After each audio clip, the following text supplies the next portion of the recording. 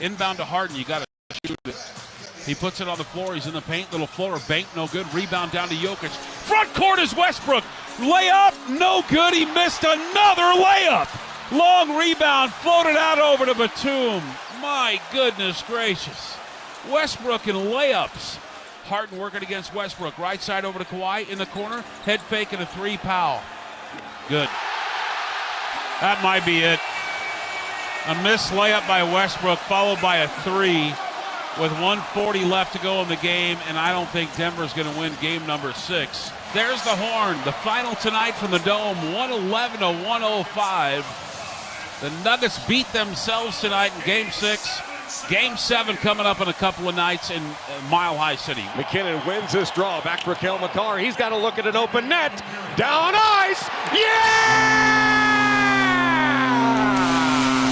Oh, hail Cale!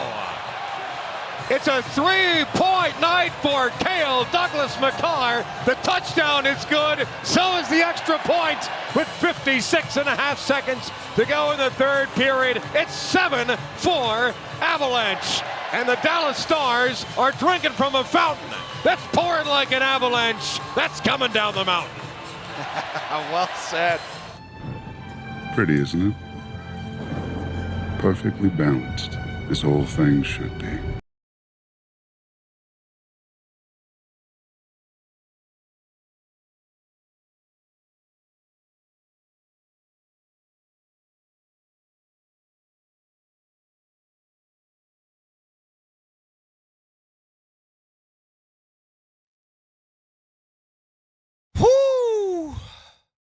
A very intense night last night, and what's going to lead to an incredibly intense Saturday.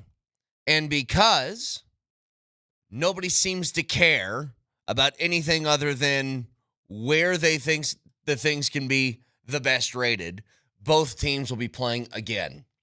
What the holy Moser. At the same time, tomorrow night. Scheduled start times for these games is the Avs at 6 o'clock on ABC and the Clippers at 5:30 on TNT. Or I'm sorry, the Nuggets and Clippers 5:30 on TNT. Let's start with the good. What a wild swing of emotions during that Avs game. They come out and, again, this is going to be a common theme throughout the show today. I am just blown away by Gabe Landeskog and how effective he's been since returning from that injury. He makes the foul goal happen to start things off, which we were saying the entire sort of go yesterday. There's two people that you need to get involved in the game, and that is Cale Makar and Val Nichushkin, and both of them came up with huge nights last night. But it starts with the foul goal, because without that, you just needed to have something that stole some of that momentum in your favor. So you get it. Shortly afterwards, Makar just fans on his one-timer, and it ends up being an absolutely perfect dime over to Lecky on the left post where he's able to bury it. Now you're up 2-0. First period ends, and you dominate. I mean, it looks like it's going to be another one of those 4-0 type of games where you aren't nervous at all throughout the course of it. You're going to head to game 7, let the chips fall where they may. And then the second period starts. And then as the common theme that has happened throughout the course of this series goes down, you take a penalty and Dallas capitalizes. Nelson goes off for a trip. Dallas scores on the power play after Blackwood loses his stick again. And special teams just hurt. Dallas, as good as you've been 5-on-5 hockey, Dallas has been that level good in the special teams area. You give them some sort of opportunity, they take advantage. And that was the type of game, I give the refs credit last night, That was the type of game where it was like kind of anything goes. Unless it is an egregious penalty, they kept the whistles out of their mouth, and I give them credit for it. So then the score's 2-1. You're like, okay, whatever. Back to 5-on-5 hockey, you'll be okay. Well, then it's a breakaway. And in that breakaway, McCarr just barely can't make up the ground, and Granlund roofs one. Right on Blackwood, and now it's a tie game at 2-2. To the Avs' credit, Marty Nachos, who had, I thought, by far his best game of the postseason, but just a phenomenal game overall. He answers immediately to give you the lead back. Well, a few minutes later, then Hintz comes back. He scores his second goal of the game. By the way, McCarr on that Natchez goal with just an amazing dime backdoor, just a little tap in, can't do it any better. But when Hintz comes back and he beats Blackwood blocker side, it's just whenever the Avs had a little bit of a shift in momentum that went to their favor, there would be some sort of mistake that they were left out for Dallas, and Dallas capitalized on. So it starts with the power play for Dallas on the Brock Nelson trip. It then becomes turnovers leading to breakaways, turnovers leading to grade A shot opportunities, like all of that stuff. So then again, it's a tie ball game, and then at the end of the second period, you're like, all right, well, let's just get to the third tide. The Avs had an opportunity, a breakaway 2-on-1, Marty Natchez off the post. Ottinger, incredible. Manson then rings one off the iron. And then, of course, what happens? Mikko, of all people, scores at the end of the second to put you up 4-3. And I'm going to be honest. I just sat there and I had this feeling of doom. Like, it was, maybe I was just like, you know what? Perhaps Dallas has just sacrificed some sort of chicken, and they did it at the altar of a god, a hockey god who hates the Avs. And they just, for whatever reason, are always going to have their number, and there's nothing you can do about it, and blah, blah, blah. Like, maybe. But to the Avs' credit, good Lord, they come out in the third, and it's all systems go. Again, they can't capitalize on the power play at the beginning of the period and the end of the second.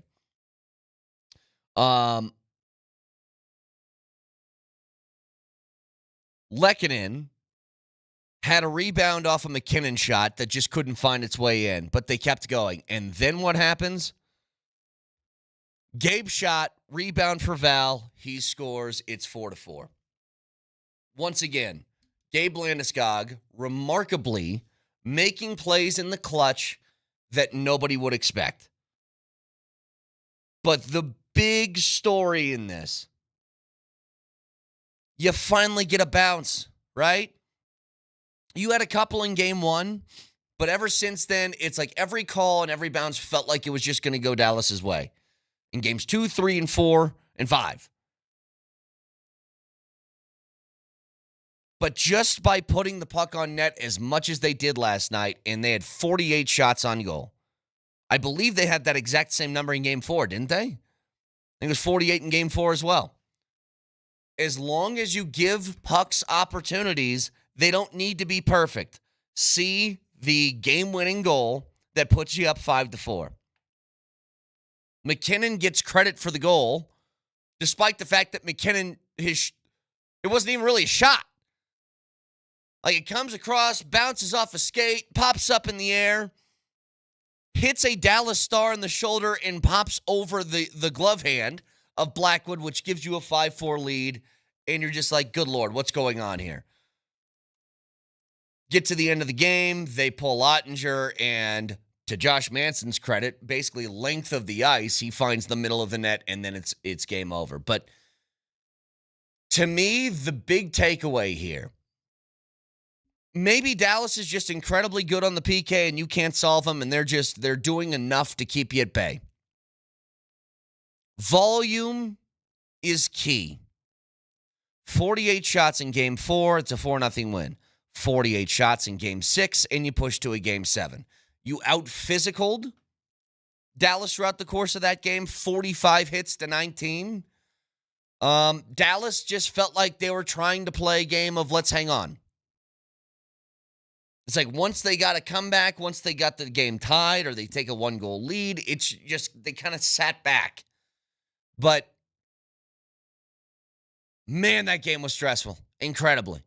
Brett, you haven't gotten to the point yet where your daughter is playing sports yet, right? She's a little too young, I think, to even dip her toes into T-ball. Okay. A little too young. Because last night, watching that first period of the Avs game, I felt kind of like a proud parent, which I know is ridiculous because Cale Makar is not my son. Yeah. But on that Lecky goal, as you said, Cale Makar got the primary assist. If you go back and you watch that play, I don't know what that was, but that was not a good shot. That was not a good pass. Whatever he tried to do, he missed. He whiffed on that puck pretty hard, and he caught maybe the edge of it. Yep. If we were playing baseball, he would have fouled it out of bounds. We would have gone, got a piece of it. Yeah. Attaboy Cale got a piece of it.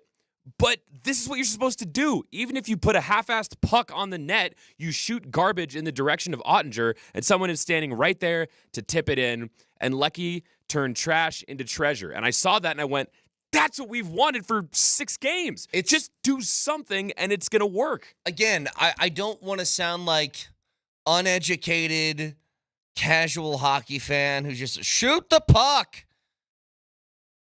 But especially against Dallas, you need to give yourself every opportunity you can get. And they did such a great job last night at just doing that, getting the volume on net. Because you want to know why? When Ottinger's playing that well, he can make 26 out of 27 saves. It's really hard to make 47 out of 48. And I think on that goal in particular, I think part of the reason that Lecky was able to score is that that puck was a duck. And I don't even think Ottinger thought it had a chance of going in. Yeah. But then Lecky with the tip drill, boom, there you go. Well, how many goals did we see, whether it was that one, whether it was the goal that ultimately won the game from McKinnon, where they weren't good. Like, they weren't perfect opportunities where you just, you know what, you beat the goalie with a slapper top shelf. They were just about get the puck on net and see what can happen. You know, the Val goal to start things off was a shot, rebound, and then you bury one. Like, that's how you have to operate. Now, once they had the lead, I still like the aggressive nature that they're playing on offense, but it can't come at the expense of giving away prime opportunities, and that's more about the turnover category.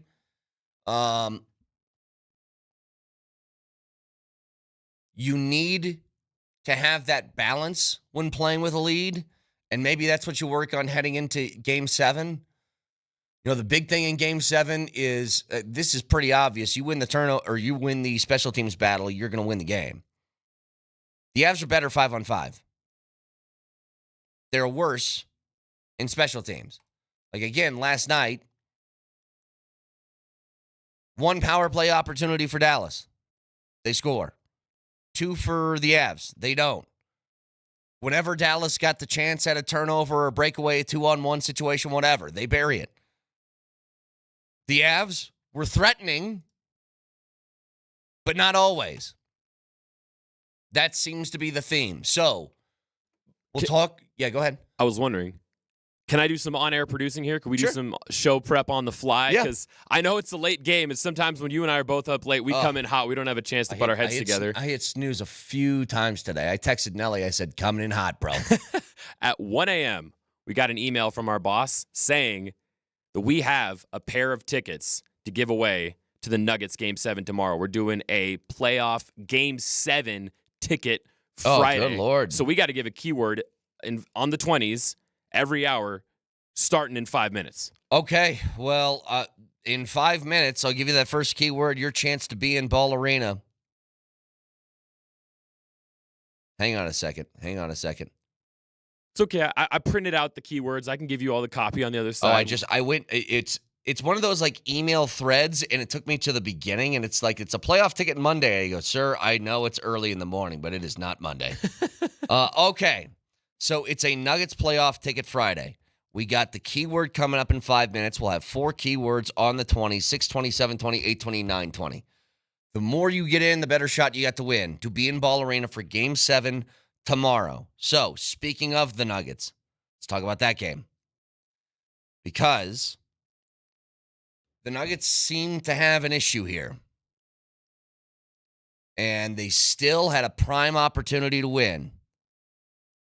Westbrook can't make layups, but there's a bigger thing that I'm keeping my eye on heading into tomorrow. We'll get to it next.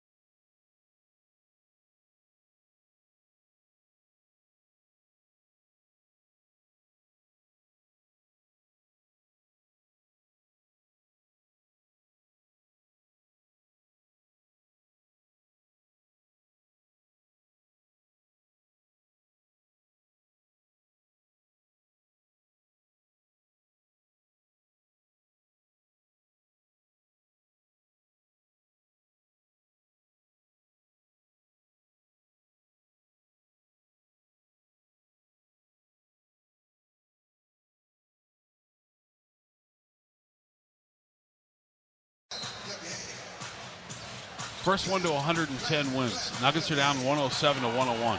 Inbound to Harden, you got to shoot it. He puts it on the floor. He's in the paint. Little floater, bank, no good. Rebound down to Jokic. Front court is Westbrook. Layup, no good. He missed another layup. Long rebound, floated out over to Batum. My goodness gracious. Westbrook in layups. In the corner is Kawhi Leonard. 2 minutes left to go in the game. How do you miss that? Kawhi Leonard working against Jamal Murray's baseline. He's in the paint, throws out of it on top over to Harden. Harden working against Westbrook. Right side over to Kawhi in the corner. Head fake and a three. Powell. Good. That might be it.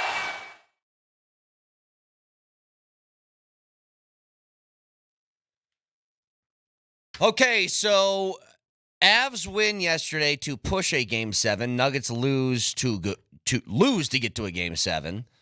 And it is a Nuggets playoff ticket Friday. And we have a pair of tickets to tomorrow's Game 7 against the Clippers at Ball.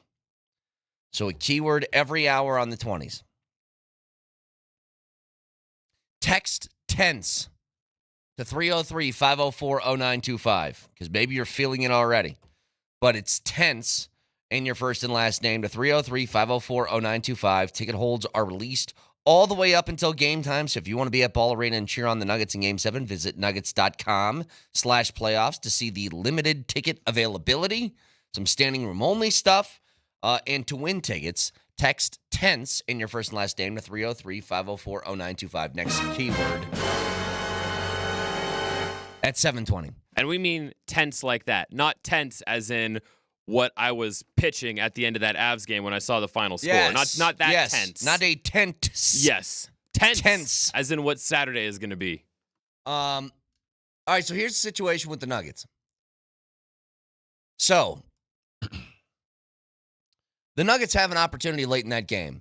They didn't play well enough in the middle, I think, defensively. They gave up a 33-point second quarter, 32-point third. That hurts. But you get the opportunity late. And Westbrook is missing layups, which is brutal. Finishes the game with 14 points, 10 boards, 6 of 6 assists, 5 of 10 from the field. All of that box score-wise looks great, but the things that he missed late in the game were killers. Because those were all momentum shots. But the Westbrook stuff is unsurprising. The fact that he played great in Game 5 and he played all right in Game 6, but he missed big buckets at the end of games. It's not a surprising thing. Here's the concern that I have. I know that they are kind of selling out, the Clippers are, to make Jokic's life miserable, but Jokic doesn't quite look right. And the numbers at the end of the game are fine. 25 points, 7 boards, 8 assists. It's just, it doesn't. If he can't get into rhythm, he wasn't in Game 5, by the way. But you got this Herculean effort from Jamal Murray that made up for it, made it not totally matter. But if you don't get those kind of games from somebody else, then it turns into Jokic has to be like the all-world top 5 all-time player ever sort of thing.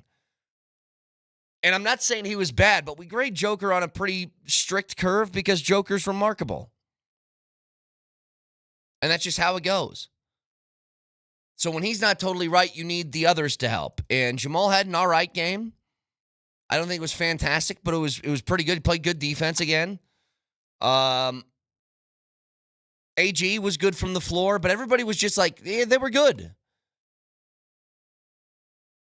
You need somebody to rise to great. And it was very obvious last night that Porter just, like the two guys that we beat up on, and by we, I'm just saying Nuggets fan base in general. Two guys you get on a lot are Russell Westbrook and Michael Porter Jr. Porter, I thought, has played great dealing with this injury. He just didn't have it last night. That was obvious to David Adelman. It's why he only played 24 minutes. Didn't have it. And when he was on the floor, things did not go well. Because the shot wasn't there. He couldn't be aggressive. I don't know. Maybe the shoulder was hurting extra that night, or maybe it was just a bad night. I have no idea. But he didn't play very well, so he went with Westbrook and the energy that he brings. And when that happens late in the game, then this stuff is capable of happening. And here's, far be it from me to give advice to David Adelman, but if I could, I would say this. Even on a night where maybe Porter doesn't have it, going with Westbrook down the stretch in games is a very tough proposition because you know this stuff is available. Now, the Nuggets didn't blow a lead, but they were creeping to get to the territory of like, we're making this a game we could possibly come back and win. So at one point, they're down 15 with 6 minutes left. It's 105-90. A couple of minutes later, they cut that to 107-101. And all it's going to take is a couple of baskets, and then I think the Clippers get really tight and you can take over. So Jamal makes a jumper. That cuts it to 6. Clippers call a timeout.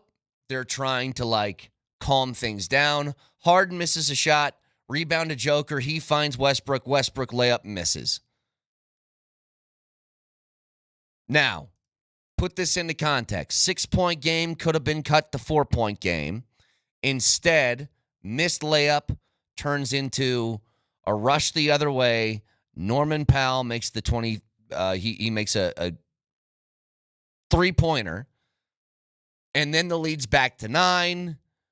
And it feels like they have some sort of momentum again. But the Nuggets battle back. They cut it to 5 with a minute left. A bucket, a stop, and a bucket. And it's your game. Turnover, Harden. Zubats blocks Jokic's layup.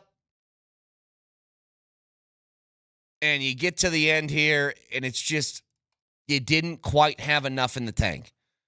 Now, again, you had a game of cushion. So you wasted that yesterday, and it all comes down to tomorrow. But there's a really, really big sort of mental battle that if you're the head coach of the Nuggets that you need to play. Westbrook can help, and Westbrook can hurt. And even in times Westbrook is really helping, he can do something that can really hurt. So how do you handle that? How do you navigate that? Especially because that you just didn't feel comfortable saying, hey, Porter, go back out there late in the game. Porter wasn't right. He was having a bad night, and he's dealing with, an arm and a half. So couldn't really shoot.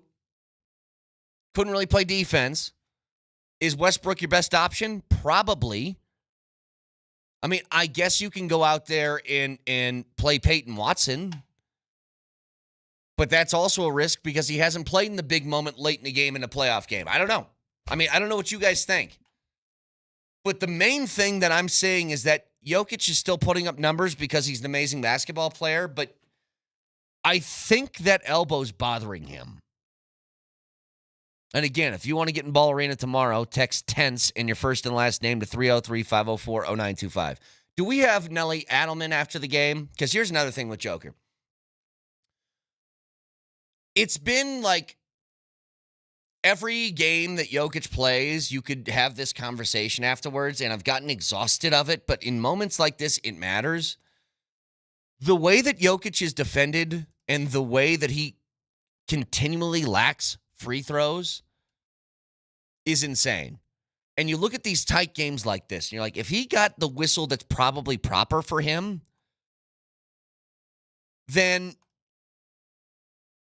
I think it changes the outcome of some of these games, including what could have been last night. But here's David Adelman after the game. Yeah, I mean, this is what I expected, to be honest.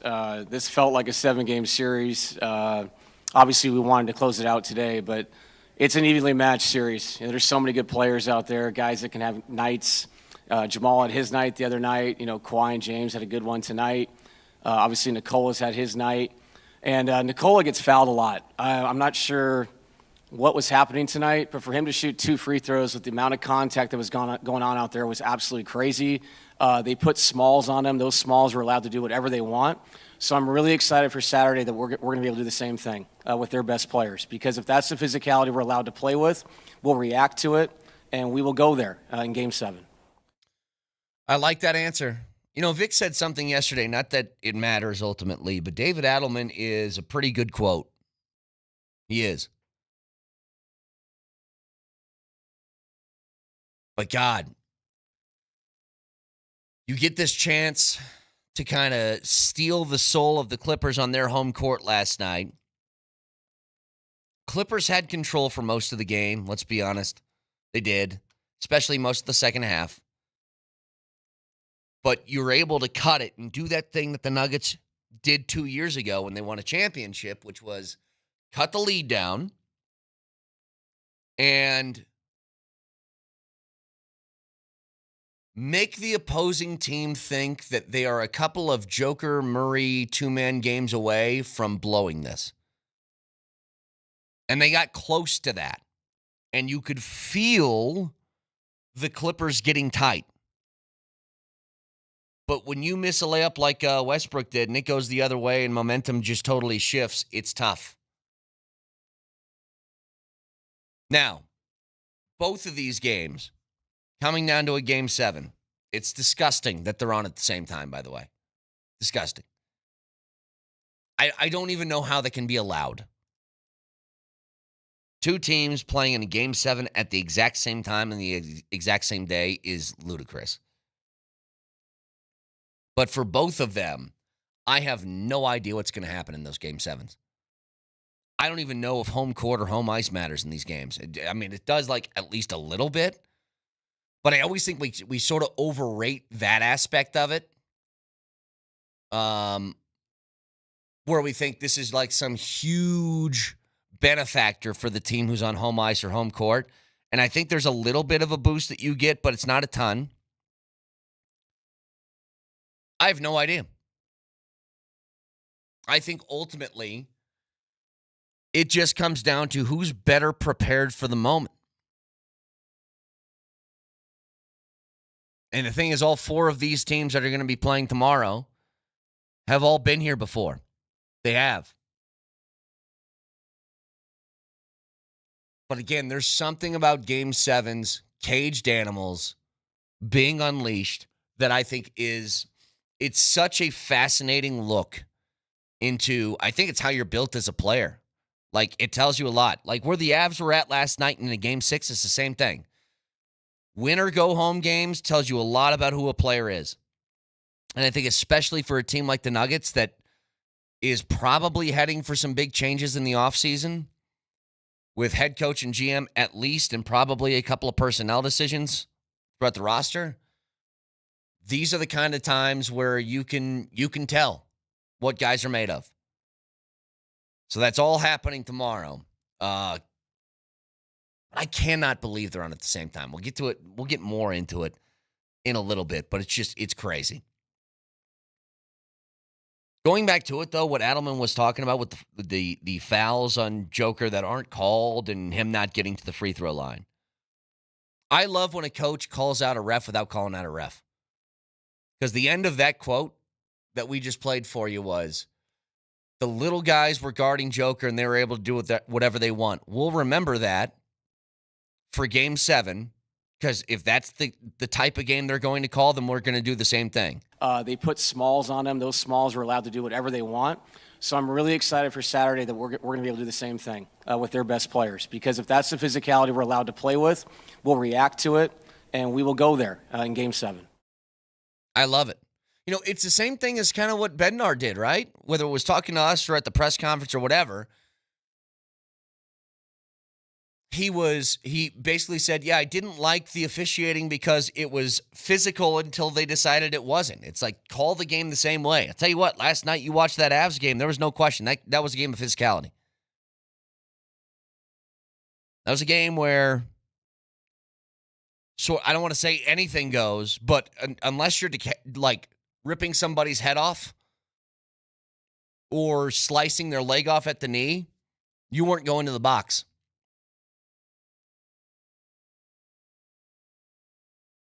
But there is, I want to ask two questions.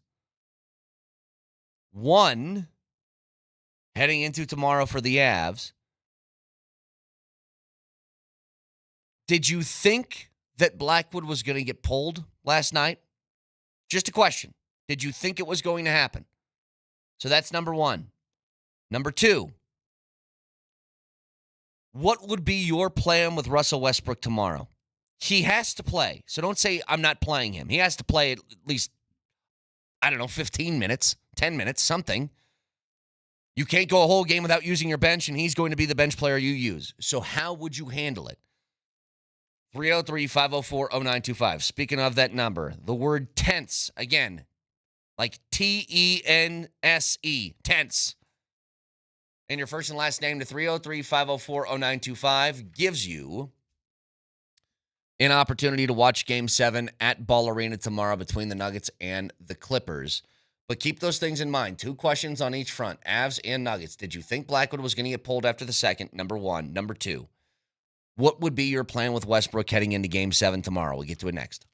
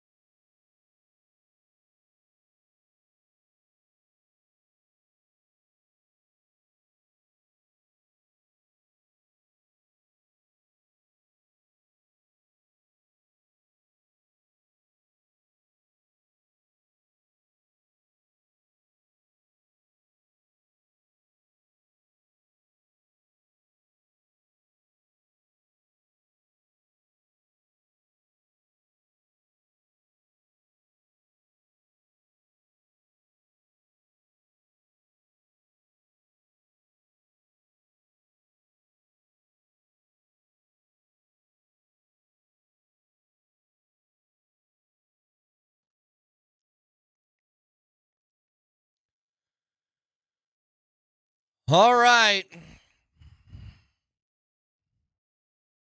Already nervous for tomorrow.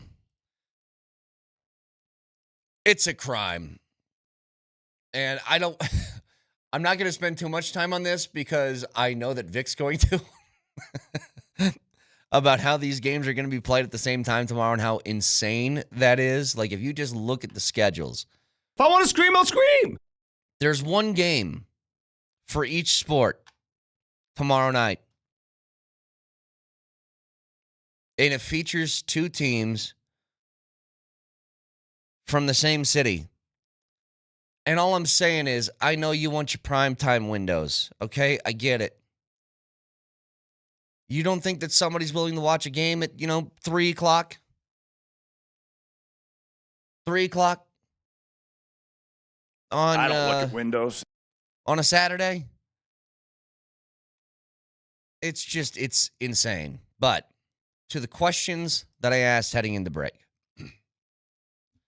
I thought maybe after giving up 4 in the second, and I'm not saying it is all Blackwood's fault, but I thought maybe you'd see Wedgwood in the third.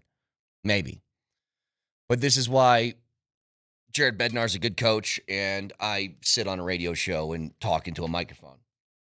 I think that would have been a sign of your panicking, which I'm sure they were, but you don't want to let that out there. And maybe that gives Dallas the opportunity to, instead of going into a shell and playing more conservatively, they try and blitz the goalie who was just thrown in there. I'm telling you, the way in which Blackwood bounced back in that final period to essentially be a brick wall. It's like great start, bad middle, amazing finish. There's a lot of movies I know that are like that. But it's a credit to him for coming back like that. If you saw the excitement, by the way, at some of those guys' faces when they went over to Blackwood, the hugs that they gave him, it was, that is a difficult situation to be put in. That you just kind of get blitzed for a period and a big lead that you had disappears. And you got to hold it together for an entire third. It's a credit to him. But I'm actually amazed at some of the responses I've gotten in regards to the other question, which is, what would be your plan with Westbrook heading into Game 7? Because I'll tell you where I'm at. I think you do the same thing you've been doing. This is how the team is built. And I think you need the fire that Westbrook brings on the court. I think you need the defensive intensity. And I think you live with a bad thing that happens, honestly. At the end of the game, if Porter is better tomorrow, then I think he should close. But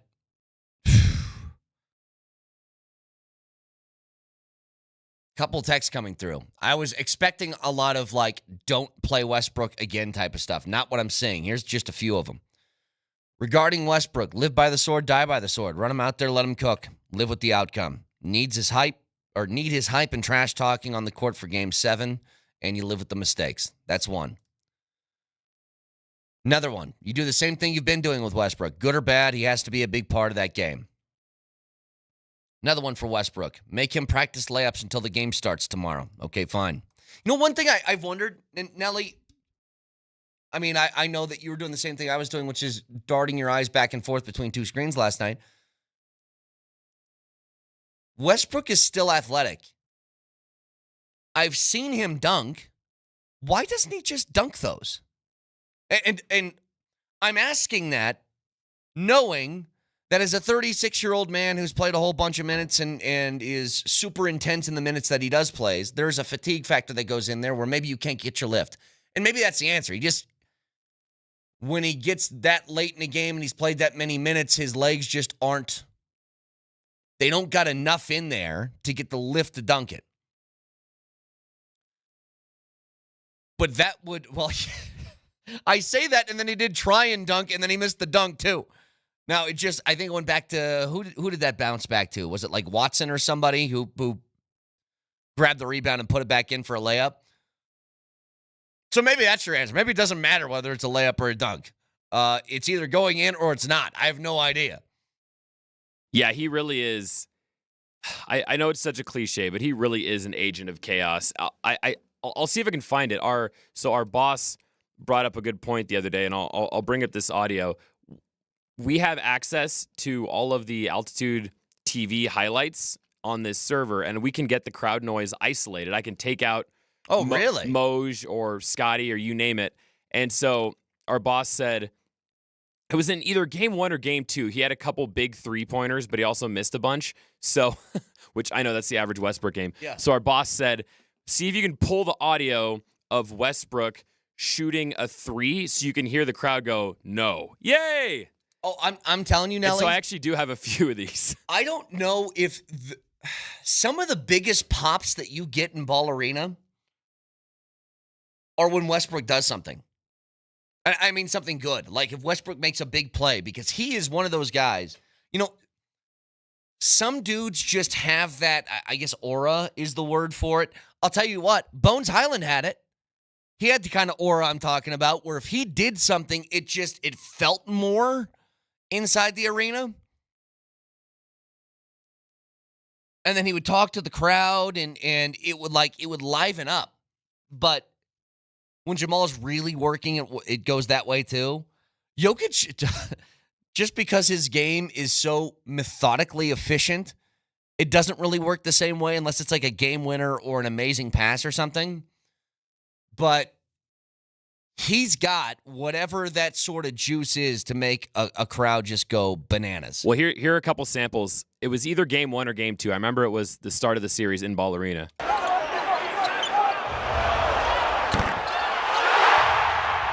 You can hear everybody going, oh, yeah. Yay! And then here's another one late in the game.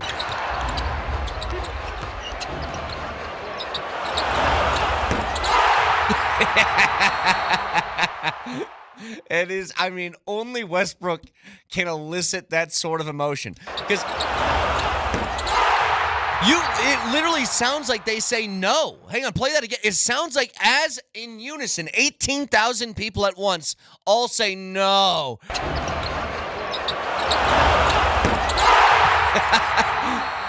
That's amazing. Like, really amazing. So, again, I like this text too, and I think this is the proper way to look at it. It's where I kind of started with the Nuggets conversation. We can talk about Westbrook all morning if we want, but one of your max players had 3 rebounds and 5 points in 24 minutes. Okay. When Porter tells you that he's playing at like 40%, it's not a lie. You can tell he's not moving correctly. In fact, if you want perfect proof, go to my Twitter. This was from a couple of days ago. Nelly, pull this up on the screen behind me. I want you just to see how he's walking, if you could. Just look at how Michael Porter Jr. is walking on the floor, and you'll know how hurt he is. If you're relying on Michael Porter Jr. to put in 25 points, it's not going to happen. He's not healthy enough. The question is, can he occasionally knock down a 3 for you that continues to space the floor? That's the big difference between Westbrook and Porter, by the way. You know, when that clip we just played of the crowd yelling no and then yes when he makes a 3, the reason for that is because Westbrook's left alone to shoot, which means what? Another defender is sagging into Jokic's space. Hang on, before you play this, Nelly. When Westbrook's out there being left alone for 3, where's that defender at? He's not doubling Gordon. He's doubling Joker. And that doesn't give him room to operate. When MPJ's on the floor, they can't do that. And this is where the spacing stuff, I continue to say this with Porter, but I feel like nobody listens. The spacing matters because it gives your best player more room to operate, whether he knocks down shots or not.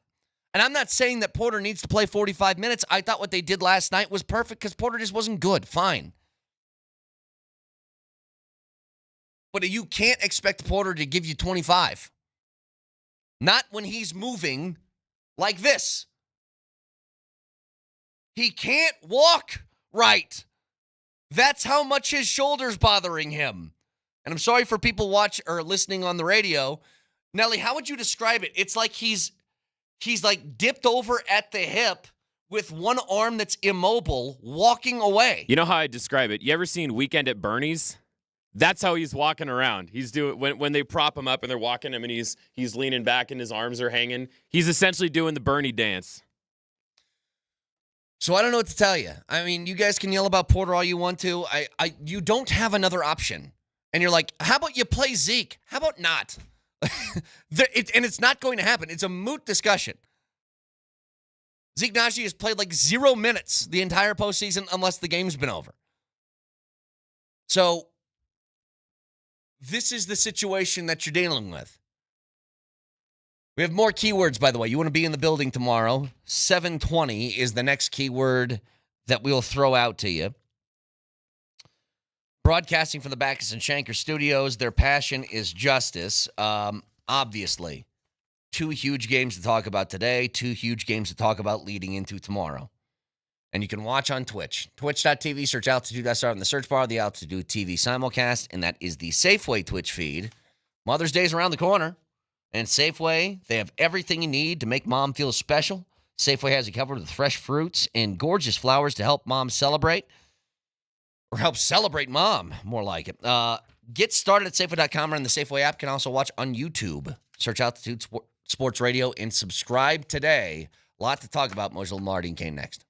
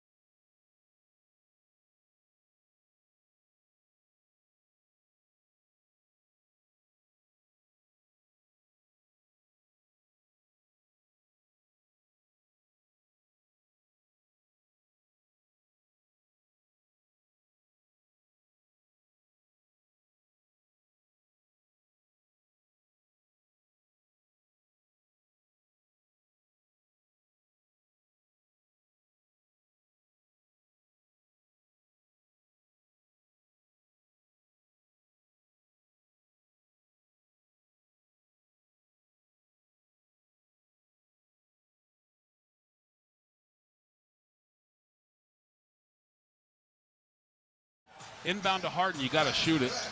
He puts it on the floor. He's in the paint. Little floater, bank, no good. Rebound down to Jokic. Front court is Westbrook. Layup, no good. He missed another layup. Long rebound, floated out over to Batum. My goodness gracious. Westbrook in layups. Harden working against Westbrook. Right side over to Kawhi in the corner. Head fake and a three. Powell. Good. That might be it. A missed layup by Westbrook, followed by a three with 1:40 left to go in the game, and I don't think Denver's going to win game number 6. There's the horn. The final tonight from the Dome, 111-105. The Nuggets beat themselves tonight in game 6. Game 7 coming up in a couple of nights in Mile High City. McKinnon wins this draw. Back for Cale Makar. He's got to look at an open net. Down ice. Yeah! Oh, hail Cale! It's a 3-point night for Cale Douglas Makar. The touchdown is good. So is the extra point with 56 and a half seconds to go in the third period. It's 7-4 Avalanche. And the Dallas Stars are drinking from a fountain that's pouring like an avalanche that's coming down the mountain. Well said. Pretty, isn't it? Perfectly balanced, as all things should be.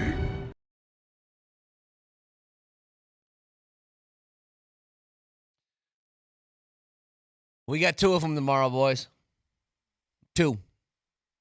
And the final, I understand. But the final result of both of these games, I think, is kind of what we thought would happen, right? At least me, I think you and me, Moser, on the same page. I got to pick up the pace here this morning. So does Vic, because I didn't sleep a lot last night. And I can tell by Vic's face, he did not either, except for my eyeballs are red and burning, and Vic's eyeballs look pretty good. You don't got those same allergies over there on the West Coast there, Vic? Here's the thing, though. I think for a lot of people, and Moj, you and me, I think we're on the same page, that it felt like we were pretty confident the Avs would win Game 6. Not the way that they did win, but that they would eventually move on to a Game 7. And I felt like in L.A., the Clippers would take that game and it'd be coming back to Denver. But I know it was difficult. Both games at the same time. We'll have the exact same repeat tomorrow as the Avs are at 5:30 scheduled and Nuggets at 6, right? Do I have that? Or is it flipped around? No, the other way around. Other way the around. Nuggets are at 5:30 and the Avs are at 6. And sorry, Moshe, but this is all on the NHL. And I know people are going to say, well, what about the NBA? I have it on very good sources that the NHL and their people were alerted of a possible conflict, and they refused to move their game. But I understand. Let's get to that in a second because I want to talk about the game last night for both of them. I want to put the Nuggets on the back burner for now and talk about the Avs. The start to the game, Moj, was exactly what you wanted to see. Big Val getting involved early. And again, when they scored that first goal, I am still in awe of what Gabe Landeskog looks like right now because he made that play happen. He made the goal happen. It's just forcing the issue, pressing the issue. And you jump out to a 2-0 lead. I'll start in the first period, but Moj. There's a lot to. So there's 3 different games that happened. There's 3 different games. You guys, as you guys are going through this, Yeah. know this. I was watching the Avs game on my phone, and you know how that is when you're working a game and watching a game, Moj. I missed pretty much every. I saw the Val goal. I saw the goal that hit like 18 different. But I couldn't get in the flow of the game. As you're describing this, please describe it as if I've never watched it. Okay, you got it. That's what it feels like. Yes, and the same goes. Last night was the most difficult time I've ever had trying to bass. Yeah. Of course. I had a really bad bass night. Well, you also had a game that had 11 goals. Right, or chameleon night, or however you want to categorize my eyeballs moving in 2 different directions and the consumption of the video going into the eyeballs.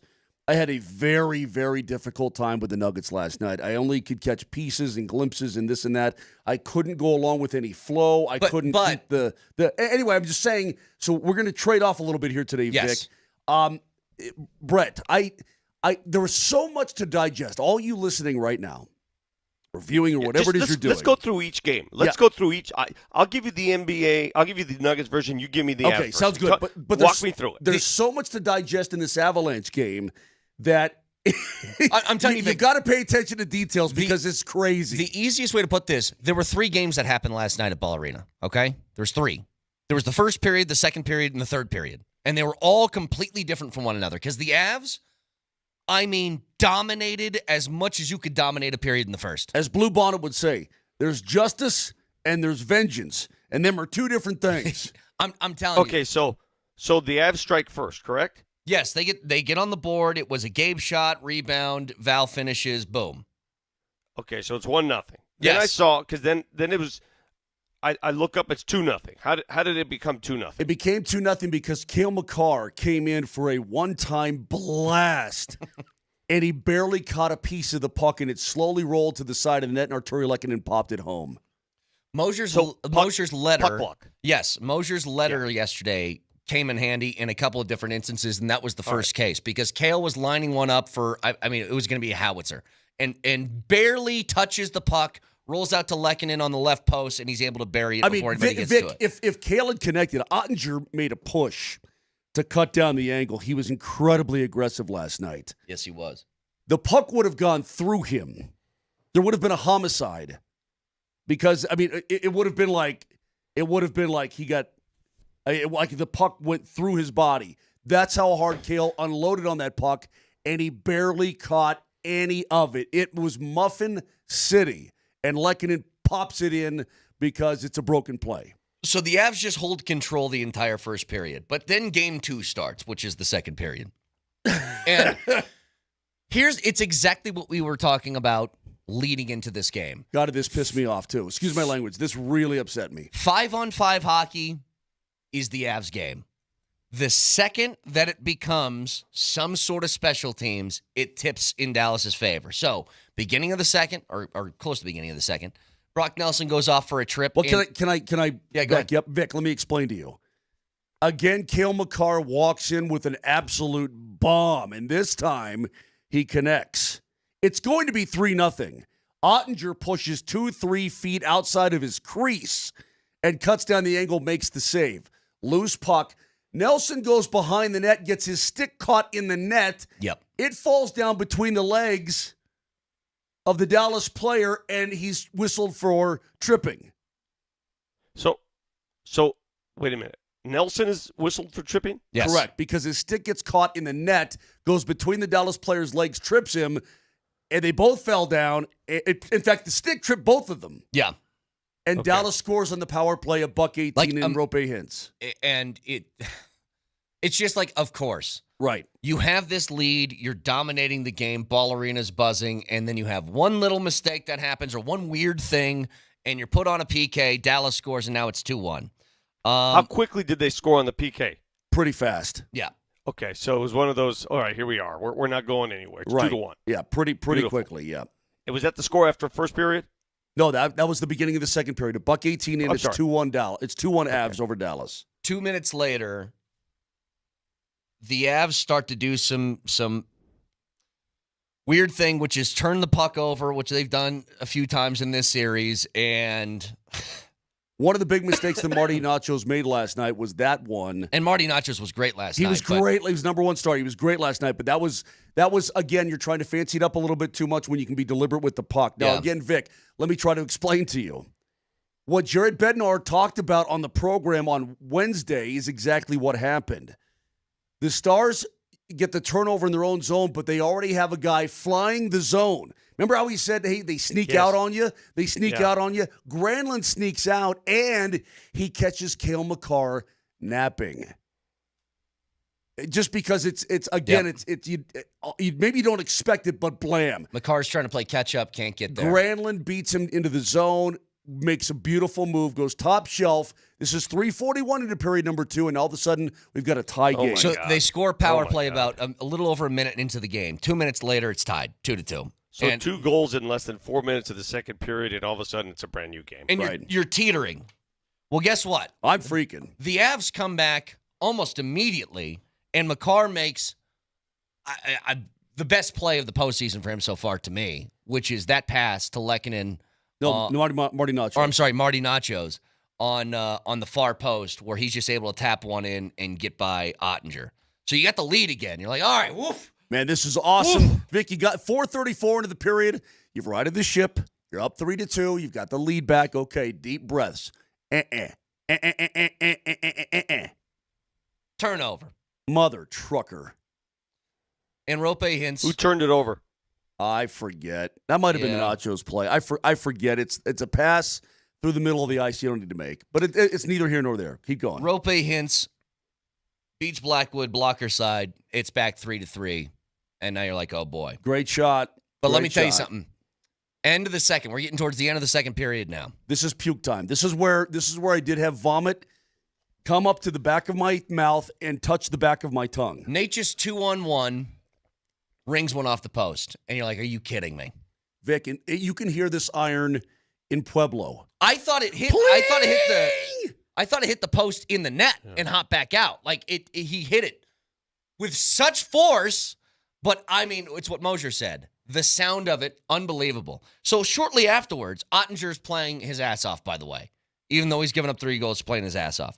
Manson then puts one off the iron, and you're like, oh God, is it going to be one of these? And I'm saying this, Vic. I'm saying Second period ends with none other, well, not ends, but close to the second period ending. None other than Mikko Rantanen scores 4-3 Dallas, and it feels like, is that going to be the story? Vic, that Mikko extinguishes the former team with this play. Vic, that line, Granlund, Hintz, and Rantanen, they had maybe one of the greatest periods I've ever seen in playoff hockey. That's how good they were. Hintz is in a battle on the far boards in the Avalanche zone. He wins the battle. Guys peel away just a tiny bit. Rantanen cuts into the top of the circles all by himself. Hintz fires a pill, and Rantanen jams it through the 5-hole of Blackwood to give the Stars a 4-3 lead, and I'm on the verge of puking. Hintz and Rantanen, by the way, had 4-point nights apiece. All came in the second. All in that period, Vic. 2-2 for Hintz, 1-3 for Rantanen. So you get a penalty, by the way, at the end of the period that's kind of split in half. It's like a minute at the end of the third, a minute at the end of the second, minute at the start of the third. I do that, too. Yeah. It messes with your flow and your rhythm. But as what's happened all series, the Avs can't capitalize on that. Then you're just like, oh boy. But once again, the story continues here. Vic, man, buckle up. You guys are making me hard. This is hard to soak in because you're all over the place. Can we just? What happened next? I thought you said you're making me. Okay, you did say that. I'm not gonna. Gabe shot, rebound. Val scores again. It's 4-4. The place is rocking. And then you just say I had sex. You finally get. I'll just rifle through this. You finally get. You want to talk about puck luck? A puck just muffins up in the air, hits off 5 different dudes off the shoulder. Who was off the shoulder of? Ottinger makes a great save, Vic. The puck's laying there. Sam Steele picks it up, and he's trying to throw it to the far side in his zone. Is he in front of Ottinger when he does this? What? Is he in front of Ottinger when he does this? He's right in front of his own net. He throws it off his teammate's shoulder, Colin Blackwell, and it butterflies over Ottinger's glove into the back of the net. Avs are on top. 5-4. It's the last player to touch it was McKinnon with one hand on the stick, just trying to throw it backwards toward the crease. So the Avs go up 5-4. Then they get an empty netter from Josh Manson and another one at the end of the game from McCarr. So what you're telling me basically, because I know a lot of people are going to say, the puck luck, and then the Avs got lucky. Yeah, I mean, this basically discounts what the Stars got in Game 5. So now they're even, right? Now they're even. I mean, to me, the story of the night is you won 2 periods and Dallas won 1. And your 2 winning periods outdid the one that they won, even though they had 4 goals. I mean, it was insane. It was back and forth. I, like Moser, felt like I was going to puke the entire time. But as far as the detail of it, there's a couple of questions that I had in the middle of that game that we'll get to in a few minutes. We got keywords today. Why? Because we're giving away a pair of tickets to Game 7 tomorrow. That's why. Because that's what we do on this show. So another keyword coming away in 5 minutes. We'll break down what happened last night in L.A. with the Nuggets as they lose to force a Game 7. Stick around.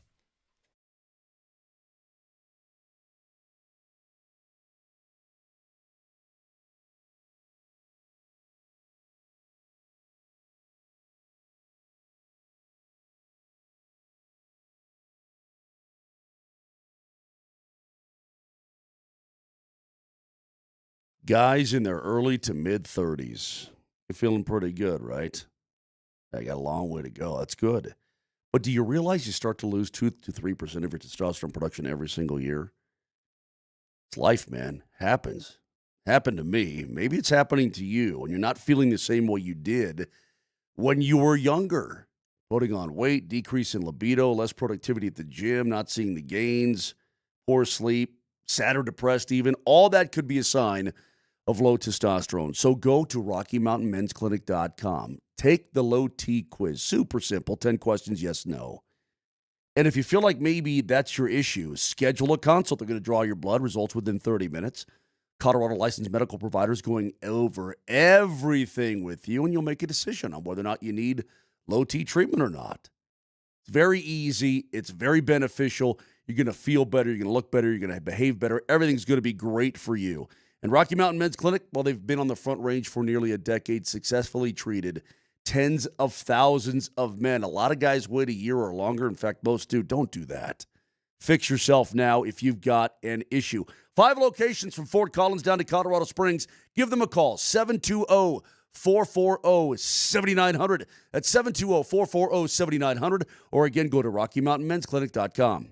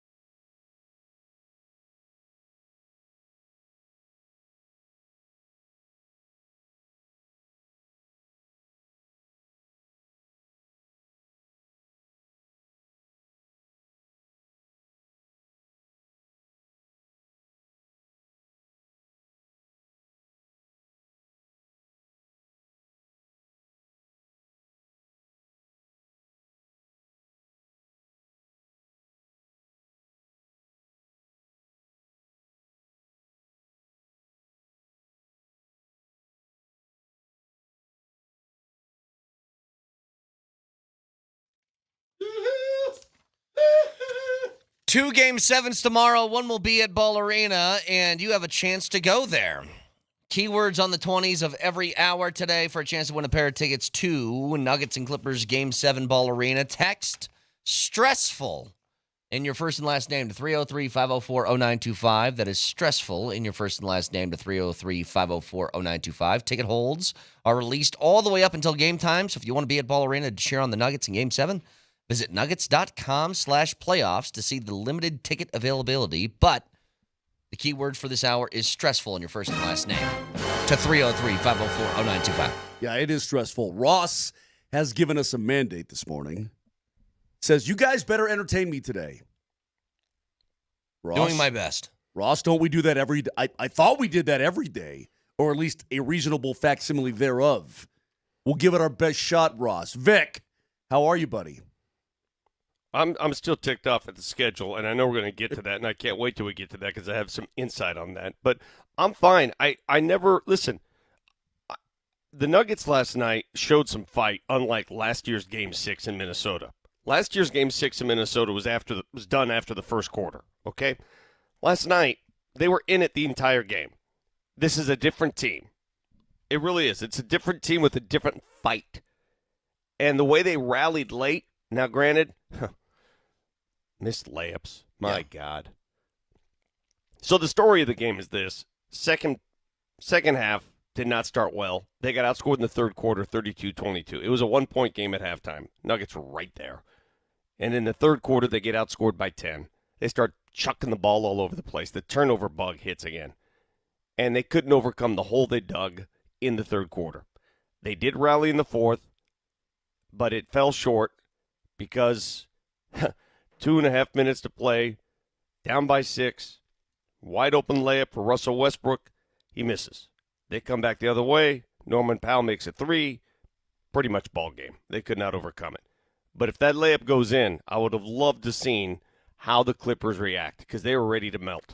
I think so, too. When Westbrook missed that layup and then subsequently had Powell knocked down the triple on the other side, it felt like the game was over there. If Westbrook makes that layup, I think the Clippers get really tight, and I think there's a good shot you come back and win the game. I really do. Mind you, it was the exact same type of layup he missed in the Minnesota game. Right side, a guy giving chase.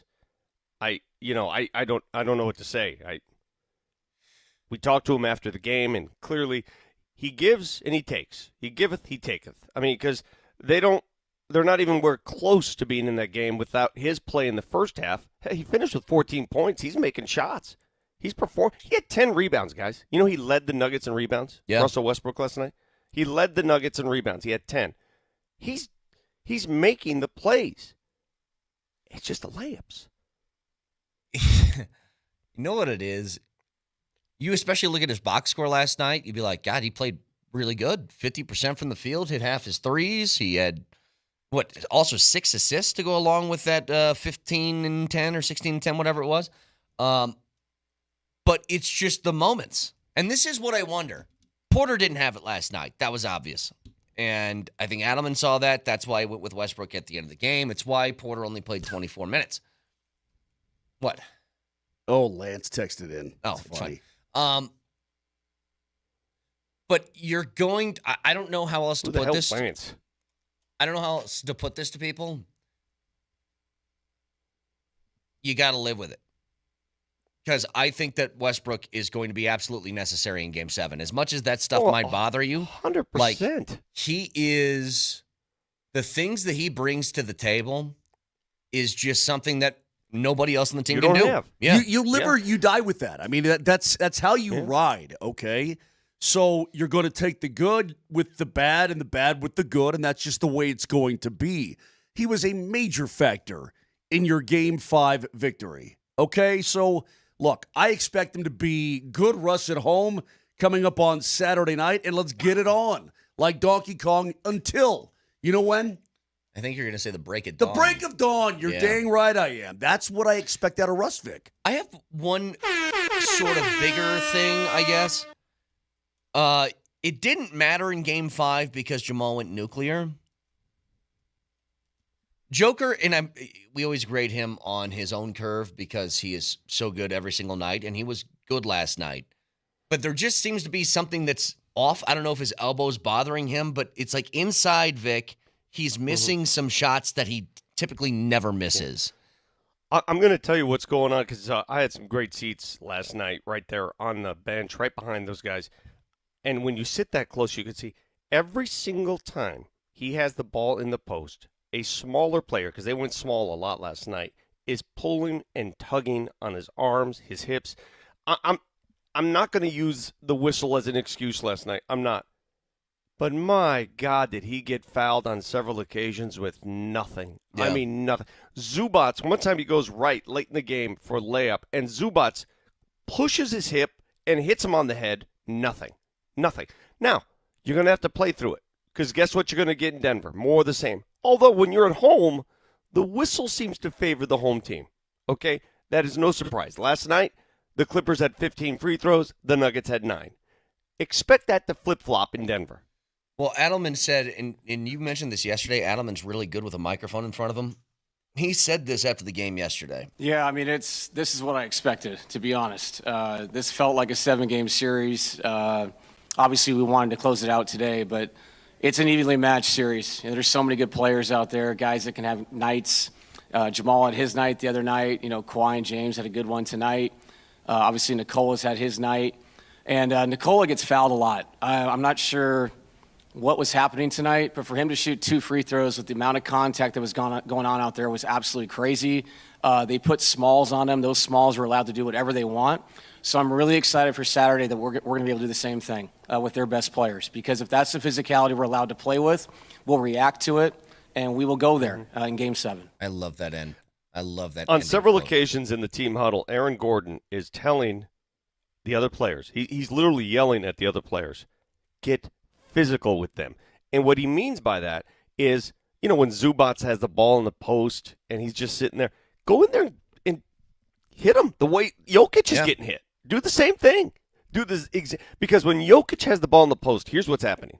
Batum is making a knock at him. A DJ, Derek Jones, is coming in there and throwing some body around. And when Bogdanovich is getting physical. All the little guys are helping out Zubats by getting physical with him and making him know they're present. There's something I was talking about earlier that is, to me, the main difference between when Porter's in the game or when Westbrook's in the game. That happens a lot more with Jokic when Westbrook is in because they want Westbrook to shoot. And there is a big difference here. Even when Porter's having a bad night, which he did last night, just him being on the floor, Vic, if you notice, when Jokic is getting the most of these double teams or these smalls that are helping and raking on him and getting his arms and all this stuff, it's usually when Westbrook's on the floor because they don't need to worry about hanging around the perimeter for a three-pointer. Even with Porter at, 40, 50%, whatever he's at right now, they still respect his shot enough to where it's harder for them to help on Joker when he's in the game. And I wonder if that factors in if you're struggling on offense. Well, yeah, I think the biggest factors last night, two things, and keep an eye on this. Number one, James Harden was embarrassed over his play the last 2 games prior to this. He played all but 1 minute last night. I don't know if you guys were aware of this. He played 47 of 48 minutes. Every time I did look up, Vic, I saw the beard on the floor. I'm like, is this guy ever going to sit? No, he played the entire game. He scored 28 points. He was much more aggressive. I talked to Christian Brown after the game. I said, what is he doing differently? And he said he's just more aggressive. He took it personally last night. Now, you hope those 47 minutes wear him down by the time he comes to Denver on Saturday, because that's a quick turnaround. It's a quick turnaround. He played a lot of minutes. Number two, they made a rotational change at halftime that changed the game entirely. They sat Chris Dunn. Chris Dunn, who started the game and went 0 for 3 from 3. The Nuggets have left him open this entire series. They've begged him to shoot the ball. He hasn't been making his shots. They primarily had him out there to guard Jamal Murray. They said, this ain't working. They sat Chris Dunn and replaced him with Nicholas Batum and made a big difference. Batum has more length, and he can make shots, and it's a bigger threat. And I expect that to be the same rotation going forward. I don't think Chris Dunn sees the court again. I think Nicholas Batum the Frenchman, the veteran, is going to get his minutes. And the Nuggets are going to have to figure something around that because they kept switching. They had Kawhi on Jamal last night. Kawhi was guarding Jamal Murray. And whoever's guarding AG, he's got to make him pay. He did that. He bully balled a couple times last night. Listen to you, though. The French, he just throws the Frenchman in there. That's like an Italian thing, right? Oh, he's a Frenchman. You know how it is between Italians and Frenchmen. It's honestly, we Brett, don't like each other. It is an insult. I never knew until I went to Italy. I don't know if you know if I went there or not. I never really realized the sort of sniping that goes back and forth between the French and the Italians. Yeah. Oh, they do not like each other. They get on each other's arse. I find it hysterical personally, but yeah, they try to stick it to one another, and they're very catty. They're very catty about it. I love it. Moj, you've been to both countries. Outside the fact that the Italians are welcoming, hospitable people, it's great for tourism. They love, and the Frenchies are the Frenchies. Other than that, there's nothing wrong. My Frenchies are good, but I've had some bad Frenchies. I have yet to really run into it. Like the Italians were pretty damn awesome to me. I'm going to be honest. I'm going to back you up, Vic. If you call somebody French, though, it's an insult. It should. If I said this, what are you, French? What are you, English? Do you put out fireworks? Again, if you but want he was a big factor last night. Yeah. I mean, he brings a veteran presence, and they got three of those guys. They got three of those guys coming off the bench. I they still got feel, Batum, but I feel they got good. Jones and they got Bogdo. I feel good about Saturday night, though. Don. Let me tell you why I feel better. All right, this is not last year. The Nuggets actually are going in as a favorite, Vic, if you can believe that, for the first time in this series. Well, they should be. Last year, when they went to Minnesota, you could tell they were not interested in that game. They were very interested this year. They were very interested. I mean, they had the game. They had a chance to just end this thing. And a terrible third quarter changed everything. But I want you to listen to a couple players. First of all, Nikola Jokic, I'm not sure we have him. We have Christian Brown and Peyton Watson I spoke to in the locker room. Nikola Jokic, after the game, mentioned Game 7, and he is 3-2 overall in Game 7s. The two losses came at the hands of Minnesota last year and Portland in 2019. Is that if you remember their that first loss. real playoff run? Yeah. Yeah. Both of those occurred at home. He's been there. He understands the moment. Same with Jamal Murray. He was there for all of those Game 7s. He helped win Game 7s. They understand the moment. So if you're looking who has the advantage in this situation, experience-wise, the Nuggets do. They have the advantage home court-wise. The Nuggets have that. They have every advantage. There's no excuse. And I think they're going to use last year's meltdown, and call it whatever you want. It was a meltdown. Up 20 at home and you lose. They're going to use it as a motivating force. They have to. They should. Tell you a quick story about Christian Brown. Please. Probably doesn't want anybody hearing this, but I saw it yesterday, and he mentioned it. You know this, what do they call it? Is it a screensaver? Yeah, it's a screensaver on your phone, right? Everybody has a screensaver. He has a screensaver on his phone, and it's a memory. I'm not going to tell you what's on there, but it's a memory of last year's loss to Minnesota in that Game 7. And I said, have you kept that on your phone the entire year? Yes. He's had that on his phone the entire time as his screensaver. That's what he uses to remind himself every day of what happened. Now, we'll see what that memory serves for these guys, but I guarantee you they are going to be ready to play. Let's play a little Christian Brown last night, talking about what's in store tomorrow night at Ball Arena. I'm just excited. I know it's going to be a fun game. I know the fans are going to bring it. I know the guys are going to bring it. We're going to be ready, but Game 7 is really fun for us, and especially at home. And I think that Coach even said tonight, the last 3 games of the year, we worked for Game 7 to be at home. So, we got to bring it. I know we will. He seemed pretty resolute in that, and is confident in what's in store. He doesn't, well, we've kind of seen this over the course of the year. He has sort of grown more into a leadership role on this team, been a lot more vocal about some stuff, and I think that he's kind of taking that on, especially heading into Game 7, the confident role. You can look to me, I'm going to be ready sort of guy. He's growing as a leader and a voice in that room, and I think it's absolutely appropriate. I love it. I love the attitude. Here's the thing, though, from yesterday, and Adelman mentioned this. This is such an even series. Like, these two teams are so evenly matched. They're built differently. They do things differently. Like, Clippers are deeper, but the Nuggets have the better overall talent at the top, right? It feels like tomorrow is going to be, and I don't know how much of a boost you give the Nuggets for it being at Ball Arena, but there's not going to be a comfortability at all tomorrow. Like, I don't think either team is capable of winning by 25.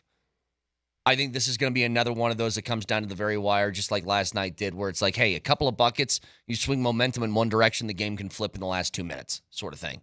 Because it almost did. I mean, we talked about it earlier. If Westbrook doesn't miss that layup, that cuts a 6-point lead to 4. And then I think the Clippers get really, really tight late in that game, and the Nuggets can do what the Nuggets did at least 2 years ago, which is games close at the end, we just start to slowly choke you out until you pass out and we win. But that missed layup that turned into a 3 the other way for Powell, I think was just, it's a 5-point swing. Yeah. Vic, do you want to write any kind of letter today? Because our letter writing campaign seemed to be successful yesterday. Yeah, we're going to write a letter, two different letters, one for the anxiety of both Game 7s, and we're going to write a sternly worded letter to Gary Bettman and the NHL office. Because I have on impeccable authority that the NHL was forewarned of what would happen if this scenario unfolded. And I know people are going to say, well, why doesn't the NBA move its product? TNT, in its final year of carrying the NBA, ain't going to do squat for the NBA, all right? TNT is going to say, what? You want us to? Yeah, right. They're going to laugh. ESPN is a partner of the NHL's moving forward and now. They have much more flexibility, and they have 18 different freaking networks and time slots. And is it on ABC or ESPN? Which one's it on? ABC. Okay, so it's on the big one. All right. So the NHL was forewarned of a possible conflict, and they just stuck their head in the sand. Well, hang on to this story. I want to get to it in a couple minutes because I do want to talk about the conflict between these two games tomorrow. A reminder for the keyword, by the way, for this hour, if you want to be in Ball Arena for Game 7, the keyword for this hour is stressful. So text that in your first and last name to 303-504-0925. You have 2 more opportunities, 8:20 and 9:20 this morning, to grab a couple more keywords, give yourself a better shot at winning these tickets a little bit later in the show. But Vic will break this down, he said, impeccable source that he has of what went down between a 5:30 and 6 o'clock conflicting Game 7s with teams from the same city. This has never in the history of Denver sports. We'll get to it next. It's never happened.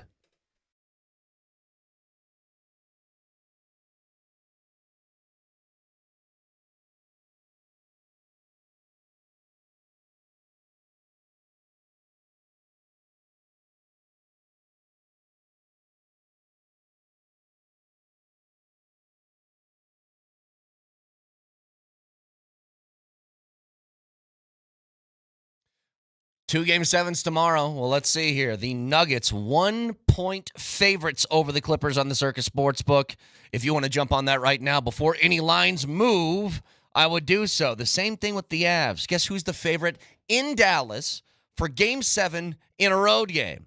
According to Circa, the Avs are minus 137 on the money line. You can find that, all the game props you could imagine, the live odds, all right there beautifully on the Circus Sportsbook. Download the app right now. Tight money line splits, low holds, and excellent customer service. Or go to circusports.com, and always remember, any gambling problem, call or text 1-800-GAMBLER.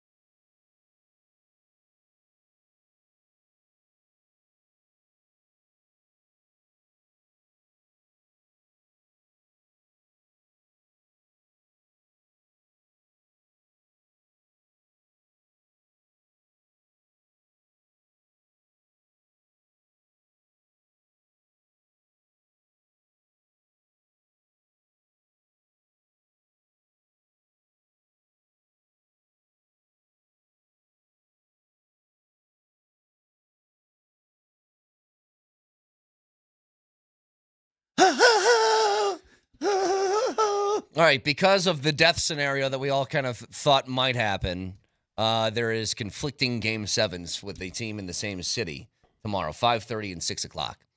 And I think because they're the only games, does that mean 5:30 and 6, or does that mean 5:50 and 6:15 still? It means 5:50 and 6:15 still. Okay. They're always going to milk the pregame. Yeah. It doesn't matter. I mean, whatever it says start time, it's going to move a little later. You don't need to explain to Brett about milking, Vic. Sorry to cut you off, Vic, but I wanted to give this a little bit more. I wanted to give this a little bit more time for you to get the meaty part of the info out and not be rushed. So well, go just ahead. give me a better apology. Give me a better apology because I gave you an apology, and that's all you're going to get. All right, then I'm not going to talk about it. Thank God. Don't threaten me with a good time. Vic not talking. All right, Vic. Brett, don't apologize even more, Oh, please. no, please, Vic, talk more. Come on. All right, go ahead. All right, so the way the television business works, it's pretty obvious. All right, most people are going to say, well, they're trying to get the biggest audience. Shut up. I get that. We live in television. This is what we do. And the biggest audience is always going to be in prime time. It's always going to be affording the folks on the East Coast and the West Coast to watch a game at the same time. All right?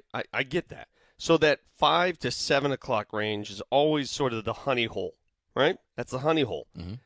And that's what they both push for. So I'm not going to argue with you on that. However, a league like the NHL, and this is all on the NHL, and Moj, if you care to argue against me, you can. This is all on the NHL, which is trying to get eyeballs, all right? They're going to lose every single time head-to-head with the NBA. It's just a matter of, it's just the way it is. Just like the NBA would lose every single time to the NFL. That's what I thought, yeah. That's how this works. So for those of you who say, well, maybe the NBA should move. No. Because the NBA will outrate the NHL, and I don't know what it'll be, but they're not going to lose in the ratings. This is on the NHL to do the right thing, not only for its sport, but for the city of Denver. And you blew it. I don't know what else to tell you. You blew it. You had an opportunity to say, all right, let's pivot here. Let's not make it tough on Denver fans. They obviously don't care about that. All right, well, let's pivot here because, there's a 7th game in the NBA. Let's not go up against the LA market, certainly. No, they blew that too. So you tell me, Moshe, what the hell is wrong with the NHL?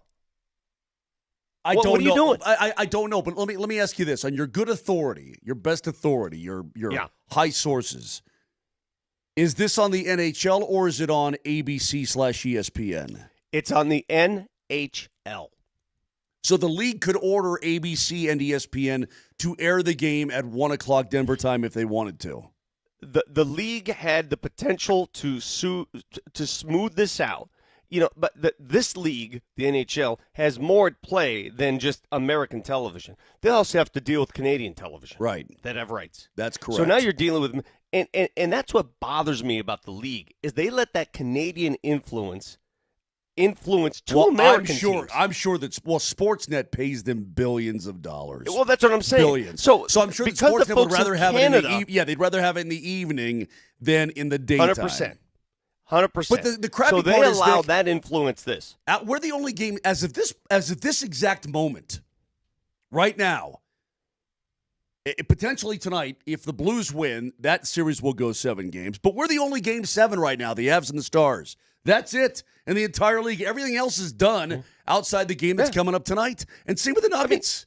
It's on a platform here. It's on a platter. Here, you have your product. You have the most outstanding series in the Stanley Cup first round right there on a platter. You want to give it to your biggest audience, and you go head-to-head with the NBA? Yeah, and people are talking about stupid are you? The Kentucky Derby is on Saturday at like 5 o'clock, too. And I'm like, horses. Dude, I love the Derby, though. Hang on.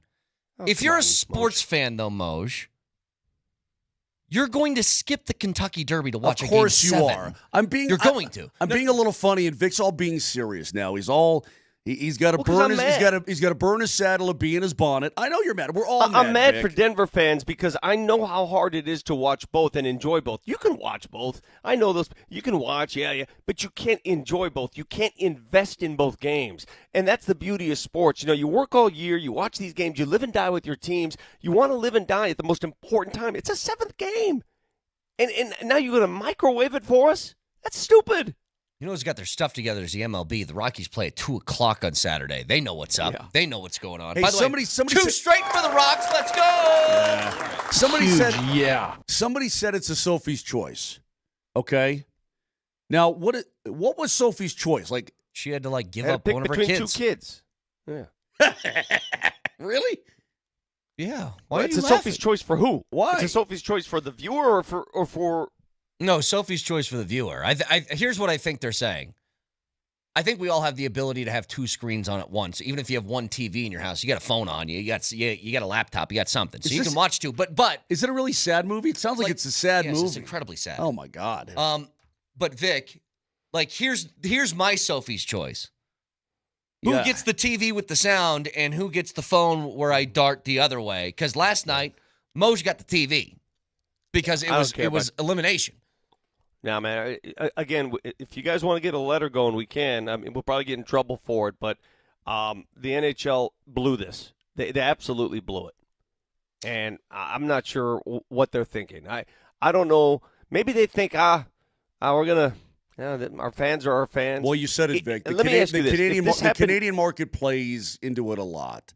These companies pay billions of dollars. I don't know that ABC and ESPN want to go head-to-head, but, I mean, for around the yeah, I don't know, Vic. I really All right, have let me no ask idea. you this. Let me ask you this. If the Toronto Raptors and the Toronto Maple Leafs had a 7th game at the same time, would this happen? I don't know. I'll say no, If but the I New don't York know. Rangers and the New York Knicks played at the same time, would this happen? I'll say I don't know, but probably You know not. better than that. You know the answer to that question. I honestly don't know. I don't know either. Because I don't think, look, maybe you're right. Maybe this is just sticking it to a market that they don't really care about or whatever. But bottom line is, what doesn't make sense to me, they're about getting the most eyeballs. And you're splitting a market with millions of people essentially in half is what you're doing, at least from the ratings part. Yeah, it's not just the Denver market; it's also the LA market. They're basically telling the LA market, "Screw off." Well, the Dallas market. LA market just lost 4 games in a row to the Edmonton Oilers to lose this series and they've lost to the Edmonton Oilers 4 years in a row. Now, don't get me started about the playoff format, because if I'm playing the same team every single year, which it feels like the Avs are going to be doing too, it doesn't do it for me. Nonetheless, Vic, it is what it is. We're going to have to live with it, and we're going to have to do the best we possibly can. Let's just hope for 2 positive outcomes. Moj. Oh, by the way, Vic, I'm not doing the game tomorrow. It's been taken exclusive by ABC and ESPN. So I will be going to Dallas to do reporting and to do this and that, and we're going to have a pregame and postgame and the whole 9 yards. But I will not be calling the game. Riker will not be calling the game. There is no JML. There is no Kiefer. There's none of that. There's no pre and post game show? There is. I'm sorry. Yeah, but not the game itself. We're not calling the game. But we will do a pregame and a postgame show for our fans on Altitude. Did you watch Bednar's postgame? I did. Him and DeBoer got a little something going on? Oh, my God. Vic. If you could find it there, Nelly, please. We talked about it a little bit earlier. Boy, did somebody have some talking to do after the game last night. Help me out. What happened? Here's Peter, not our guy. Here's Pete DeBoer in the postgame. I give our guys credit, despite the fact that we had those bounces against us, and some of the refereeing decisions. We still battled, right to the end, and I'm proud of the group for that. And now we've got a great opportunity, home for Game 7. We've been in this situation before. No one gave us a chance to win this series, and here we are, and with 1 game at home to advance. So that's a great situation to be in. Oh, hang on. He's followed up. Refereeing decisions. What do you mean? What calls? Because Vic, I didn't notice too many things. There was 3 penalties called last night. It's not like it was a crazy penalty game. They've continued to battle. I mean, that game's 2-0 tonight. Would have been easy just to mail it in and get ready for Game 7, and they refused to do that. That's why I'm so disappointed by the bounces and some of the calls. Shouldn't happen this time of year. Which calls is it exactly that? I'm not getting into that. Watch the game tape. So he's complaining about calls. Hang on, Nelly. Nelly, cut all this off because I haven't heard this yet. I can't wait. Bednar had his presser after DeBoer, and he was asked about DeBoer saying, hey, he's saying they didn't get calls. Brett, Vic, there was time between DeBoer's media meeting and Bednar's. There was a pretty good length of time there. Here you go. Pete's come in here and he's talked about us against the world. Nobody picked us. That kind of narrative. How do you fight? How do you? They finished third overall in the league. They hadn't looked at the standings, but yeah. I'm that little scoff that.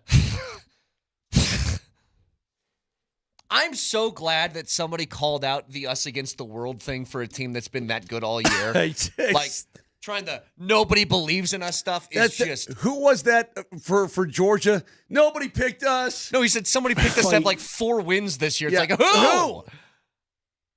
A Bama fan? I mean, you go back to Game 5, and Riker had an angry breakdown. Did you see that yesterday? It was pretty spectacular. Okay, well, hang on to it. We'll get to it in just a second. Got a lot more audio we got to get to, including a question. After the second period, did you think that they might make a change from Blackwood to Wedgwood? I want to get to it next. What's great about today is that it's not yesterday.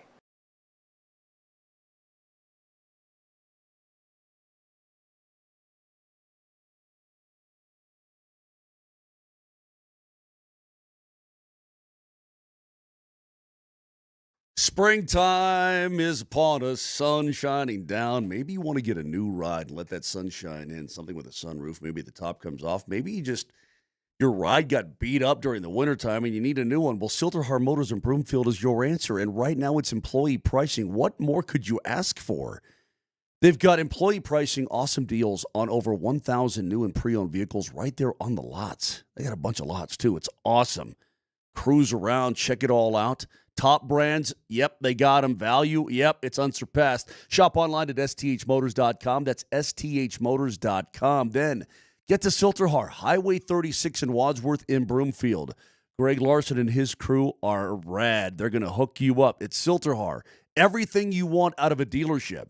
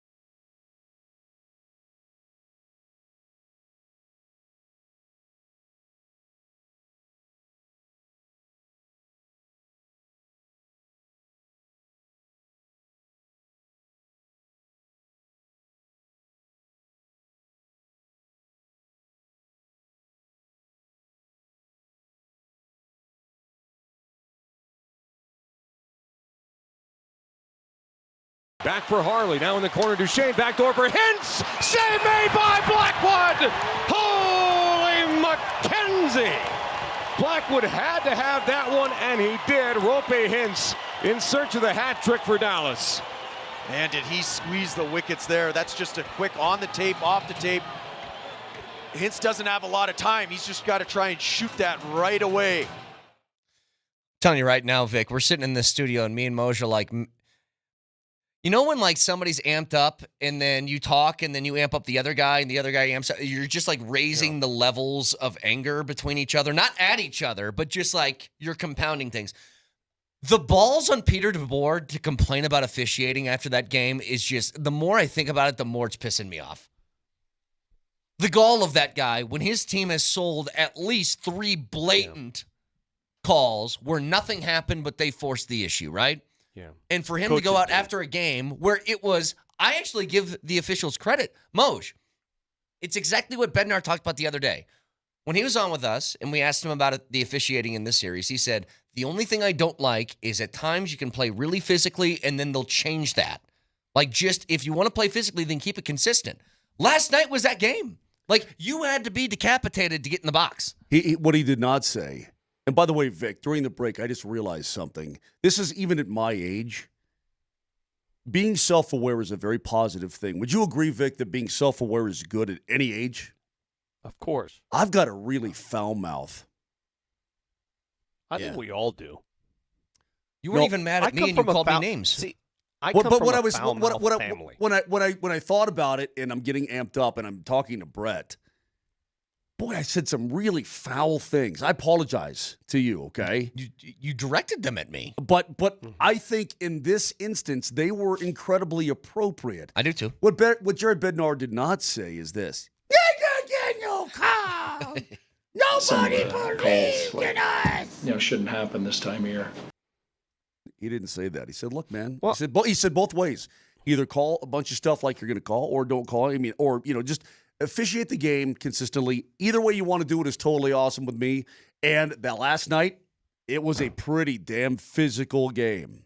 So, Moj, as we go to Game 7, and I think we're all aware that in a Game 7, the whistles will not only be swallowed, they will be swallowed and digested.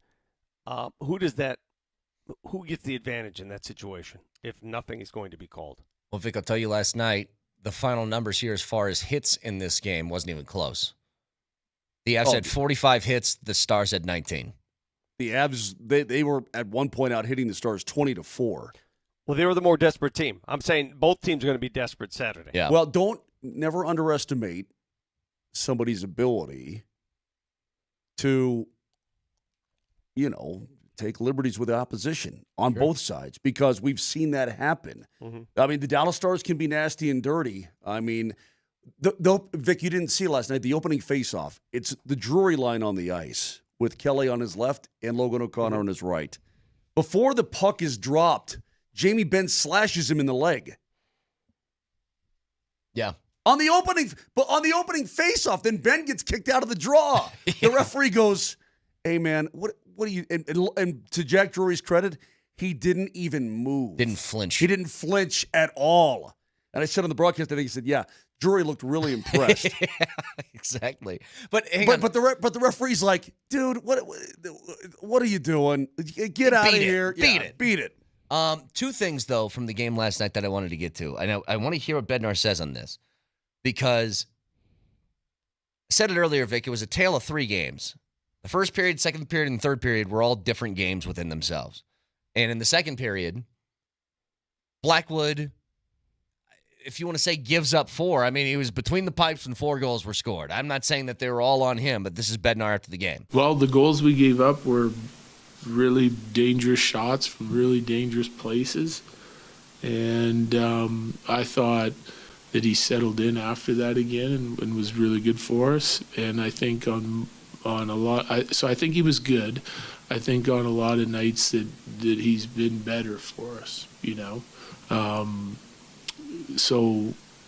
but I did like his response after last game. Coming out, he battled hard, and I expect him to continue to do the same thing. So here's the question I had, Moj. You guys wrap up the end of the second period. Mikko scores that fourth goal. They're up 4-3 heading into the third. Avs are going to be on a power play. You, Riker, and Johnny, do you guys say, do you think we see Wedgwood coming out in the third? Because it's something that they did in Game 5 is they pulled Blackwood, put Wedgwood in. That was more of a, hey, listen, let's just save our guy a little bit more for Game 6. Understood. But was there a thought? Because there's two sort of, I guess, trains of thought and how you can go about it. You do what Bednar did yesterday, which is I'm not showing panic. I'm going to stick with my guy. He's going to go out there for the third period. And thankfully, Bednar, because he's the coach and I'm the guy with the microphone in front of my face, made the right move. The other thought would have been, our backs are against the wall. He doesn't look confident right now. I know some of these weren't exactly like, it wasn't that he was awful, but you just changed something up because it's do or die. Do you think that was a discussion? Well, I can tell you what we said in the booth, and I swear on my mother's grave, Vic. That never came up even one time. Okay. Off the air, on the air, or otherwise. Gotcha. Now, when we talk about goaltending, Vic, and we've said this on the program multiple times, it's the saves above expected, right? I think if you're Jared Bednar, you're like, Mackenzie, could you have one of those? Either the 5-hole shot by Mikko, or it was a great shot. It surprised. It was a very good shot. High danger area. Or the Hintz one where it just sneaks past the blocker inside the post. Either one of those, can you give us one of, a save on one of those? I will say this about the other guy on the other side. Vic, and I'm not kidding when I tell you, the Avs won 7-4 with 2 empty netters, so we'll call it 5. It could have been 10-4. Yeah. If not for Jake Ottinger. I don't know. The Avs scored 7 goals, and I'm like, Ottinger was brilliant. Ottinger hasn't. That's what scares me. Vic, I don't the think. most. Yeah, he's not giving up. Well, but hold on a second. Let me use some reverse psychology on you. He has not given up a goal in this series, in my opinion, that necessarily beat him. You know what I mean? There's not one goal has been on him. He hasn't. Now, he did let one squeeze through last night, and it flopped down. He thought it got through him into the back of the net. And he did the old, like he threw his head back like, oh, crap, I let it through me. It laid behind him. Lehkonen poked at it. Then he fell backwards and got his paddle on it and knocked it wide of the post.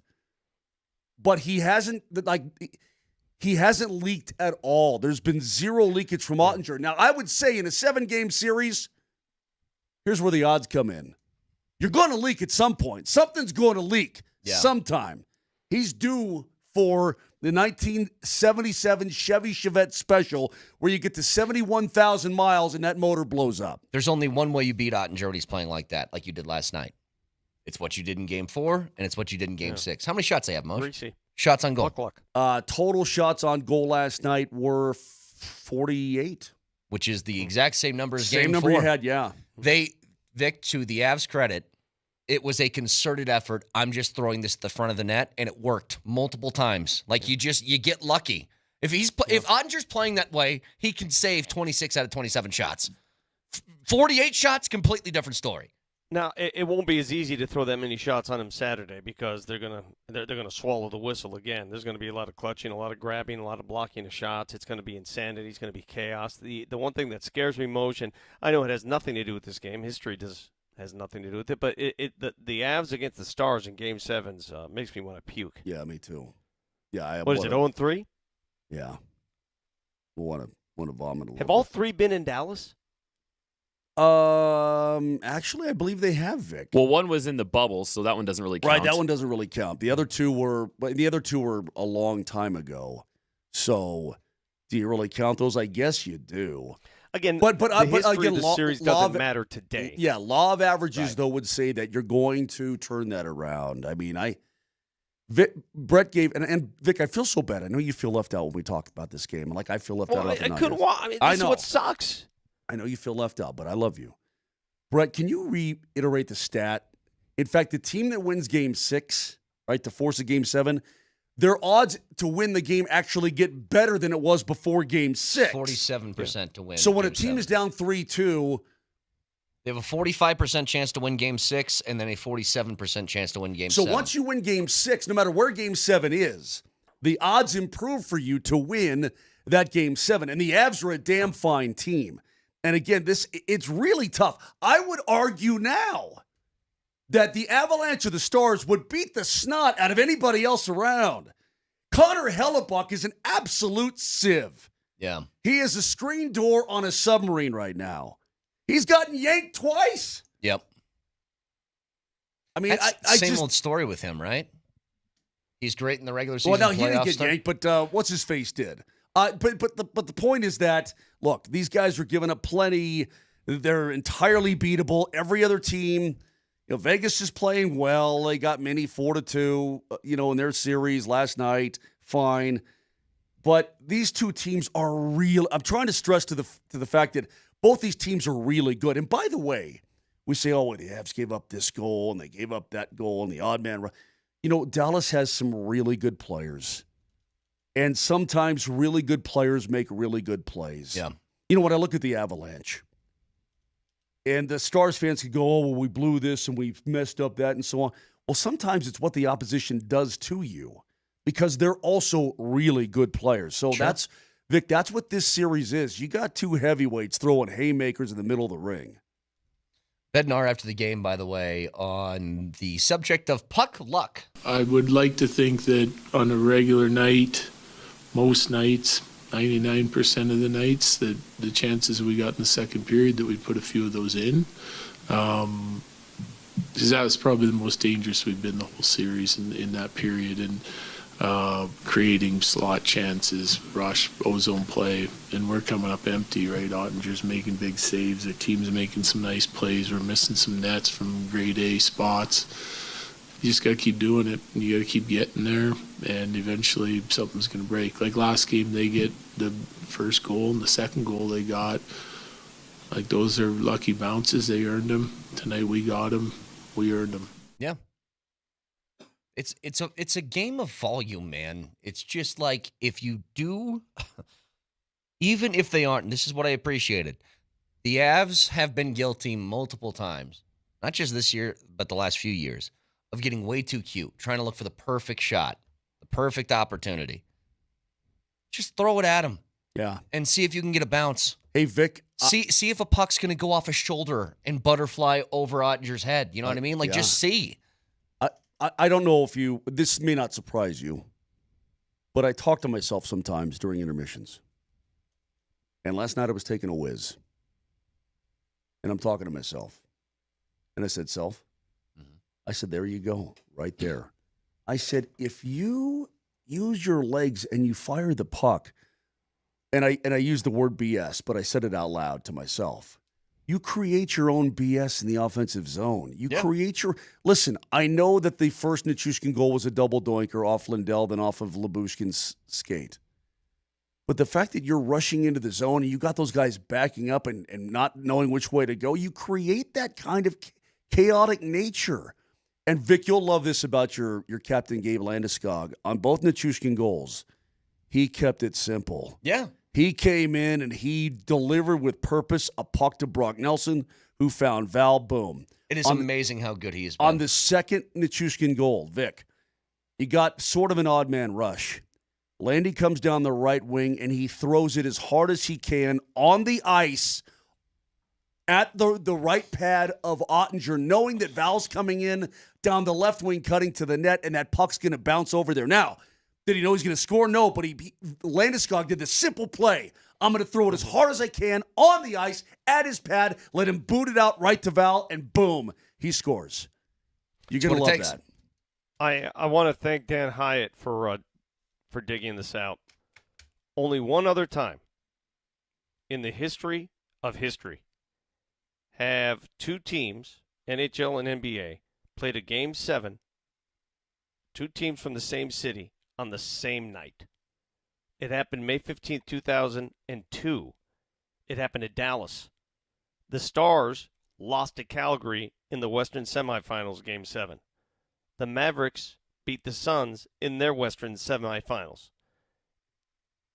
They were only separated by 90 minutes, those two games, but at least they had those 90 minutes. We only have 30 in our separation. So it's only happened one other time. Yeah.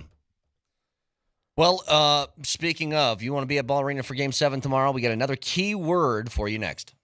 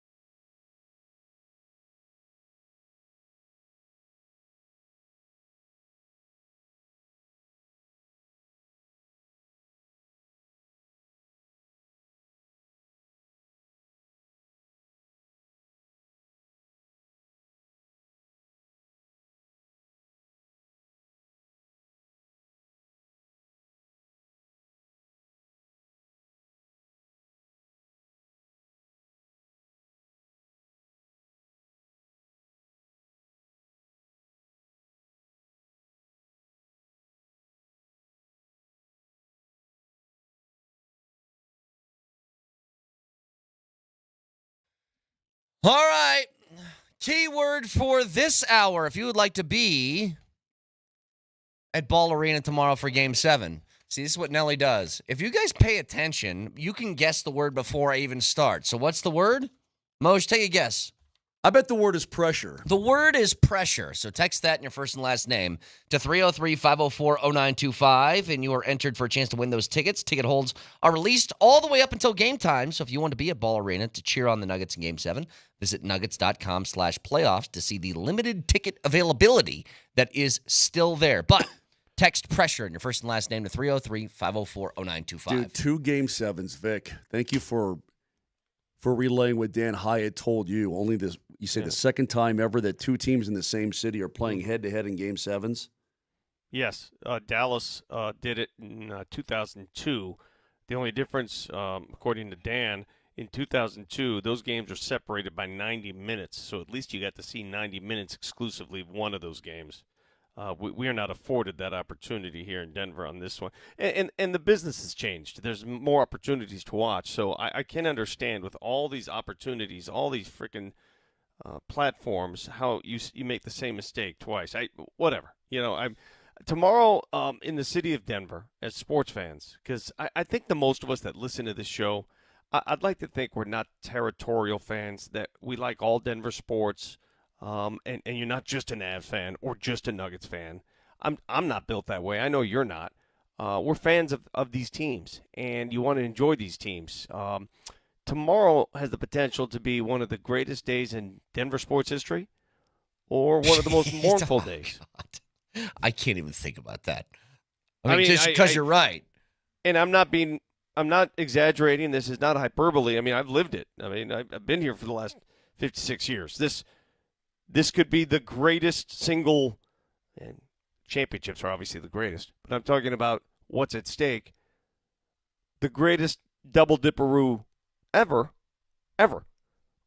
Or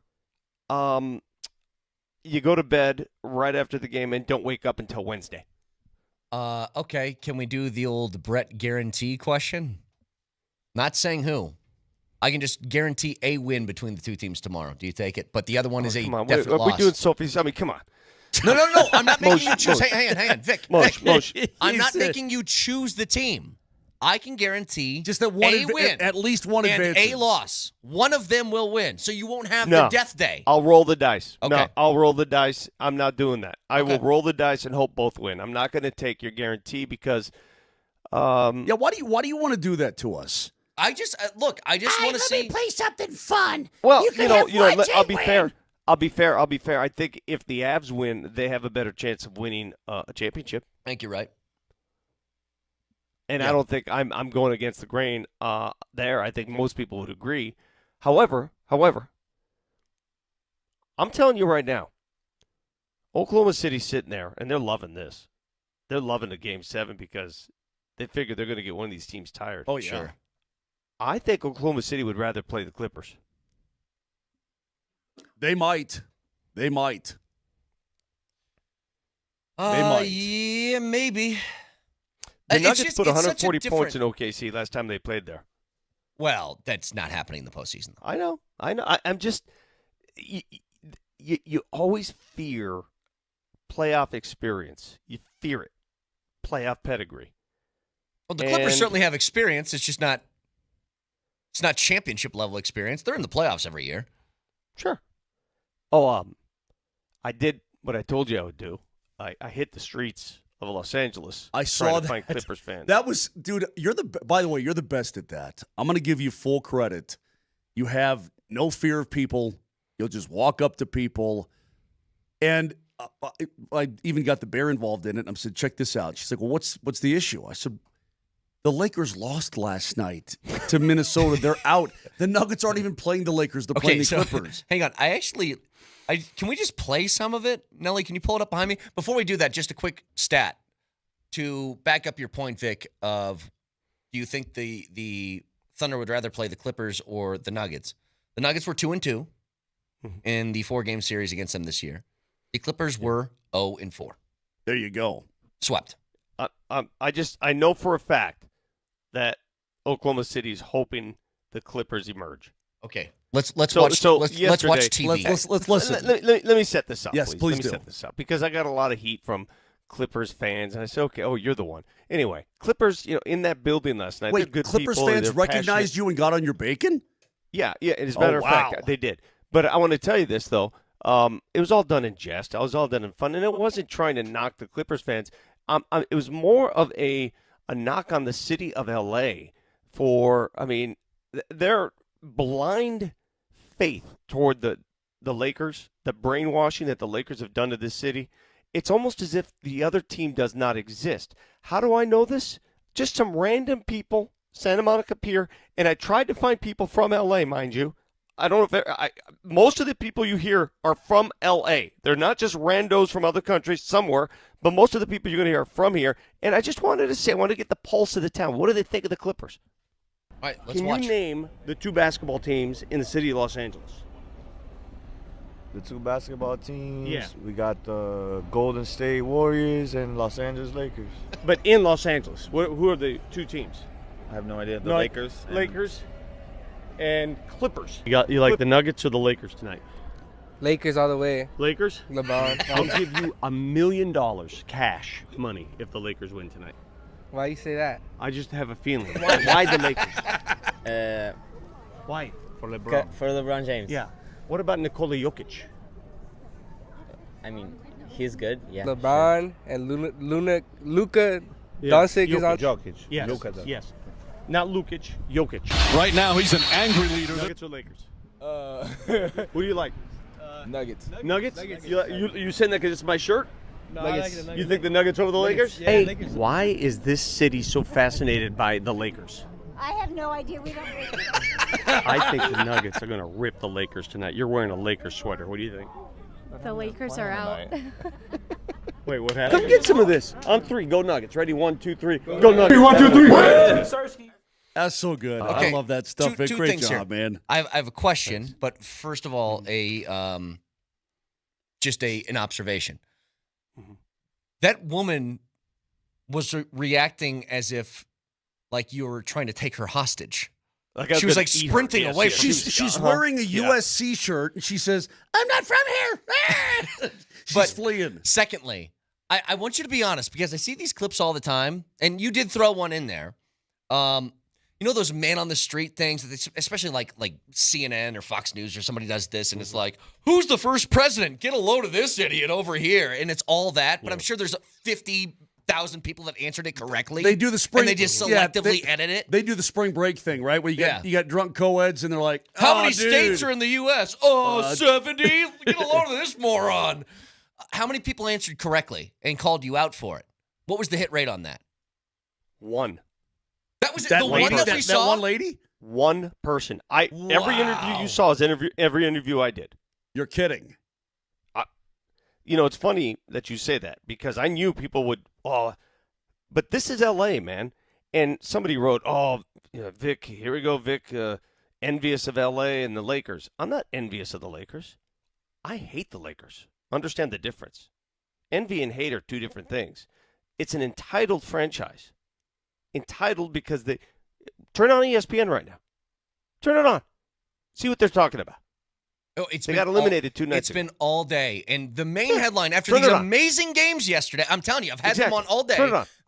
The number one topic after these amazing games, not just Denver games, but across all these leagues, right? Yeah. Is Luka's conditioning a problem? Yeah, that's the number one So topic. so get that straight.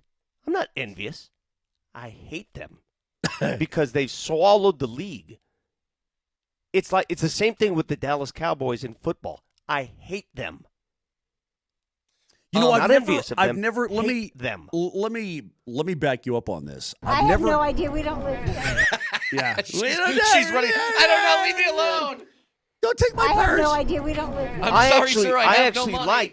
To be honest with you, I actually feel bad for Clippers fans. I mean, these people have the courage to stray away from the norm. Every Lakers fan, you know who they are here. You know who they are.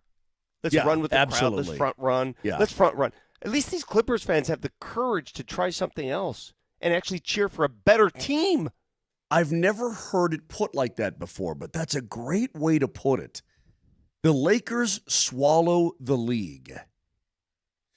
That's such a good. The Dodgers swallow baseball in many regards. In the Yankees, that's such a great way to put it. I'm sick of it. So I'm sick of it. Well, then let's do this. Let's go back to the Nuggets. We're playing a game tomorrow. And if you want to be there, text pressure and your first and last name to 303-504-0925. You got a chance to do so. What's the biggest thing for the Nuggets tomorrow, Vic? I know we've got 6 games of evidence here, and it's not like you're going to throw anything new at each other in Game 7. It is what it is. You line it up and let it go. But I'll just give you sort of a precursor to this. This is David Adelman on what happened in the third quarter. Yeah, we got sped up. It reminded me of Game 3 a little bit. They got into us, thought we crossed half court, not being organized. When you do that, turnovers are going to follow. And, the 14 for 23, it's been the story of the series. If you don't take care of it, you lose, bottom line. And when you don't take care of it, a lot of times it's just spacing, and we're not organized where we need to be. Again, they picked up full. They changed the game. And I also thought in the third quarter, we played good defense. We never, ever came up with a 50-50 ball. And that's just such a back-breaking feeling when you do everything right and don't come up with the ball. So we gave them a lot of extra possessions. That quarter absolutely killed us. I thought the rest of the game was very even. We played a really, really good fourth quarter with a lot of effort. But we got to be better throughout the whole game. Vic, what do you think is the main thing heading into tomorrow's game at Ball Arena? Game 7. What do they need? Stay out of foul trouble. The whistle, I think, depending on who the referees are in this game. Oh, that's number one. Let me make that number one. Who the officials are, who they name as officials, are going to determine how you play this game. Isn't that kind of weird? It's not necessarily weird, but we know you're completely correct. It's the truth.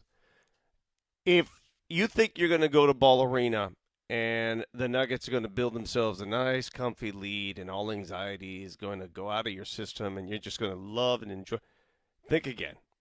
This is going to be a tug of war where you're not going to be able to. I mean, I may not breathe for 2.5 hours at all. It's going to be that kind of game. And even if you are up by 20 points in the third quarter, don't get cocky. We've seen that before. Sure. Hell, we've seen it twice in this series. Well, don't go into a shell, I think, is the bigger concern, right? Like, don't try and dribble the air out of the ball and just hope that the clock's going to hit zeros soon. But this team is different from last year's team. This team has learned something from last year. I genuinely believe that. Last year, they went to Minnesota in that Game 6 and got just blown out of the water. This year, they had a chance to win. They went to win, and they had a chance last night to win. It's better equipped. I think the experience of last year has helped this team. I really do. I think they can lean on that.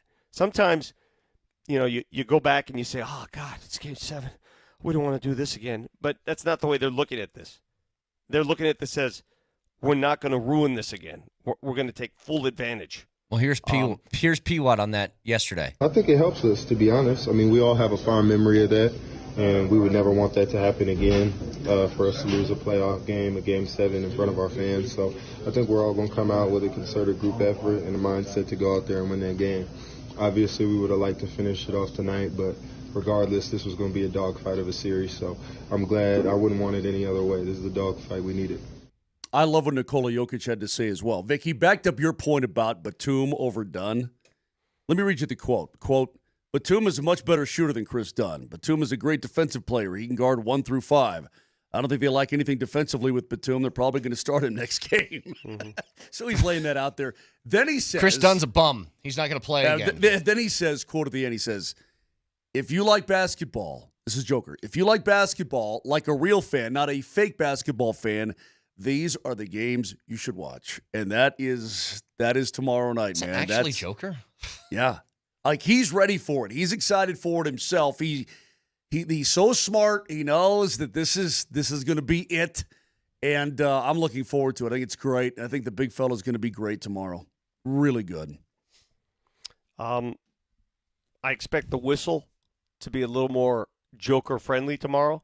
Again, David Adelman said how you can send free throws to Joker only 3 times? 3 free throws in that game? No, he only had how aggressively they were playing. He had 2 last night. He was it 2? One of 2 from the line. Oh, okay. I don't know how, Well, and this always amazes me. A guy who plays predominantly in the paint and handles the ball every trip down the floor virtually. Had that guy goes to the line once, for one foul call and he makes 1 of 2. But how does that happen? Well, I mean, again, you're going to see some changes, I think, in the home games, because in the home games, no matter what anybody says, the home team is usually favored when it comes to the whistle. I just don't know what to tell you. I feel more confident about Game 7 than I have any game in this series. Like, you guys have asked me, what do you think about tonight? What do you think about tonight? Yeah, I do. And every game I've said, like last night, I didn't have a good feeling going in. I just didn't. I didn't have a good feeling. It was just like, oh, God, they're going to be desperate. And you saw how desperate James Harden was. He played the entire game, all but 1 minute. He played 47 minutes. He kept driving to the bucket. He was aggressive, very aggressive. And I think both teams will have that. I feel better this time around. Hey, real quick. I can't explain why. Yeah, it's interesting. I got a text from Connor. He says, you want to join me in the call on Saturday? And I said, you sure? He said, oh, yeah, please. I said, right on. Ooh, Moser still jumping on the mic, huh? I said, right So on. you guys do a double dipperoo, double play-by-play-aroo? I love a double play-by-play-aroo on a double dipperoo. The only time I've stepped on him, and I was shameful, I remember was when Darren Helm scored the game winner in Game 6 in St. Louis 3 years ago. You got to find that. The Darren Helm game winner. Well, it wasn't bad as Johnny Mitchell the other night on the Landeskog goal where he goes, ah! It's very exciting. I know hang on. I know that annoys the guy who's doing the play-by-play because it's like, hey, you're stepping on my call. Right. I love it. I actually do. I know that you guys hate it. I love when it's just chaos. No, when it's appropriate, it's absolutely. Seconds to go. Johnson over 4. Logan O'Connor. Helm holds it. He scores! I felt so bad, but I was so excited. It's hard not to be. Anyway. He scores! So good. We're going to have a great time. Hopefully you'll be listening coming up on Saturday evening. We're going to have a wonderful time doing that. All right. 303-504-0925. Shop Mazda text line. A reminder to you guys one last time. The keyword for this hour is pressure. So text that in your first and last name to that Shop Mazda text line. 303-504-0925. Chance to win a pair of tickets to Game 7 tomorrow. Back after this.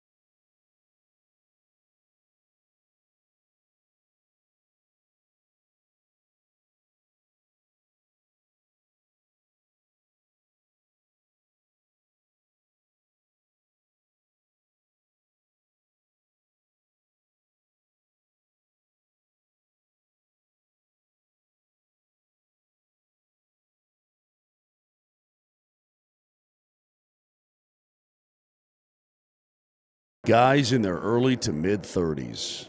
You're feeling pretty good, right? I got a long way to go. That's good. But do you realize you start to lose 2 to 3% of your testosterone production every single year? It's life, man. Happens. Happened to me. Maybe it's happening to you, and you're not feeling the same way you did when you were younger. Putting on weight, decrease in libido, less productivity at the gym, not seeing the gains, poor sleep, sad or depressed even. All that could be a sign of low testosterone. So go to RockyMountainMen'sClinic.com. Take the low T quiz. Super simple. 10 questions, yes, no. And if you feel like maybe that's your issue, schedule a consult. They're going to draw your blood, results within 30 minutes. Colorado licensed medical providers going over everything with you, and you'll make a decision on whether or not you need low T treatment or not. It's very easy. It's very beneficial. You're going to feel better. You're going to look better. You're going to behave better. Everything's going to be great for you. And Rocky Mountain Men's Clinic, well, they've been on the front range for nearly a decade, successfully treated tens of thousands of men. A lot of guys wait a year or longer. In fact, most do. Don't do that. Fix yourself now if you've got an issue. 5 locations from Fort Collins down to Colorado Springs. Give them a call, 720-440-7900. That's 720-440-7900. Or again, go to RockyMountainMen'sClinic.com.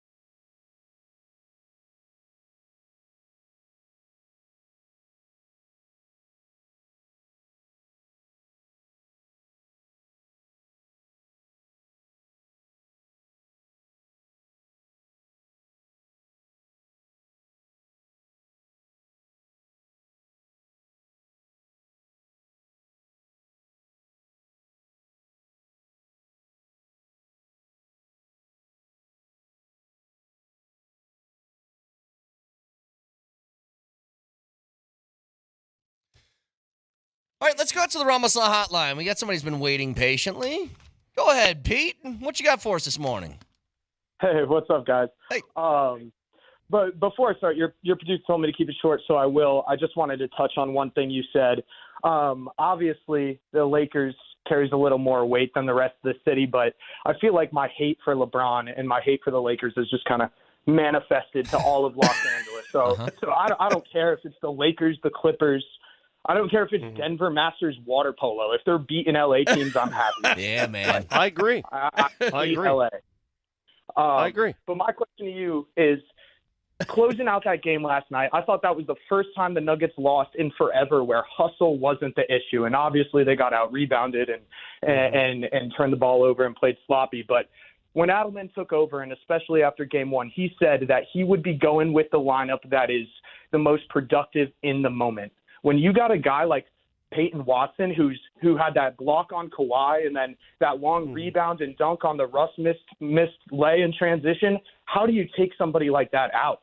I just don't get it. I'm still confident for Game 7, but if P. Watt's got the hot hand, I think you got to trust him and keep him in there. Thanks, so that's Pete. all I got. Yeah, appreciate it. Good stuff, Pete.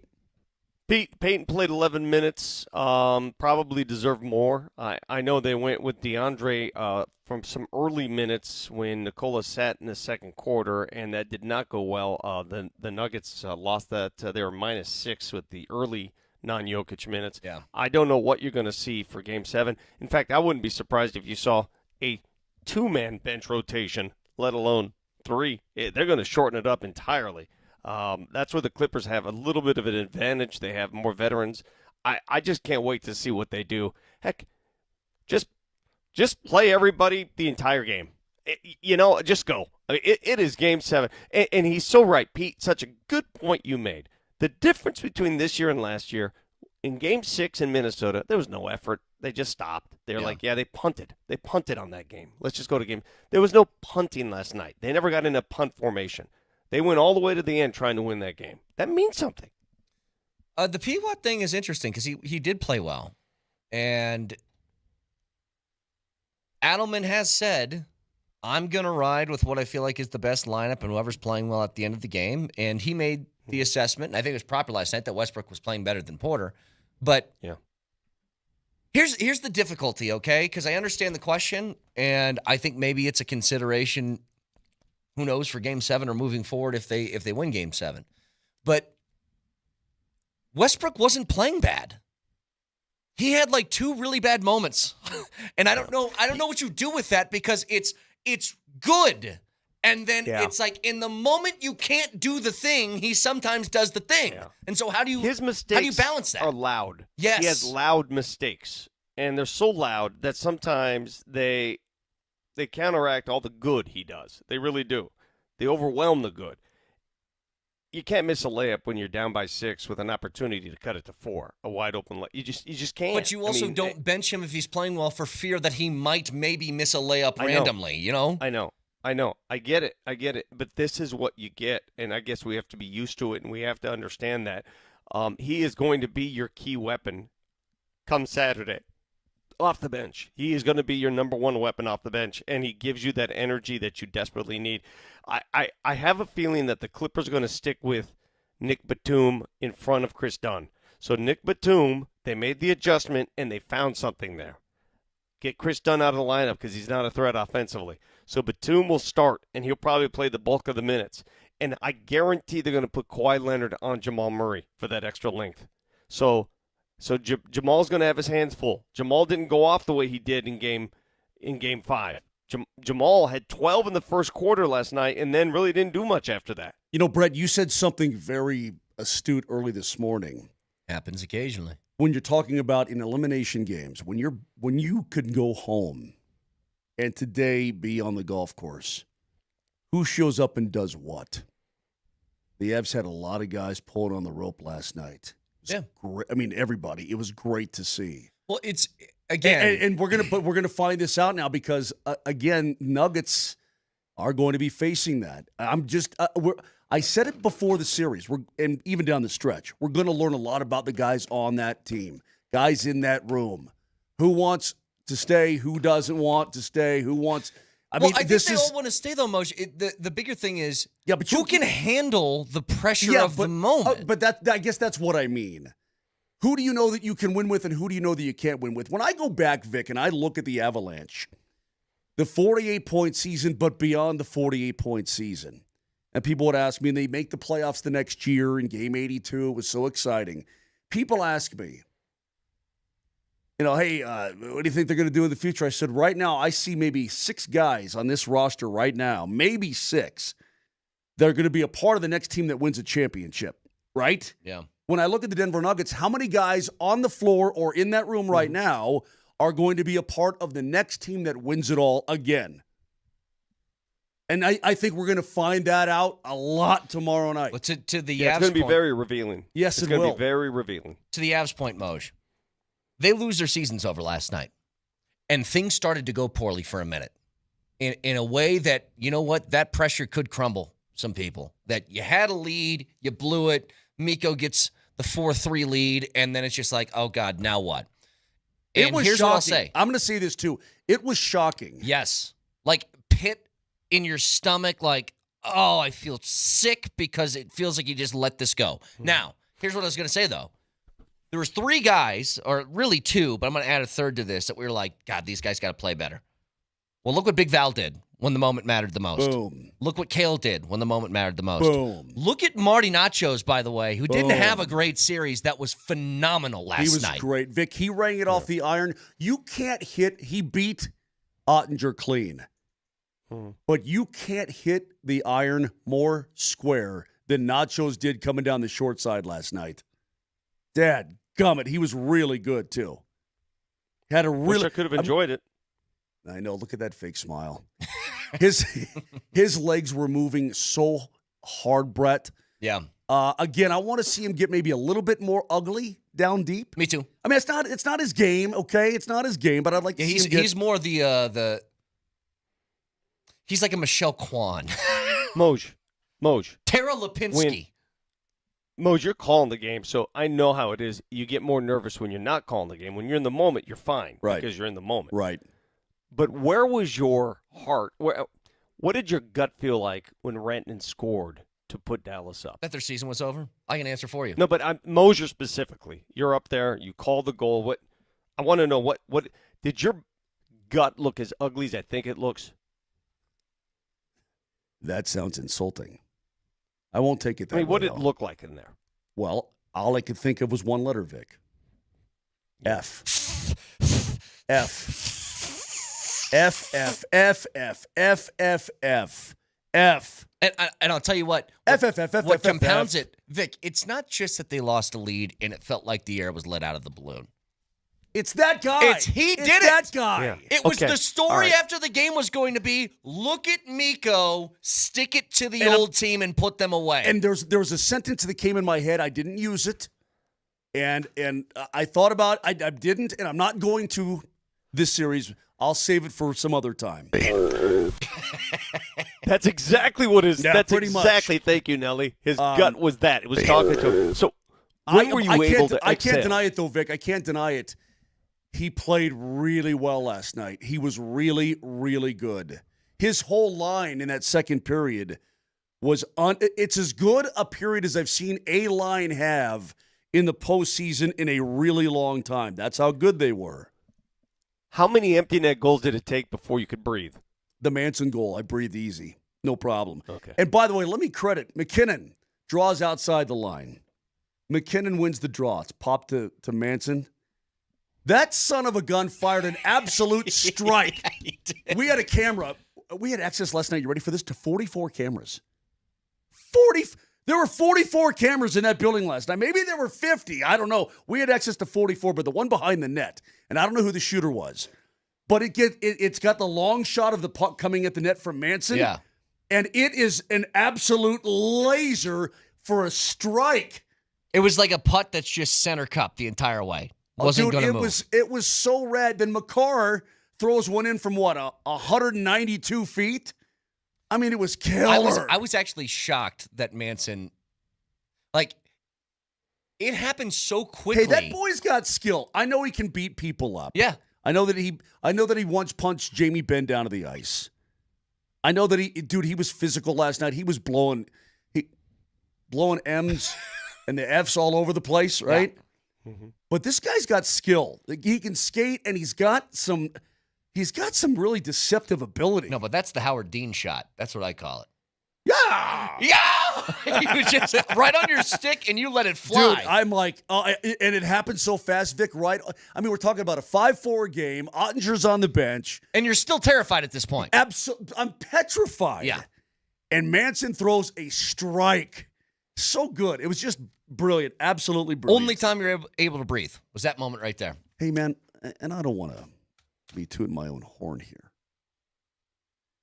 You guys give me crap all the time, Vic, you especially, because you don't want to hear. I don't want to hear it. I don't believe in that crap. But I was talking about threads in the universe yesterday and weaving. And I said, you know what I'm going to do? I'm going to write me a nice letter to Pucks. The letter worked. Just a nice, friendly who should letter. I write a letter to? Ball. The ball doesn't bounce like it does in the NHL. The ball is pretty pure. Do it to the free throw line for Joker. Yeah. Your free throw free line. throws, again, you got to get to the free throw line to have an impact. You got Dear get whistle. there. Okay, if you want to write The a whistle letter. might be a factor.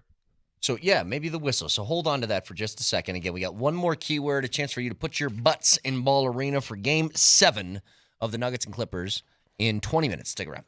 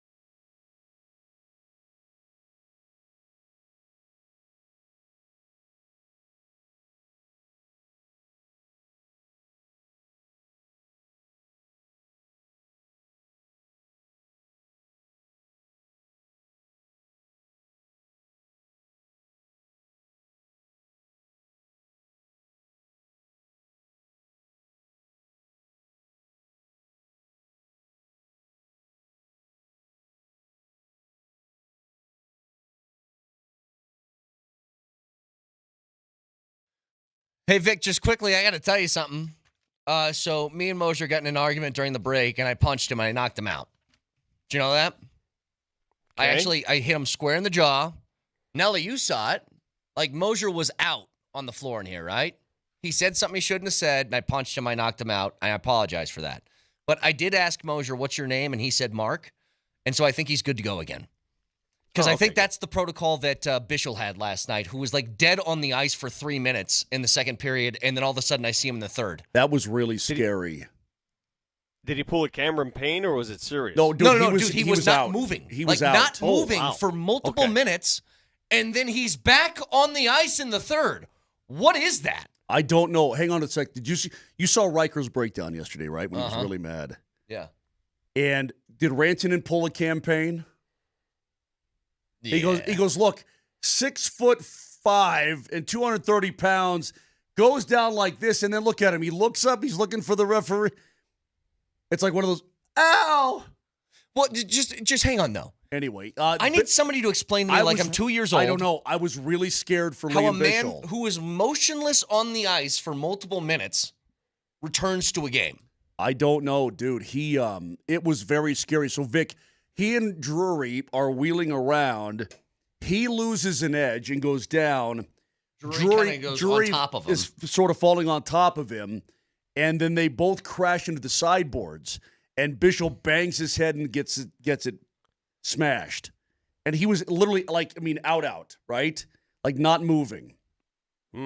I was really scared. I thought they'd have to bring out the stretcher. They got him up. And then he was still woozy. Yeah, you could tell. I mean, he was woozy, skating off the ice. They were just pushing him on his skates. And then he came back in the third. Well, they get him some smelling salts? How? I don't know, Bill. Hey, look, I'm glad he's not hurt. Me too. I'm shocked that he was back in the game. And you talk about what you find out about guys during the course of a series, your guys, their guys, and everything else. This kid out of Atten, Switzerland. First-round pick, by the way, so he's a good player. 6'7" and 232. God, he's huge. Vic, 6'7", 232. Big old boy. He is. He's only 20 years old. And he's doing exactly what his coach wants him to do. He's playing tough. He's playing physical. He's responsible in his own zone. I thought the Avs could attack him really well in this series. He's held his own pretty damn good. And listen, I'm not saying I love the Stars or anything, but I hate to see either fan base have to face a round one exit. It seems incredibly unfair to me because these are the two best teams right now in the Western Conference, and you will not convince me any differently, period. Big, bad, beautiful baby boy.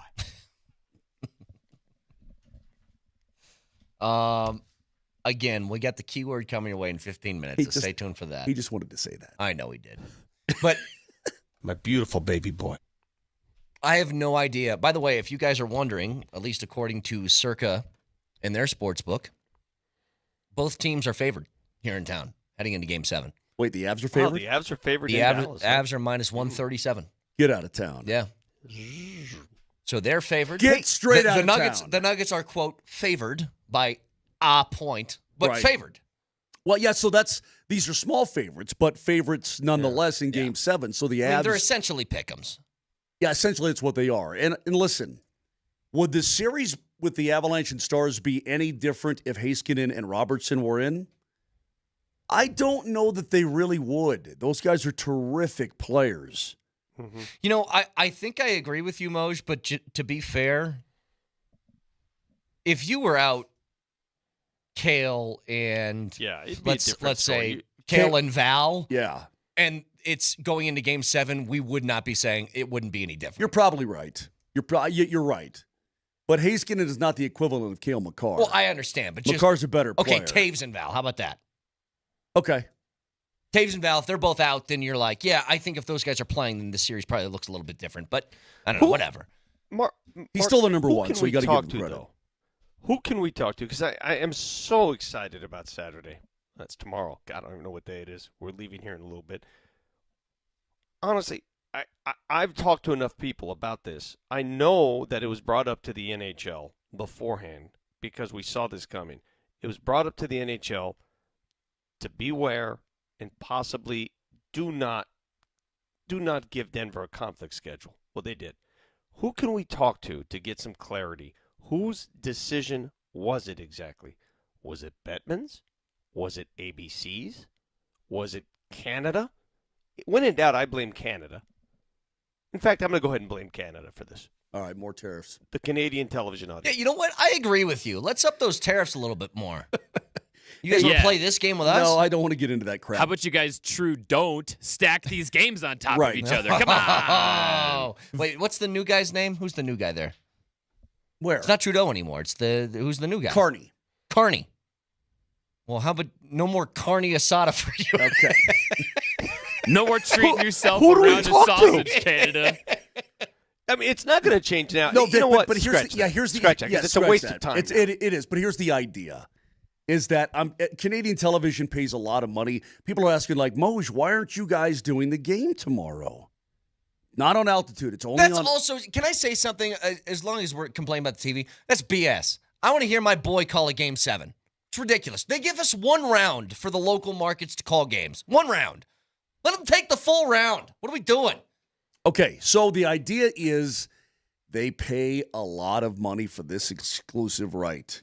It's like, when a team has a Super Bowl and they get all the stuff they want, they pay a lot of money for it. That's exactly what happens. Yeah, and so the Super Bowl, Sportsnet they in allow Canada, your local radio broadcast. I know they're allowing you and Connor to call it, but still. Yeah, I mean, it's just the way it is. And you know what? We're going to have to deal with it. It's just chalk it up like this. It's a very rare situation.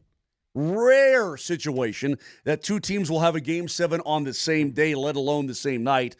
And this is the only time it's ever going to happen. So deal with it and move on. No big deal. Until they both win Game 7 and they do they have another one. And then we go head to head all through the second round and beyond. Yeah. It's only happened one other time. According to Dan Hyatt, it happened in 2002. Dallas Mavericks in the Western semis, they beat the Suns. Meanwhile, the Dallas Stars, they lost to Calgary. Those games are separated by 90 minutes. It happened in Dallas 2002. Our games are separated by 30 minutes. So we got the Scroogey. I'm wondering right now, let's go ahead and forecast emotionally. What is it going to feel like Saturday night at, I don't know, what time would it be? 10 p.m. If both teams win, or if both teams lose, or if one wins one. I mean, imagine what it's going to feel like. I'm a professional, Vic, but I'm also a human being. I talk about professional athletes all the time. Are they a special breed of human? Yeah, because to deal with everything, the physical nature of professional sports, the emotional nature, being dedicated beyond belief to your craft to be able to get to that level, they're different.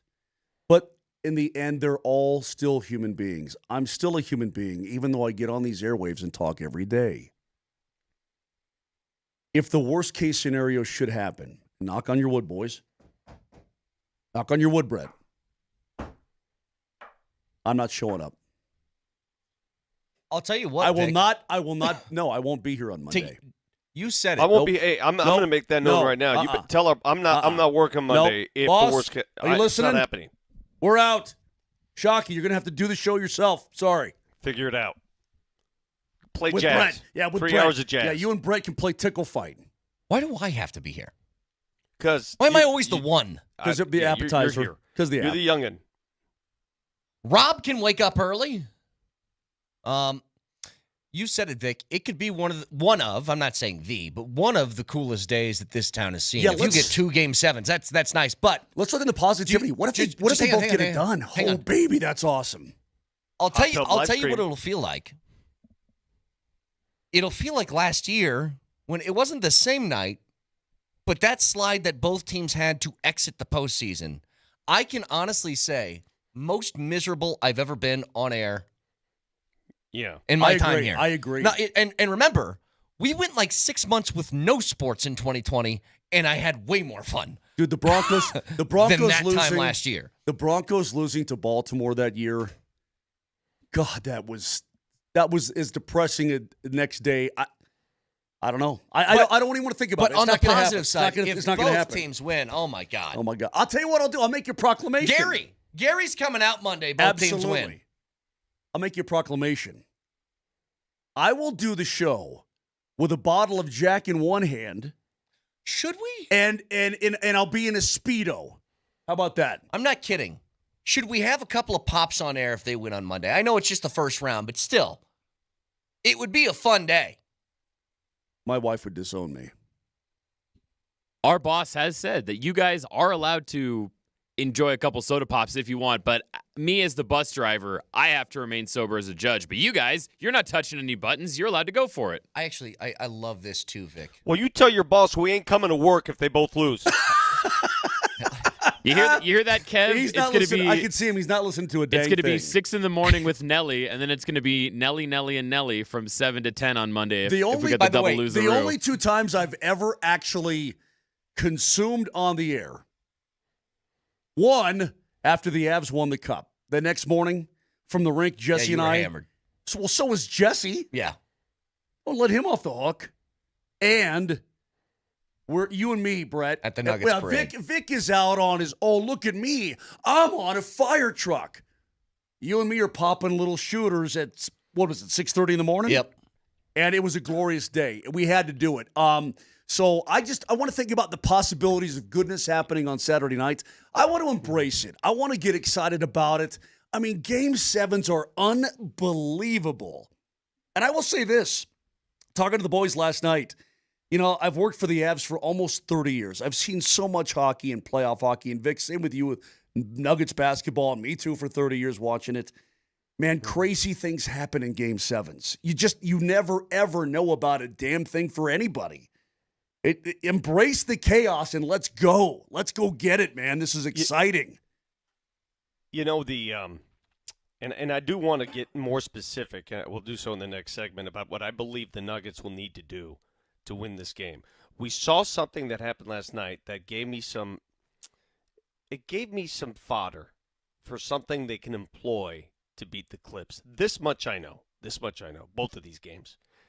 It already feels, and this is the first round, it feels like we've been in the playoffs for months.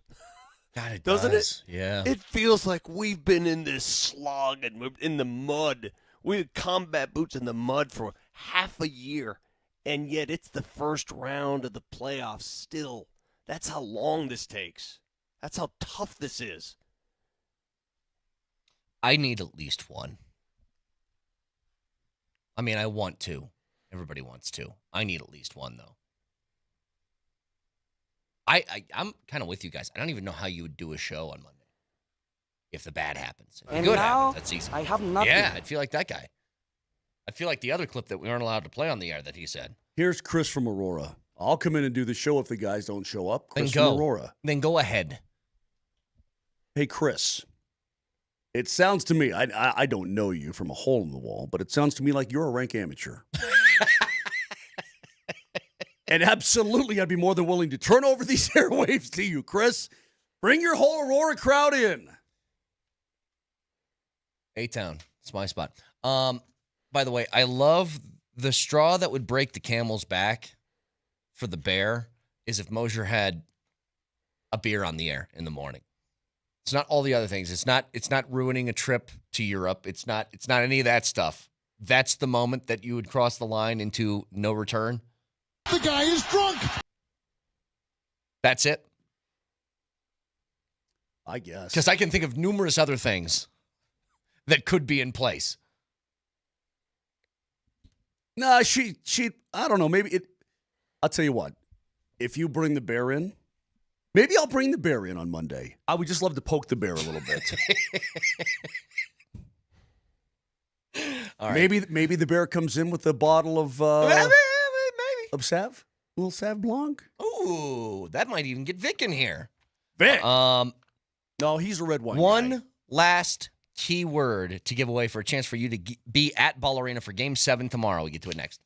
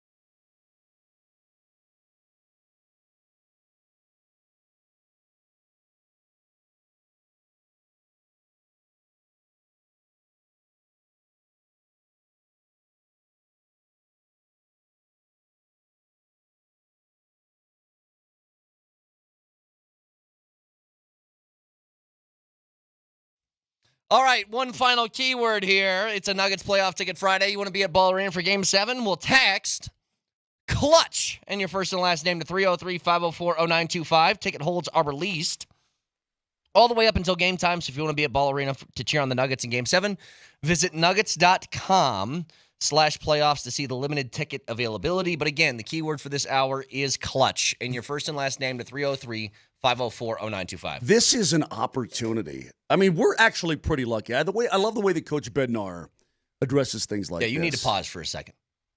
You need to just straight up pause. Because I need to say something to Vic just quickly. Because we were talking about, Raj came in here, Vic, and he was like, why are these games at the same time? This is ridiculous. And we're like, yeah, I know. And I said, if they even considered the Kentucky Derby as a reason for this, then it's ridiculous. Because I said it's 2 minutes. It's a 2-minute race. What channel is that on? And, is that NBC? And Raj goes, yeah, it's like 1 minute and 57 seconds. Homeboy over here goes, well, actually, that was Secretariat's time. Most of the time, it's 2 minutes and 4 seconds, or whatever you said. The fact that you corrected him on that is the most egregious, well, actually, I've ever heard in my life.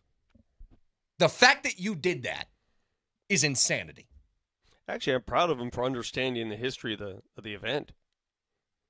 His actual time is 1:59 and 2/5, which is still a track record at Churchill Downs. Couldn't care less. Then would you like to share what Would you like to share what I told you? If Secretariat was still alive, would you do?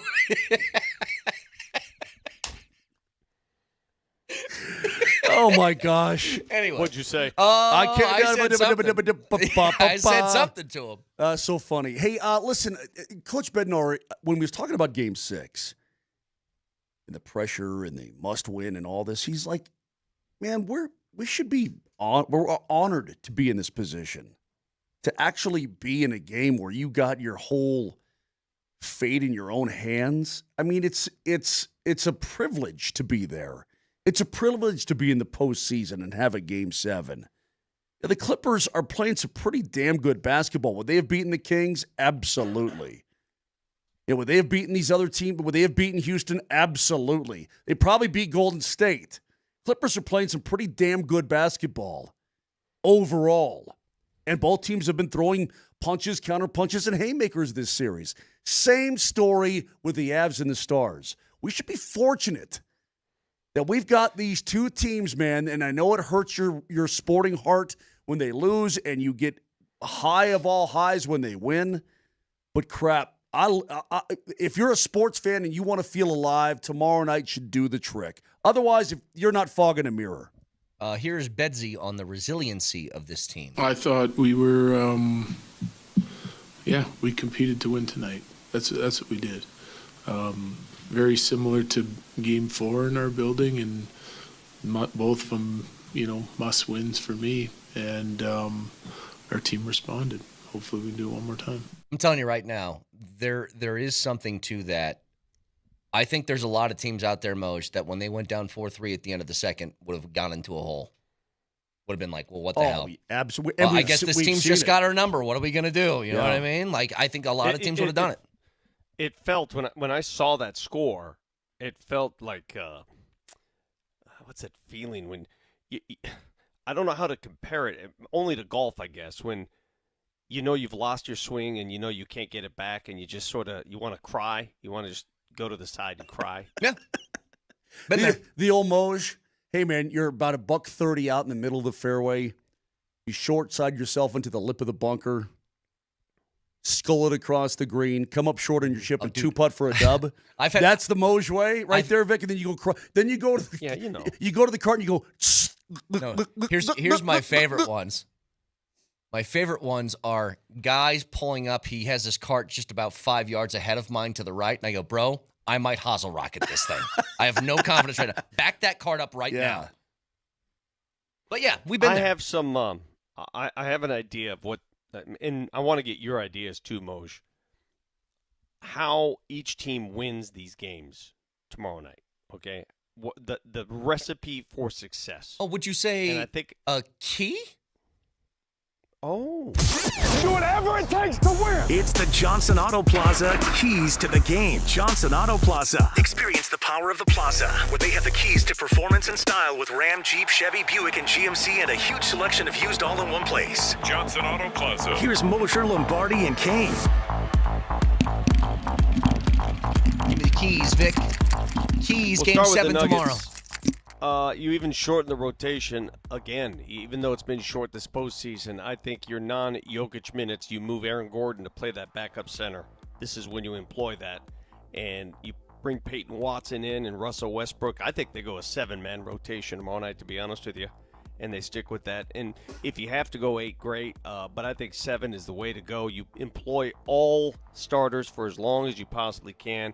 And I think what the Nuggets need to do, they need to think like the Clippers did last night. Every time Jokic got the ball, they had one of their smaller players, like, swipe at him. You know, a lot of swiping. Swiper, don't swipe. Swiping everywhere. I mean, just hammering his arms. Okay, Nuggets, why can't you do the same damn thing to Zubats and Kawhi? I want, when those guys touch the ball, it was so easy for them to get to the hole last night. It was so easy. They just waltzed in. Swipe. Use your fouls. Swipe at those dudes. Make Zubats feel it, man. How come Zubats' arms aren't red and sore and scratched up? Why is it just Joker? How about you do the same damn thing to their guy? Employ it. Use it. Make it hurt. Get physical to the point. And I heard Aaron Gordon say that on the bench multiple times. Guys, we need to be more physical. Well, this is it. Get physical tomorrow night, win the game. Match the energy. Moj. You might think that I'm going to say, you know what, you got to keep the shots on Ottinger. And you do. I mean, I want to see that same shooting mentality tomorrow night. But you know what you've done for the most part well this entire series is you've defended pretty well. Last night you had some breakdowns. And because you did, the Dallas Stars were able to snipe you. Yep. I think that you need to be a little bit more responsible in the neutral zone because Dallas, I love the way that Riker put it last night. What they do is they parachute pucks out of the zone and they fly the zone quickly. So what they're trying to do is catch you off guard, and it worked twice last night. I'm not talking about the Rantanen goal. I'm talking about the Granlund goal followed by the Hintz goal, okay? They fly the zone on those little parachutes out of the zone, and they take advantage of it. It caught you in game number 5, and it caught you last night in game number 6. So, that being said, you defend better. I think the offensive side, I think some guys have really found themselves. Val with 2 last night. Nachos was all over the place. Lehkonen with another tally. I think the offensive side's going to take care of itself.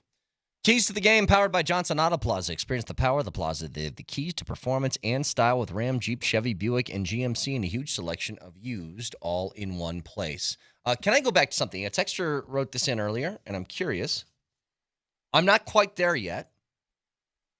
But after this display last night, I give our guys credit despite the fact that we had those bounces against us and, you know, some of the refereeing decisions. We still battled, you know, right to the end, and you know, I'm proud of the group for that. And now we've got a great opportunity, home for Game 7. You know, we've been in this situation before. No one gave us a chance to win this series, and you know, here we are, and with one game at home to advance. So that's a great situation to be in. This guy. No. I need that cut, Nelly, for my full hatred to come out. I need it unfiltered. I'm very close to adding this dude to the list. I'm this close. I can't stand the bore. The fact that he would actually utter 2 things in that clip. 1, not happy with the officiating. Really, bro? Really? After how this series has gone, you're going to be the one to talk about officiating at the end of it. Okay, cool. Number 2, no one gave us a chance in this series, he says. The home team, who's been one of the best teams in the league the entire season. The team with home ice. Nobody gave us a chance. Well, Bednar was asked about that. Pete's come in here and he's talked about it's us against the world. Nobody picked us. You know, that kind of narrative. How do you fight? How do you? They finished 3rd overall in the league. They hadn't looked at the standings, but yeah. I know that playoff series do this to you. that because you play a team over and over and over again, it just adds more fuel on top of the hatred. This guy. You're this close, buddy. Hanging by a thread from going on that list. Brett, you're going to know this. Let's see, baby Jamal Kale. Probably in about 12 years. Not yet, Nelly, but he's close. Maybe 11 years. He's getting a warning, a stern Not warning. yet my left butt cheek. He's going on the list right now. But I'm making an executive ruling. Vic Lombardi and anybody who's had a teenage daughter knows this. They can eye roll. Oh, if there were eye roll Olympics, a teenage daughter, there'd be a billion gold medalists tied. Don't you think that baby Jamal Kale's too young for it? I said, give daddy a kiss, and she went, like, hard. Hard. I love it. To where my wife laughed. When you hear that, it reminds me of my teenage daughter when I eat and breathe air. Right? What? But look, man, whatever. It's not going to there's no tactics that are going to work. Nothing's going to be done about anything like that. The game was called fairly last night on both sides. The puck luck, yeah, I wrote a letter. And I talked to the pucks. It did work. And it worked. You've got to do that sometimes. So that's just the way it is, man. Game 7, anything can happen. And the Avs are, I think they're the better team, and they're a favorite going in. I need Blackwood to tighten up a little bit. I need better defending in your own zone. And honestly, a little bit more attention paid to the neutral zone when the Stars parachute it out and fly the zone. Other than that, I think you're just fine. Fine. Can't stop thinking about this guy. God, he makes me angry. Like, you know what's funny? Who's the guy in the Clippers that does that to you? Vic, you were there last night. Norman Powell. Norman Powell's the guy? Powell. Well, Norman we Powell. called his face out before the whole thing began. I want to tell you, Batum's got a face like that. He's got a permanent, just Batum like and Powell. nothing You're face. exactly right. And Bogdanovich is starting to bother me a little bit too. Yeah, it's always those guys. Yeah, I think tomorrow night for the Clippers, because James Harden played so many more minutes, and he, Harden won that game for him. Harden really was the difference maker. I think you bottle him up and you win the game. You got to find a way to keep him from driving because he got aggressive early. Keep him out of the lane. And hope Kawhi doesn't go nuclear again. That scares me, too, because he hasn't gone nuclear since Game 2. Remember that game? Dude, it's so funny. I was just thinking about that. That feels like 2 months ago, that Kawhi game. Everything feels forever ago. These games, they look at my face. Look at Moser and I's face. Look how much it's aged. Absolutely. Look how old and nasty. Look how wrinkled and worn and just shortstop leather glove I look. Because you're living it every day. Yeah, every day, Vic. Look at you. When you got on this morning, I could tell that your face meat. That you've just been whacked with meat. Moser, 4 hours of sleep. I know. And the emotions, Brett. Vic did it. I did it. You're right. And all the fans, you're doing it too. But golly, man, it's. Okay, it looks like I got hit with, 10 pounds of meat all night. Yeah. Yep. I'll tell you what, though. All be worth it if we can have just a glorious day tomorrow. Again. I don't know how much this is going to factor into it. By the way, for those who, I don't know why you'd be in your car, or maybe you like to sync up the radio calls with the television, especially in the case of the Avs, because they've taken away your local broadcast. So if you want to hear Moj and McGahee on the radio call tomorrow, they will be on AM 950, and the Nuggets will be on 92.5. Hey, I'm reading right here. You know our boy, Chris Bianchi, the fine weather forecaster, weatherman for Channel 9? The Rain Man. Yeah, that guy. We should call him because he has to attend a wife's friend's wedding tomorrow night. No. I'm one of those good weathermen. Let me tell you something right now. If I was getting married tomorrow night, that sucker would, nope. I got to pick the gelato cart. Seriously though, dude, your wife's friend's wedding. Who gives a rat's rip? What do you bail? And I swear to God, I'd say, honey. You're not one to talk, dude. You're not one to talk. You do whatever the hell your wife tells you to do. I'd say, honey, I'm sorry. If you'd like to pick me up at the sports bar down the street after the wedding, fine. But I am not, no. While old Mary ties the knot to some guy she's going to divorce in 2 years anyway, I ain't doing it. Hey, you're the guy last year. We missed something big because you had to drive your wife and her sister to Estes Park. Do you remember that? To go leaf peeping, to look at the leaves. Yes. It was that's right. something You were big a that you peeper. missed because of that. Wait, what was that? Was that CSUCU?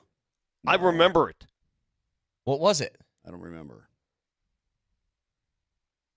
But I wanted to do that. I chose to do that. Yeah, what was that?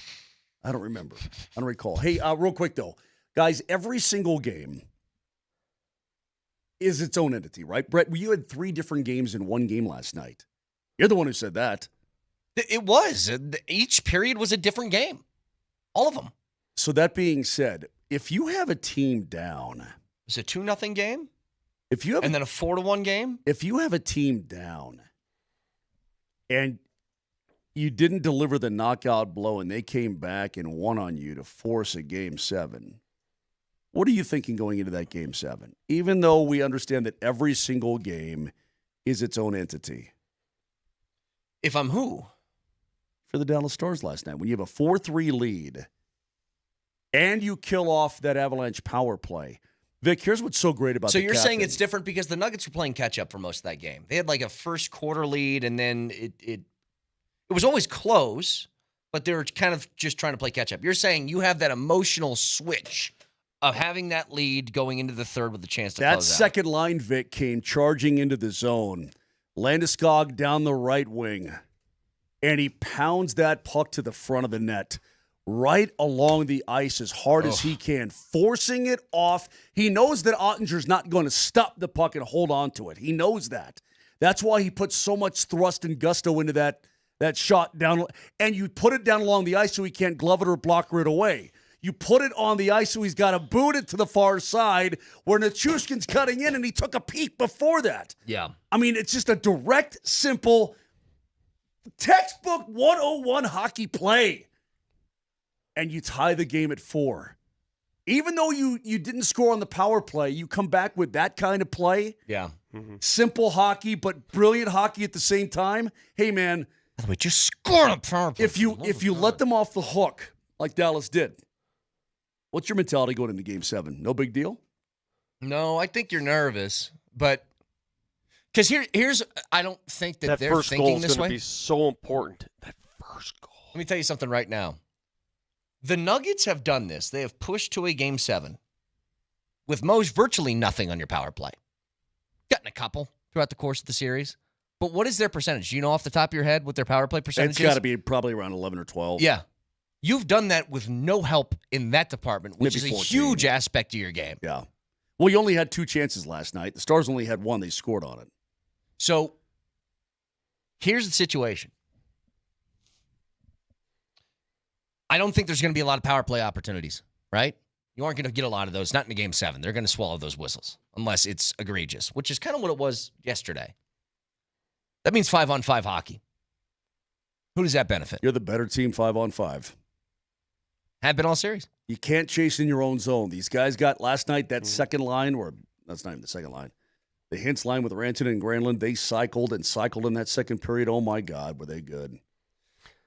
Reminder, The one only last thing reminder. that scares me Go is ahead. the only thing that scares me is Ottinger just having a game. Yeah, but Vic, listen. He's had games. He's had a game every game. Yeah, he's had a game. It's exactly right. Even when he gives up 5, he's having a game. Yeah. Because it should be 10. That's how many grade A quality chances the Avs have had. Last thought on this of the weekend of glory or doom. It's going to be one or the other. If you want to go to Ball Arena tomorrow, one last reminder. The key word for this hour is clutch. So text that in your first and last name to 303-504-0925. We'll draw a winner. Last thoughts on these games coming up tomorrow next.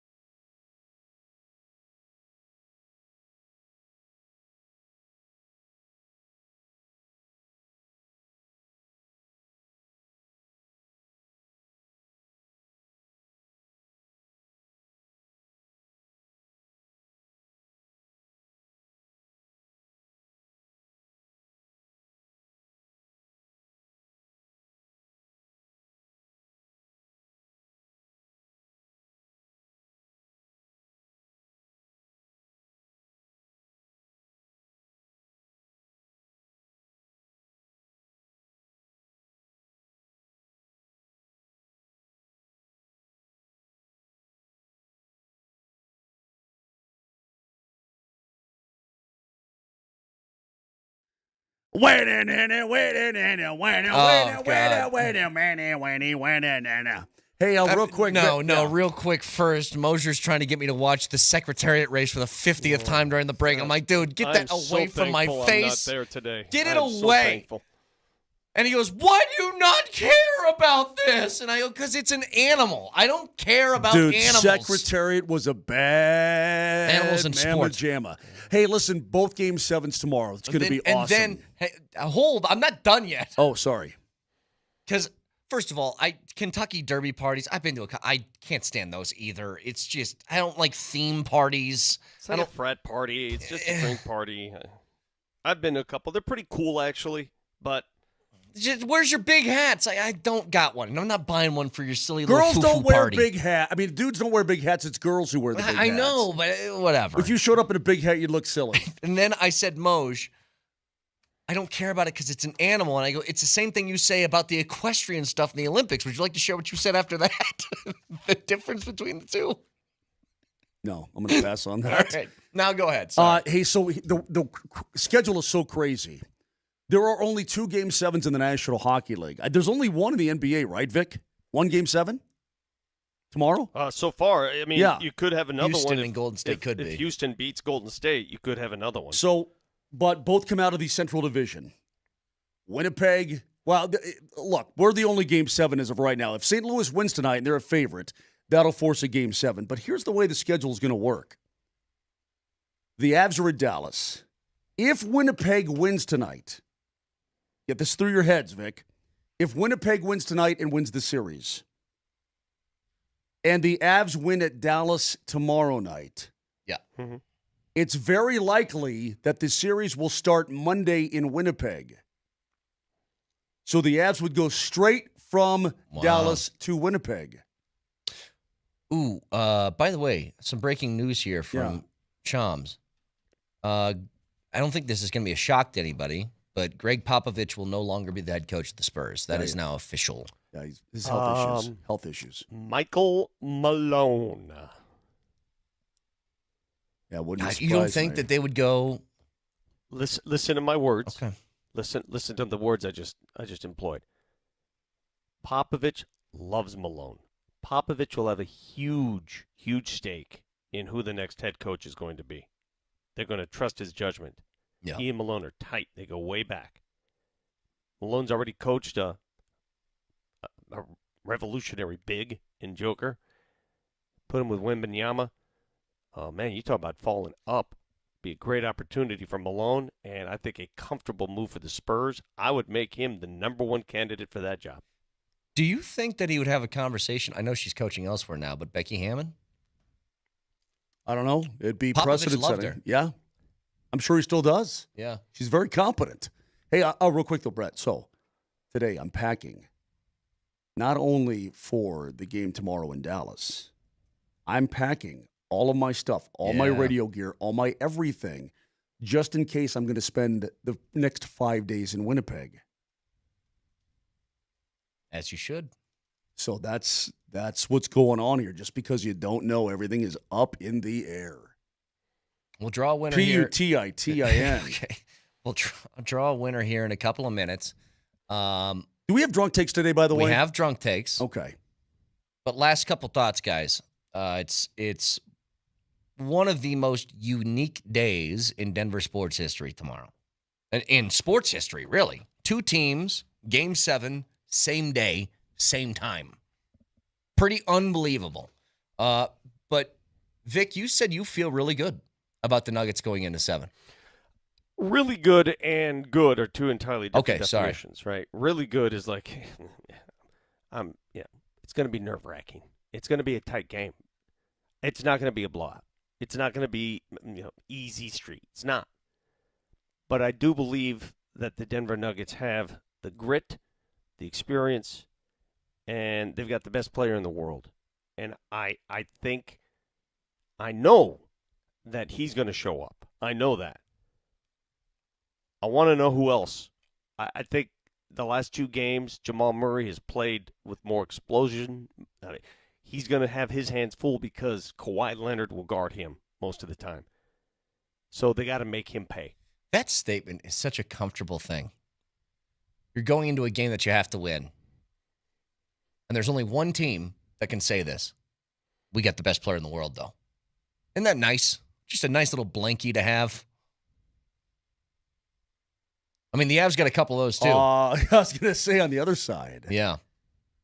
On the hockey side, I think you can make a case, too.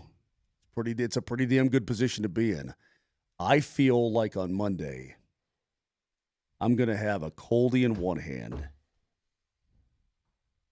I don't know in the other hand. We'll figure that out. Definitely a burrito.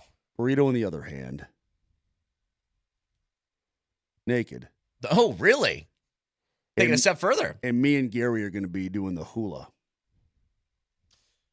We're going to be doing the tango, me and Gary. I do I want to see that. I think that's what I'm feeling, man. All right, so before we get to drunk takes, the winner of the pair of tickets, this is huge. You're going to Game 7 tomorrow, man. Oh, my God. Going to Game 7. The winner is... What are you doing to me here, Nelly? Joe Jachmiak. Jachmiak. Jack me what? Jachmiak. Oh, easy. I know. Sorry. Easy. Yeah, it's Joe Yakimiak. Yakimi. Joe Yakimi. Jakimi What are you doing to me, Nelly? Joe Jakimi. Come on. You know who you are. Joe, Congratulations. fix your name, Joe. I mean, Joe's fine, but what's with the Jakimi Jock? What is that? I feel like I've been had. I feel like I was this close to getting got. They tried to get I don't you. get got. I go and get. It's like Amanda Hug and Kiss. I mean, this close to getting got on my own show. But as we know, Nelly, what's that? We don't get got. We go get. We gon' get. Let's go and get the drunk takes. Drunk takes are clips from throughout the week. We slow them down to half speed. It makes it sound like we're hammered. Nelly. Gunga. Damn, it's too much in my mouth. It's too much. Oh, wow. All right. Well, no idea she's asking. Christian Brown, poor kid. I know. Had no idea what to do with that. So last night, he's in the locker room, and he's chewing gum this time. He's chewing gum. And I said, yeah. Notice how I didn't mention anything about your gum? That thing's going viral, by the way. My daughter called me from KU saying all the KU people are going up to her saying, is that your dumb dad who did that? Yeah, that's my dumb dad. Yep, my dumb daddy. I still can't believe that I almost said what I said.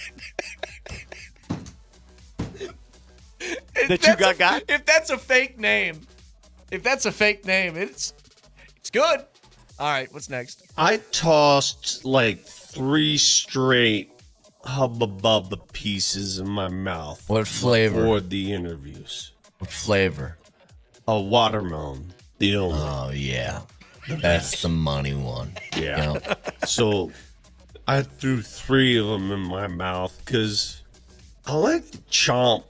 I immediately regretted that decision because there was too much juice. Juice was just overflowing. Yes, it was. A little too detailed. What's next? I'm not asking for the world here.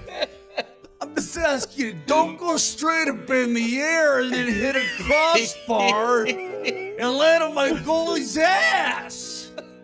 Okay, that's all I'm asking. I mean, is that too much? I think it's great.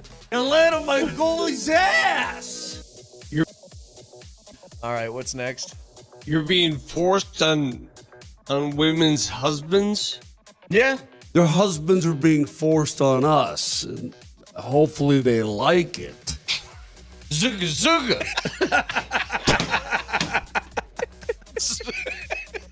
Never in the history of the world what the hell Zuga Zuga? has the device that's used to call flipper to the shore been used in that context, Brett. Zuga zuga. Oh my God. It was a motion Moj made while saying Zuga Zuga. All right, what's next? James Harden has been a no-show for 2 games. And a lot of that is because Christian Brown is living in his pants. Christian Brown is forcing him to do things he doesn't want to do. So terrible. Good Lord. Is that allowed? I think that's a foul. Sing it. Sing it. Sing the song. Smooth up in you. All right, one more, Nelly. Go ahead. Look, you guys know me. And you know I love getting dirty in the crease for a long time. You know that. All right? And so this shouldn't even be a question. I love getting dirty down there. I would just love to poke the bear a little bit. Okay, that's not that. Criminy. And with that, how dirty is your crease? I love when he always starts that off with, "You guys know this about me." It's like, what do I? How would I know? Hey, if both teams win tomorrow, party at my place and party all weekend. If one team wins, the other team loses, I'm not gonna like that either. If both teams lose, shut it down. Just shut the radio station down, shut the city down, shut the traffic down, shut your crease down, shut it down. No, shut him off. Shut me off. You know this about me, Moj. I love getting dirty in the crease. Zuga Zuga. Jesus God. That's not even what I was talking about. Yeah, I know. Now my Wi-Fi's on the Twitch line saying, I want royalties. Oh, my God. Bear, right. You gave us something there. All right. Have a wonderful weekend. Hopefully we're coming Hockey back. Hopefully we'll be gods, here on Monday. Basketball gods, I don't know. do Hopefully. your thing, baby. Have a great weekend. Do Love your you. thing. Do your thing. You're starting to wear their back end out.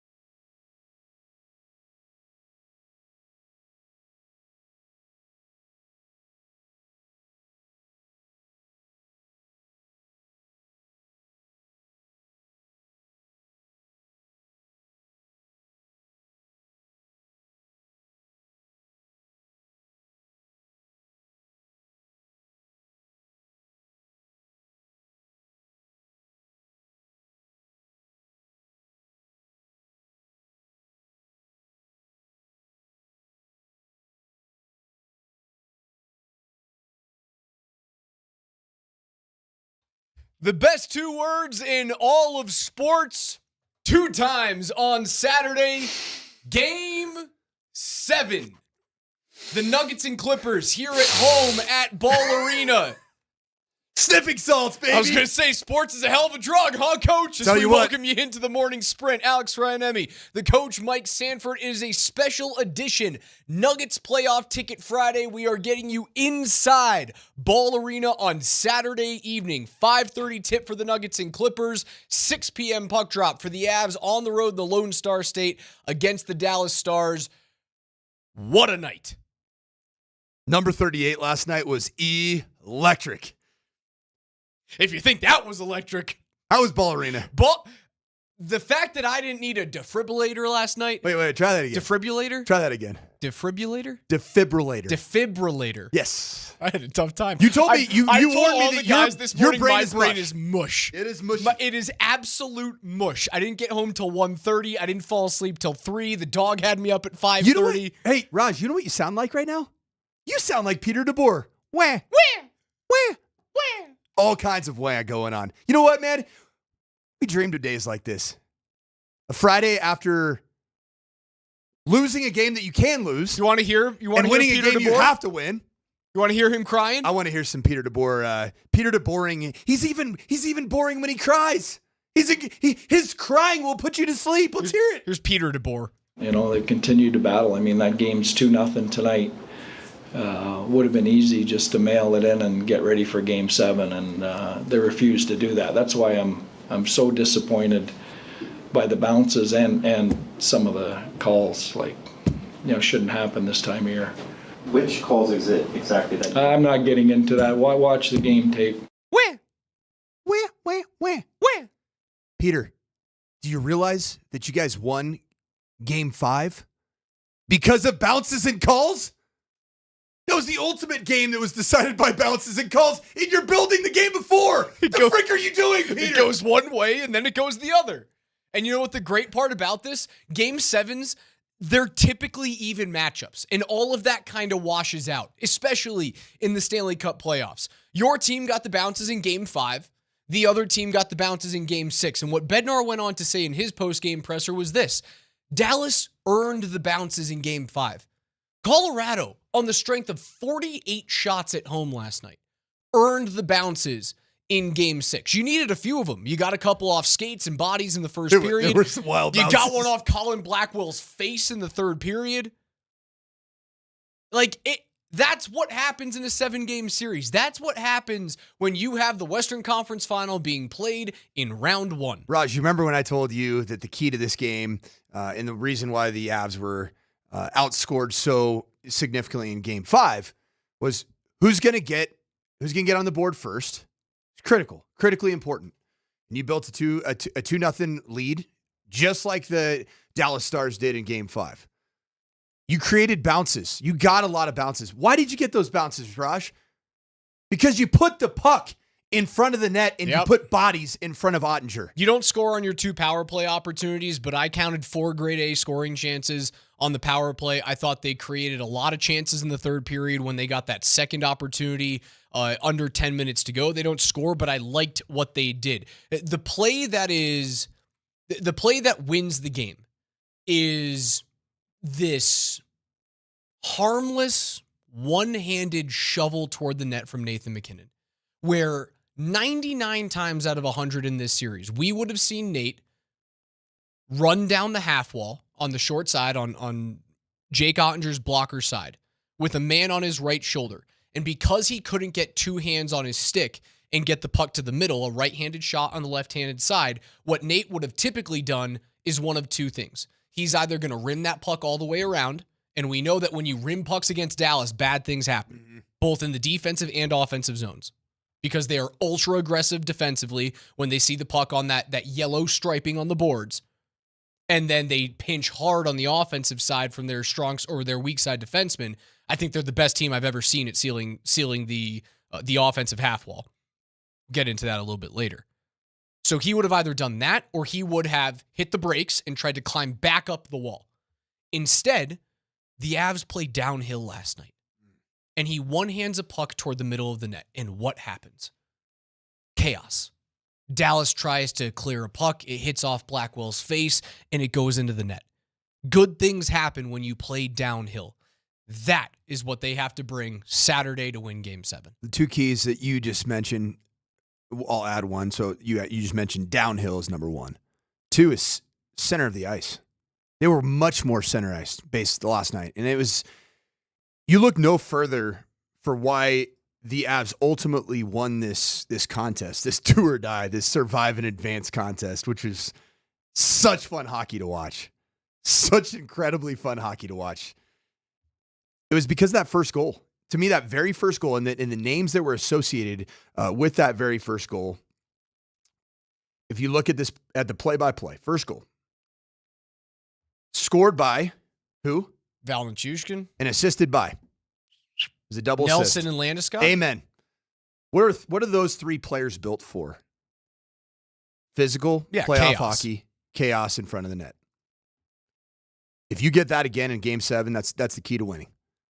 I really believe that. It starts with an excellent breakout from Cale and Devon Taves there. Cale dispossesses a Dallas player below the goal line. He goes off of his backhand over to Taves as a little like mini reverse in the corner. And Taves, instead of panicking and throwing it up the wall, because again, Dallas seals the offensive half wall better than any team in the league. Any team in the league. Every time that you try and create a ramp with your stick and just chip a puck out of the zone, 9 times out of 10, it's hitting a shin pad. It's coming right back in. It frustrates me because the Avs don't have the ability to do that. And like, give me half wall real quick. The half wall is you know the hash marks on the circles. Yep. So take the circles, the middle of the circles, and go to the wall. That's the half wall. All right. Long way of the ice or short way? Like length or width of the ice? Width of the ice. Okay. So like on the sides. What do we call the length of those markers? The length of the ice. Like behind the nets? No, like when the you go, end wall? No, when you go for essentially that, you call it like the hash marks, or it's the dots. The dot line? Dot line. There you go. Dot line. The dot line that doesn't exist. Okay, right. It does not exist. The dot line, if you are a goalie, right, looking at the other goalie, the dot line is a vertical line that is imaginary that goes straight through all of the face-off dots on the left and right side of the rink. The half wall, if you're the goalie, is look down the ice and you look to your left. You see the face-off dot to your glove side, the hash mark on that side, that's the half wall. And then the same exact thing happens on your blocker side. What was I talking about? Dallas sealing the half wall? You did. Instead of running that puck all the way up to Brock Nelson, where Jamie Benn is the high side forward crashing down, he takes his time and he finds the low centerman. He finds Gabriel Landeskog sweeping through the middle of the ice. Landeskog takes his time, draws 2 players, sends it to Nelson. Nelson goes far side. It's a beautiful zone entry out. I don't understand how 92 Landeskog doesn't get a stick on it. It hits off Lyubushkin's skate, goes into the net. But again, you are trying to be dangerous and moving downhill at all times with that line. That line has been the best line in the series for either team. It's an awesome 200-foot hockey goal. What do you make of Peter DeBoer's session of crying? What is he talking about in terms of the officiating? I guess he wasn't a huge fan of the late call on Granlund, the interference call against Makar. I guess that's the only one. Like the Thomas Harley high stick is a high stick. Brock Nelson tripped Mikael Granlund. Both of those penalties happened, and Granlund did run into Makar. Maybe it's a soft call, yeah. But guess what happened in Game 5? The Sam Malinsky interference call or the elbowing call in front of the net on Sam Steele that directly leads to the 4th goal in Game 5 was a soft call that isn't typically made at this time of year. Things swing back and forth in series, man. And yeah, Bednar didn't like it, so he said it. He said almost the same exact thing in Game 5. Bednar did. I think you're going to see swallowed whistles in Game 7, and that will benefit the Avs. They've been the better team 5-on-5 throughout the whole series. Fewer power plays, fewer special teams, and that's what I think is going to happen. I can't guarantee it. Will behoove the Avs on Saturday. Yeah, you bring up a very, very valid point. You want the fewest special teams opportunities in order to win. Yeah.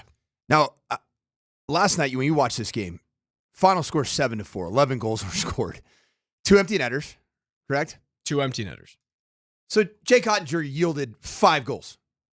He was fantastic for us. He was also fantastic in the 4-0 shutout win in Game 4 for the Avs. He was so good. Both goalies have been good.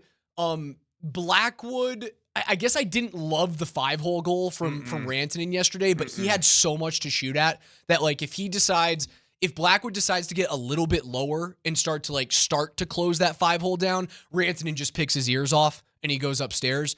There's not much a goalie can do there.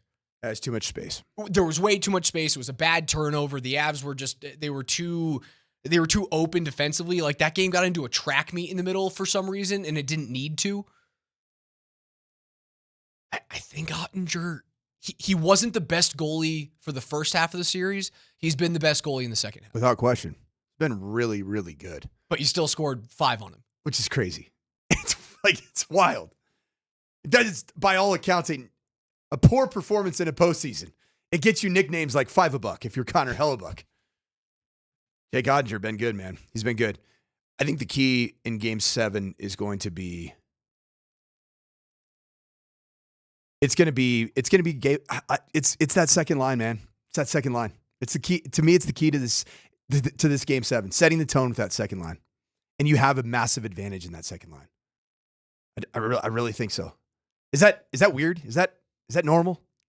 Your second line's outperforming your first line in a sense. Second line's been awesome, and the fourth line's outperforming the third line right now. It's weird. It's flipped both ways. Evens. The evens. Second even is numbers, the first baby. line. Fourth line's the third line. Einhorn, Finkel, or Finkel's Einhorn. That's what's happening right now, man. Avs get a big time win. Finkel's a man? Finkel's a man. I kissed a man? Avs get a big time win in a double dipperoo Game 6. The Nuggets fall and fail to close out the series, which means we have dueling Game 7s coming up on Saturday. On the other side, don't go anywhere. We're giving away tickets to get you inside the arena at Ball Arena on Saturday. Your keyword is coming up next right here on Altitude 92.5.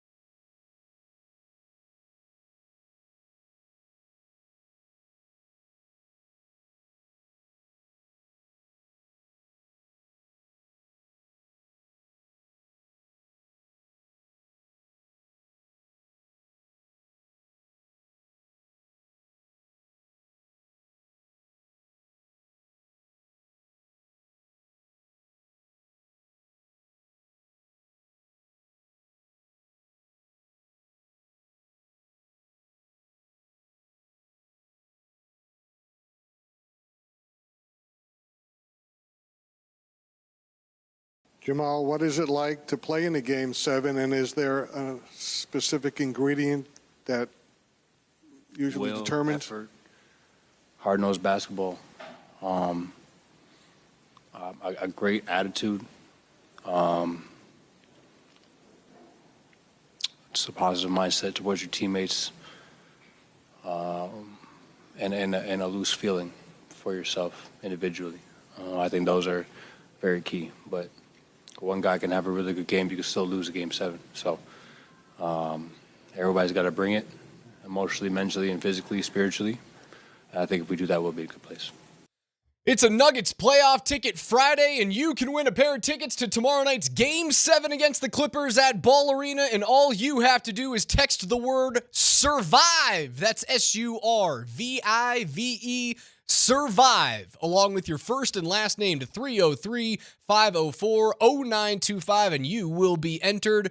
Ticket holds are released all the way up until game time, so if you want to be at Ball Arena to cheer on the Nuggets in Game 7, just go to nuggets.com/playoffs to see that limited ticket availability and to win tickets to tomorrow night's Game 7. Text the word SURVIVE along with your first and last name to 303-504-0925. That's SURVIVE with your first and last name to 303-504-0925. Good luck and go Nuggets for a big-time Game 7, dueling Game 7s right here on Altitude Sports Radio on Saturday evening.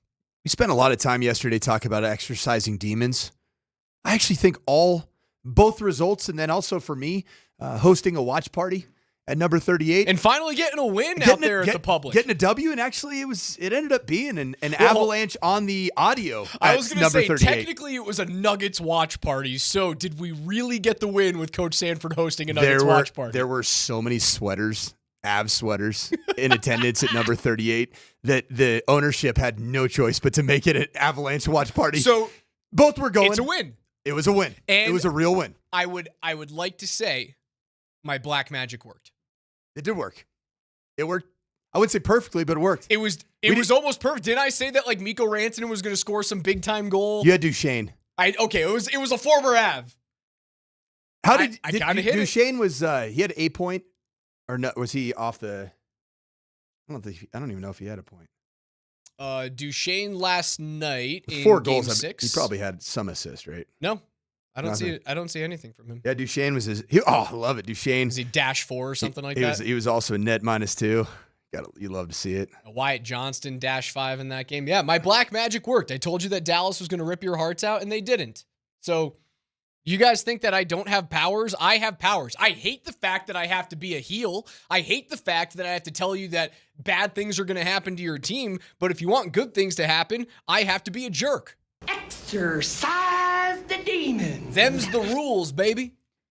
The other thing I feel about with the Denver Nuggets, because the demon that needed to be exercised for the Nuggets was their Game 6 atrocity in Minnesota.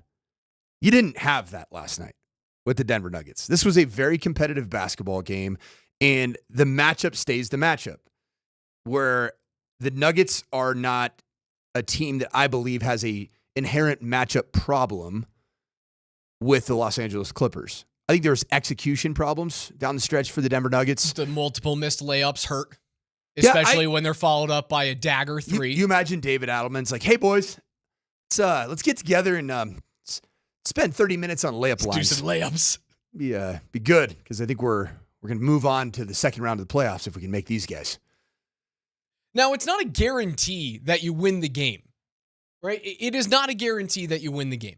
If Russ makes that layup and it doesn't turn around, and was it Norman Powell that hit that 3 afterward? It feels like it's always the missed layup, typically by Russ. Yeah, it's a 5-point swing. And That's then what it's it always the 3. feels It's like. the 3-point shot from whoever the Nuggets are playing against. Now, they did make a good switch. Like, having Nick Batum play 34 minutes last night felt like it was impactful. And at the same time, you get a poor game from Michael Porter Jr., and that's going to happen when he's playing at, is he at half health right now, MPJ? Yeah, he didn't look good. He was really, really uncomfortable with that left shoulder. Yes. You saw him really, give the old circular chicken wing quite a bit It's usually not a great sign in athletics when you're throwing out the circular chicken wing. Maybe there should have been a quicker and shorter leash on Mike, and that's something that's very, very difficult to realize mid-game, especially in a coach who's, he's got 9 games under his belt now. I'd say that's something that's easier for a long-time veteran coach to find, but he has been with this team. He has been with Mike for the entirety of his career. Maybe it should have been a quicker hook on number 1 there. Yeah, he played 24 minutes, so of the starters' minutes, they got eaten up by Russell Westbrook. Russell Westbrook finishes the game at an exact even net of 0, 14 points. Russ was doing Russ things. He had 10 rebounds, 6 assists. He didn't turn the ball over nearly as much, but some of those missed layups, they feel like turnovers to me. I guess, but he didn't have a bad game. He did not have a bad game. Russ was fine. He was good. You give me 50% from the floor, Russ, in 35 minutes and fewer than 3 turnovers, I take that any day of the week.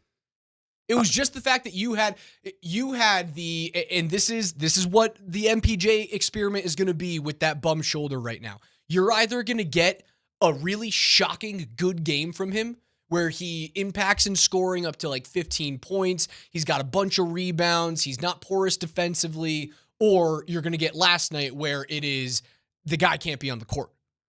That's what's going to happen when a guy plays this injured. There's no way around it. And unfortunately, with the Nuggets only really having, at best, a 7-man rotation. Yeah, you only got 3 minutes out of DeAndre Jordan, and your bench was Peyton Watson, 11 minutes, and then a whole heck of a lot of Russell Westbrook. So if Mike's not going to be that guy, you must trust Peyton Watson to play 20 minutes. And he played well. And that's in a Game 7. I liked what Peyton Watson did on the floor yesterday. Finally got a block. He makes finally 1 for 1 from a 3-point range. He was 3 of 5 field goals. Seven points in 11 minutes. I liked what I saw. How does DeAndre Jordan in 3 minutes end up with -6 on the net? Wild. Yeah. You love your net. It's true though. You love your net. It talks a lot. It really does. It says a lot. Like Michael Porter Jr. Did you see what he went from having an astounding net in Game 5, +34 was his net. So on the floor, when he was there, he was impacting the game in a positive manner. And then the biggest swing that I've ever seen from a net, +34 to -24 for one player. And of the starters for the Denver Nuggets, 3 of them were on the positive side of things. That was Nikola Jokic, Jamal Murray, and Christian Brown were all on the positive things. Joker for the second straight game struggled. Yes. The answer is yes. He struggled from the floor. He was not efficient. He turned the ball over 4 times. 50% from the floor. For the second straight game. That is not 11 of 22 is not a good game from Nikola Jokic, man. You know he what? struggled last night. It's the second straight game. You want to know where the stat line where I see that the struggle can be laid on why Nikola Jokic didn't have more production? 22 shot attempts. Yet somehow, some way, he only ended up getting to the charity stripe twice. Well, so when I rewatched this game, and I wasn't able to watch last night very intently, but when I was up this morning and I was able to watch the replay of the game, particularly in the second half, Joker was able to get away with mauling Zubac. Absolutely mauling him. Who, by the way, defensive side. had just 10 points. EV Kid Zubac, 10 points. I know he just had 10 points, but they don't ask him to score all that often. He goes 5 of 6 from the floor. He was absolutely phenomenal in Game 5. Right, but they don't typically ask him to put up that many shots. Him just having 10 points didn't mean that he didn't impact the game. Anytime that the ball was in his hands, he was scoring. It's what he's been. But the referees allowed both teams to hack and whack away when you're in the paint. I'm okay with that in the postseason. I'm cool with that. As long as, if Nikola's not getting the calls on the offensive side, they need to allow him and other Nuggets players to be just as physical. They allowed that last night. I was totally fine with the refereeing. So I can't sit here and complain that Joker only got to the line. You know what got to the line fewer times? Ivica Zubac. 0. They let him play playoff basketball, man. That's okay. He had 6 field goal attempts. Nikola Jokic had 22. Kawhi Leonard got to the charity stripe more. Who's the more efficient player? Joker struggled last night. And I think if you don't believe that, I think you're kind of burying your head in the sand a little bit. Joker did not have his best performance. He's going to have a great Game 7. I agree. I promise you that. There's no way that you go 3 straight games of like, oh, is Joker playing at his best? There's no way you go 3 straight. And you know what's weird about his performance last night? It didn't look like he was laboring. Sometimes there's Nikola Jokic moments where you're like, he looks like he's not physically at his best. His legs are heavy or his elbow might be bothering him. He didn't look like that last night. Frankly, a lot of the shots weren't going down, and he was getting assaulted in the paint, and they did swallow their whistle. The NBA clearly did want to see a Game 7 in this series, and it's been a fantastic series. It's been awesome. It's been a really good series, and you know what? You know what the difference was last night? In a must-win game, very similar to what the Colorado Avalanche did last night. You know who rose to the occasion for the Los Angeles Clippers? They're big-time players. They're stars. And really, namely, it's their big 3. And one of them you're saying, is that really a big 3? But it's Kawhi Leonard. James Harden was fantastic last night. He was. You've got to tip the cap as much as I hate the guy. Dude, 28 points on just 20 field goal attempts, 3 of 8 from behind the arc. He was really, really good. He was a productive player. And the third player, and I think the key for that team is when Norman Powell is scoring buckets for that team. They have a lot of length. When Batum and Powell are out there together, and it's not all that often, man, there is a lot of length on the floor between those 2 players, Zubac and Kawhi. Chris Dunn sees his minutes tanked down to 10 minutes. 10 minutes. I don't think you're going to see a lot. I don't think you're going to see a lot of Chris Dunn in Game 7. I think you're going to see a healthy dose of Leonard, Zubac, Harden, Powell, Batum, and I think you're going to see like Bogdanovich have like 25 minutes in Game 7. I don't think that Tyronn Lue really trusts Chris Dunn right now in the matchup against Jamal Murray. He can't shoot right now. Yeah, and he can't play offensively. And then what happened in Game 5 was an absolute obliteration defensively for Chris Dunn, who's known as a defender. So what do you bring to the table? If you're the Clips, you're a known defender, and that's about it. You are the KCP. I know KCP can shoot the basketball, but that is what he was tasked with, shutting down the hottest shooter, hottest guard from the other team. And right now, Chris Dunn's not doing that. So you're going to see a bigger lineup, and it's going to get a little bit muckier. When you get Batum in there, and his 34 minutes are the equivalent of what Russell Westbrook's minutes were to MPJ, and Chris Dunn's only getting 10, you get more physical, you get more gritty. And you know what's going to happen? The key to tomorrow's basketball game is crazy that it's tomorrow. Is it really tomorrow? My mind's not ready for that. Are you emotionally prepared for that? Absolutely not. Like, I'm a shell of myself today. Don't we need like an extra day? Come on, man. NBA, NHL. I don't want an extra day. I can't put that off until Sunday. I know, you're gonna look out for us a little bit. It's hard, man. I need the buffer day on Sunday. God forbid the worst possible things happen. Don't go there, Raj. Actually, do go there. Right. Yeah, you're doing Black good. Magic, baby. Yeah, keep going. Nuggets playoff ticket Friday. Today, you guys can win a pair of tickets to tomorrow night's Game 7. Again, text the word SURVIVE with your first and last name to 303-504-0925. That's SURVIVE with your first and last name to 303-504-0925. News out of the NBA, Greg Popovich will no longer be the head coach of the San Antonio Spurs. He's stepping down there, but transitioning to a full-time role as the team's president of basketball operations. So something that I think we anticipated happening with all of his health issues. Like, if that dude kept coaching basketball 82 games a year, he was going to die on the court. He had a stroke on November 2nd this year. It's a reason why he wasn't back on the court at all throughout the rest of the season. There's no reason for a dude who's that accomplished and that old, was he 77, 76 or something like that? He just hasn't looked healthy on the sideline of a basketball court for a couple years. That's just a reality. Great career, though. Tremendous career. Going into these Game 7s, you asked me the question yesterday. Who are you more confident in going into the Game 7s now? I'll flip it back around to you. The Denver Nuggets. Is it just because you're going in at home? Home ice and home court has really, really, really meant something down the stretch here. Is it?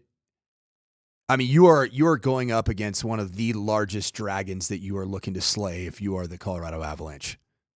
It's the team and the building that has crushed many of your dreams over the last 2 decades of hockey. Yeah, you've never beaten them in a Game 7. All 3 Game 7s that the Avs and Stars have competed in against each other in 1999, in 2020, and last year, and in 2000, they've had 3 Game 7s. All 3 the Stars have won, and all 3 they have gone on to compete in the Stanley Cup final. So there are demons that you still have to exercise. You have to find a way to be the first team to ever beat Peter DeBoer in a Game 7. No, he doesn't have a Stanley Cup championship, but he's 8-0 in Game 7s. This Avs team in the in the Nathan MacKinnon era, what have they done in elimination games? What have they done in Game 7s? They haven't been great. They really haven't. So while I do believe that they've been the better team overall in the series, that is kind of hanging in the background. I asked John Mitchell in the pregame last night, do players think about the history of a team or a coach and perceived ineptitude against those teams and coaches? He said not so much the players don't think about it. It's more on the fan base that thinks about that type of history. He goes, most of the guys that I ever played with, you walk in and it's a game-to-game mindset, because that's the only way that you can successfully and consistently perform at your best. You don't think about the fact that Peter DeBoer has never lost. You don't think about the fact that the Stars beat you in 1999. They beat you in 2020. They beat you in 6 last year. Because if you do, all you're doing is thinking about that. All you're doing is thinking about, how can I be the next guy to not screw up? How can I be, like, if you go out there and you grip the stick and it's just, don't screw up, don't turn the puck over, you're going to turn the puck over. You're going to lose sight of it. You have to change your mindset to success. Play downhill. Play downhill and get your big fellas up in front of Jake Oettinger and just create as much volume in the direction of the net. When you bring up the question about, do coaches or players think much about their bad history against a particular coach? And I would say it's not necessarily about the coach. Like, they're not literally, like, Nathan MacKinnon isn't having nightmares about Peter DeBoer's ugly punchable face at night. It's more about systems. And there are times where systems do create some form of, like, man, we got to be on our P's and Q's. You know where I've felt that in my coaching career? Playing against service academies. It's a system. It's an offensive system that is ground and pound, and you have to make your scoring chances really count when you're the offensive coordinator of the team facing a service academy, because you might only see the ball about 5 times. You might have 5 to 7 possessions, so you better make it count. And that's like my career, Raj. I am O for Falcon Stadium, Air Force. That has been a house of horrors for me in my career. When I was coaching at Boise State, when I was coaching at Utah State, and when I was coaching at UNLV and CU, I am O for Falcon Stadium. And there's something about that offensive system that if you're not on your P's and Q's, or if you grip the ball too tight, you're going to have a tough night. What do you do to combat that? Dude, you got to just cut it loose. You just got to go play. You got to let your style of hockey reign supreme. And I think that I really do believe the Avs are more than capable, and I stand by the fact that they are the better hockey team. They need to win Game 7. They should win Game 7. But I'm concerned about it. That's Coach Mike Sanford. I'm Alex Ryan. You guys are listening to the Morning Sprint here on Altitude Sports Radio 92.5. Join us on the Champ Mazda text line. One price, one person, 1 hour at 303-504-0925.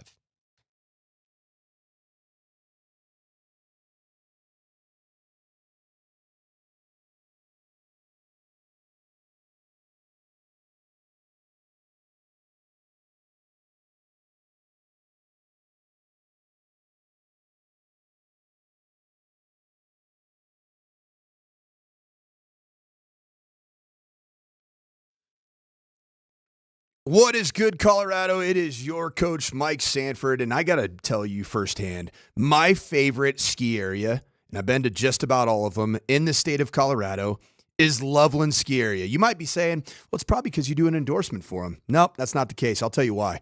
It is locally owned and operated. You do not have to drive through the Johnson-Eisenhower Tunnel and deal with that mess on any particular day where it's snowing or there's tons of traffic on I-70. And I also love the fact that you can get up there and you wait in no lift lines. No matter how busy that parking lot looks, they have parking lots at Loveland Basin, at Loveland Ski Area. You always just walk right onto every single chairlift. So go out and get your 2025, 2026 season pass at the lowest price, and you can use it to ski the rest of the season for free. Go to my favorite ski resort in the state of Colorado and visit skiloveland.com to get your season pass today.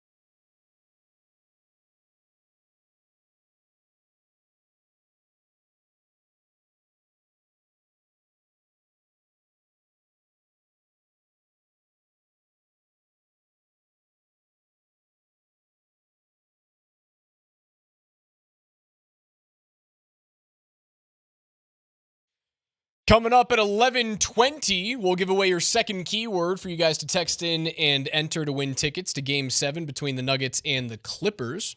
That's Coach Mike Sanford. I'm Alex Ryan. Take us wherever you guys want to go today on the Altitude Sports Radio mobile app that's powered by the Wilhite Law Firm.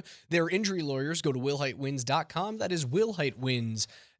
You can also watch us live on twitch.tv/AltitudeSR or search at Altitude Sports Radio on your YouTube app. Subscribe today. Don't miss any of it, including the Altitude Daily Podcast, which is a conglomeration of all the very best that we do here at Altitude Sports Radio every day in one neat little package at the end of your day. It's a nice little recap to end it up.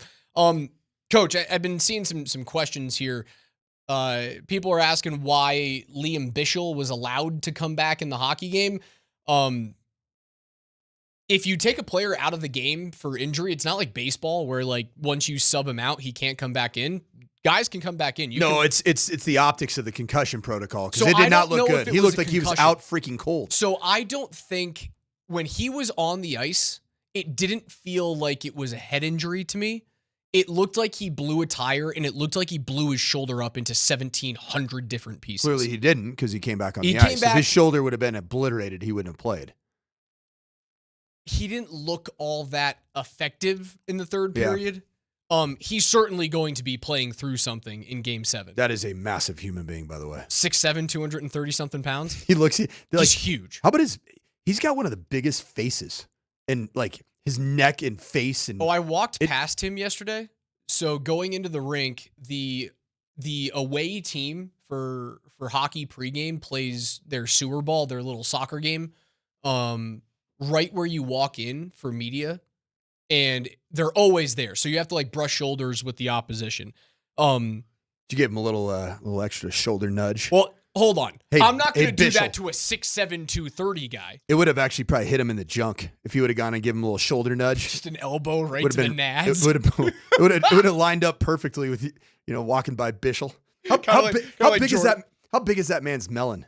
He's got a big dome. He really does. So Bichel I walked past, and that was like you could feel the body presence coming from him. And then Mason Marchment ran past me and kind of locked eyes with me from far away, and then started to run in. Yeah, he's just a big dude. God, look at that. And he wears that weird like Euro mock turtleneck thing, so it makes it feels as though it like pushes a little bit of the fat up towards his face. You know what I mean? Yeah, he's got. Marchment locked eyes with me and then jogged past me to go get into the sewer ball game and like kind of came at me, and it took everything in my power not to just give a little shoulder check. I didn't do it. What do you think? But I thought about it. Do you think Marchment's is he a listener of our program? Does he know what we've been saying about him? Is that why he came after you a little bit? Maybe he's on Twitter because I did call him a scumbag on Twitter after like Game 2 or Game 1. Who is We are screwed. My very first open skate that we did our show from? Somebody really locked eyes with me and gave me like it was uncomfortable. On the opposition? Yeah, it was another playing team. Against? It was. If I remember correctly, Winnipeg. it was Mark Scheifele. What? Oh, it could have been Mark Scheifele. It was Winnipeg. Yep. It was Mark Scheifele. Tinted visor. Yep. There you go. Oh, he came after me. That's another big human being. Yes. Everyone's a big human being compared to me. Let's be very honest. You got KJ and DMac and Vic. Make you feel pretty good about Vic yourself. and I are kind of the same size. I Very think similar. Vic might be slightly taller than I am. Even though he's. But I am larger than KJ, and I am larger than DMac. I larger, tower over them. You're talking by like half an by inch. height. Half an inch. Don't take this away from me.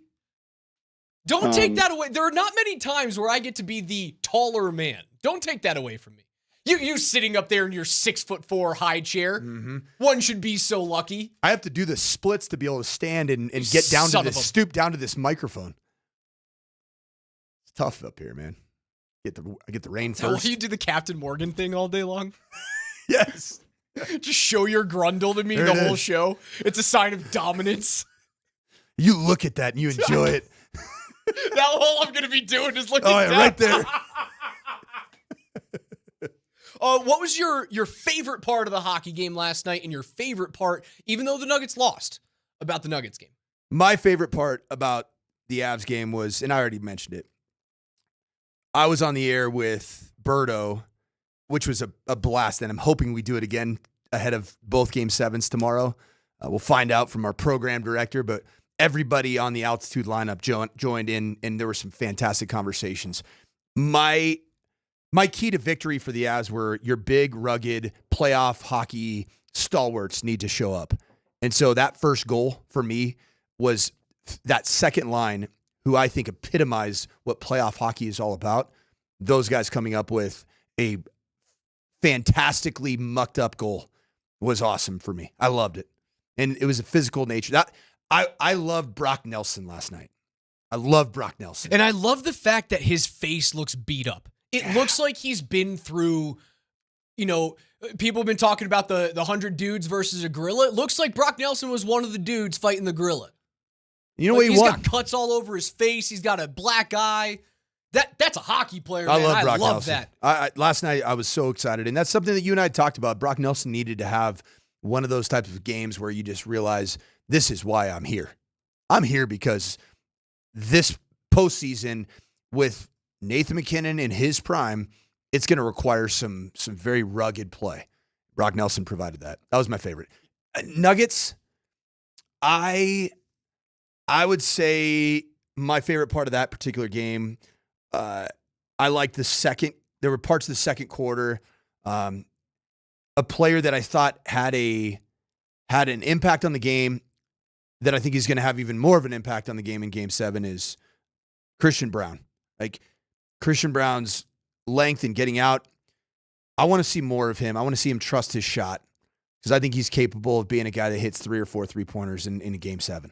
My favorite part of the Nuggets was you're down, was it 15 at the 10-minute mark of the fourth quarter on the road in a game where one of your starting five is a shell of himself in Mike. You had to know that. You knew that Nikola was struggling from the field. You weren't getting a 40-burger from Jamal Murray in that game. So with a 15-point deficit with 10 minutes to go on the road, knowing that you had Game 7 in the back of your mind back at home, they didn't lay down. They got that thing to within what should have been a 4-point game, right? If Russ makes that layup, it's a 4-point game. Instead, he misses the layup, 3 on the other side, 5-point swing, and then it feels like it's kind of out of reach at that point. But from that 10-point or that 10-minute mark, you end up slowly shrinking it all the time. You get the Westbrook layup, you get Peyton Watson hitting a 3. That's what made me excited about Game 7, is that you can close, even though you could have lied down there. You could have just gone, we're fine, we'll exercise our demons at home. But they made a run at it. It didn't go their way, but they made a run at it. It felt nothing like last year's Game 6 against the Minnesota Timberwolves. Right, where they just went, all right, we're dead, we'll be fine. We'll go back home and do this. There felt like there was an intensity and an energy toward, we don't want to go back home for Game 7. You saw Aaron Gordon yelling at his teammates on the bench, like, be physical with these guys. I don't want to go back home and have to play another one. They do. But the way that they lost, and I don't want to sound like, everyone gets a blue ribbon. The way that they lost matters. I said timing matters in my pregame show yesterday for the Avs and the Stars. Timing matters. But also I think the way that you play, even in losing scenarios, can matter from game to game. Double Game 7's coming up on Saturday, Altitude Sports Radio. We're also going to have a little special Altitude All Hands pregame. So I hear. Saturdays. So there are rumors. We'll give you the details on that next.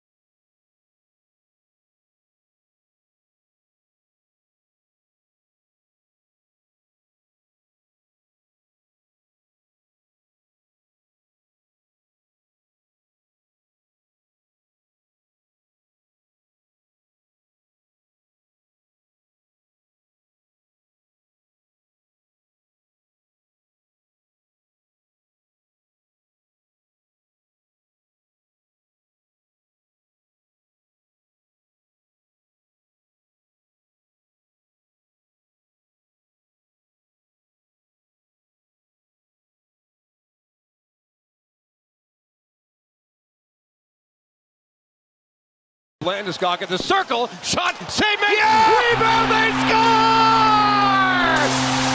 The choo-choo train pulling back into the station, his second goal of the game, and with 13:58 to go in the third period, ladies and gentlemen, boys and girls of all ages, this is a tie hockey game. McKinnon one-hands it in front, pockets loose, Ottinger can't get to it, it's on the body, it ricocheted in, it ricocheted in!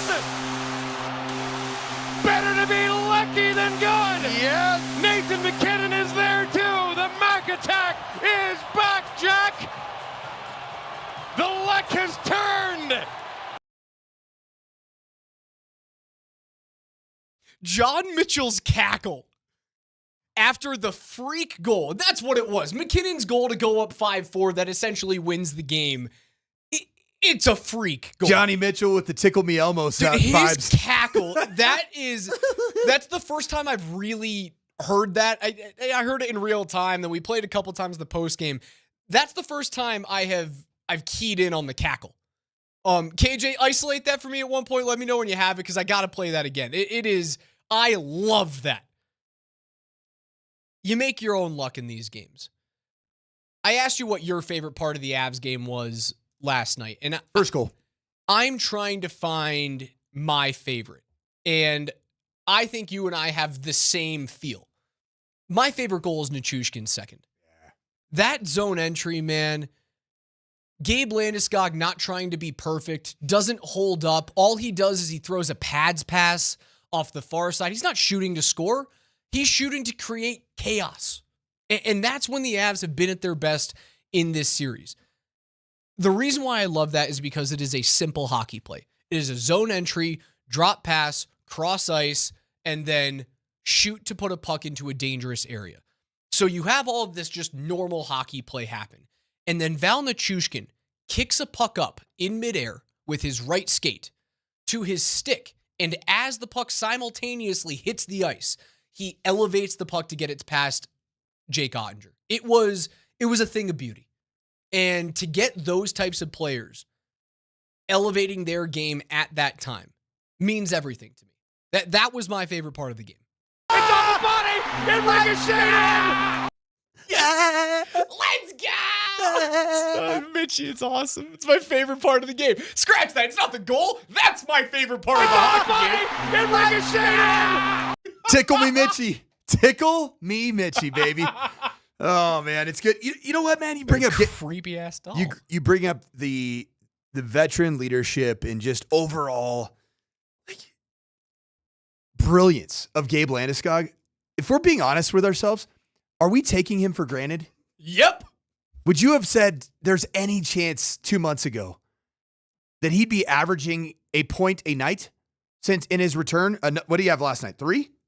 Yeah, 2 assists last night. night. 2 assists last night. Nearly primaries. Nearly 20 minutes of ice time. And he's just out there doing what he does. It's not like it is so impressive. And the one thing that gives me so much hope about Game 7, you've got the best leader in sports on the ice for you. And when you bring the best leader in sport, who has the hardest and most adverse story that he's bringing with him to the ice, he is going to do everything in his power, and he is going to bring along everybody in that locker room to say that we are not seeing this thing come to an end. You imagine how much fun Gabe Landeskog's having right now? Well, he said it. Prior to Game 6 last night, when Grizz went in and got some audio, and I don't know if we have it saved anywhere. I'm sure we do. But he went... Playoff Grizz went and got audio, and they were asking, what does this type of pressure feel like? And Gabe didn't hesitate. He goes, it's another day in paradise for me. Like, that type of freedom, that mindfulness, I don't think there's a lot of other guys in the league that have that. Quite opposite on the other side. For these guys who have played north of 1,000 games in the league, like Jamie Benn and Matt Duchene, who don't have a ring to show for it, right? They're gripping because their playoff lives, their hockey lives are starting to come to an end. Now, Duchene's got a few more years than Ben certainly does left in his career. But Landeskog, looks at it from the complete opposite side, where the clock isn't ticking down. He's not running out of time. Everything that he has from this point on out is now bonus, is now extra. That mindset of just another day in paradise, baby. Instead of going, oh no, if I don't get it done, am I going to be in this? To me, really. So, right? On the opposite side of the coin, instead of going, well, I don't know when I'm going to get another chance. It's, I'm grateful that I have another chance. I get to. It's a lot different than I got to. Get to means something different. What it's a powerful. mindset. It's a mindset. And you don't think that permeates throughout a locker room? Raj, can I throw some more good vibes into Game 7? You may. American Airlines Center tomorrow. Dallas, Texas. I've recruited Dallas for 15 years. It's my primary recruiting spot, Dallas-Fort Worth area. The month of May, you can see 100-degree temperatures outside. American Airlines Center, notorious for having funky ice, especially when there's incredible heat outside in the postseason. Isolated thunderstorms right now in 70s. Look at you. And then tomorrow, the high is 74 degrees. Just a nice, cool day in Dallas, Watch Texas. out, Kathy Saban. Didn't think Move that I was... over, Kylie Bierce. Didn't think that I was... Crispy Donkey? Chris Bianchi, he's coming for your job. You're on notice. Coach Mike Sanford? There is nothing that is as important to a hockey series as the weather forecast. Why are you laughing? I'm one of those good weather man. The indoor sport. Oh, yeah. That has refrigerated ice surface. I don't know, man. Dallas, Texas, man. You get one of those hot, muggy days, and you get some jackwagon leaves the doors open and doesn't seal properly, and you get some soft ice, and all of a sudden it's advantage Stars. Because what do the Stars like to do, man? Man, they like to dispossess the puck. They like when the puck isn't moving well. The ice is going to be crispy tomorrow. Devin's favorite part of the game was Kale's pass to Marty Nachos on the back door. That's an elite What's pass. up, Marty Nachos? Elite pass. We wanted elite to see finish. We wanted to see some better Marty Nachos out Number there. Number one star of the game, Marty Nachos. Let's go. Marty party. Come on, Marty. Let's go party. He looked like he was having fun last night. Most of the team was having fun. Yeah. The second period was like, it was such a weird second period because it was the best period of hockey that the Avs had offensively. Maybe all season long. And you got outscored 4-1 in the period. It was so I walked out looking around, just looking for answers on the floor, going, in what world are they losing right now? How is this happening? You thought it was over, didn't you? Oh yeah, I was a train wreck. We all were. A train wreck. Every one of us at number 38. I literally punched Mark Springer when they tied the game. When it's Mikko Rantanen going 5-hole, you're sitting there like, dude, this is it. In the back of my head, I went, I called this. There was going to be some sort of heartbreaking. My black magic worked. I always had that in the back of my mind. And I also did. I tweeted out a positive thing about the Dallas Stars when the Avs went down 4-3 going into that third period. I tweeted out a positive thing about the Stars. They're the best team at sealing the offensive half wall I have ever seen in my life. To which thousands of people read it and said, what the hell does that mean? What is the offensive half wall? Please, somebody explain it to me. That's what I did today. We went to the board. We did go to the board. We went to the board. We figured those things out. My black magic works, man.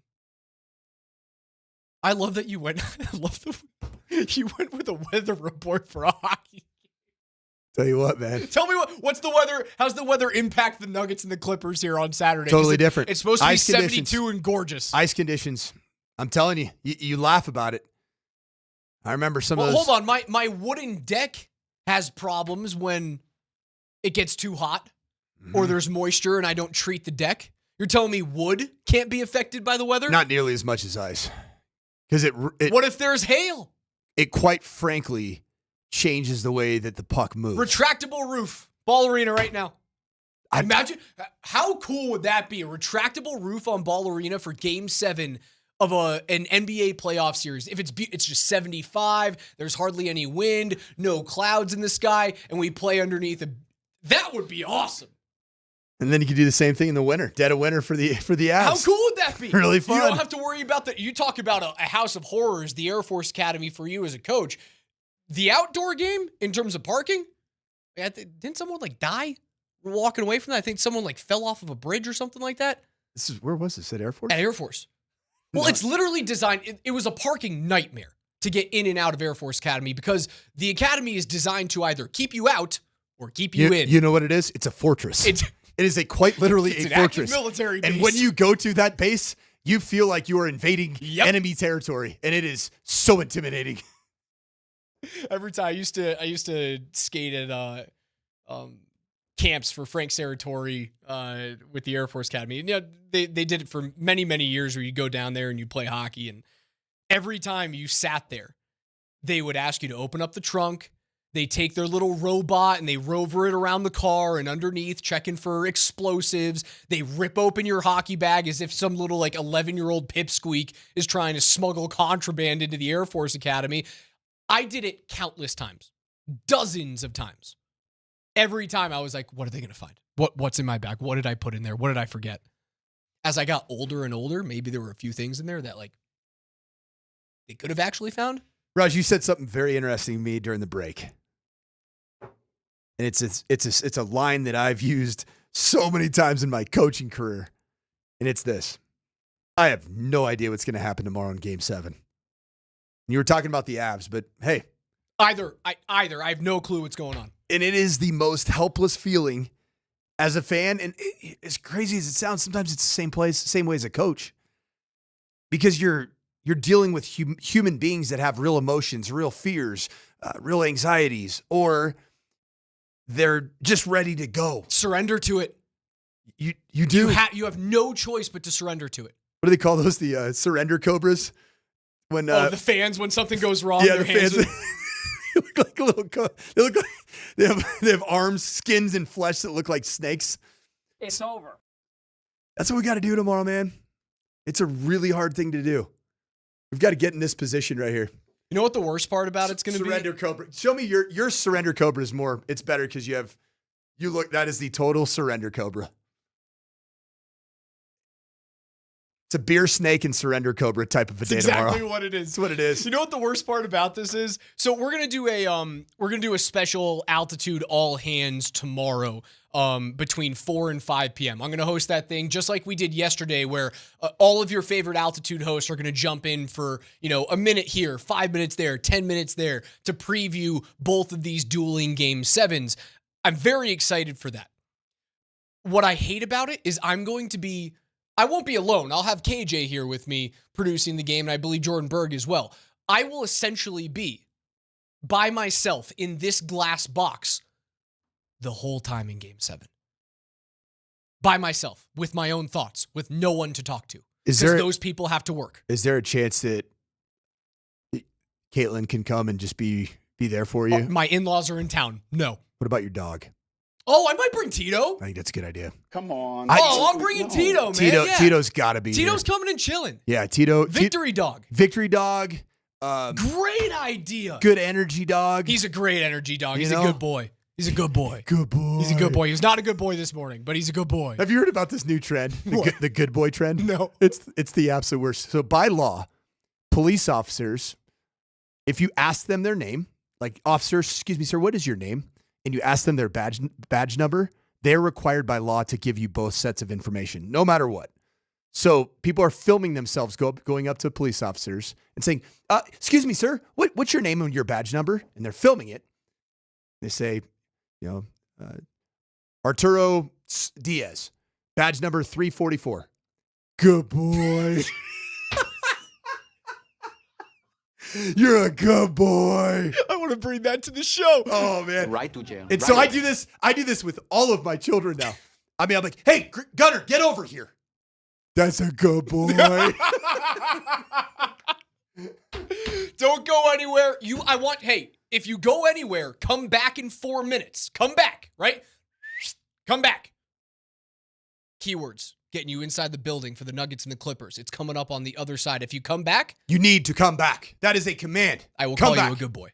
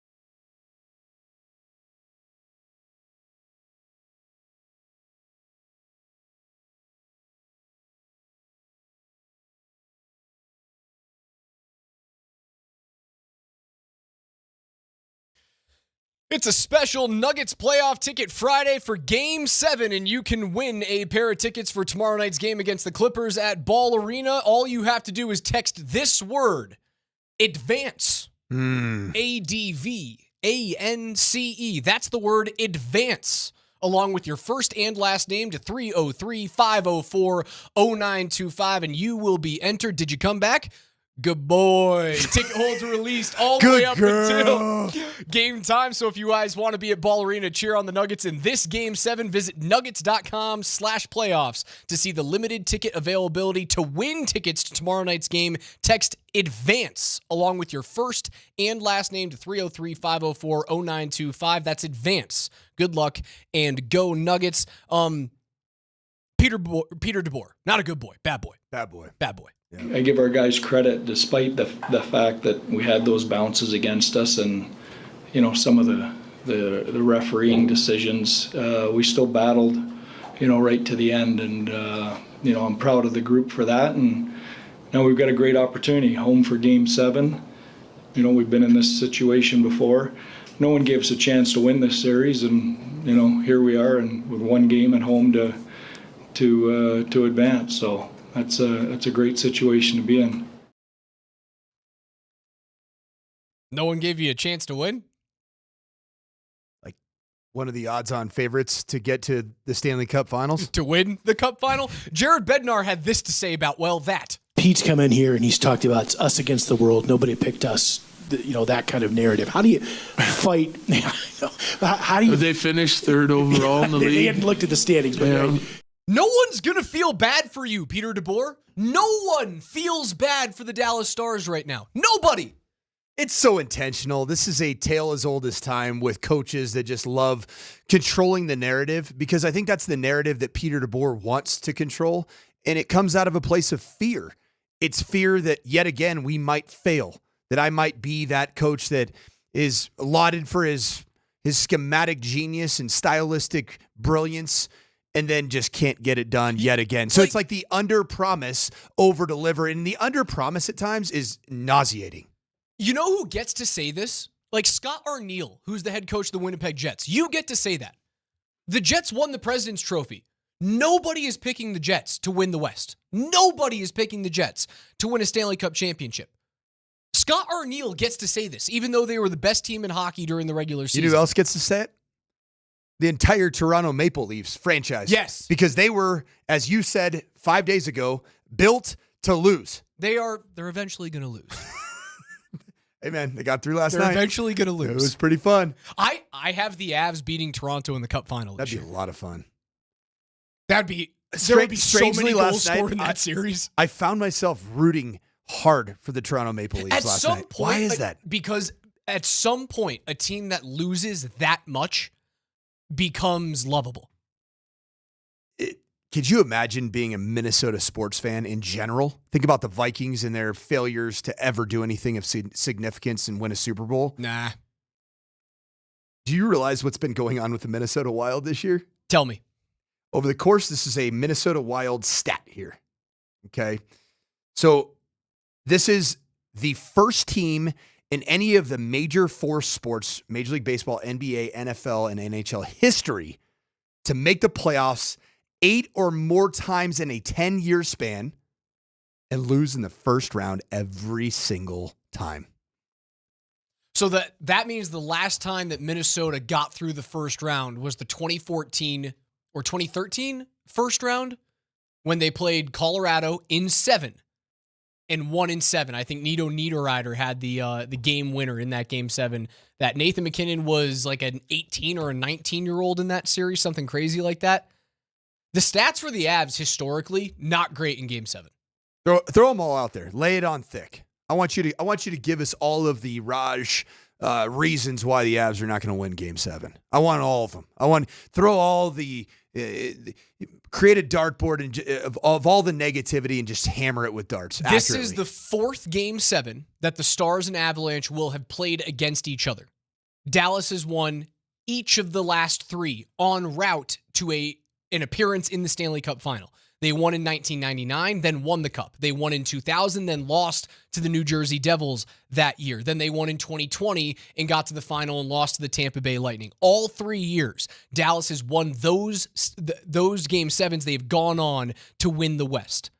Colorado has not won a Game 7 since the second round in 2002.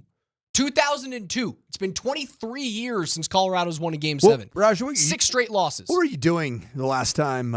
Generally speaking, what would you be doing, say, on a weekend the last time the Avs won a Game 7? Watching SpongeBob? 2002, that would have made you 9. 9. You what? That would have been 9. 2002, man, I was meeting the future love of my life. I met my wife in 2002. You were in college. You were having a time. I slowed down in that year. I met my future wife, and things slowed down quite a bit for be celebrating my 20-year wedding anniversary.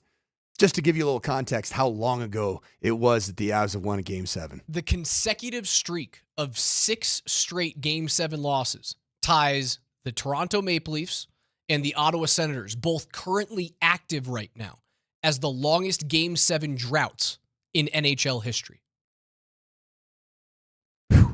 Peter DeBoer is 8-0, famously, in Game 7s. You're going to have to come over a whole bunch of history to win this one. The math just isn't mathing right now, Raj. You asked for it. All the reasons, why the Avs won't win Game 7. Let me ask you this, Raj. Black magic, baby. Does the math tell you that the Dallas Stars are going to win in Game 7 at home? Does the math tell you that? I don't know. The law of averages say don't know. It should go the other way. Go along with the bit, Raj. Go along with the bit. Home teams all time have a 58% winning percentage in Game 7s. The team that scores first in Game 7 wins 76% of the time. So you want a key to the game? Score first. The Avs haven't been great with a lead, though, this series. They've squandered it. But have... I don't know. Game 4 was fine. Yeah. And the only game that you did not score first, you lost handily. Lindahl had a really, really good take. 2 nights ago, I was on a draft wrap-up podcast, and of course, we had to get into talking a little bit. Christina goes, I know what y'all are trying to do, but it's making me super freaking nervous. It's me too, Christina. This is not good for my health. This is bad for my mental stability, and this is bad for my heart. Who are you looking at right now? The camera. Oh, the camera. I'm speaking to Christina. Oh, Christina. There you go. Yeah, I lost it. You got me distracted there. Again, make sure you guys text in the word advance to 303-504-0925. That is advance. There you go. All right. Oh, I was giving you some time to fill, baby. Here we go. Andy had a great point. Being a teammate. He was talking about this series, the Stars-Avs series, that it's almost if you were to watch a series of on Netflix or on Hulu, typically most of those series go sequential and there's a flow and there's a cause and effect. Say what happens in game 1 or episode 1 is in episode 2 has a very significant similarity to what happened. He said that every episode of this 6-game series thus far has been wildly different from each other. Almost a bit of a White Lotus type of a feel to it, where White Lotus season to season, you can watch White Lotus season 3 without having watched White Lotus season 1. And I thought it was a really good point because like last night was the bounces and the Avs playing really, really downhill following a game in which they were not downhill whatsoever. And it's just it's been a series, and this is why Game 7 is so hard to anticipate what in the world is going to happen because it's been a different storyline every single game in this series. Dominant victory for the Avs in Game 1, although I do think the 5-1 win is a little bit misleading. Of a lie. A little bit, but they were the better team. A 4-3 overtime win for the Stars in which the Avs were the better team. A 2-1 win for the Stars in which the Avs squandered a late 4-minute power play that extended into overtime, as well as a shot that goes off Esa Lindell's glove where Jake Ottinger was in the corner, not even in the net. The Avs then dominate Game 4. Blackwood is awesome. Ottinger was awesome in that game too. The Stars were the better team in game 5, but they got the bounces. And then that flipped to the other side where the Avs were the better team in game 6, but they also got multiple bounces. I think you're in for a rock'em sock'em 2-1, 3-2 type of game. Advantage Avs. The numbers say advantage Avs. Insofar as that this doesn't become a special teams game. The NHL typically doesn't do that in game 7s. Whistles get lost in transit in game 7. They want it to be as pure hockey as possible. Now, what's the story been? What has the series story been? The TV story been of the Nuggets and the Clippers series? Back and forth. Typically, the game has been won by the team who has the brighter stars that particular night. So last night it was all about, it was Harden, it was Kawhi Leonard, and Kawhi Leonard, man, gosh dang it. He is a good basketball player. And it was Norm Powell. And the game before it was Jamal Murray being playoff Jamal. And then, of course, you've had some Nikola Jokic, brilliant performances in the early side of the series. I think the storyline has been whichever game has the stars that shine brighter, their true bona fide core of their team, you win that basketball game. And that's what I think it's going to come down to in game 7. Are your stars going to shine bright? How many points did Nicole have last night? It was 20, 28, something like that? No, it was less than that. 24. 24? I don't have the box score up in front of me right now. Right here. You told me that you were gonna you're not a fan of Nikola Jokic scoring north of the 30 points. And I called you crazy. He had 25, 7, and 8. 25, yeah. You would have taken 30? I would have You would have taken 32? Remember what my over 32 wins the game. My over-under you asked me was 28.5. Yeah, I wanted him to score 29. No, I said over. I said 29, but still lose. I need the assists to be above 12. Oh, it certainly wasn't. It was 8. You going to kick a 30-point performance out of bed in game 7? I want 29 and 12. I hate you right now. I want 29, I hate that 29 points, so much. 12 assists. You just told me the stars have to be their best. That is Nikola Jokic at his best. Nikola Jokic. No, he didn't score much last night. Didn't score much last night. The Nuggets didn't win. I want as many points as humanly possible out of Nikola Jokic. It's averaging 28.3. I want a Jamal Murray version of Nikola in game 7. That's what I want to see. Then you're going to lose. When Nikola Jokic has to score north of 35, I don't like this. He had to team. last night. If he scores north of 35 last night, you win the game, you win the series. So what are we talking about? Just like the promo that we run, like don't tell my quarterbacks to throw interceptions and don't tell my goaltenders to let pucks pass them. Don't tell my superstar best player on planet Earth not to score north of 30. Yes! Don't tell the best player on Earth not to be the best player on Earth. Points win basketball games, not assists. Points. Assists lead to what, though, Raj? Yeah, I know. And you know what a lot of those assists lead to? 3-pointers. Pete says 20, 15, and 15 from Joker. I think you probably win on that stat line. 20, 15, and 15. Wait, what was it? 20, 15, and 15. 20 points, 15 boards, 15 assists. You win the game. Yeah. I think you win the game handily there. Because then Jamal's got north of 24. Mike's probably got north of 15. AG may have hit, 2 of 4 from 3.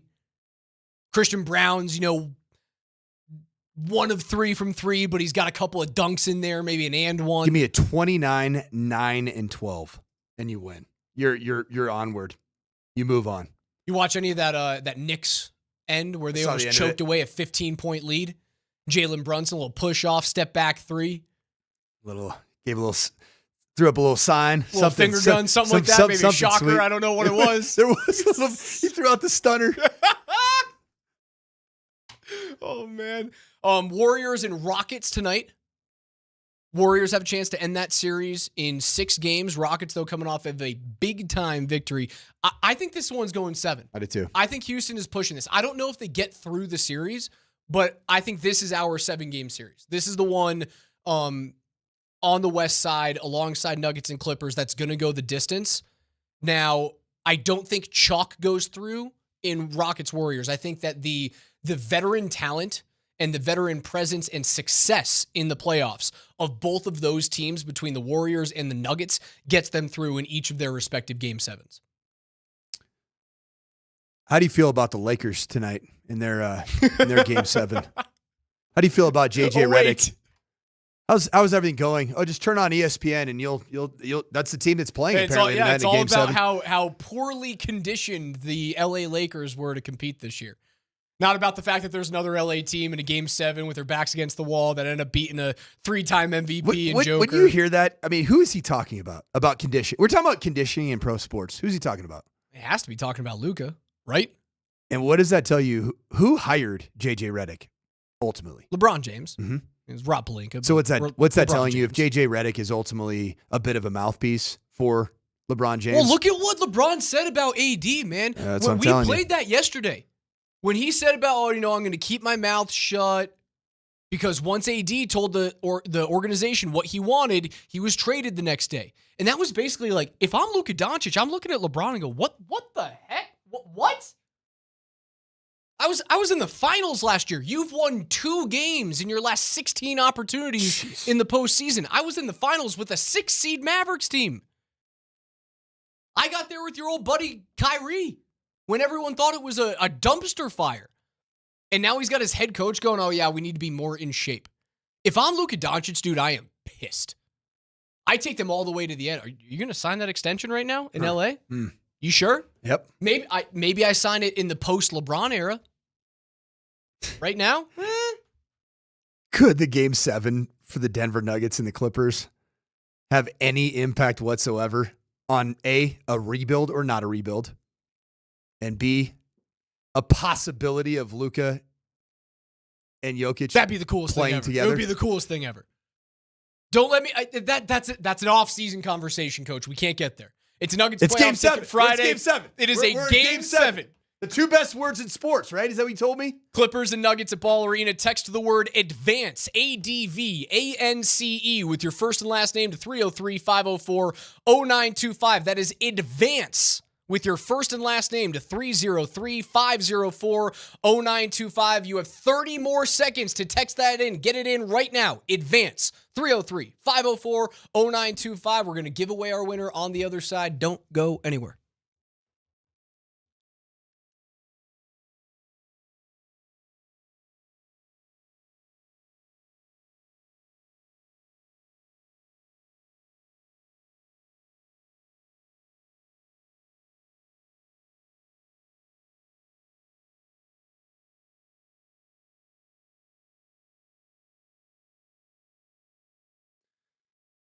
What's up, Colorado? If you're like me, you just opened up the Circus Sports Colorado app to check the current odds on the Los Angeles Lakers in their Game 7 matchup. Oh, wait!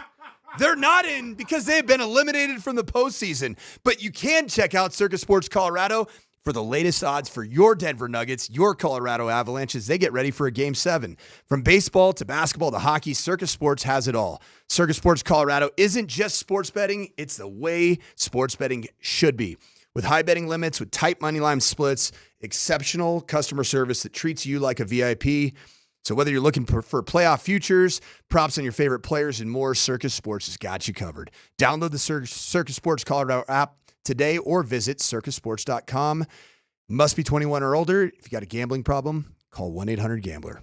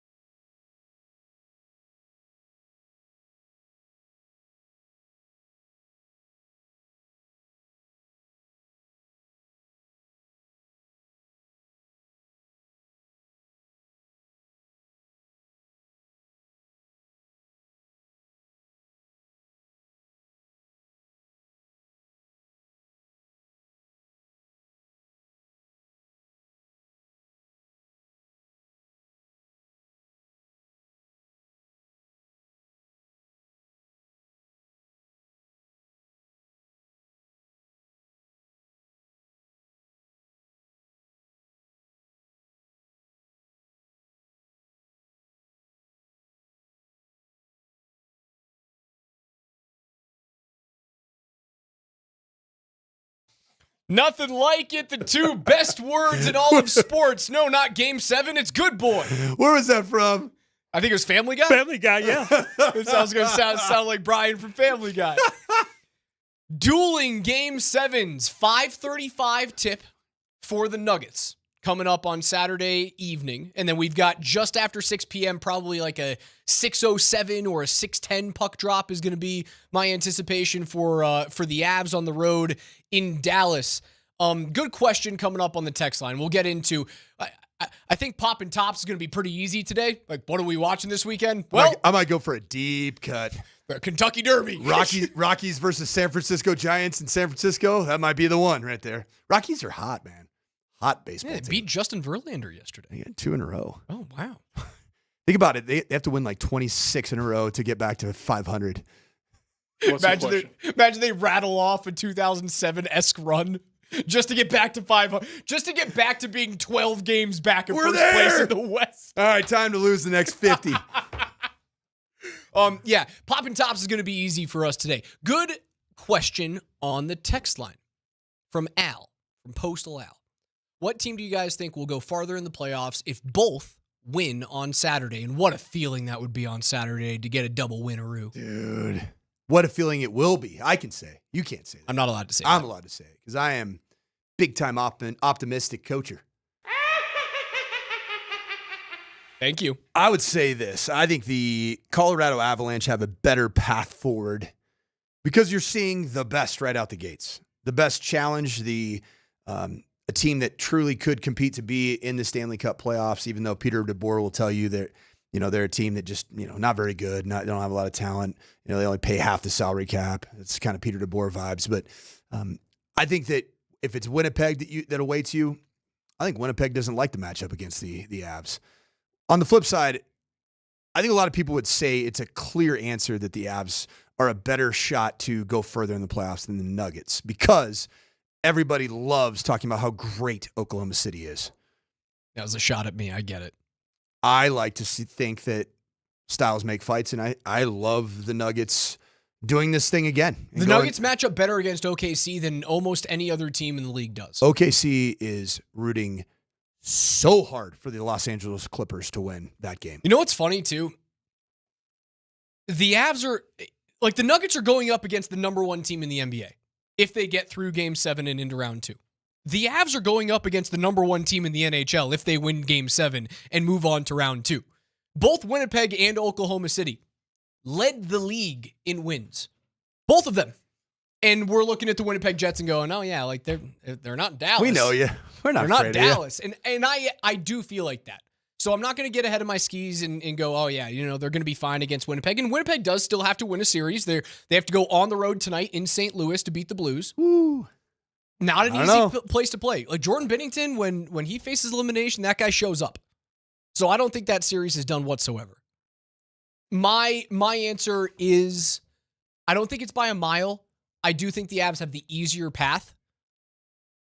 But winning Game 7s against these really difficult opponents, it can move you in the right direction significantly. Not every year is going to be 16-4 like both of these teams went on their respective runs to their championships. Sometimes you got to go 7 games. Like, remember back in 2001 with the Avs, they had to go 7 games in round 2 against the Kings. It was not easy to get through that team. Not easy whatsoever. I think it was a 6-game series against the St. Louis Blues in the West Final as well. And that was one of the greatest teams I've ever seen assembled in hockey. And you had to go 7 against the Kings. You had to withstand an injury to Peter Forsberg with the spleen and not have him. You had to go against a really difficult St. Louis Blues team and then go 7 against the New Jersey Devils in the Cup final. More often than not, these are how these playoff runs go about. And the Nuggets are going to have, like, that's, you think you're going to beat OKC in less than 5, or rather less than 6? I think there's another thing coming to you.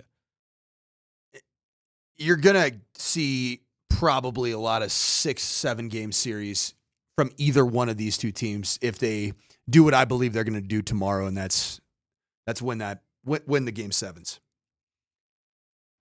These are going to be tightly contested series. You're not going to get the 2022 Stanley Cup run of 16-4 like you did with the Avs. You're not going to get the same stat line, 16-4 of the 23 Larry O'Brien trophy. You're not gonna get that. But I do think both these teams, they do find a way to, like our keywords say, survive and advance. These teams are very, very, very much alive for championships. I believe that. I really, really believe that.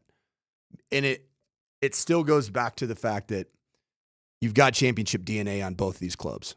They've done it before.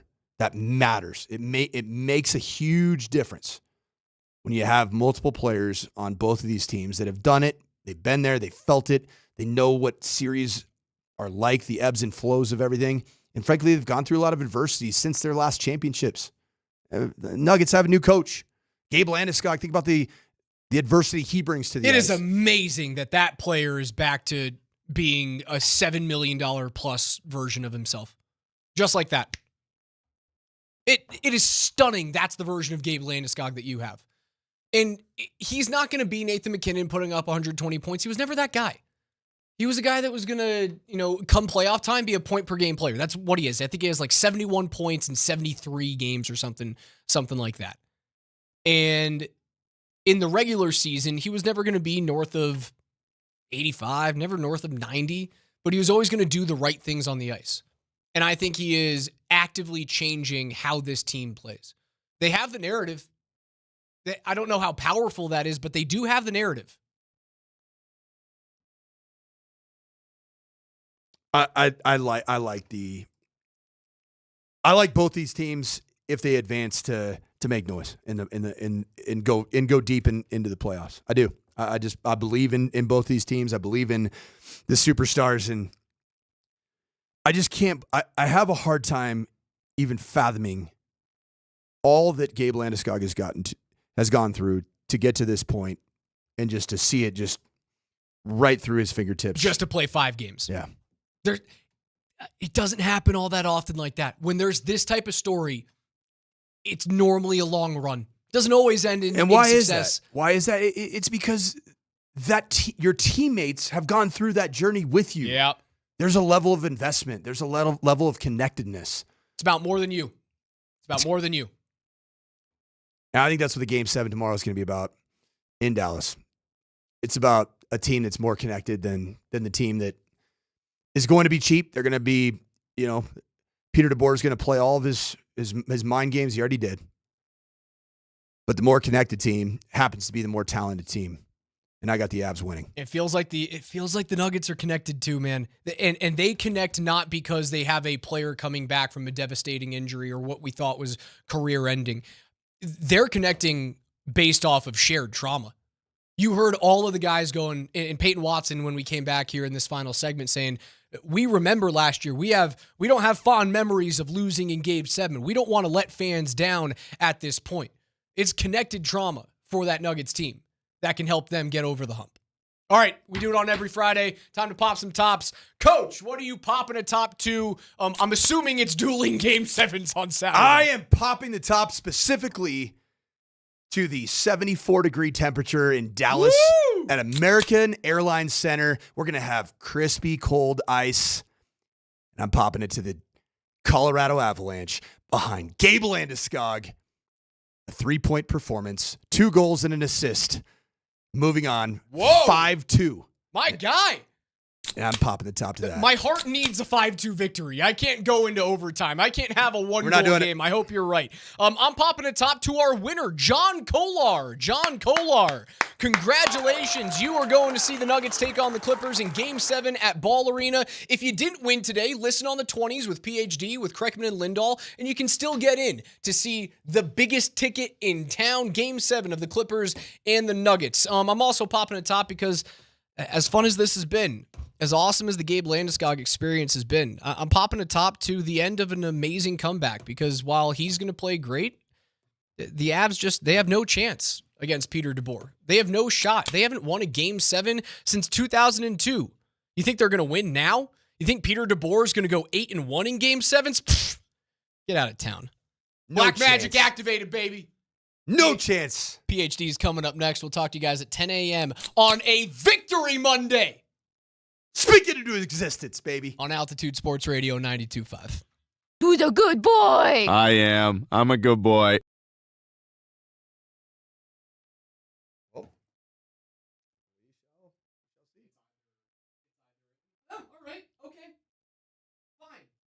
or holy fucking shit.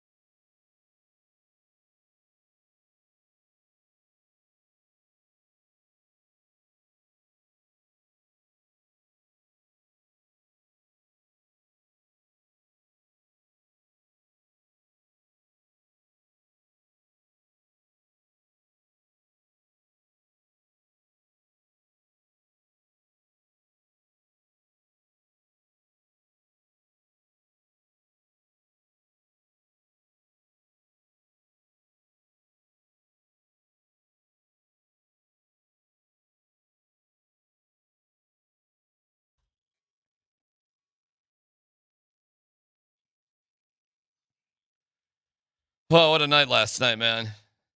Scotty will be traveling back with the forlorn Nuggets as they stayed over to get their sleep. And Game 7. Game 7 on Saturday. Game 7 with the... Here we go. We've never had it before. Historic. Yeah, super duper awesome that they're going to be on at the same time. That's just like amazing planning by all parties. And I'm just fired up to split my attention between the two games like I did last night. How did that go for you? How'd you consume? You know what? How'd you make it work? I was real heavy on the Avs last night. Oh, really? Yeah, Okay. yeah. And normally I'm heavy on basketball, but it wasn't an elimination game. There was something going on, and it felt like at every single second the Avalanche were about to score. I know they did have 7, but it felt like there should have been about 12, and you got a couple cheap ones in there. But I was real heavy on that one just because of the intensity of it and how fast it was going back and forth. But what happened was, let's see, I tuned back into basketball, and Avs are up. Everything's going awesome. Mm-hmm. All of a sudden, I tune in, and they're down 4-3. And I'm like, what the hell happened? Well, you definitely tuned out for a little bit then, if that's when you got back up with it. Well, I went over to basketball for about 15 or 20 minutes. Boy, you just can't watch two things at the same time, huh? You just can't do it? Well, I choose not to because you do not enjoy the proper sports experience if you're watching two games at once. Okay. So that is not how I digest sports. All you people that do the multicast deal and all you people with multiple screens, you are not enjoying the sport the way it is designed to be enjoyed. The photos are pretty funny. It was clear people were, lugging one TV under another TV and things like that. Desperate times cause for desperate measures. Yeah. So you come back and they're losing 4-3. No, I mean there were times I did pull it up on my phone as I'm watching the hockey game, but I lock in on one because I like to enjoy the moment of the game. All right. Well, yeah, Mikko put him up 4-3. Well, I did see so I saw the fourth goal. I did saw see Mikko that. score? But what I did not see was like the barrage that happened at the beginning of the period, and I'm like, what the frick happened? It was crazy. As, by the way, we should point out, predicted on this show yesterday. We predicted that it would be kind of a crazy high-scoring affair. Shut up, Mikko. So it was, every series seems destined to have a game like that.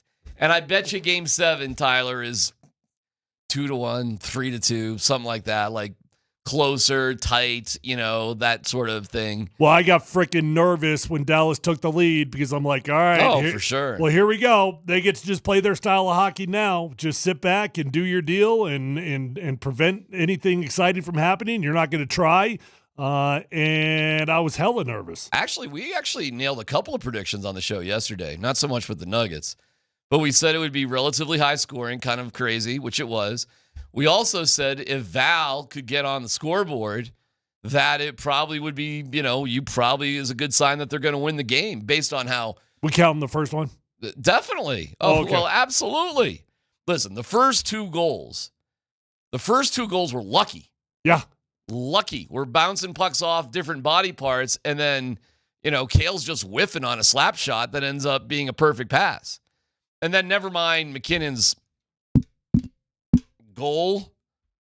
I mean, how many guys did that bounce off of? It took a clearing pass off a shoulder chicken wing to go past Ottinger. I mean, that was insane. But we'll take it any way you can. And the vibe, by the way, in the locker room afterwards, yeah, of course they were lucky goals. But do you earn those lucky goals by picking up the pace and working hard? Well, you always feel like you earned it when it's you. when it's Dallas, they got some puck luck going their way in the last game. I did not feel like they earned that. We'll take it, man. I mean, we even got an own goal, so I'll take that. Did you earn that one? I don't know. Sure, I'll take it. Who knows why a puck goes in sometimes, but again, all of those goals were because you were pressing the action. It wasn't like Dallas was skating around in their own zone and threw it in their own net. No. It happened. The last goal, the go-ahead goal, was absurdly lucky. I mean, that's kind of ridiculous. I mean, just trying to clear the puck, goes off your dude's shoulder and in. I mean, come on, man. I mean, that is ridiculous. But we'll take it. Hard work rolls around. And then you had a little coach-on-coach sort of little thing afterwards, too. That's kind of fun. Oh, I think I missed that. What happened there? We'll play it a little bit later. In fact, give us about 13 minutes or so, and we'll play it for you. But Pete DeBoer against versus Jared Bednar. Okay. Little bit. Subtle. Not over the top. So I don't want to overpromise something. But it was... well, you already did. I mean, you're hyping this sucker up. It was definitely like an eyebrow raise of like, We'll get to that coming up in about, like I said, 13 minutes. So... the building was great. Here's Gabe Landeskog about how hard they worked. I thought we played hard all night. No passengers. It was a heck of an effort to start, especially the first 30 minutes of that game. I thought we were real solid, and then I think we started getting a little bit loose with some of our coverage through neutral zone and giving up some odd man rushes that they capitalized on. A good team, and felt like we kept peppering shots on Ottinger, but he had a good night. It's real good back there for them. So, but I think we kept fighting, and there's no quit. And Game 6, so home ice. You just keep going. Okay, that is pretty amazing that you could have that many goals scored, and you did walk away from it like, damn, their goaltender was good. How was our goaltender? I don't know. I didn't ever want to pull him or anything. Did you? No, it didn't get to that point. But like Bednar said afterwards, he was good, but he's been better. That's what Bedsy said. He goes, he was good, but he's been better. And there is part of me, a small part of me, that is wondering if Bedsy's going to have some thoughts about Wedgwood in Game 7. I doubt it. I highly doubt it. I understand the question. And there were certainly plenty of people on Twitter crying for it. Yeah. Well, there's 2 games in a row where Blackwood was just not that You sharp. just made it to Game 7, dude. You're going to Game 7. You did get a win after all. Okay, let's not forget that. Yeah. You did get a win. Making a change at goaltender is an emotional experience. And I doubt if he wants that emotional experience in a Game 7. Guys, I'll make the argument for it. He's a little fried right now. It's a lot of pressure game in and game out. Just might be a little fried. It would be shocking if you were to start Wedgwood, but I think it's a topic that has to be in consideration and at least thought about. Like Bednar said, not DMac, Bednar said, Blackwood was good, but he's been better. It's Game 7, man.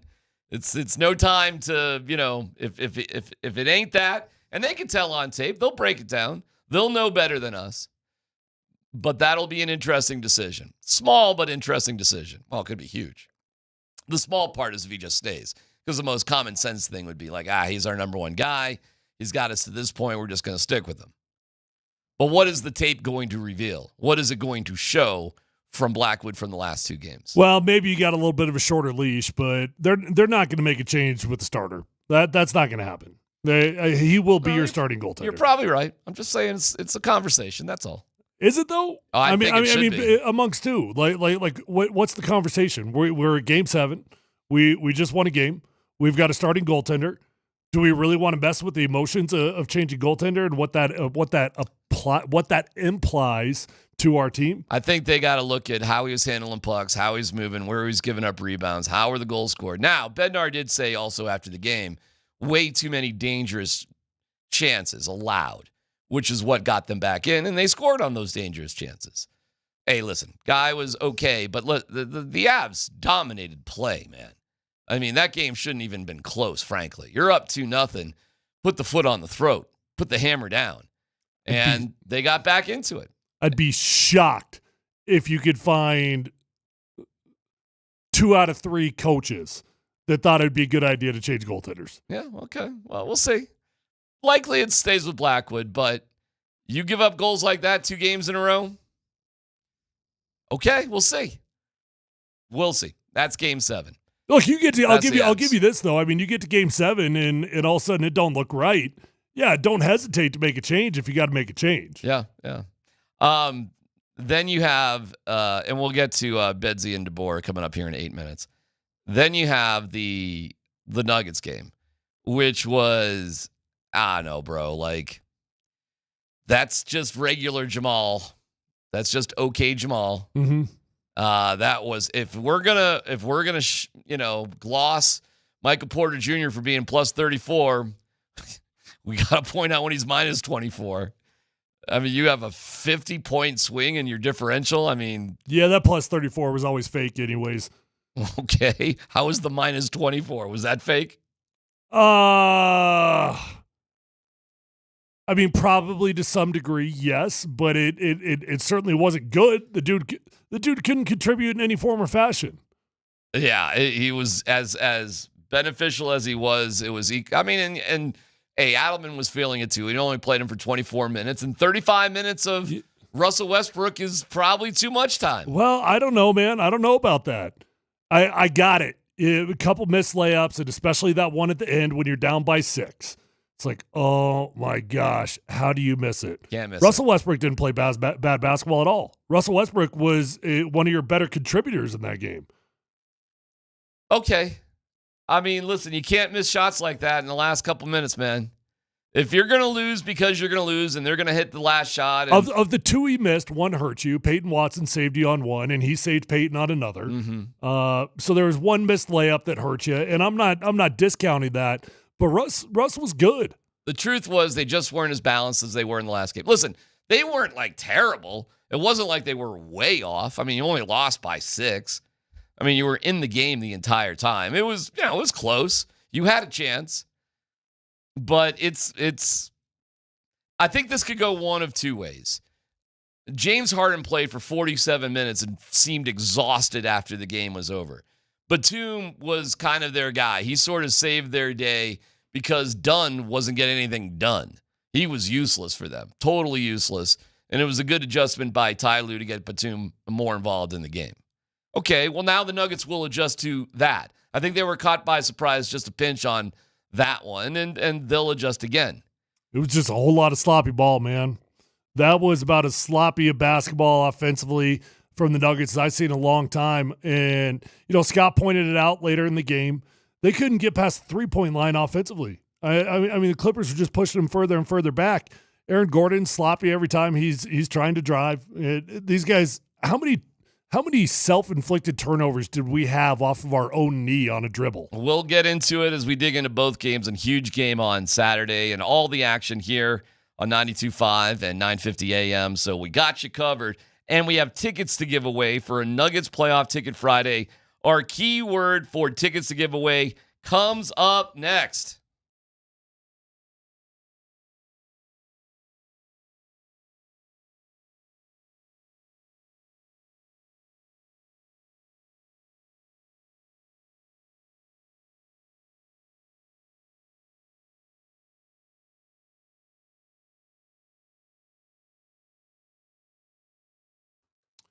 Hey, guys and gals, Tyler here for the best car dealership in Colorado. It's Friday, and I know a lot of you guys, if you're in the market for a new vehicle, you're going to take this weekend and go out shopping. Don't waste your whole weekend driving all over the state of Colorado. There's only one dealership you need to go to. You're going to get the best price, and you're going to find the vehicle of your dreams at Phil Long Ford. Guys, they've got over 1,000 cars, trucks, vans, SUVs, electric vehicles, even commercial fleet vehicles on their lot right this minute. That means whether you're looking for new, whether you're looking for pre-owned, you're going to find the vehicle of your dreams. You're going to get the best price. You're going to be treated with respect. You'll become a customer for life. That's what happened to me after I bought my first car. I keep going back because they get me in, they get me out, they give me the best price, and they respect me. Relationships matter in life, and that's why I advise you go check out Phil Long Ford today. Phil Long Ford has an award-winning service department. So remember, after you buy that new vehicle, keep it serviced over at Phil Long Ford, and you're going to have a beautiful ride for a very long time. Let them know that your friend Tyler sent you on over, and feel free to shop from the comfort of your own home at phillongford.com.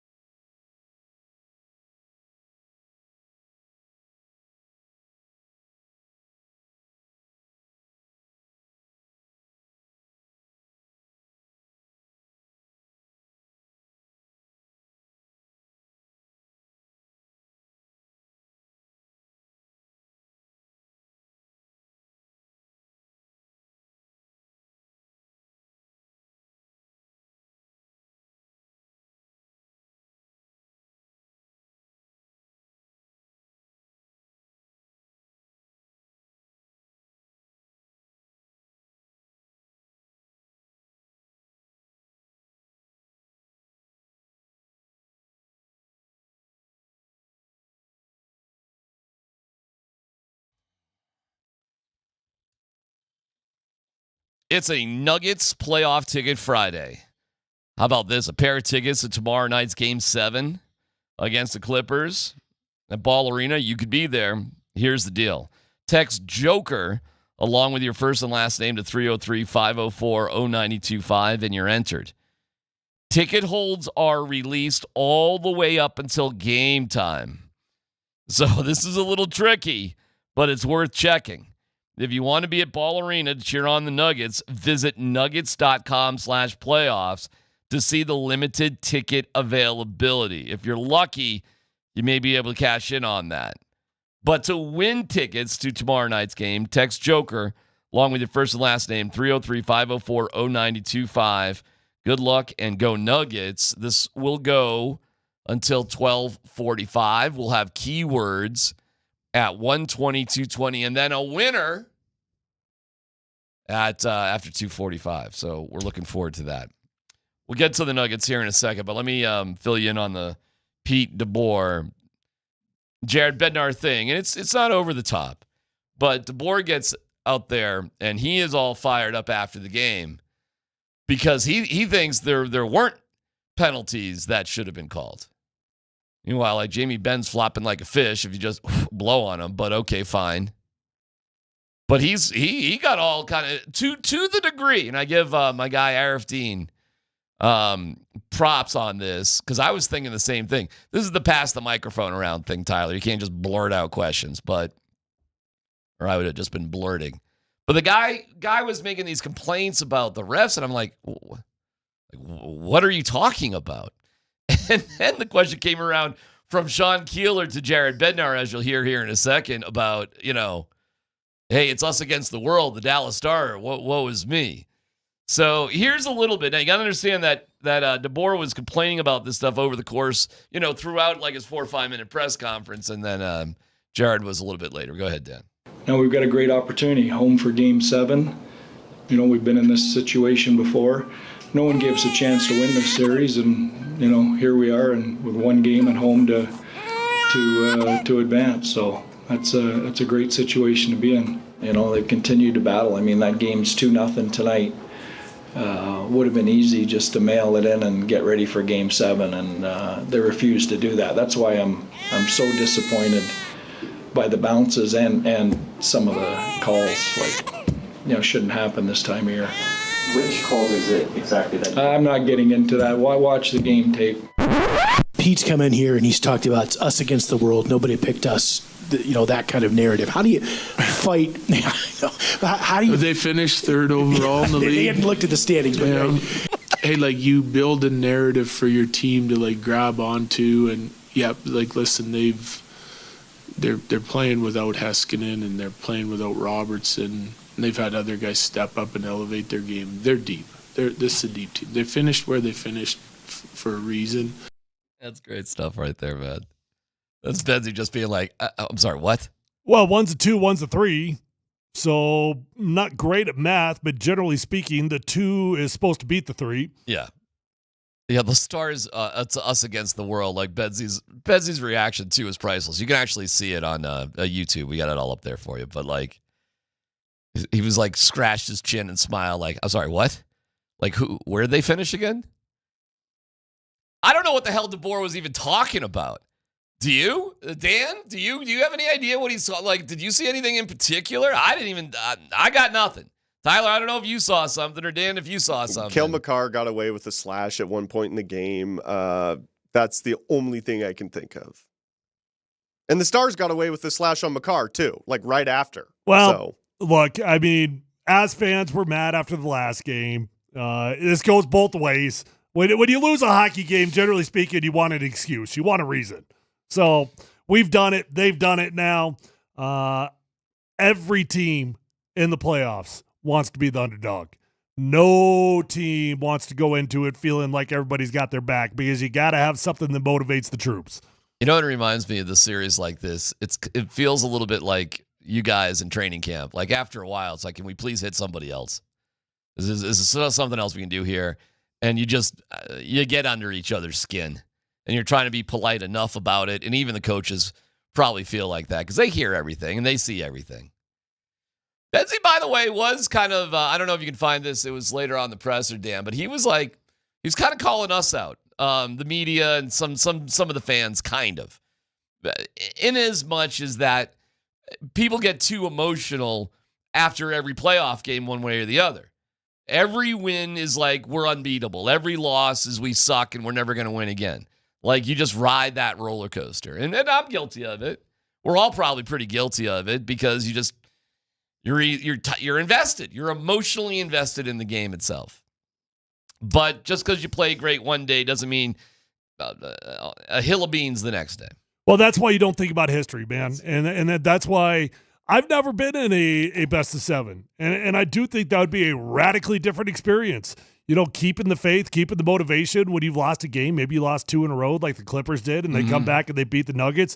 Now all of a sudden the Nuggets fans are like, uh-oh, this happened against Minnesota. We had a chance to go close it out. Then you lost 2 in a row. Do you think there's anything different about a Game 7 rather than an NFL playoff game? Maybe. I mean, the tension and the animosity that has been brewing for 6 straight games. You don't have the same thing in one playoff game? I don't know. You're probably right. No, you're probably right. I don't know. I mean, I didn't play the same dude for 6 straight games. Right. Can you imagine that? Get under your skin after a while, right? Like, shut up. Do you ever just shut up? That's how I feel every day on this show. Oh, Dan. Let's talk about Scott. Oh, well, there you go. Yeah. That's pretty funny. Do you have any doubts? How about this? I'll give you something. This is what makes the NFL so exciting, though, because there is any given Sunday. There is. That's a real thing in football. Like you can analyze every single game, but at the end of the day, even when you think, oh, it's a great team, terrible team, there is always any given Sunday. You always have to. That's why it's exciting if your team makes it to the playoffs, no matter what the record, because you can any given Sunday it up. Mm-hmm. I just do not believe in that in 7-game series. I really don't. I do think through 7 games, you may get lucky a game here, maybe 2, something like that. But 7 games, I think the better team wins a 7-game series. I tend to agree with that. I mean, over 7 games, that's a pretty big sample size. And you would like to think that over time, although hockey is a little bit different, I think that's absolutely true in basketball. But hockey is a unique sport where a goalie can win a game, maybe win a series. You can flip the puck up, try to clear your zone, hit your own dude in the chest, and all of a sudden you make your own goal. Weird things do happen in hockey, but I definitely believe that to be true in basketball. The crazy part, and this is what was disappointing, obviously, about the Nuggets. And if you noticed last night, all the other teams, there were 4 3-2 teams, 3-2 series that were played, 4 of them. And the only one where the team had won 2 games, not 3, that won was the Avs. The other 3 games went with the team that had the 3-2 lead. Because that's where you just have a team down and you just take care of business. And what the Nuggets did, unfortunately, is they opened the door, Tyler, for quirkiness to happen in the 7th game. Yep. But I'll give you this. If the Clippers do win, I don't think we have any choice but to say, well, they were just the better team. Same with the Stars. At the end of the day, whether we like it or not. And just one penalty here, one penalty there, one fluky goal here, there, one, bad call in an NBA game. Out of 7 games, you don't get to do that. That doesn't mean the game can't end quirky or there can't be something weird that happens during the game. I mean, that could happen. But you put yourself in a position, Nuggets, unfortunately, where you leave yourself open for that. Oh, absolutely. And listen, I am an offensive lineman, and the glass is never half full for me. I mean, we live in a dark, dark world as offensive linemen, and we are constantly looking for the worst-case scenarios. So I'd have to be, if I'm being fully honest, being transparent here, I'm thinking about Minnesota. I'm thinking about a Nuggets team that had an opportunity to close it out. They did not, and all of a sudden they lost 2 straight games. Ruh-roh. I'm thinking about an Avalanche team that I would have to go back and see the stats here. And Dan, maybe you could help me out here. But at the top of my mind, I do not feel like this Avalanche team has done particularly well in Game 7s. So, okay. No, you're right about that. I got the numbers on. Do you? Yeah, I do. I took a little picture of that. Well, first of all, Pete DeBoer is 7-0. But before you even answer that, that's me as a fan. Okay, that's me as a glass is half full, half empty type of dude. As a player, and I heard Raj talking about this a little bit, and he's very right. You don't give a rat's you know what about the fact that Chiefs beat you 12 times. History. I wasn't there. Yeah. That has nothing to do with me. You know, like I might have been a part of the last two, and that one stings. But don't come at me with this BS that the Avs have been bad in Game 7s. I'm not worried about that. I'm worried about what I did in the last game. However, might there be something to where your team is prepared for the game?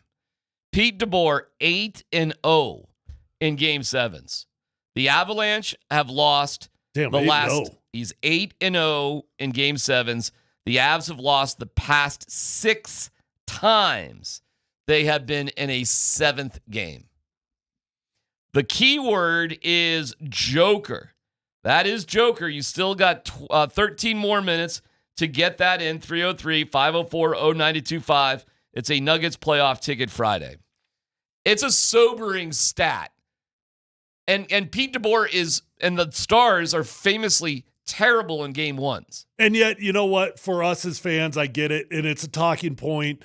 And it's something that you feel like it's bad juju, whatever. These dudes, they don't care. They don't even know this. Like those dudes in the Avalanche locker room, I'd be shocked if any of them knew that Pete was 8-0 in Game 7s. Oh, okay. I mean, it's been a big talking point. Listen, for who? Oh, my gosh. Everybody, You think those dudes are talking about that? I don't know. No, the answer is no. The answer is no. They're not. They're not. I know how this thing goes. I've been in locker rooms, and the only thing you're talking about is the last game. What do we need to do different? That's it. Well, some of the players on the Avs are certainly aware because they've been in, series where they've lost. Well, maybe they're aware of their own history. Yeah, they may be. I don't know what DeBoer does with the Dallas Stars that's so successful in Game 7. I don't know what adjustments he makes, what kind of things he does. But that is his history, and sadly, the Avs' history is not as great. I'll tell you this, man. Watching what the Avs had to do last night and how emotional it was, and watching what the Clippers had to do to stay in that series, which they did, boy, does it feel like, holy cow. Winning that 6th game at home, it's very emotional. It's very draining. It does feel like, how do you just a couple of days later regain all that energy again and even perform better on the road? It seems difficult that you'd be able to gather yourself, sort of take a breath, and then be able to hammer out that same energy when look at what it took to even get to that Game 7.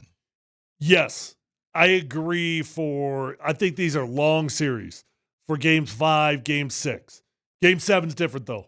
This is now do or die time. And nobody has to manufacture energy when you know that it's all on the line. Well, I hope that's the case for both teams. I think it's easier. Listen, of course, you'd rather play at home, right? Of course, for a million reasons.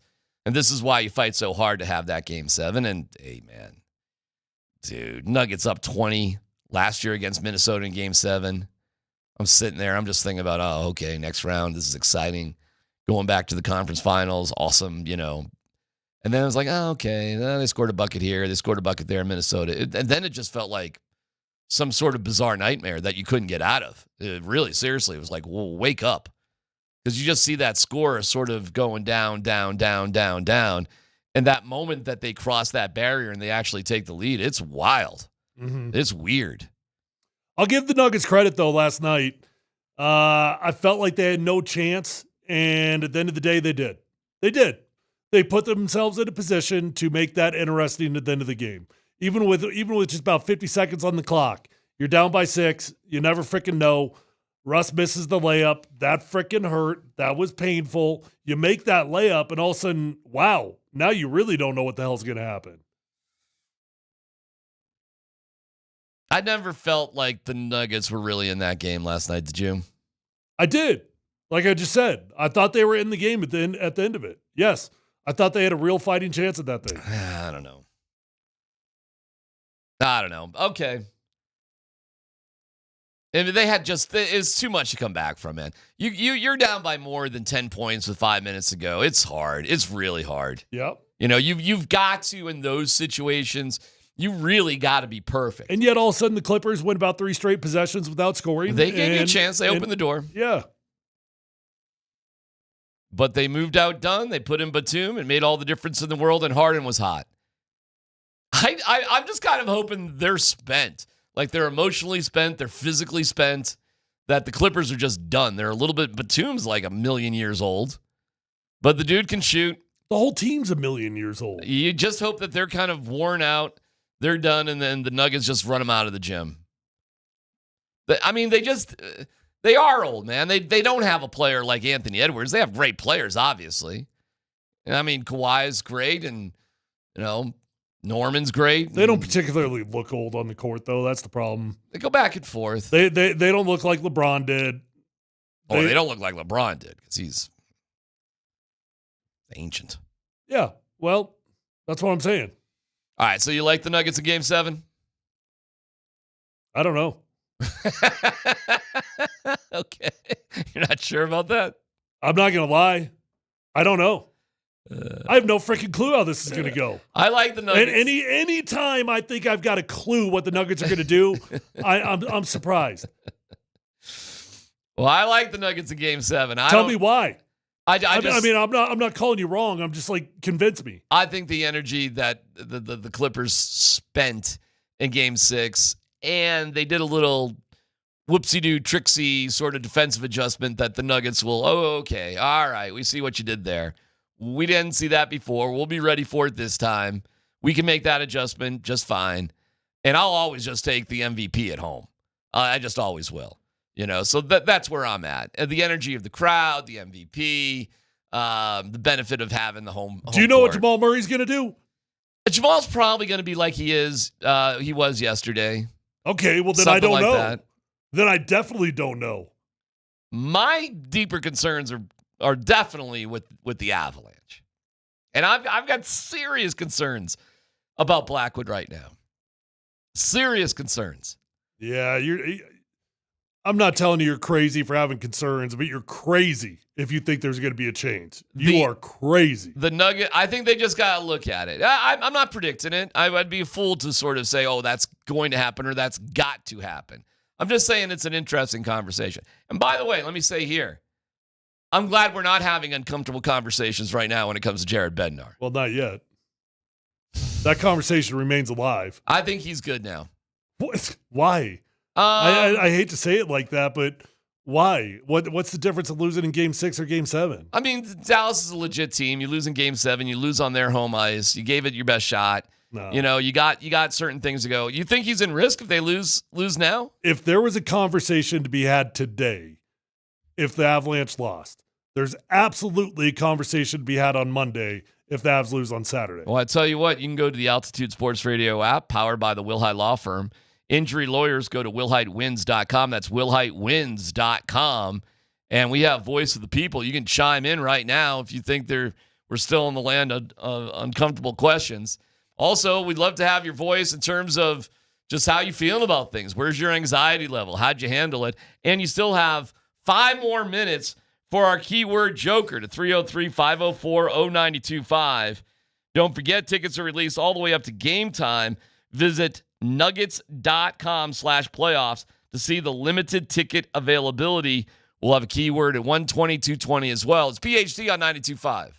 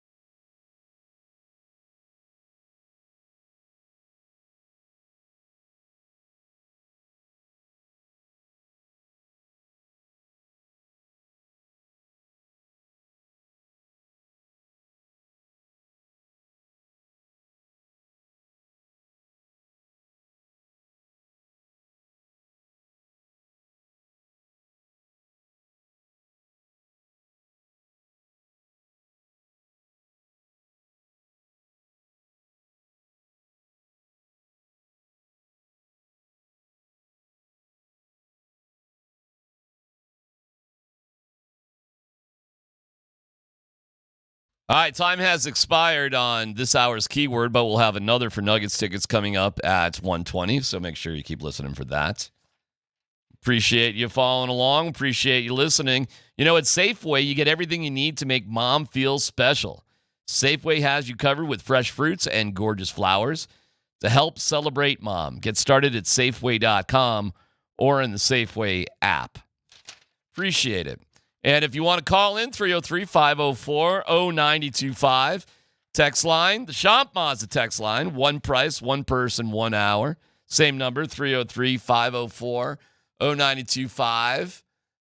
People are, here's one. All I hear from you guys is how great the Avs are. The Stars are missing their two best players. Imagine the Avs without McKinnon and Makar. How about some objective analysis? Wow.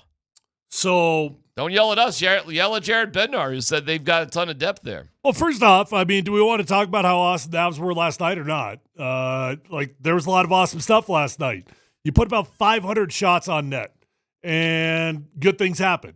But to that texter's point, it doesn't go your way. The series doesn't end up the way you want it to. Those are factors that end up in the conversation. Okay. Text line, Shop Mazda text line. You don't get rid of Bednar regardless. He's one of the best coaches out there.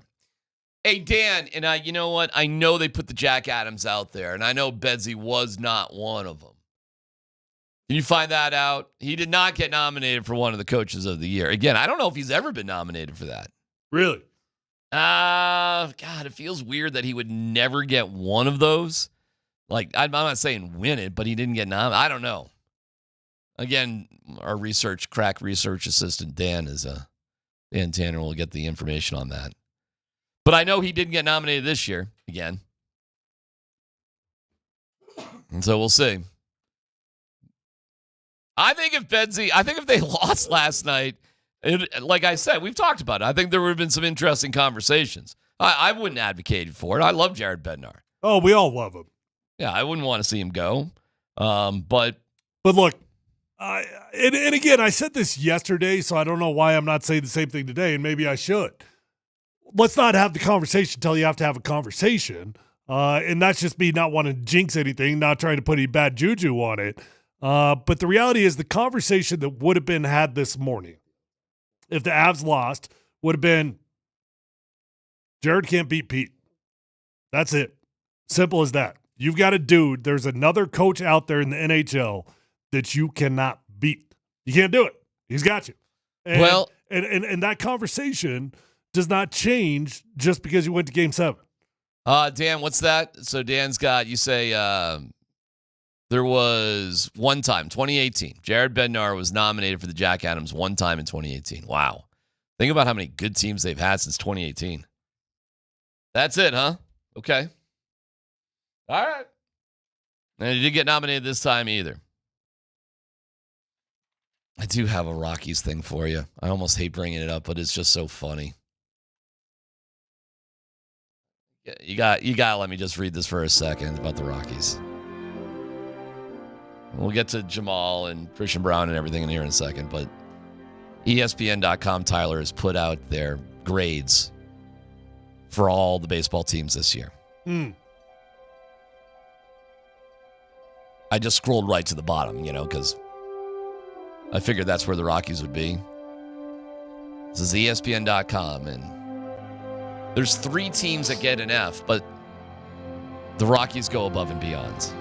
Really? Well, I didn't know you could do worse. They got an F minus. I didn't know there was such thing. You ever gotten an F minus? I have never gotten an F minus.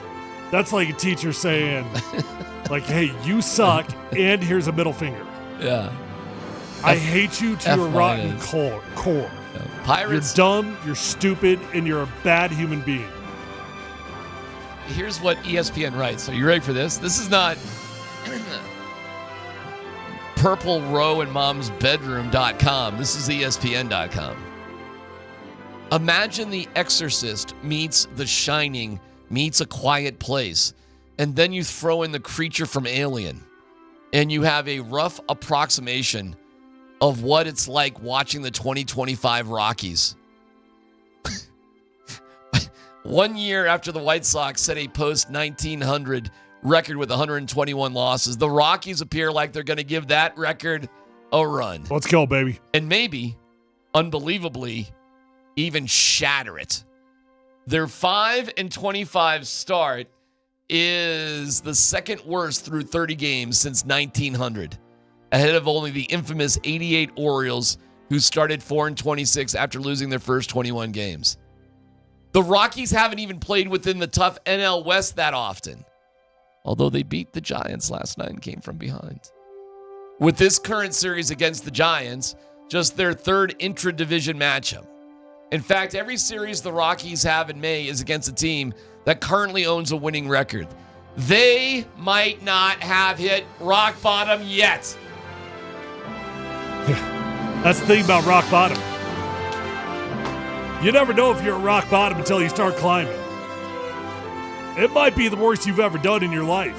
By the way, you can do worse than what you have done previously worse. Ryan McMahon, who was something like 2 for 59, hit a shot home run to dead center last night. So good for him, man. Wait, can we go back to the horror movies? Sure. The Exorcist. Because I just want to see. I don't think I've seen very many of these. The Exorcist. Never seen it. Really? Nope. Pretty good one. Why would I watch that? Well, do you like scary movies? No. Well, then you wouldn't see The Exorcist. Pretty okay, scary keep going. movie. The Shining. Never seen that.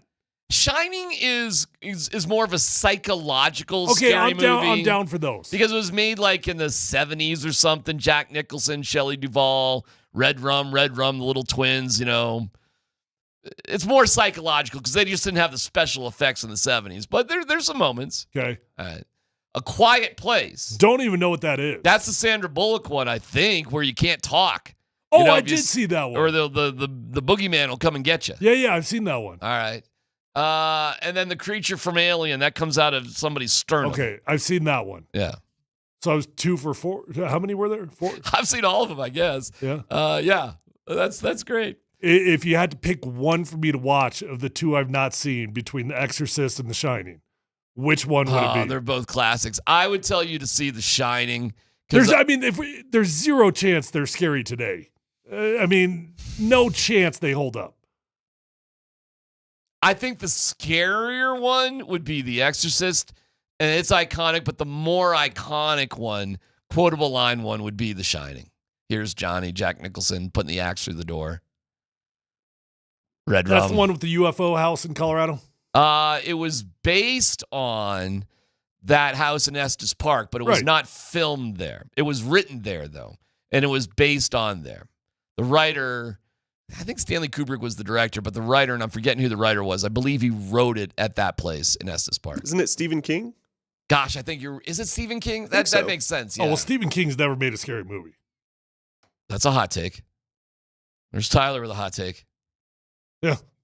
You're not scared by Stephen King movies? No. Not at all? No. Laughable? M. Night Shyamalan now? Stupid. Maybe dumb, but they can't scare you. Well, you can just go on 20th and Blake and see all of them, apparently, according to ESPN.com. Yeah, just check them all out. Yeah. All right, listen, we come back. Let's hear from Joker, Christian Brown, Jamal Murray. Let's get into a little bit of the Nuggets. We dip back into the Avs a little bit. And How you doing, too? 303-504-0925. You can get that out there, and we'd love to have you do that. All right, it's PHC on 92.5.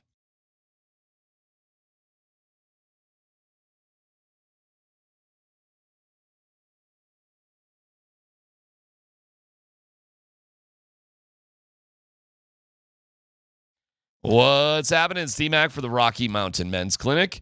If you've got the issue of erectile dysfunction as part of your life, you want the right treatment for your specific medical situation. Every case is different. Finding the right treatment can mean the difference between just an okay experience and an amazing one. It's almost a given that better medical practice leads to better outcome for patients. And if you suffer with erectile dysfunction, you certainly want a good outcome. Rocky Mountain Men's Clinic, they're there for you.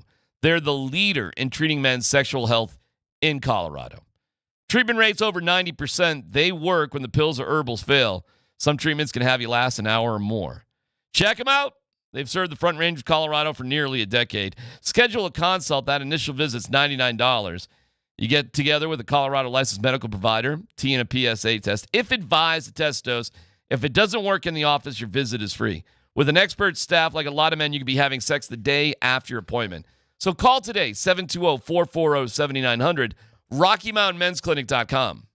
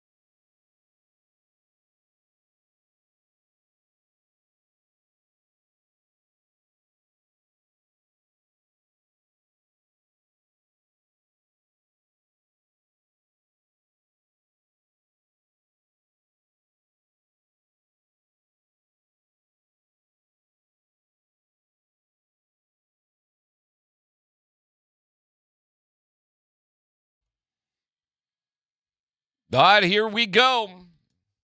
Another keyword coming up in 19 minutes. We have 2 Game 7s tomorrow. It has never happened in the history of the Avs and the Nuggets. Can you believe that? Wild, right? Didn't we learn that it's only happened once ever?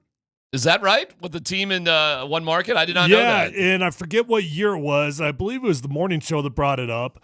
It was Dallas, and one or the other one. The basketball team won, the hockey team lost. I forget. Okay. So they had this situation. Never mind, the games are at the exact same time. Right. What are you going to do?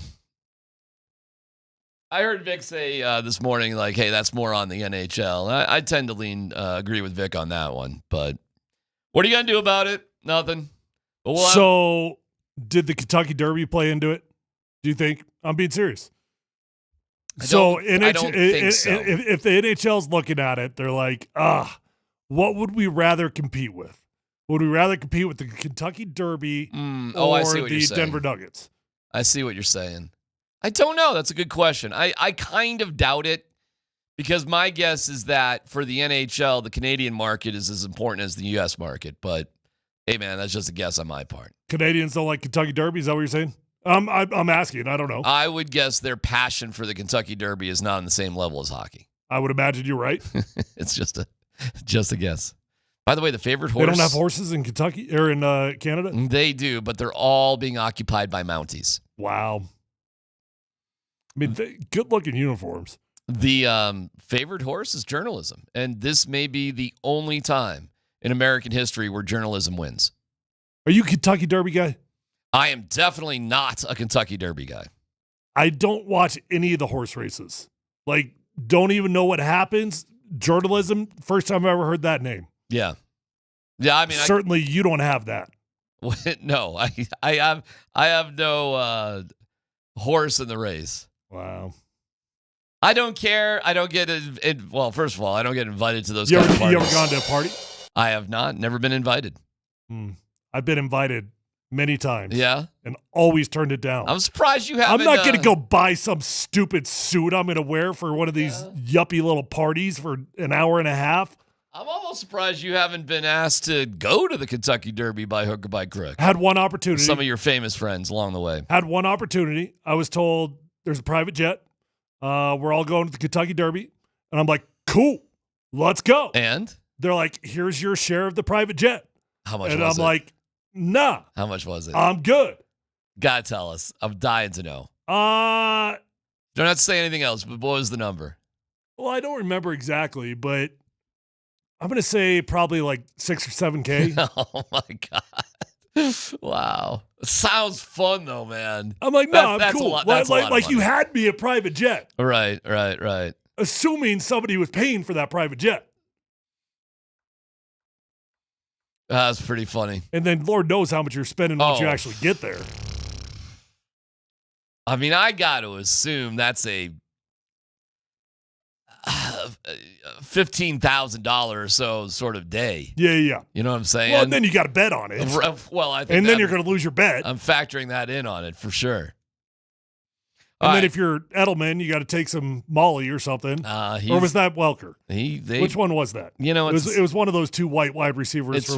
It's kind of like Bird Box and Quiet Place are really the same movie. Oh, is Bird Box the one I saw? The Bird Box is the Sandra Bullock one. Oh, that's the one I saw. A Quiet Place with Emily Blunt and John Krasinski. But seriously, it's the same movie. One, you got to be blindfolded, Bird Box. The other, you just got to keep your mouth shut, and that's Quiet Place. But, you know, something happens out in the woods and you're dead. Okay. You know. And yes, Stanley Hotel. We got the correction please out there on Twitch. Stanley Hotel, Estes Park.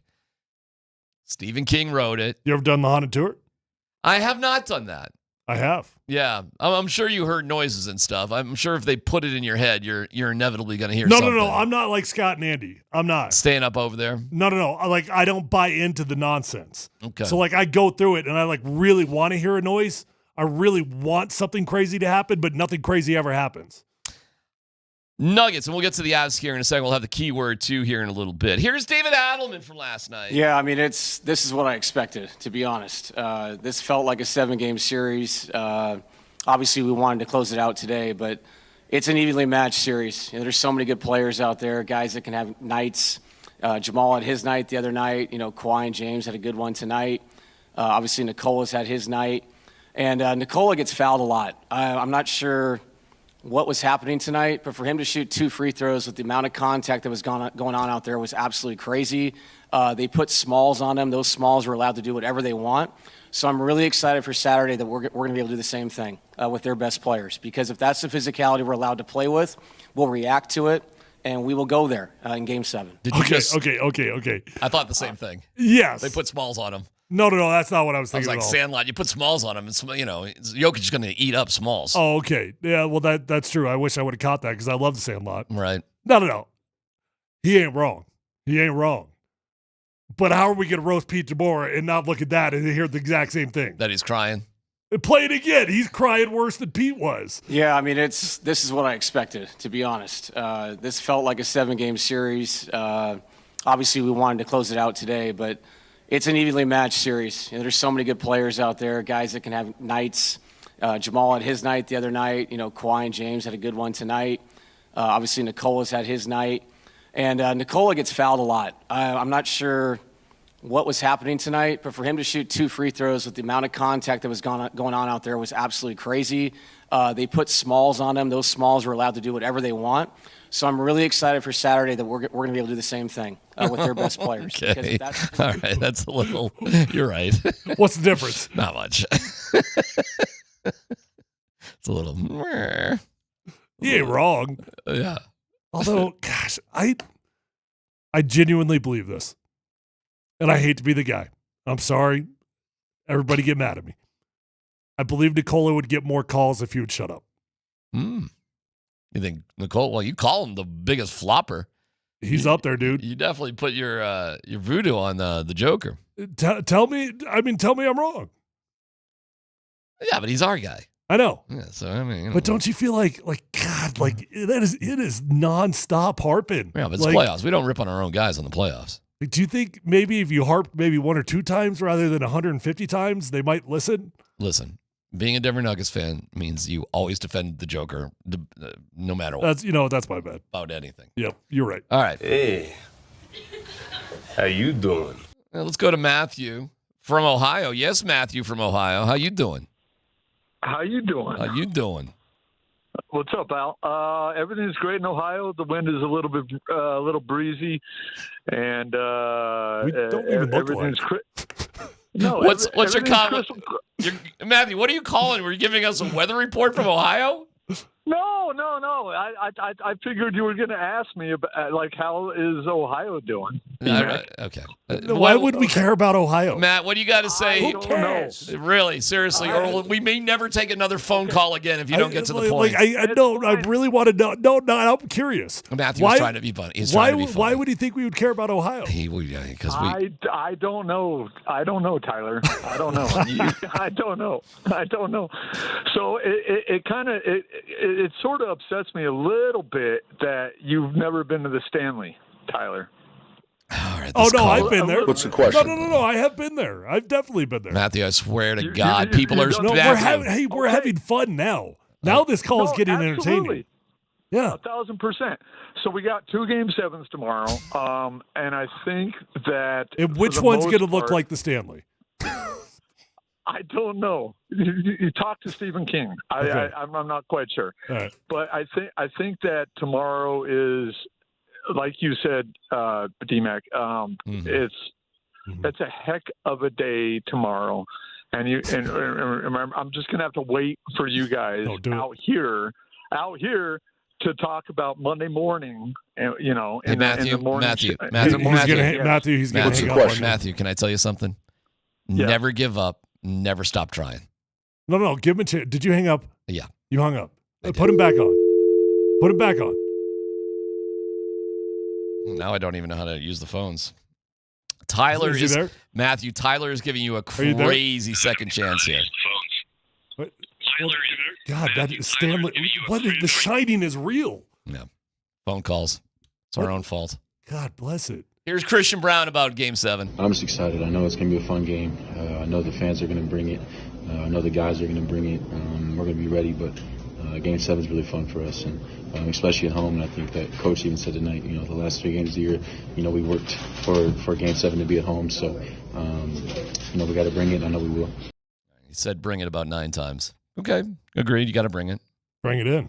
Joker on Game 7? I said this even before. I think the Game 1 or Game 2, I think this is, if someone loves basketball, I think this is the series to watch. Or even today, I think it was an amazing basketball game. You can see one team is going down, then little runs, and then the Stars playing on their level. I think it's if you like basketball and like a really true fan of basketball, not like fame basketball, like really like details stuff, I think this is the games that you should watch.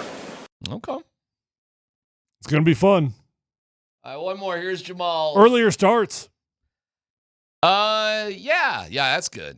I'm happy about Is that. it? On a Saturday, I'd almost rather it be later. Oh, well, fine. Earlier the better as far as I'm concerned. Even last night, I'm getting home at 1 o'clock, and I'm like, oh my God, it's exhausting. It's just earlier the better. Plus, you got to recover from, the Kentucky Derby. All right, and one more from Jamal. Boy, people are lining up on the phone lines here. They're trying to. We opened the door. Well, I could do that. Okay. If Matthew Jamal, can do what that. is it like to play in a Game 7, and is there a specific ingredient that usually Will, determines? Effort, hard-nosed basketball, a great attitude, just a positive mindset towards your teammates, and a loose feeling for yourself individually. I think those are very key. But one guy can have a really good game, you can still lose a Game 7. So everybody's got to bring it, emotionally, mentally, and physically, spiritually. And I think if we do that, we'll be in a good place. You're a little depressed after you get to that Game 7. It's a little bummed out. Rather not. Yeah, we kind of blew it. No, I know I talk about history not mattering. Close. Yeah. Close enough. Me and Matthew. Way close enough. Yeah. I know I talk about history does not matter. But if it's your own history, it can. And I do wonder if the Nuggets are sitting here thinking in the back of their minds, hey, we had this chance, it wasn't too long ago. We had Minnesota. Had a chance to close it out in 6. They did. I wonder what rattles around in your brain more, the times that you lost out, because they've won a couple of Game 7s too. They've been successful in Game 7s. So I wonder what sort of sticks in your craw a little bit more. One more Game 7 comment, and we do, hey, Brett, Zach, hang on. We'll get to a little how you doing coming up here in a second. McKinnon. Yeah, I mean, that's it. It's over. We played this game to get to a Game 7, so, no point in thinking about it anymore. I think we can learn from how we played in Game 5 and versus Game 6 and try to bring those things to Game 7. We're trying to learn every game, and I'm just really proud of the guys for forcing a Game 7. We didn't last year against this team, so. Yeah, good vibe in the Avs locker room. It's, not joyous or anything, but, they did what they needed to do. They were in a positive frame of mind. Very competitive environment. We'll hear the Jared Bednar, Pete DeBoer sort of back and forth in just a little bit. And we have another keyword, as well as a couple people online. So here we go. We have a historic Saturday heard exclusively right here on Altitude Sports Radio 92.5 and 950 AM. It's PhD on 92.5.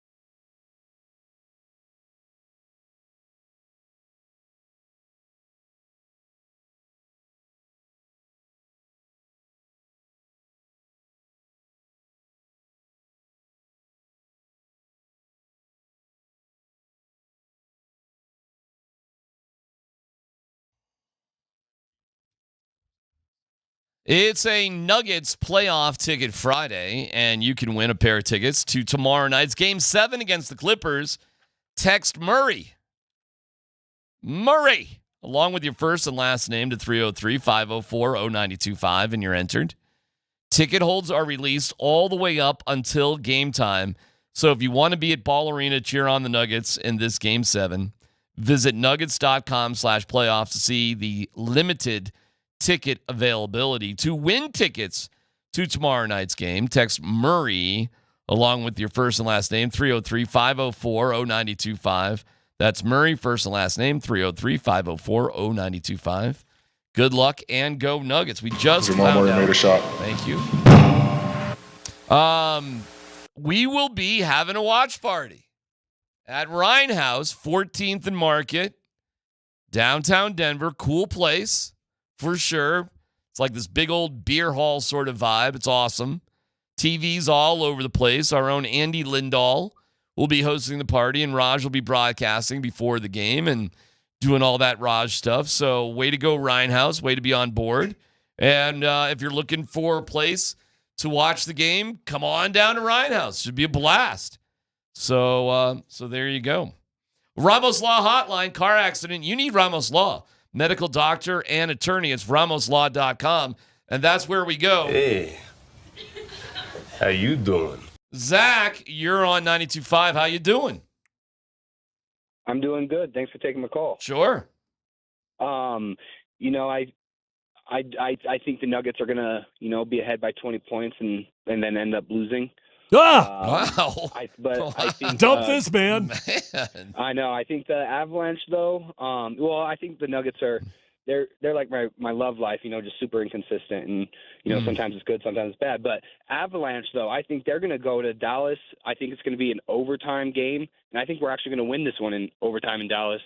And going back to your point about Bedsy, about him getting fired, this should be a Western Conference final game. This shouldn't be first round matchup at all.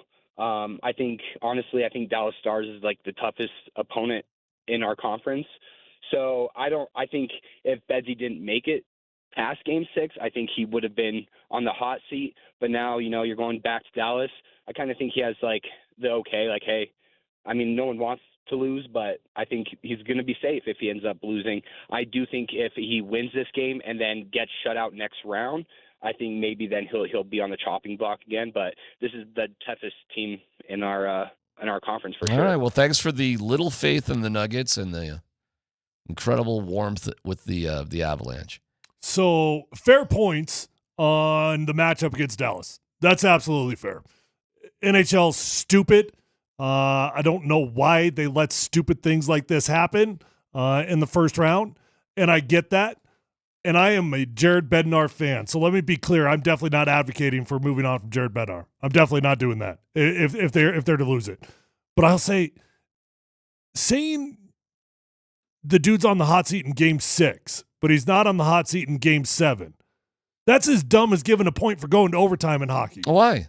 What the hell's the difference? Oh, it's losing in a home game and losing on the road is two different things, no? No, you lost a series. Okay.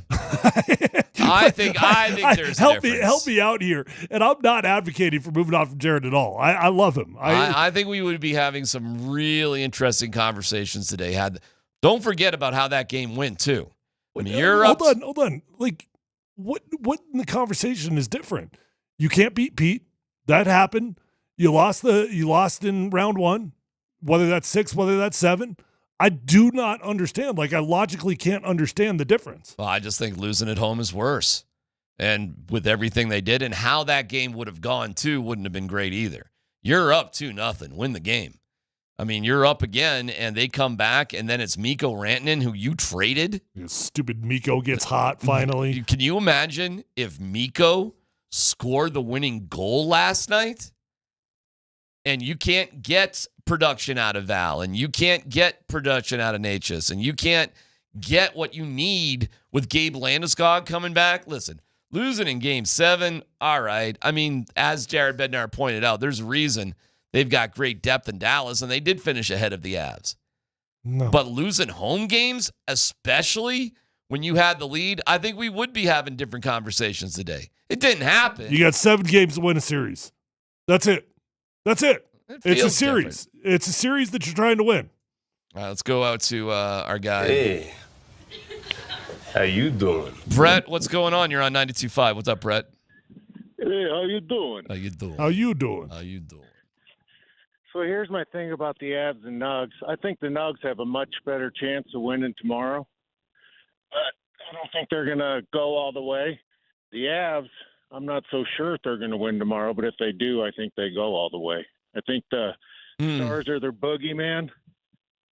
And even if we get past the Clippers, I don't know, they're just showing too many inconsistencies. Well, that's a really good point. Like, that is a good point, Brett. Like, this might be the toughest opponent the Avalanche face. Yeah. There's no way the Clippers are the toughest opponent in the path of the Nuggets. No way. Not even close.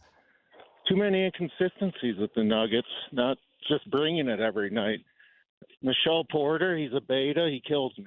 Wow. Damn. Yeah, that's mean. Win Marquisha. Gosh. On the text line, you're getting a lot of support. Shut up, they won. Let's not gloss over that, though. That is a good call. That's a really, really good call. It is a good call. You might feel more confident in the Nuggets winning Game 7, but you're like, hey, you still got Oklahoma City. Yeah. Listen, would you really be shocked if Oklahoma City swept the Nuggets? Yeah. Really? Yeah. I would not be shocked. I'd be shocked if they got swept. I would not be shocked.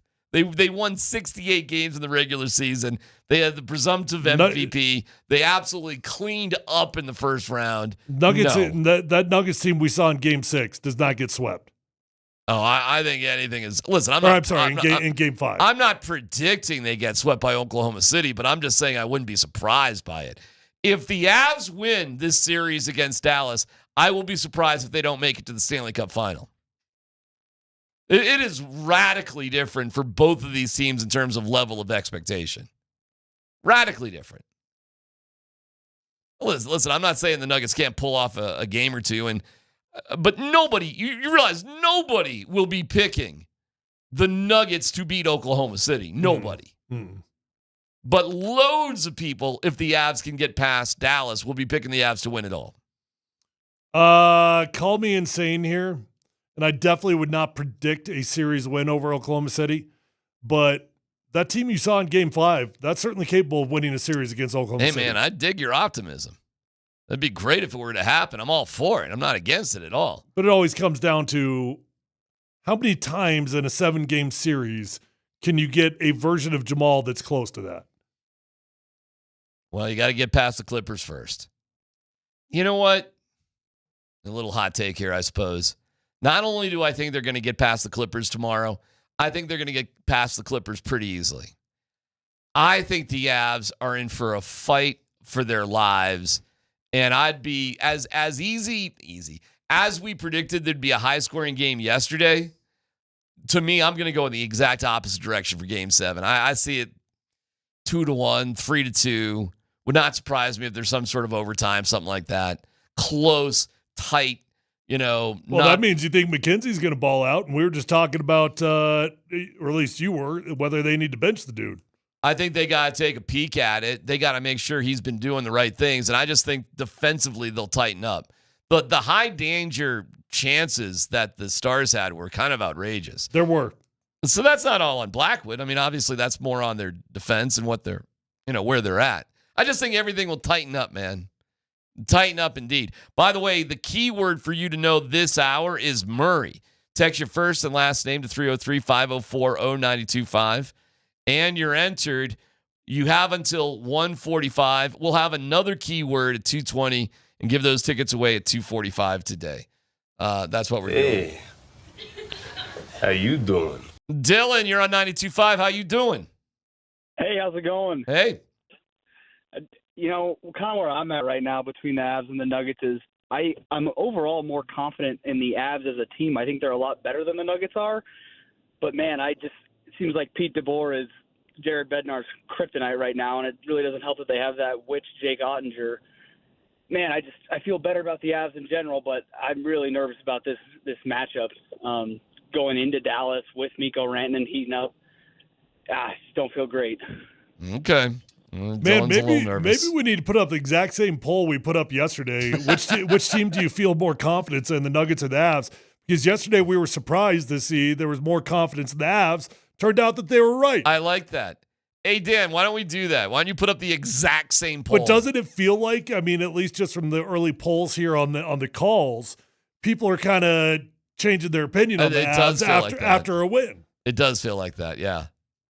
Yeah, Dan, why don't you put up the exact same poll as yesterday? Word for word, just reset it and see where that goes. That's a good idea. It does have that vibe. Like, everybody was, like, confident about Game 6 at home, and now it's like, we got to win. Now we're done? That is a little weird. That's just your good old-fashioned sports fan that just expects bad things. All right, we'll put that up here. Hey, how you doing? Deanne. What's going on, Deanne? How are you? It's Adrian, not Deanne, but thank you, though. Oh, I apologize. He even used the cute girl voice. Did you notice that, Adrian? I did. Hey, what's going on? How you doing? I had a little say. Well, hey. Oh, I'm going to talk different because it's a girl. Yeah. That made my day, to be honest. But anyhow, I just want to call in the question, like, sure, why are we giving the Avalanche a little bit of grace? And the last 2 years, they've, just tucked tail? What do you mean? What do you mean, grace? What do you mean, grace? Like who? Grace, sounds like, well, I think a little bit of the show. Now, granted, I've only been listening for a half hour, so you'll have to forgive me. Oh, that's all right. Some of the callers just burying the Nuggets. The Nuggets, no matter what happened last year in Game 7, I was upset, just like anybody, grew up a Nuggets fan, whatever. But I've watched this Avalanche team throughout their history just tuck tail and lose to Dallas over and over and over again. Okay. And I have no confidence in the Avalanche. Last night, wow, in my opinion, they got a little bit lucky. I'm doing my Robert De Niro face. A little bit lucky, guys. A little bit lucky. A little bit. Well, they definitely had puck luck. Let's first goal goes off like body parts and skates. Own goal. That's lucky. Second goal, Kale whiffs. Perfect pass. It's lucky. That's lucky. The McKinnon's goal obviously goes off 9 Dallas Stars, which is tough because there's only 5 skaters on the ice, and goes past Ottinger. Unbelievably lucky. Luckiest thing ever. However, you have to ask yourself, do you create your own luck because of hard work and putting the puck to the net? Do you earn that puck luck? I think you do. My problem is the previous game, when the Avalanche had bad luck going against them, they got back into the game. What did they do? They just bent over and said, put your boot there and we'll take it. All right, I'm not. Can we put that? No, on that was the good. radio? That was fine. That was fine. That's fine. That's okay to be on the radio. Yeah, that was fine. Okay, that was right there though. He didn't say where to put the boot. Yeah, no. He He did not give any directions, north, south, east, west. I mean, he just he gave some directions. He told you what to do. All right, we appreciate it, Adrian. Yeah, that poll will be interesting. Put that up there, Dan. I'm curious how the maybe Avs fans get all nervous now. It's history. It's history. It's the fans carry history. Players do not. It's a road game. It's it's that. That is crazy that DeBoer is 8-0 in Game 7s, and that the Avs have dropped their last 6. How many Game 7s has Jared Bednar had?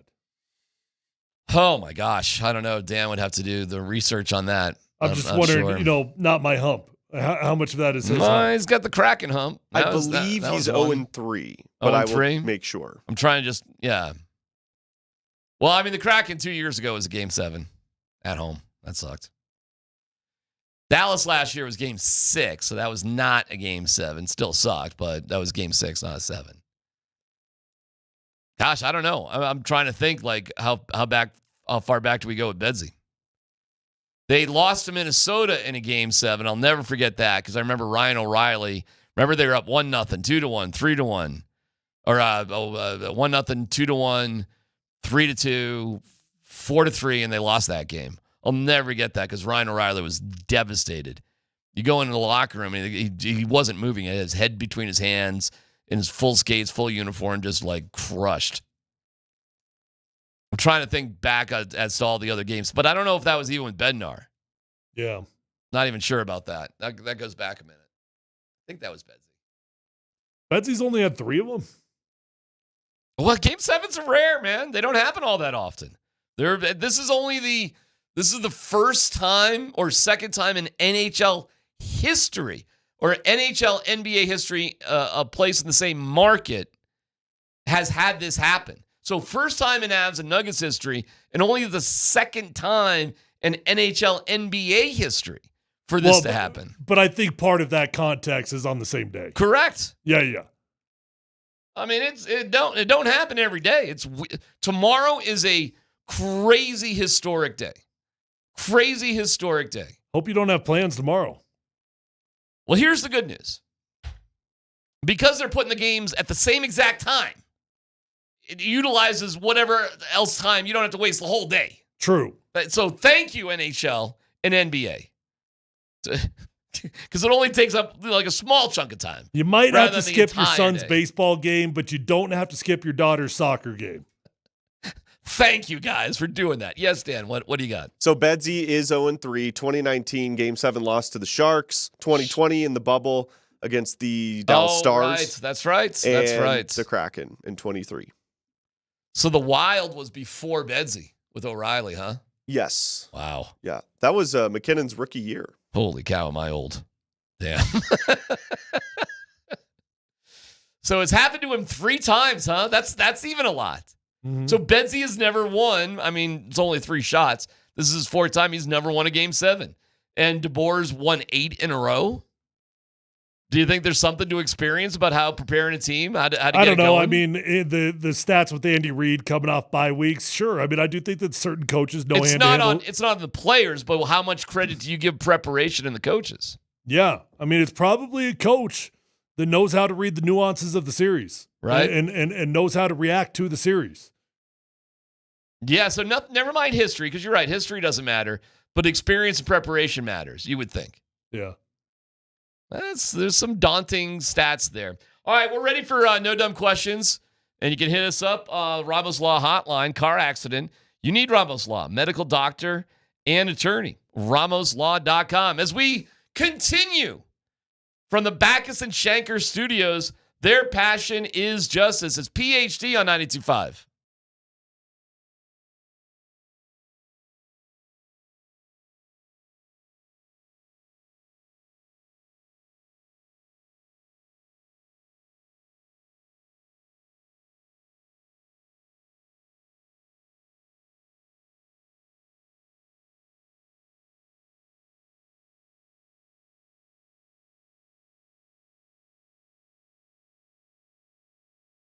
All right, guys, gals, hey, if you're out there struggling with hair loss, maybe you notice that your hair's starting to get thin, you already have a bald spot, and you want to do something about it, I'm telling you, it can be as simple as making the commitment to call my friends over at Advanced Hair Restoration.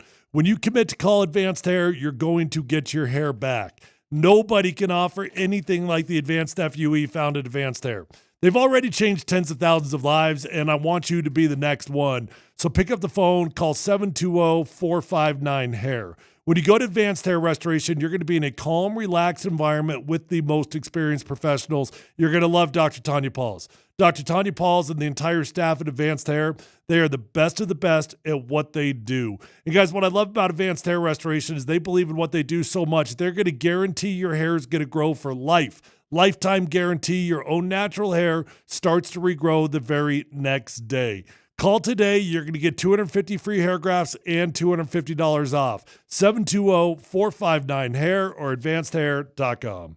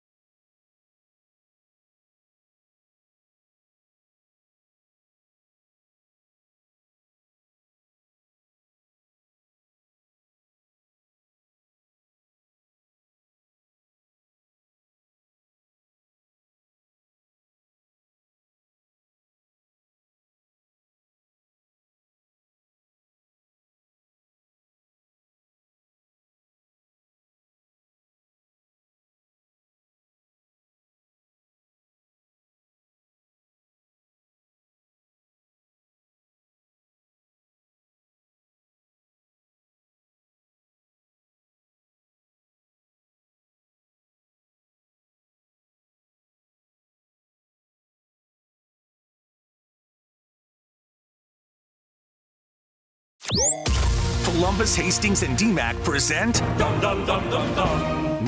Dumb Questions. This is your safe space. I like to use no dumb questions as parenting advice for myself. You're a smart guy. Send us your not dumb question now. Tweet it, text it, or Twitch it. It's No Dumb Questions on Altitude Sports Radio 92.5. All right, we got a bunch of no dumb questions to get through, so appreciate it.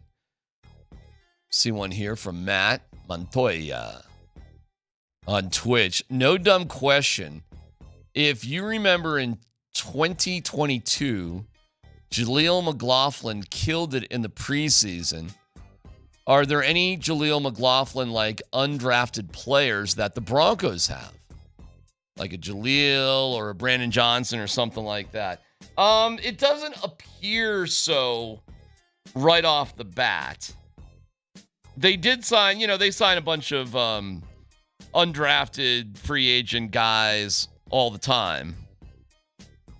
But yeah, I don't know. You kind of look for the money when it comes to undrafted free agents. And the guys that they spent money on in terms of I'm double checking it. Like they gave a nice $20,000 signing bonus to guard Xavier Truss of Georgia. Another $130,000 is guaranteed. Usually just kind of follow the money with undrafted guys. I don't know if there's somebody like Jaleel McLaughlin or, Clay Webb, center guard, J.B. Brown, linebacker, another center, Courtney Jackson, wide receiver from Arkansas State. I'm looking for just position players here. Georgine Newton, wide receiver from Toledo. Like Tyler, they didn't really take a lot of Joaquin Davis, wide receiver, North Carolina Central. Gosh, they only took like a couple of like offensive, skill position sort of dudes, even in the undrafted class. So I don't know. Yeah, the Broncos historically develop undrafted free agents very well. And I would expect that there's going to be a guy or two that makes the team. It does feel like offensive linemen tend to have a better chance of making the team as undrafted free agents. There's one guy, Xavier Truss, the offensive guard out of Georgia. Mm-hmm. He's a big boy, and he's played at a big school, right? Shoot, you're starting offensive lineman at Georgia. You probably got some talent in you. Oh, no doubt. I just don't, they're asking Jaleel McLaughlin, Brandon John. It doesn't feel like there's, you never know. There's like 3 dudes who are undrafted offensive skill position guys. I do think there's probably. Yeah, they went heavy on the big boys with undrafted free agents, did. both defensive linemen and offensive linemen. I'd say the leaders in the clubhouse would be Clay Webb from Jacksonville State and Xavier Truss from Georgia. But you never know. That's what camp's all about. Secretly, Courtney Jackson, wide receiver out of Central Arkansas that we brought in. Mm-hmm. Speedster, 4.38 40. All right. Well, hey, listen, I'm all for it. If you can make it happen, make it happen. Wow. The other guy, Joaquin Davis, how do I say that? How'd I do? It's close enough. Yep. North Carolina Central. Nailed it. 4.36 40. Okay. So they brought in some dudes with speed. Brought in a couple track stars. I'm just I'm rooting for Johnny Walker because they did not draft Captain Morgan. Is that the red or the blue? Let's go. Never remember that. The next, let's go here. No dumb question. If the Avs win Game 7, do they even play another Game 7 on the road to winning the Stanley Cup? Oh, okay. Well, that's like ultimate confidence in the Avs. Meaning, if the Avs can survive this, is it a much easier path to win the Cup? Probably. Doesn't get yeah. Probably. Find me an opponent left that's like Dallas. This is it's hard. You're hard pressed. I just don't buy into Winnipeg. There's nobody over in the East that's really like that daunting. See, basketball is so much trickier, bro. Like, listen, getting past Oklahoma City is going to be tough. And then you might have to face Minnesota. Maybe. I don't know. You face off against the Knights. That's always a thing. That's just a thing. Yeah, but I don't. Sure, I'm not saying any of it's easy. None of it's easy. But I don't think it's quite as daunting as the Nuggets having to probably beat Oklahoma City and Minnesota. I mean, that is, you got your kryptonite, you got a 68-win team for what? The joy of battling perhaps Cleveland or Boston, who are both juggernaut teams in the East? Yeah. Long road ahead in the NBA. Yeah, I think if you can get past the Stars, I mean, we can start talking, right? We got a long way to go with the Nuggets. How's our poll going? What are you more confident to get to a win tomorrow in the Game 7s, the Avs or the Nuggs? People leaning into the Avs still in a pretty serious way. Or does that just show you that hockey fans are a little bit more diehard? That they just love their team just a little bit more? What does that really tell you? I think logic should tell you should have more faith in the Avs right now. I know you're not feeling that, but that's how I'm feeling. I think the Nuggets are going to handle things, and I don't know about the Avs. Ooh, here's a good no dumb question. Go for it. We haven't talked about Mike Malone in a minute and the potential landing spots for him. Greg Popovich is done. He's moving on up to be president of the team, I think. No, okay. Mike Malone and Wemby? Well, no, because they already hired a head coach. Oh, they did? They hired one of their assistants today. Who'd they hire? Assistant Mitch Johnson. Okay. But that was such a stupid question. Well, kind of. But they did that earlier today, but not early today. However, they did do it before the show. So Popovich just promotes his guy. As it goes. Are you surprised they didn't look at Malone? I am, and Dan and I, we were talking about it early this morning. We were both like, ooh, that seems like a common sense place for Malone to go. Like that, I think that is where he was going to go. And then they hired this guy, Mitch Johnson. There's a bunch of other jobs out there, though. Although, if you're Malone, don't you just sort of bask in your money and just chill out and just do some TV or something for at least a year? No. You get back into it? Hell yeah.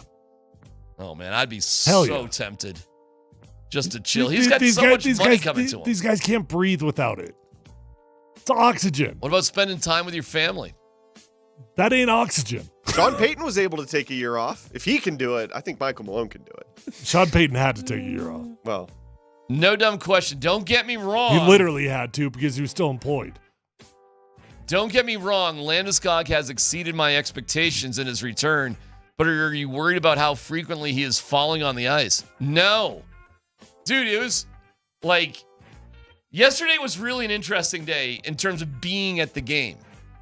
Gabe Landeskog was out there, and you didn't think twice about it. Mikko Rantanen is out there for the Stars, and you don't think twice about it.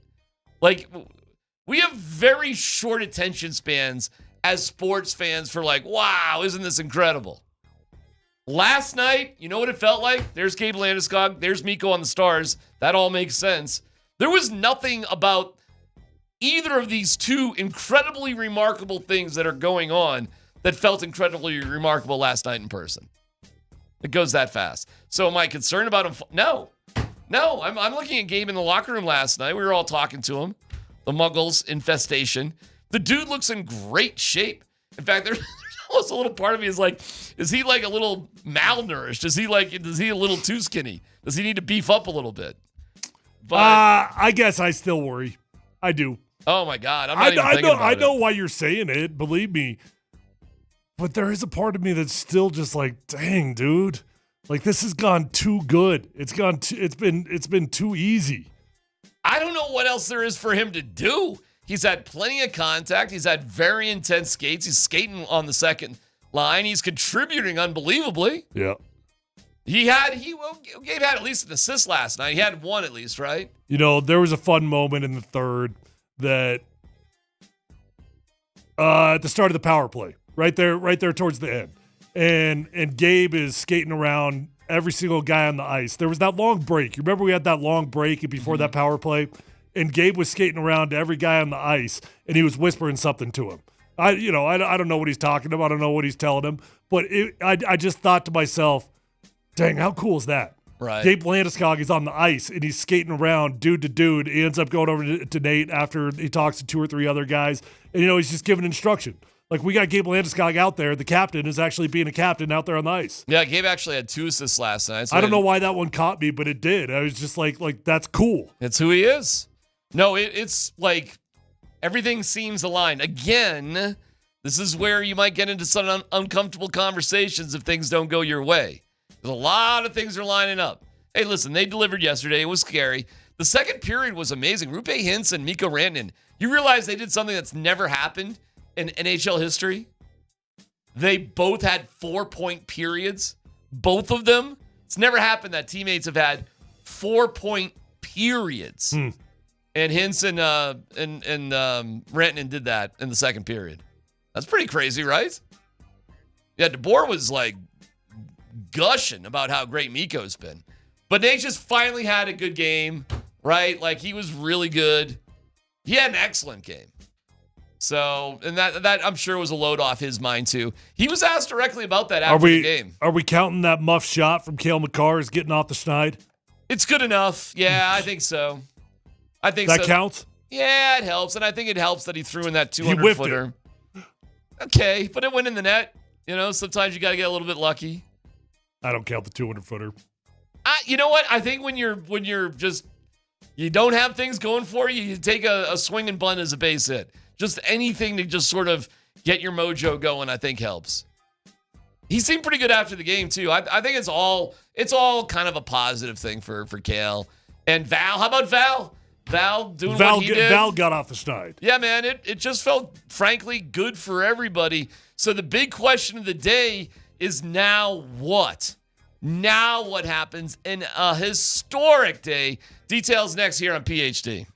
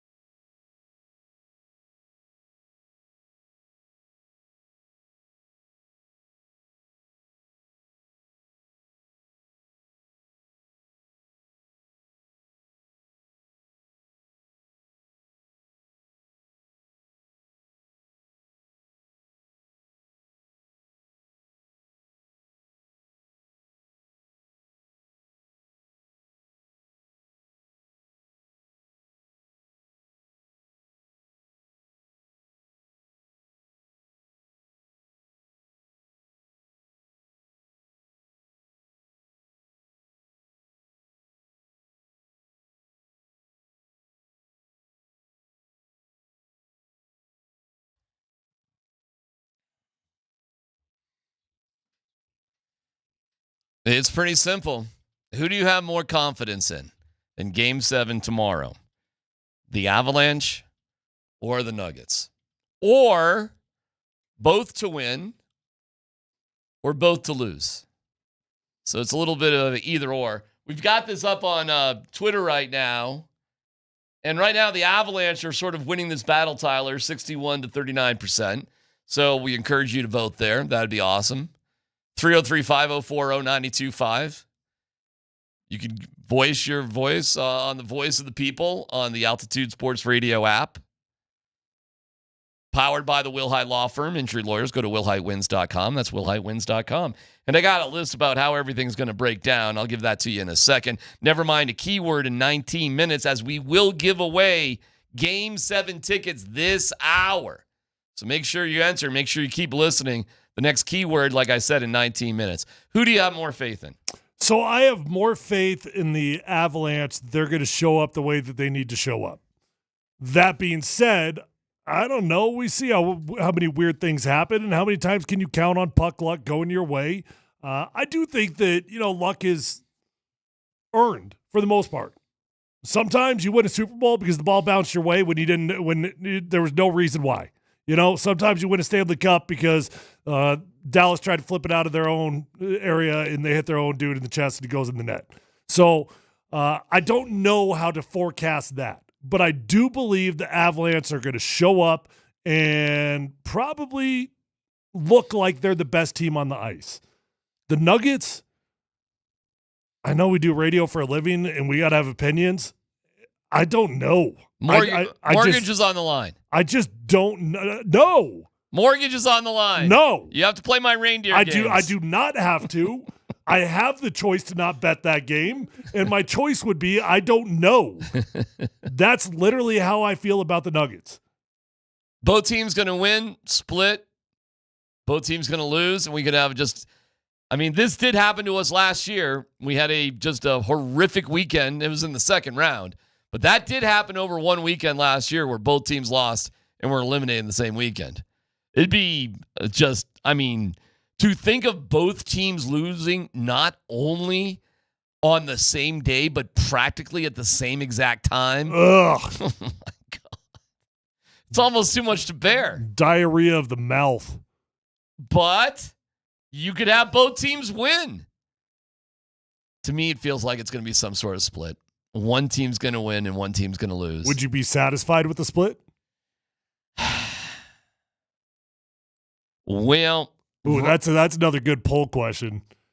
Would you be satisfied as a Denver sports fan with only one of the two teams advancing? I think it's very and you can't complicated. choose. You can't choose. You can't be like, I like the Avs more, I like the Nuggets more. You don't get to choose. Just what that one of them gets to advance. See, if the Avs advance, I would have a strong belief they have a very good chance of winning the Stanley Cup.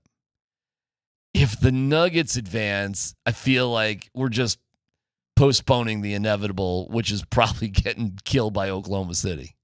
True. So, I can counter that with optimism. Okay. You're telling me the Game 5 Nuggets can't beat Oklahoma City?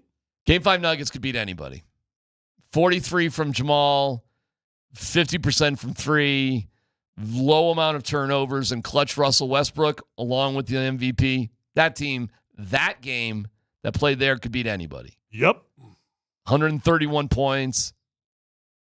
Sure.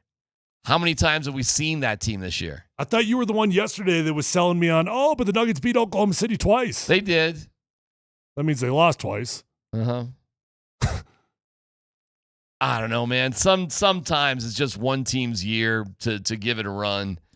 If this is the year for the Nuggets, holy cow, you blow out your coach and GM 3 games before the end of the season, and it's your year. It doesn't feel like it. Happy if I'm wrong. Thrilled to be wrong. If the Avs get past Dallas, I don't know. I don't know why they wouldn't be favored to win the Stanley Cup.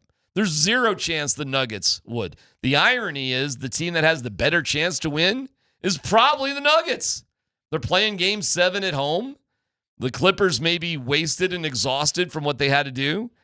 Pete DeBoer is a freaking 8-0 in Game 7s, which is wild. And the Avs they've lost their last 6 Game 7s in a row, and Bednar's never won a Game 7. He's 0-3.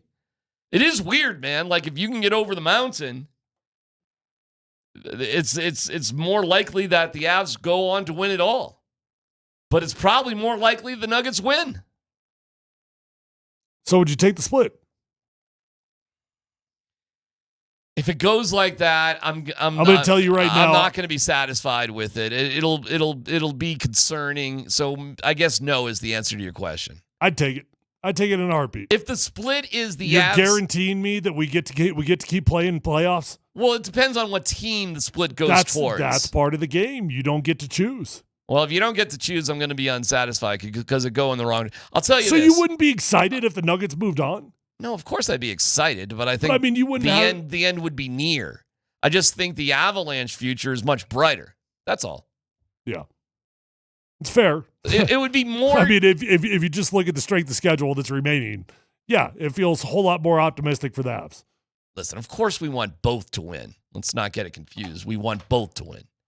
Nobody's rooting for something negative. We want to walk out of the Rhine House, which we're having our viewing party. By the way, 14th and Market at the Rhine House. Andy Lindahl, who'll join us here in studio with Nate Kreckman here in just a little bit.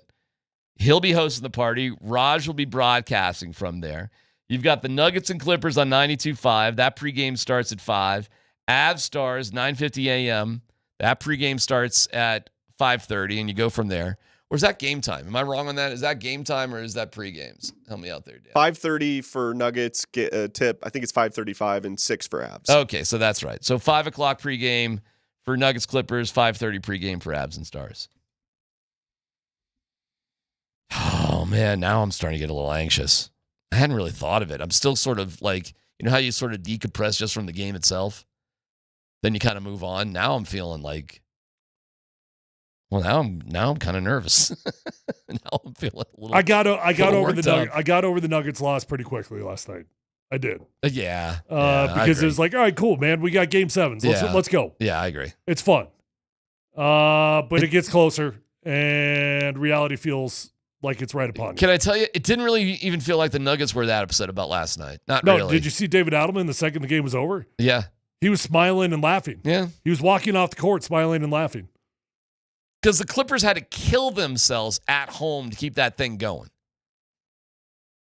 Listen, I think the Nuggets played hard enough, but they knew in the back of their minds they got Saturday at home. Big difference, I think. Same for the Avs, too. Listen, man, the Avs had to put it all on the line, bro. Like, they had to play all out. They didn't hold anything back.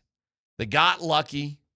But they did dominate the game. You know what I'm saying? Like, the ice was tilted towards the Avalanche side of things. The fact that it was close and that the Stars took the lead does not reflect how dominant the Avs were overall. Should not have been that close. Should not have come down to that. And the fact that, the Avs had the resiliency, and then you did have Natchez play a good game. Val had a good game. Brock Nelson had a good game. But somebody on the text line is like, Kale didn't snap out of it just with that. And I'm like, I don't know. I'm with the texter. He had a couple of assists, too. I think it's borderline embarrassing when your team scores on a muff shot. That assist but his assist to Natchez was sick. True. It was right on the tape. It was, True. Let me ask you a really tough question. All right. And you'll probably dodge it. Okay. Do you think there's anybody on the Nuggets roster that would rather lose? That's a good question. They're just sick of this season, like enough of this Our crap. coach got fired. Our GM got fired. They told us thing is going to be over anyways. My body hurts. Yeah. Well, the obvious one would be Michael Porter Jr. Yep. But I don't. He loves basketball. That's implying a lot, so it's not a fair question. I probably shouldn't even ask the question, but I'll just tell you from experience, okay? I've definitely been in the playoffs with teams that did not feel like we belonged in the playoffs. I've definitely been in big games at the end of the year when you're like, okay, I guess statistically speaking, if we win our next 3 games, will make it to the playoffs. But you know what? We are started thinking it'd be a little bit cheaper if I booked that car shipping right now.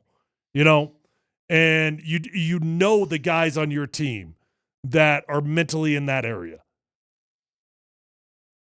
I think it's tough to avoid with all the just uncertainty that the Nuggets have had over the last month to not have a person or two that might be in that area. Well, if Adelman can recognize it and see that somebody's checked out, that person will be sitting on the bench. I think MPJ it's just been a tough year. I think it's been a tough year for Aaron Gordon too, personally, injury-wise, personal life. Just tough for both those guys. But I think both of them, what all those guys on the Nuggets, I really honestly believe, they love playing basketball. They really do. They love it, all of them. So Dario Saric is probably ready to move on. Yeah, well, yeah. Actually, I say that, but at the last home game, he's going to pick up his option. In Game 5, he was like shockingly enthusiastic and like encouraging on the bench, just getting up and kind of rooting things on and yelling and screaming and stuff. Like, Dario seems to be kind of cool. I guess when you realize I'm never taking my sweatpants off, I can sort of, just get in a loose mood. No, I don't know. I even MPJ, I think MPJ goes through those roller coasters, Tyler, during the game. Yeah, me too. I think he's up and down during the game itself, and I think he can go down and rise up within minutes of itself. So if he gets hot, I think he's, wants nothing to do but play basketball. And when things are going sour, it looks like he wants to get the hell out of there. There's just times I'm watching that game last night and I'm like, dude, if you're not healthy, don't play. Like I got it. You're hurt, and I believe you. I do. If you're not healthy, don't play. I got you. But where's the depth on the Nuggets, dude? Like, where are we going? Well, seriously, what is how many minutes do you trust Russell Westbrook with in Game 7? or maybe minutes isn't the right question, but like minutes is like 16, but he plays like 34. I definitely trust Russell Westbrook for 16 to 19 minutes. I trust him at the end of the game. Oh, I don't know. I'm not there yet, but I'm happily surprised all the time with Russell Westbrook. Every time he shoots, I'm like, But then there's the layups that he misses, and there's the turnovers Michael Porter Jr. missed a stupid layup also. I know. Hey, I get it. He did not have a great game. I know.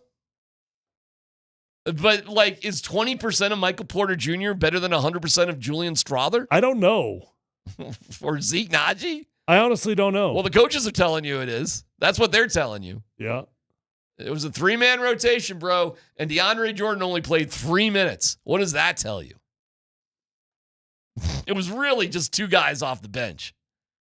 So, Strawther, he's a ghost. The rest of them, Hunter Tyson, Jalen Pickett, we thought he was going to play a little bit. Nah. That ain't happening.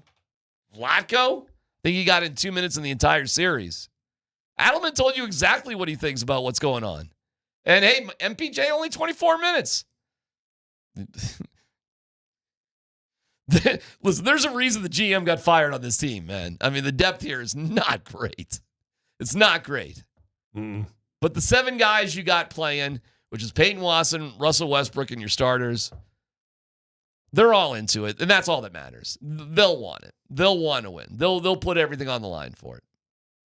That's why I think they're going to get it. And they got the MVP at the end of the day. We had 4 missed layups in that game that could have been the difference. Now, 2 of them didn't really matter because one of them, when Russ missed it, Peyton saved him. One, when Peyton missed it, Russ saved him. Right. Michael Porter Jr. also missed one, and Russ did not get saved on the other one. Well, we do have Game 7 tickets to give away. And we'll get into the Jared Bednar, Pete DeBoer thing here in a little bit. Nate and Andy will be along in studio with us as well.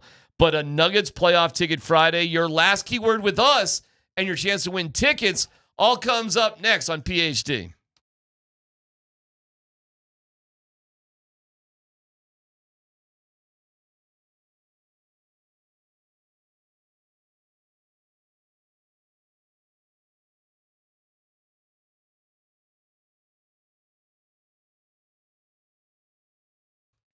What's going on? It's DMac for the Rocky Mountain Men's Clinic. When dealing with the issue of erectile dysfunction, you want the right treatment for your specific medical situation, and every case is different. Finding the right treatment can mean the difference between just an okay experience and an amazing one.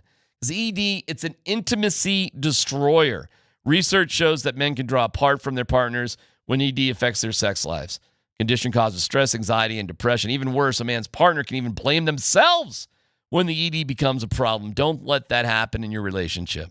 The Rocky Mountain Men's Clinic is there for you with success rates well over 90%, treating the Front Range of Colorado, thousands of men for nearly a decade. That initial visit's only $99. The T and a PSA test, if advised, a test dose. If it doesn't work in the office, your visit is free. Like a lot of men, you could be having sex the day after your appointment, so call today, 720-440-7900. Visit RockyMountainMen'sClinic.com.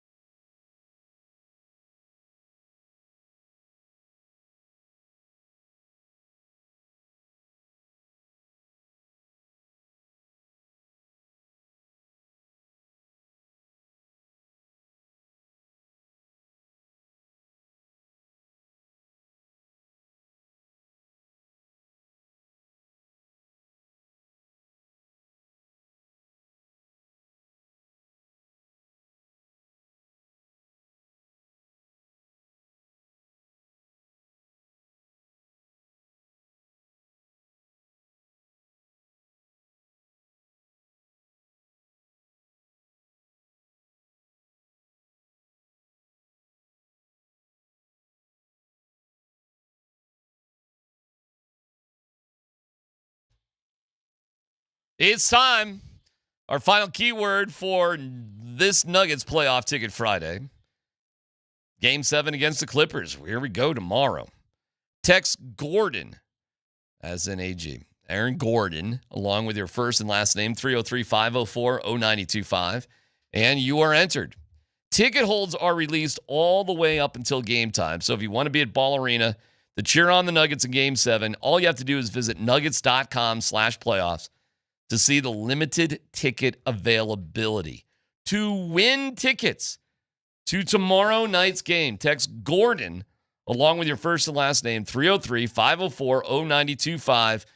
Good luck and go Nuggets. We will pick a winner at 2:45. The keyword is Gordon. Let's football go, Dan Buzz Quince-Tanner.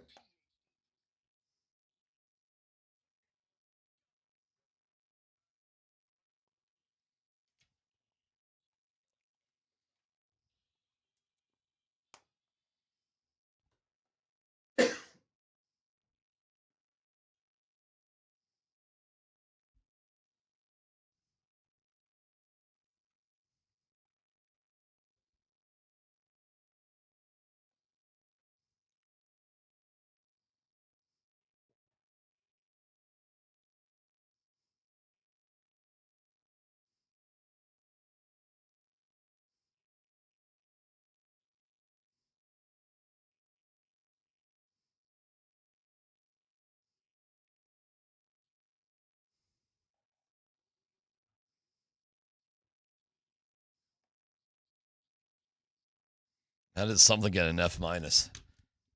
Oh, did you see Gandalf passing out the Fs at his college class? Who? There's I did see that video. Yeah. Yeah. I don't know what college. I don't know. College or high school? But it was pretty funny. I'm going to guess it was a college because it was auditorium seating. Yeah. So this guy dressed up like Gandalf, this professor. To pass out the grades. And he said he listed off like 7 people, like all stand up. And he had a staff, a big stick. Yeah. And he goes, I strike you down. Yeah. Like you all failed. You shall not pass. Yeah. Oh, that's what it was. Right. You shall not pass. Everybody else got a C- or better. See you later. Yeah. What a nerd. All right. Thank you, Mountain High Appliance, mountainhighappliance.com. Nothing like humiliating 18-year-olds. That's what I say. Dan, what do you got? All right, let's hear from Travis Kelce on the Kelsey Bros podcast, whatever they call that podcast. Travis Kelce, fellas, was not very happy with the anonymous sources coming out against Shedeur Sanders.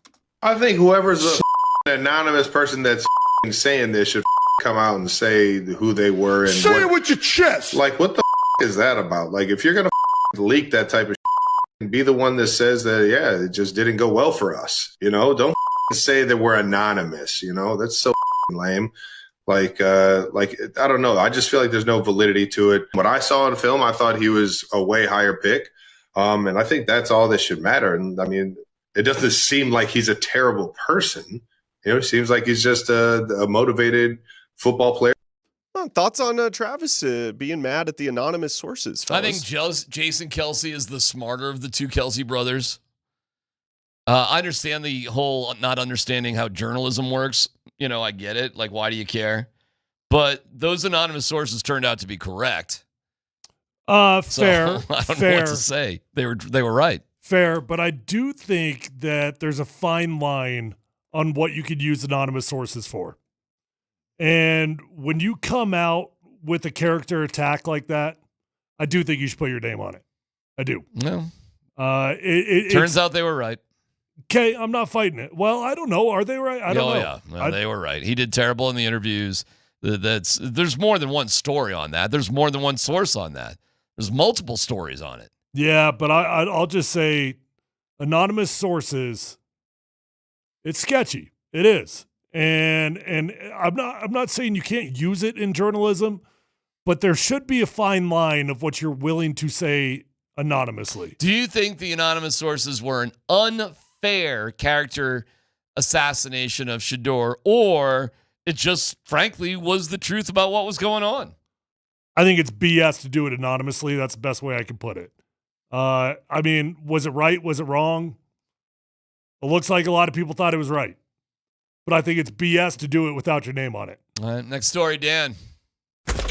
All right, guys, ESPN has their offensive and defensive rookie of the year candidates. They ranked them. Mm-hmm. So I want to go through a couple of these. They do have Cam Ward, who was selected first overall at number 1. Ashton Genty and Omarion Hampton are 2 and 3. They have RJ Harvey, the running back for the Denver Broncos, listed at 12. Do you guys think RJ Harvey could be a dark horse offensive rookie of the year candidate with how Sean Payton is going to use him in his offense? I will say no. And Sean will want, and he'll intend to use him. And Tyler, watch. He won't be able to help himself. And there'll be games that go by where it's, 6 to 8 carries, maybe 2 throws, right? Like, he just won't be used. Sean won't be able to change his spots. Yeah, I think he's got next to zero chance of winning that. Unless you think Ashton Genty is just going to be a complete bust. I don't with the Raiders. I mean, I'll put it this way. If you're the best running back in your class your rookie year, you've got a great chance of winning an offensive rookie of the year. I'd be shocked if that ends up being the case. Yeah, I think Genty's going to have a great year with the Raiders, as will Brock Bowers with Geno Smith. Oh, Pete I Carroll. totally buy into Ashton Genty. Yeah, me too. Dude, I think they're set up. I think the Raiders are going to be dangerous next year, for sure.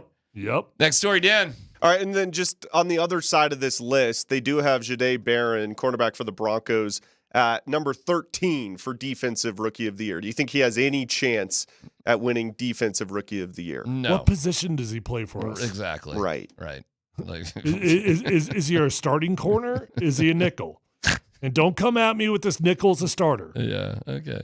Okay. I'm with you. He's not going to have enough impact on the game. Listen, I'm not saying the Broncos are going to have a bad secondary, but what kind of specific impact on the game is he definably going to have? Who knows? Well, if he's a starter, he's got a great chance. What does that even mean, though? Like, what that means is I'm out there on base and nickel. Who's in the slot then in nickel? Is he switching from outside to well, inside? You could pull the Chris Harris. That's what Chris Harris did. Okay. Chris was a starting corner, and when we went to nickel, he'd go play slot. Is that what's going to happen? I don't know what the plan is. It's confusing. I don't know either. Who knows? He's a really good football player, though, and hopefully they figure it out. But to say it's anything but kind of a luxury pick is really not being honest. It's being very disingenuous if you can't really see that this was an interesting one. And I hope people just remember you could have had Travion Henderson and Arroyo. You could have easily had your favorite running back and a really good tight end. And maybe a little Ferguson action with Ferguson Heating and Air, as I heard from our commercial right there. By the way, no dumb question. Is that commercial that's using Terrence Ferguson, is that his family's business? Yes. Is it really? Yes. That is so freaking cool. So they're using him. What is it? I didn't hear it. It's like a heating and air company, Ferguson Heating and Air. So that's their family business? Yes. Oh, really? And they're using him as an endorser. That's I guess. pretty cool. Smart move. Yeah, they're doing and honoring his 4.63. They've got some sort of special for 4.63. I forgot what the special was. How cool is that, though, man? We're running commercials. What team is he on? Who drafted him? Who drafted Ferguson? Who got him? You guys remember? It went high. Rams. Was it the Rams? It was the Rams. It was definitely the Rams. 100% it was the Rams. That's just kind of funny, don't you think? Where did he go? It was day 2. He went to the Rams. I know, but I'm asking how high. Oh, pretty high, like early in the second round. I think he was only maybe the third tight end off the... God, was he the... I don't think he was any worse than the fourth tight end off the board. Okay. So good for him. And I know from kind of a big-time birdie, the Rams were really high on him. I heard the Broncos were really high on him too, by the way, Tyler. Oh, I'm sure many teams were very high on him. He was a combine freak. He's got tons of athleticism, and he comes from a very productive school. By the way, you get the little victory parade on the Broncos like Loveland more than Tyler Warren. You get that little feather in your cap. You and other dummy and dumb over there. You two just wouldn't shut up about Loveland. Hey, take this guy off the board. He had a shoulder injury. Hey, what can I say?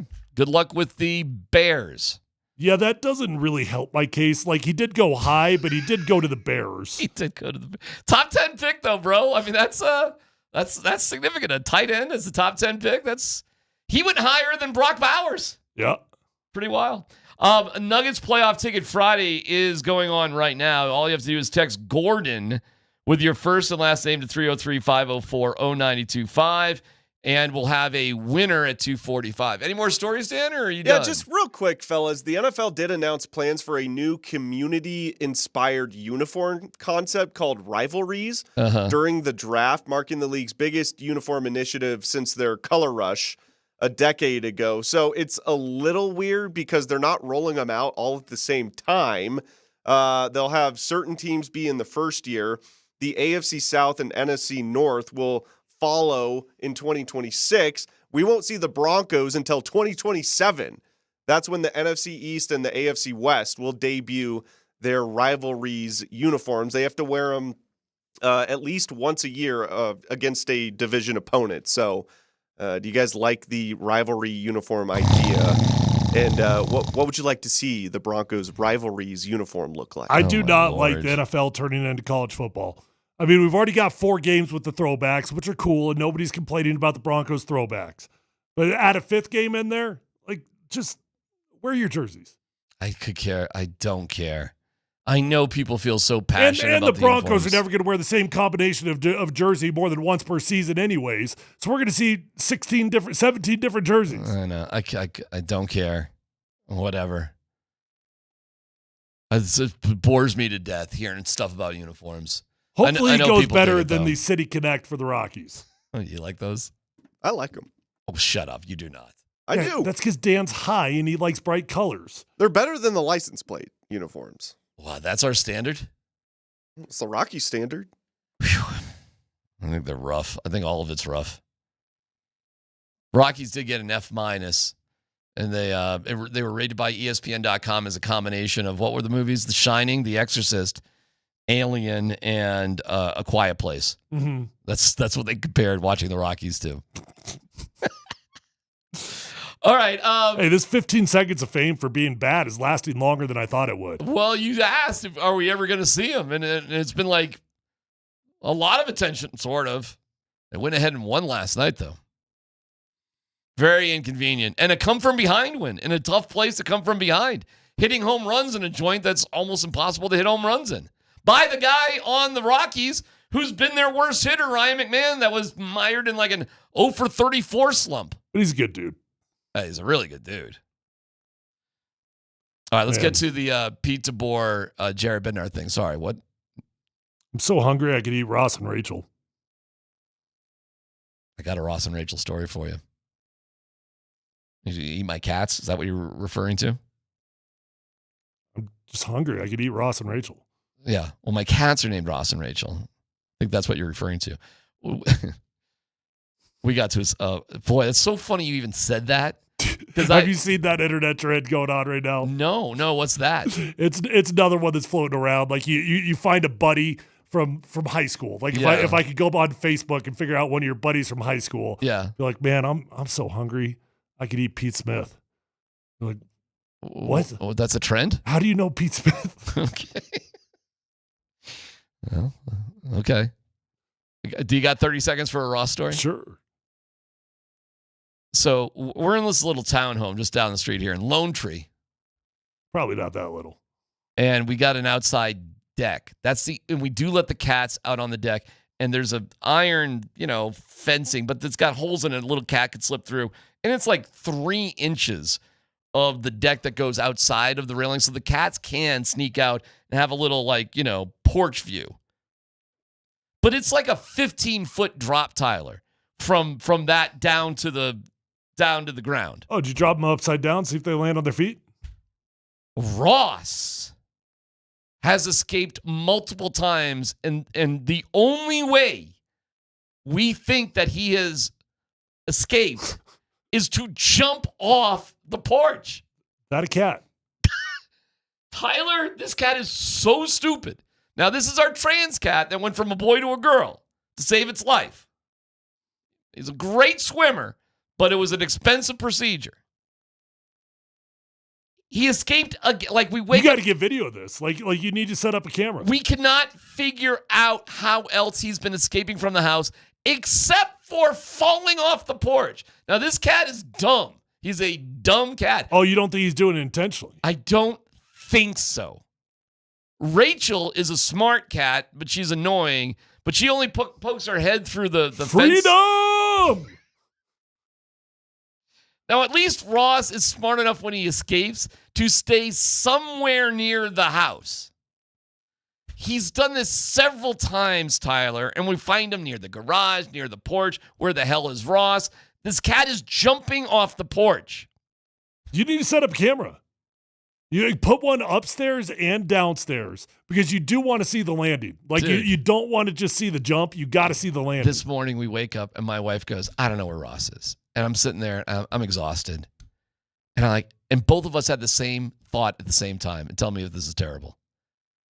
Oh, whatever. Do you even like Ross? You know, Tyler, it was crazy that me and my wife at the same exact moment had the same exact thought with Ross the cat. It was just like it's like if he really desires to not be with us that bad, that he's jumping off the porch multiple times, perhaps there's a better life out there for Ross. Dude, he might just be an athlete. Oh, he is like the epitome of dumb athlete. The dumb jock, whatever Relax. stereotype. Relax. He might as well be a linebacker for CSU. There you go. Yeah. Anyways, my kid goes off to his job and he goes, hey, Ross is on the porch again. And we're like, oh, okay. I wonder what Rachel does. I think when Rachel she sees Ross jump off. She does nothing. She's too smart. She's not an idiot. Well, she seems to like having him around, but she'd be fine without him. You know? Typical woman. I mean, Ross knocked her up, which they're brothers and sisters. And it's Before you went trans? Yeah. Yep. Ross has not got a hold of being a trans cat. The urine is... I don't understand how that works. Well, ask Ross about, that. How does he pee? They developed the thing for him. I don't know how they did it. It was surgery. Cost me thousands of dollars. So he lost his He's gone. penis. Gone. All of it. The penis is gone. Everything's gone. It's all gone. Do they make... Yes. Whatever they got to do, they do. They make that? I guess. And now he pees out of that? Yes. When he's not jumping off the porch. Wow. Yeah. Science. All right. Hey, Nandy. Plus, we'll give away those tickets. That's your big line. Science. That's your big takeaway. Okay. Gordon is the playoff Ticket Friday text word, and this is it. We'll give away the tickets, but you got 5 minutes. Gordon, 303-504-0925. It's PhD on 92.5.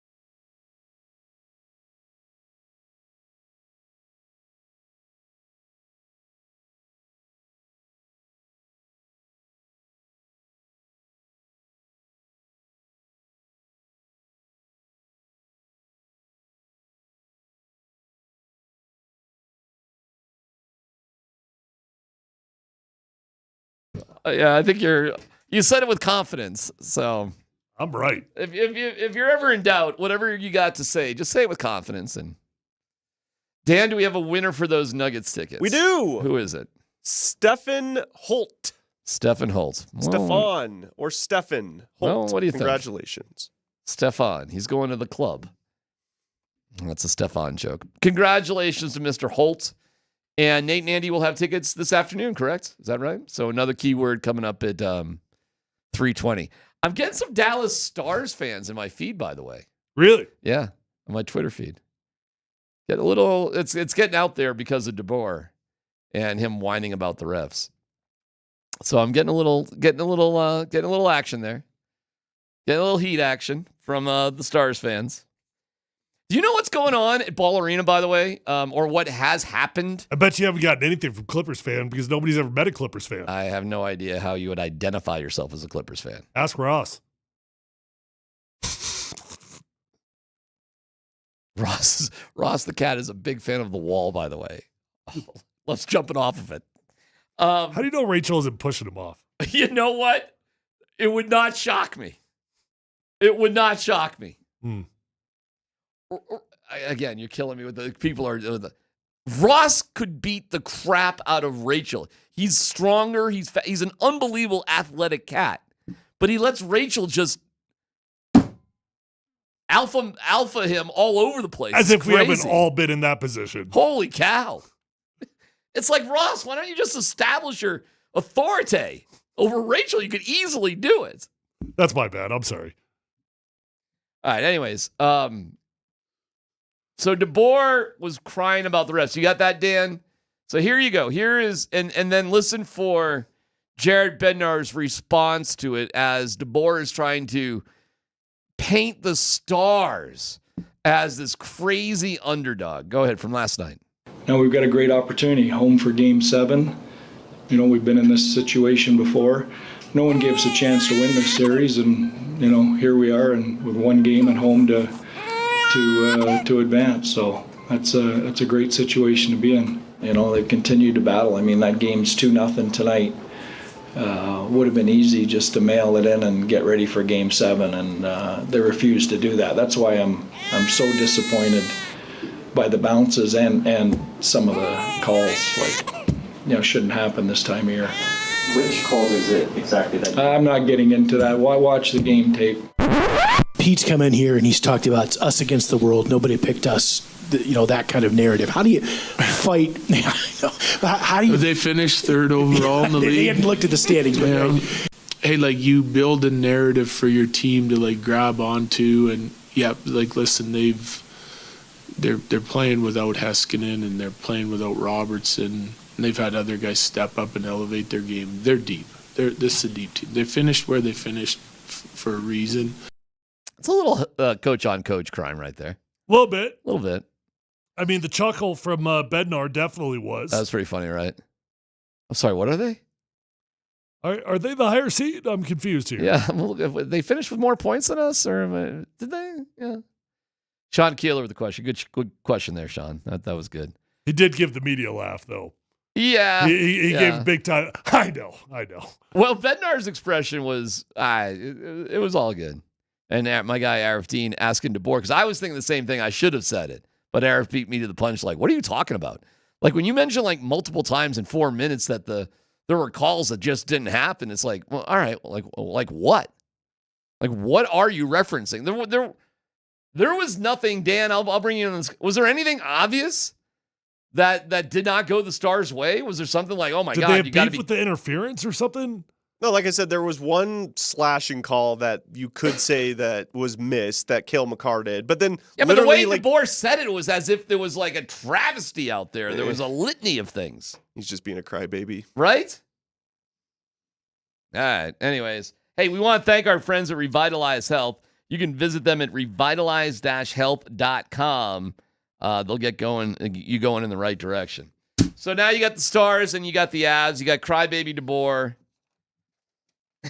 I don't know, man. That whole us against the world thing, it is the most common. Did we have crybaby Adelman after the game? Play it. I don't have it handy. Dan, here. do you have it? I don't know. Go ahead, Dan. I don't know. I mean, this is what I expected, to be honest. This felt like a 7-game series. Obviously, we wanted to close it out today, but it's an evenly matched series. You know, there's so many good players out there, guys that can have nights. Jamal had his night the other night. You know, Kawhi and James had a good one tonight. Obviously, Nicola's had his night. And Nicola gets fouled a lot. I'm not sure what was happening tonight, but for him to shoot 2 free throws with the amount of contact that was going on out there was absolutely crazy. They put smalls on him. Those smalls were allowed to do whatever they want. So I'm really excited for Saturday that we're going to be able to do the same thing with their best players. Because if that's the physicality we're allowed to play with, we'll react to it, and we will go there in Game 7. I mean, that's pretty snarky. Yeah. Well, and I'm just excited that we get to play the same way. Yeah, that is kind of the same. But at least he pointed out kind of specific. But he's our guy. So it's not crying if it's our guy. And he pointed out specific examples. And he used the very common trope of our big guy doesn't get calls. Like, all coaches do that. Where he went the next level was, oh, those are the new rules. Okay, so cool. we'll play by those rules. Yeah. Oh, we're playing prison rules today. I didn't know we were playing prison rules. Oh, okay, good. Yeah. We're good because we're playing prison rules. And so that's a little whiny. That is a little whiny. What's your starting 5 if we're going by prison rules? Russ is in the lineup. We're just going prison rules? DJ's in the lineup. DJ's in the lineup. Jokic brothers. Jokic brothers are in the lineup. We're just going prison? Yeah. Wait, do they have to be on the roster? Yeah, they got to be on the roster. Sign him to a 1-day contract. 1-day contract for the Jokic Michael Porter brothers. Jr. is not in the lineup. He's not in the lineup. I put Jamal in the lineup. Oh, Jamal's in the lineup. If we're going prison rules, I'll stick Jamal in there. Hold on. We already got I'll we definitely got put Christian- DJ, we got Russ, we got Jamal, we got Yoke. Oh, so we only need one more. Well, Christian Brown's got to be in the lineup. He's fine. Yeah, he's good. You're really just putting MPJ on the bench. Yeah. Other than that, we're good playing prison rules. And we can throw DeAndre Jordan in there, too, if we need a little help. We don't really have, like, a dirty player. DJ's the typical prison rules. I ain't as good as I once was, but I'm as good once as I ever was. I can do this, yeah. Yeah, I wouldn't say, and off the bench, we have no prison rules guys except for Russ off the Strother. No. Jalen Pickett. The only difference between Adelman and DeBoer is that we don't know what the hell DeBoer's talking about. At least we know what Adelman's talking about. Yeah, there's a difference. Plus, he's our guy. We already established that. All right, our poll on Twitter. Who do you have more confidence in to get a Game 7 win? The Avalanche. 2 days in a row. Same question. So Avalanche fans just have more confidence out there. 59.5% to 40.5% after a couple, few hundred votes and a couple of hours viewing. So, okay. The Avs fan being consistent. That's a stretch, but cool. DeBoer's 8-0 in Game 7s. Nathan McKinnon's never won a Game 7. That's I'm taking true, too. Christian out. I'm putting AG in.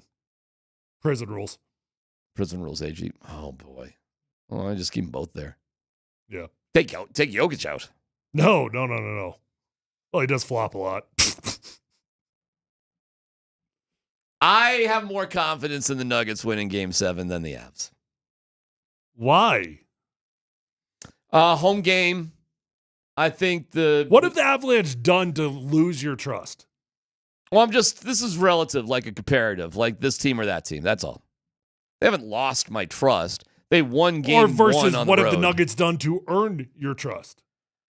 I think the way you have to exhaust yourself, depending on where you are, to get to Game 7 in Game 6 matters. And I just think it's more exhausting to come back than to just lose that 1-game lead, especially when you have a home game, right around the corner, which the Nuggets do and the Avs don't. I would say I'm still with the Avs. God, you're a little down on the Nuggets then, man. You don't think they have a better chance to win a home game than the Avs have a road game to win? So I'm going to say the same thing I've said about the Nuggets that I've said all day long. Oh, you're down on the Nuggets. Nope. I don't have any clue what to expect from the Nuggets. No clue. So you asked me who would I bet on if I was betting on the Nuggets game? I said I'm not. I don't know. More like is that different than being down? I think it's different. More likely, 3 choices. Joyous feelings of both teams winning. Mixed feelings were 1-1. Total and absolute depression, they both lose at the same time. I'm just playing the odds here, and I'm going with 1 win. A split? Yeah. Well, we'll be going through it at the same time, won't we? I asked the question earlier, if you could guarantee one win, that means the one team loses.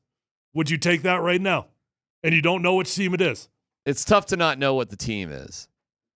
Because the team that would give you the most hope moving forward would clearly be the Avalanche. For sure. Because this all may be a fool's errand for the Nuggets if they just go and get pasted by Oklahoma City, which I'm going to guess most people are going to bet happens.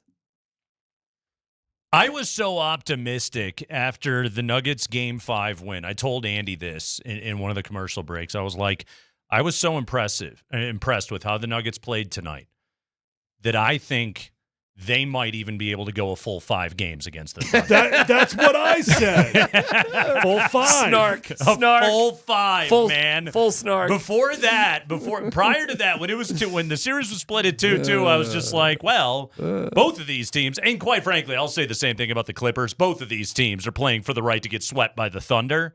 But right now, and again, I think the Nuggets have shown me enough in this series, even in defeat last night.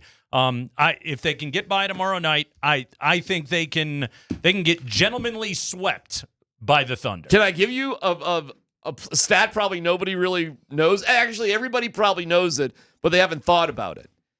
You realize that this will be the third Saturday in a row where both teams will play on a Saturday.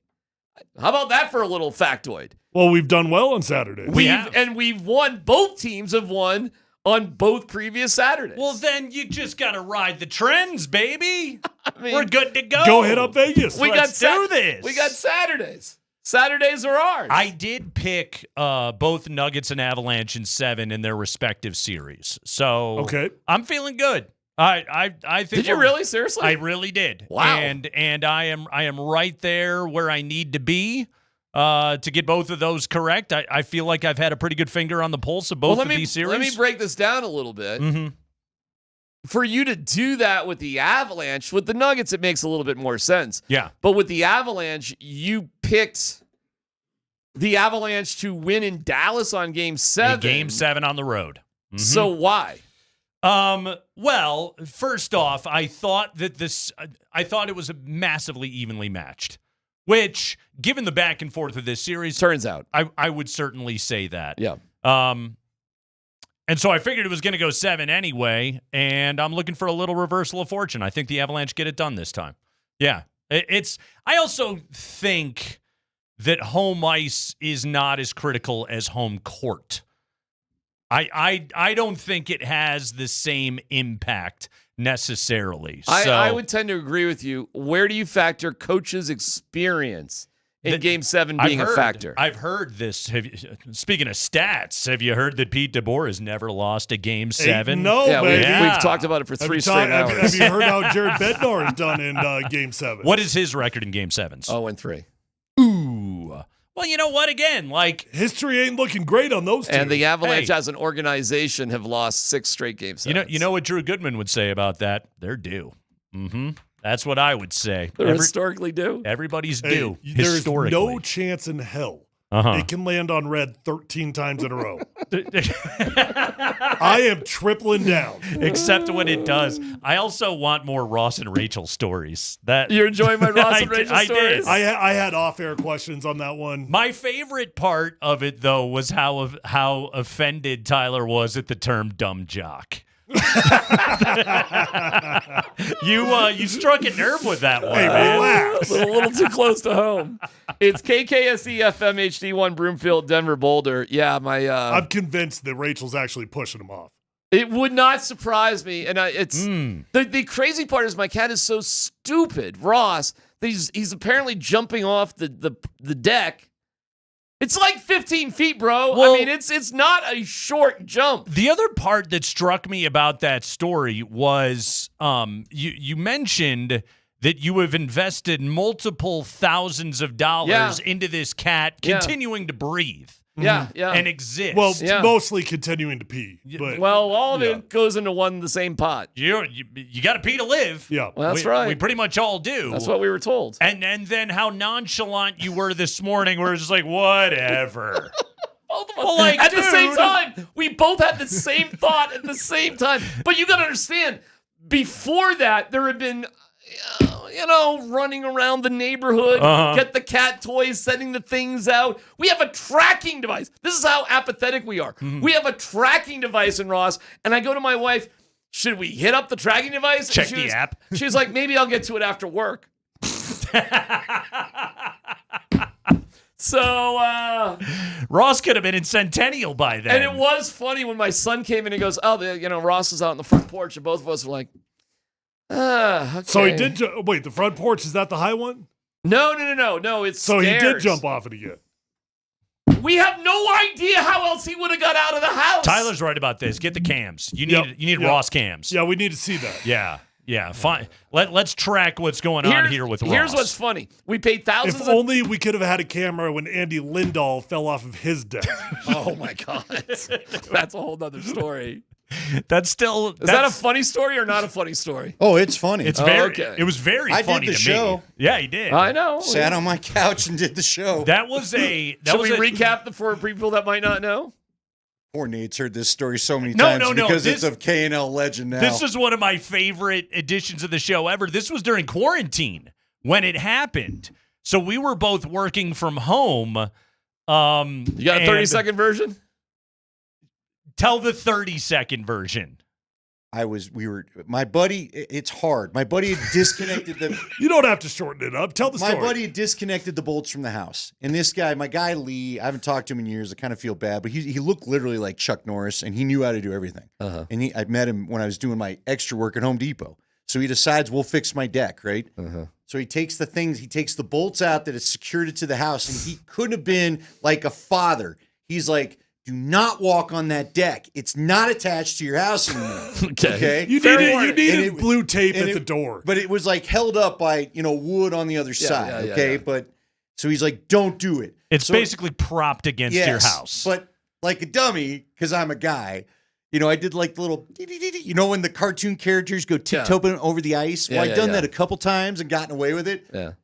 And I want to go get Chick-fil-A of all dumb things before we started our show. And I couldn't get this rail to come off because we were going to rip it down the next day. And I'm like yanking at this damn rail from underneath.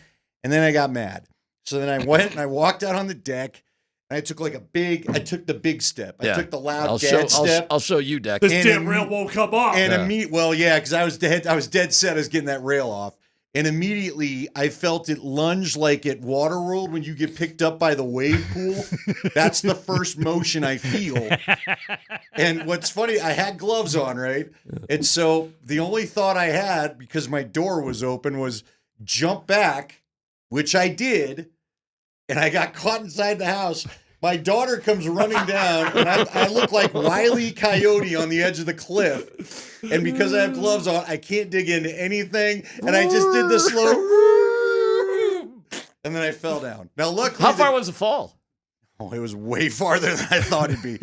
This is a second level deck. It's at least. Are we talking at least 15 feet? Oh yeah. Wow. So the deck fell, like the deck lunged forward, and then luckily it went down at an angle. Can I just ask a silly question here? Wow. I'm glad we can When the laugh dude about tells it. you it's not bolted in, why did you even feel the necessity to tempt fate? Because I was hangry. The 2 or 3 times before that you That's said a good question. that you tiptoed out there. I can actually understand that one because when dudes get mad, we get mad. I did one of those. But you were just like, I just want to find out. I put my foot on there and gave it a little test. What were the injuries because of this?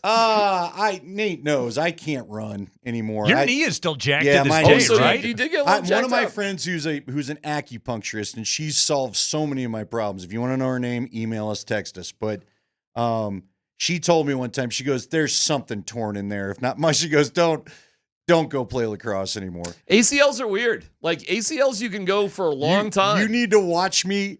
I've got like 5 lanes I got to cross when I walk the dog to get from one side of the street to the other. And I do the shack run now. I can't really dig in anymore. You know what I mean? I'm not chasing anybody down. All right. Our question was, who do you have more confidence in Game 7? I don't know anymore, man. This has just been, has this not been nuts, right? See, if we're Andy's going off taking how the they Tyler played approach. last game, Yeah. I'd have to go now Avs again. But I don't love you going to Dallas. I don't love you facing DeBoer. And last night's game, I love it, and yet it was stupid. Come on. Were you not looking at three of the... I'm not trying to rain on the Avs parade. Am I wrong? They won. No, I love it. I'm not upset. But Okay, I couldn't believe all the great prime shots they created for themselves that went off the pipe, and then homie shoulders the winning goal in. Let's be okay. This is, and Tyler, this is one where Andy has heard my rant 1,000 times. Hockey is the stupidest sport. Oh, okay? no doubt. It is like you can create with world-class skill and perfectly execute a goal-scoring opportunity, but then if the puck goes just lifts on one side the slightest bit, it can lip off of the stick, and then you don't get a good shot on it. So all of that world-class skill that you just put together made it so the play doesn't happen. And then at other points in the game, you just kind of put a half-hearted attempt on the goal, and then the defenseman turns and whips it off his teammate's shoulder and in. By the way, shout out Colin Blackwell. That's his second game-winning goal of the series. Is that right? Congratulations to him. Yeah. Well done. Yeah. But that's the thing about this sport is like the pinballiness and all of that, and I know it's created out of being aggressive and doing the right thing. Not the game-winning goal last night. That was just idiotic. To this day, Well, they shot the puck at the net.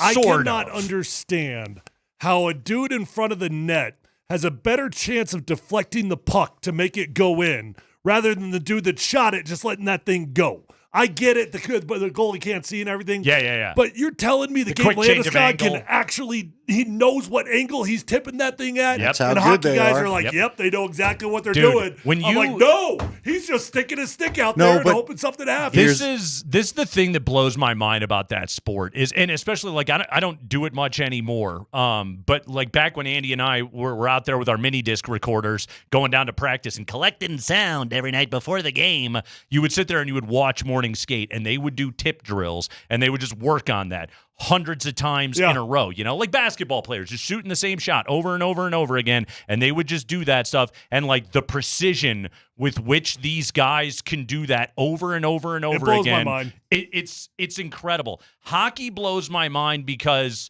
I can make a three-pointer. I can throw a baseball, I can hit a golf ball, all those things. I can't do a single thing that a hockey player can do. I can't do any of it. If I put skates on, I'll break my leg. I'll end up like Andy. Can you stop? Probably not. No. I can't imagine. I went up to Estes Park last year. How are the skills? I can go pretty fast going forwards. Couldn't stop. Stopping's a problem. That's a big problem. Yeah. That quick change of angle? Yeah. Problematic. Even doing the turns, I was like, okay, I'm getting into this thing here a little bit. Yeah. That poor lady was in front of me, though. Good Lord. Dude, we used to do a father-daughter skate at my daughter's ice show every year, and the Bolins were part of this, too. I saw Pat one time. Pat gave me a big wave because his daughters all skate. You probably know that. Did you And I was wear like, a feathered boa? I should have. That would have looked good on you. No, it No was sequins? It was the dad-daughter. We were just simply in white shirts and black pants. You didn't wear And cargo every shorts out year there? I was like, which guy's going to lose his knee this year? Yep. Because you don't do it all the time. So, but I would tell you real quick, just because I know you don't buy them, you could probably close your eyes and do your drop back for a pass protection in your sleep, couldn't you? No doubt. It's the same thing with those guys. Yeah, muscle now, again, memory. Do they know exactly where it's going? I don't always buy that. But they know what angle they got to hit that top of the stick to make sure it goes up. Oh, it's an amazing skill to me. It's as practiced. It's incredible what they can do. Yet at the it's end of the unbelievable. day, and then the game-winning goal is just something that goes off a guy's shoulder. Exactly. And Despite like, damn it, Josh give me that Manson thing. had that thing dialed for the cookie shelf, and of course, it's got to find a way to hit. Oh well. Yeah. Oh, who cares? Hey, they won. Game 7. They won. Game 7. Good time. We're pushing it to the limit. Tyler. All right, boys. Beautifully done today, my friend. Check PhD noon to 3 every day right here on Altitude Sports Radio 92.5. We have so much going on today on the old K&L extravaganza. It is a Ska Friday. We do have Nuggets tickets to give away for Game 7 tomorrow night, or tomorrow evening, I suppose, at Ball Arena. We've got keywords to give you to text in. We will give those to you at 3:20, 4:20, and 5:20 this afternoon. The way that it works, and a lot of you have been listening, but if you're new to us, first off, welcome aboard. I'm Nate. That's Andy. That was DMac and Tyler before us. But if you're new to us, what you do is we'll give you the number. You just text the keyword that we give you along with your first and last name, and you're entered to win tickets to Game 7. Game 7s are cool. You could have a chance to be there. I was there for a Game 7 last year. I threw a sausage in the garbage. That's not a euphemism. It's just a thing that I forgot did. the rally sausage last year. Treat Sweat itself yourself in the package. a round of sausage. God, it was gross. Yeah, it was gross. It was really and gross. it was a fine Wisconsin brand. We didn't just go get some. I got that thing shipped to us. That was a nice item.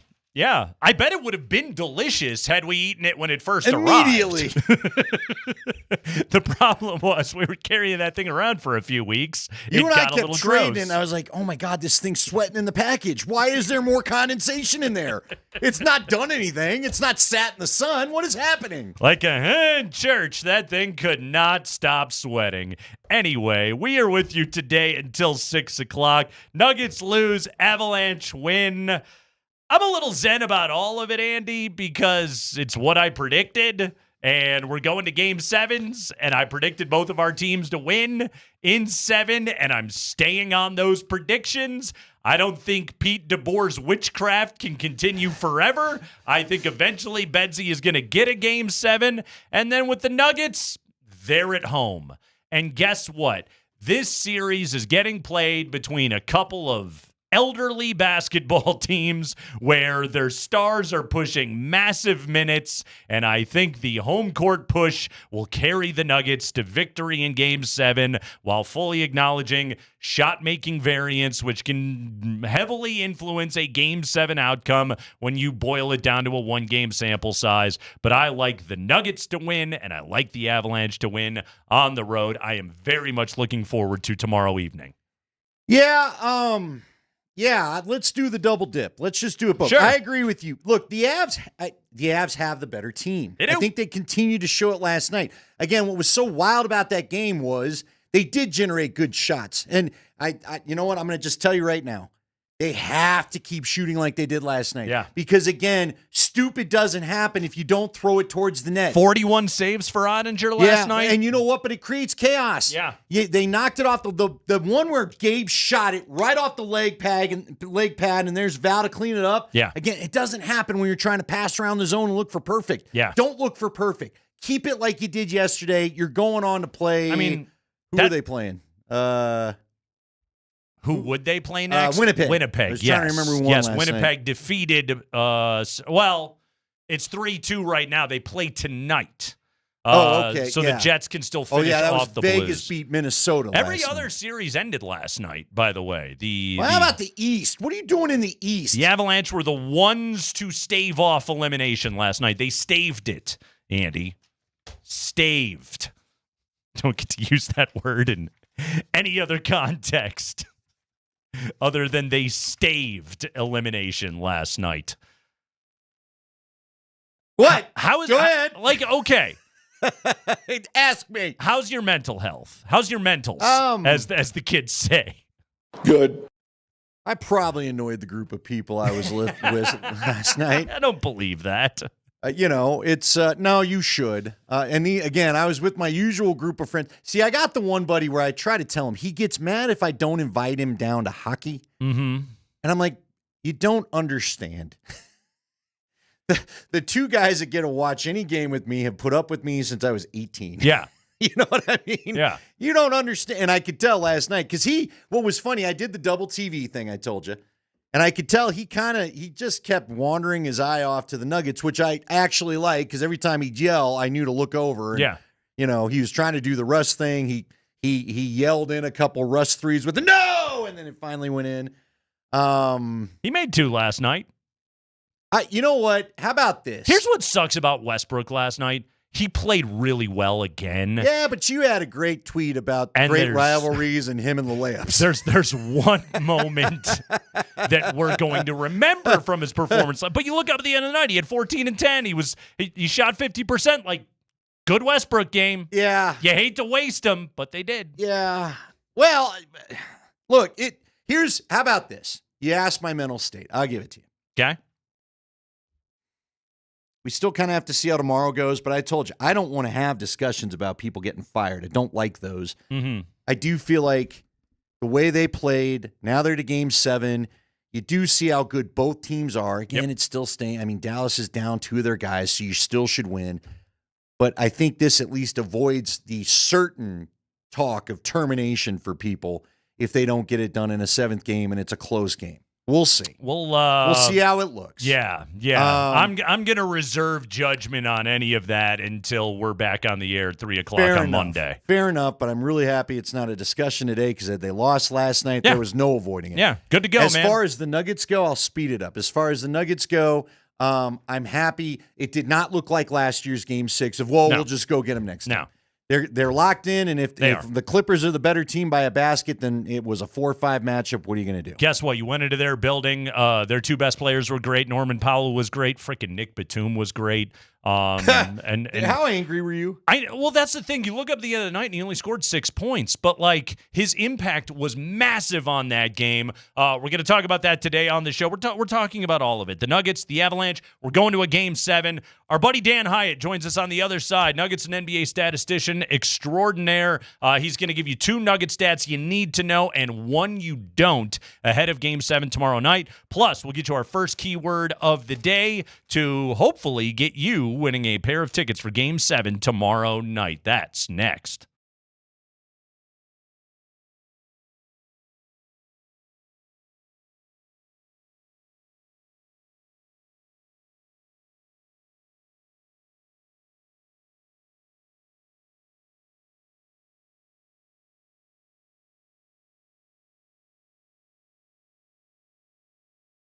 Hey guys, Andy Lindahl for Rocky Mountain Men's Clinic. That thing really has a long trail. Anyway, let's talk about the Rocky Mountain Men's Clinic and what they can do for you, especially if you're dealing with erectile dysfunction. If you are dealing with erectile dysfunction, look, it's about to be the weekend. We're here. It's a Friday. We're happy. We're ready to go.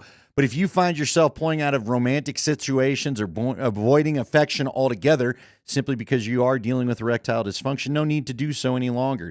ED can be handled, and there's a number of options over at the Rocky Mountain Men's Clinic. Don't go on losing your self-confidence or causing pain in your relationship.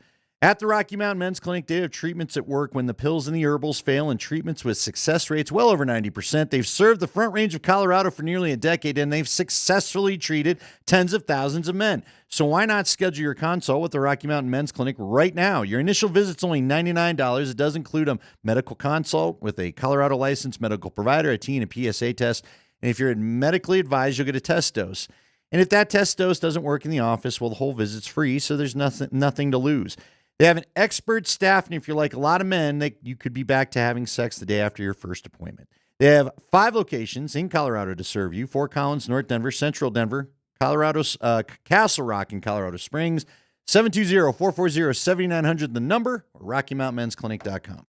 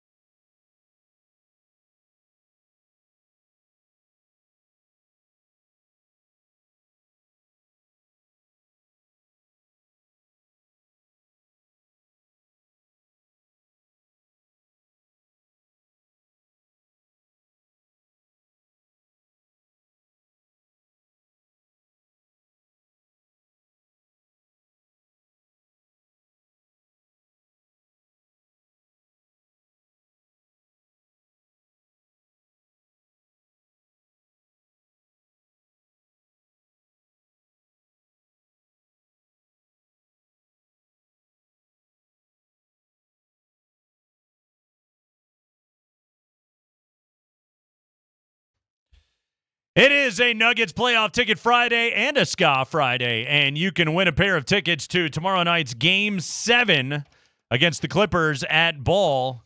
You just have to text the keyword to 303-504-0925 plus your first and last name, and you are entered. Your keyword right now, Millsap. Millsap. Text Millsap along with your first and last name to 303-504-0925, and you are entered.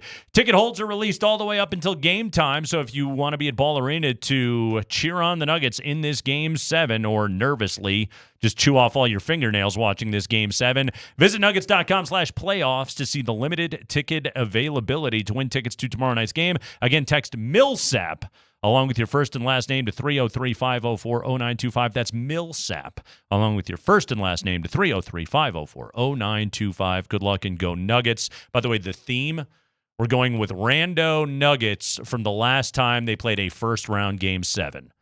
Bubble, Utah. The famed Torrey Craig missed layup turned Mike Conley missed three. Oh. That was nuts. Talk about holding your breath. That game was a freaking slog, and I got a feeling tomorrow night is going to look like that as well. Right now, we welcome into the show our buddy Dan Hyatt, NBA and altitude statistician extraordinaire. Dan joins us on the Ramos Law Hotline. Car accident? You need Ramos Law, a medical doctor and attorney. Visit ramoslaw.com. Dan, how you holding up, pal? I'm good. I'm sitting listening to the show, and as you guys go to break on the other side, there's the promotion for the Double Dipperoo on Saturday night, and then the trailer for the music takes a minute, and Andy couldn't help himself but make mention of how long that bed took. And I'm sitting here laughing hysterically because I remember the days of laying down that track and that bed and making sure that it kind of funneled into the next thing and it didn't just stop. Oh, it stung for a while there. It stung for a minute. So some serious sting right there. It just was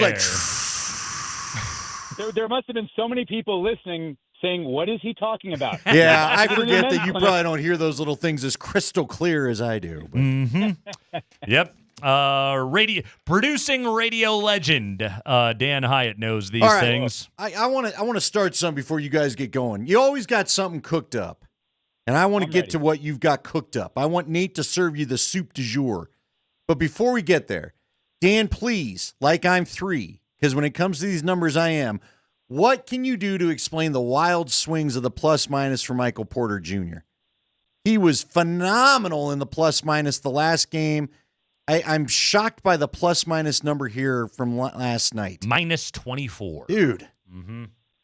Plus minus, like offensive, defensive ratings, all of these things are unified. They're all together. When you're with Jokic, you're typically going to be positive with all that you do. Amazingly enough, this playoffs, Jokic is I think he's a negative overall for the playoffs. Murray's the only one as a positive. But Porter, when he's active and moving, the offense is fluid. They can score more. You offset that plus minus. He doesn't have to score, but when he's moving and he's getting rebounds and, yes, hitting some three-pointers, that is helping the entire team's rating and plus minus. When he's not doing anything, what did he had 5 last night, a couple? He's had a couple games that have been really good. He's had a couple games that have been not so good, but the games in which you can see a minus 20-something is because he's not scoring and he's just not active. And that's what's going to eventually lead to less shooting possessions. And if the Clippers scored 111, the Nuggets scored 105, and Porter has these pockets in which they are getting outscored because he's giving up three-pointers because he's not getting over to get his guy in the corner, or he's not getting rebounds and they're getting second chances, that's why. He was also, and we talked about this the other day, he was plus 34 in Game 5. But the huge factor there was that Westbrook was the 5th on the floor during the Clippers' fourth quarter run. And Mike came back late in that game, like after the run was over when the Nuggets stabilized and got the victory. So like the rest of the starting fives were all like plus 18, plus 17. Mike's number was like plus 34 in Game 5. And it was like basically he just wasn't on the floor for the run. Do you both like the plus-minus addition to basketball? I do. I like it. It's again, it doesn't tell the entire story. And no individual statistic ever does. But if you look at it over the aggregate long term, in general, what you're finding out is, the team wins when you play or the team loses when you play. It doesn't explain everything, but it's a nice piece of the picture. Dan, where do you come down on plus minus? Yeah, I mean, you can't be a part of a winning team that's doing well if you have a negative. Yeah. In that regard. That's the conversation about this MVP with Gilgeous-Alexander and Jokic. You know, when Gilgeous-Alexander steps off the floor, that team is still really good. Mm-hmm.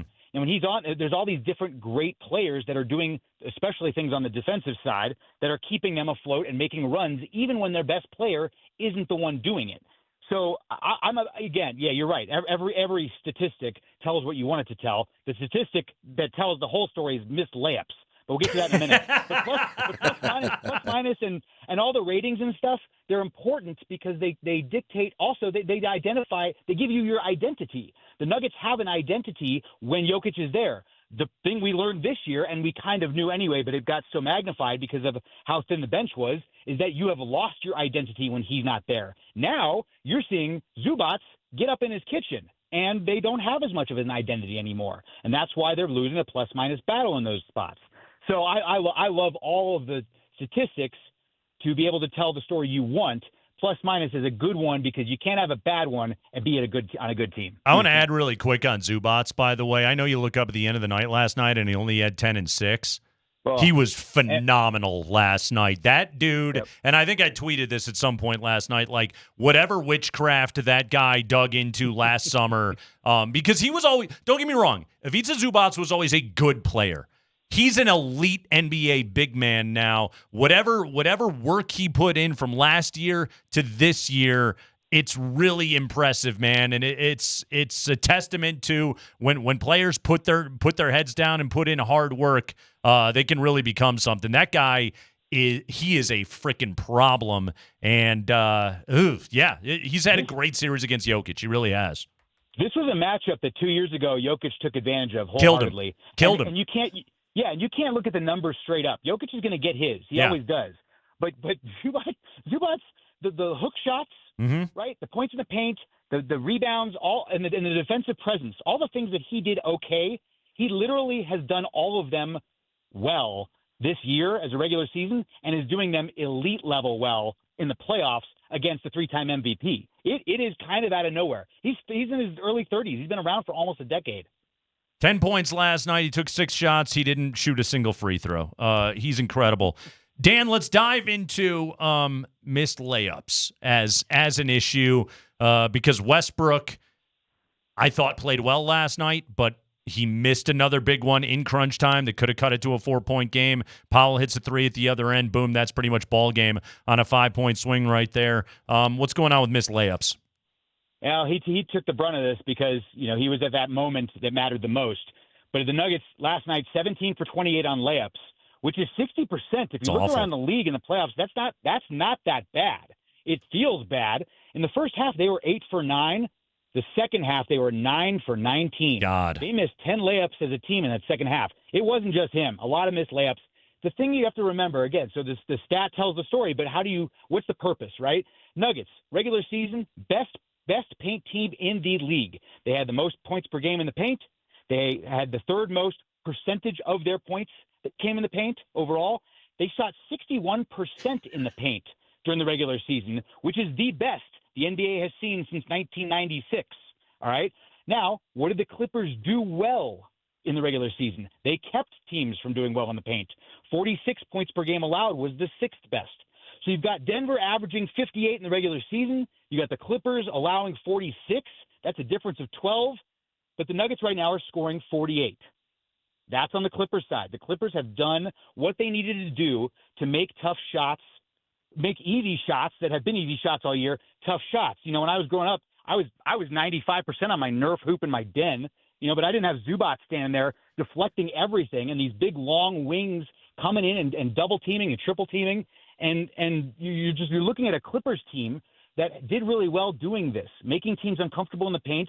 So what did teams in the NBA do this year to try to beat that? They shot a lot of threes. And the Nuggets, that's not their identity. Yeah. That's not what they're going to do. And they take more and they make more when they're at home. So I expect it to be a little bit better tomorrow. And once they get rolling, man, you can see they just keep going. Yeah, that's when the math doesn't math. But, man, that points in the paint stat, that to me, again, like I don't mean to just keep slurping the guy, but that's a Zubac stat right there. Like that's he's made life tough on those dudes. Let's talk about Jamal Murray a little bit. You look up at the end of the night last night, and again, 21 points. Okay, you're happy with that. But 12 in the first quarter, 9 the rest of the game. Tell us about Jamal Murray.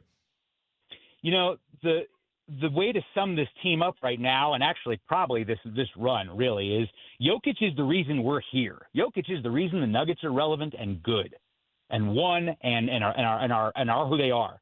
But Murray's the reason that they can be and execute the way that they want at the championship level, right? Murray, 12 points, like you said, 9 after that. When he hit the 12-point first quarter, that was 4 quarters in his last 5, going back to Game 5, in which he had 10 or more. That you're all of a sudden, okay, that's Game 5, 6, and 7. We showed on the broadcast he's a lot better in Games 5, 6, and 7 than he is 1 through 4. He just keeps getting better as the moments get bigger. But he's gassed, man. That's a lot of minutes.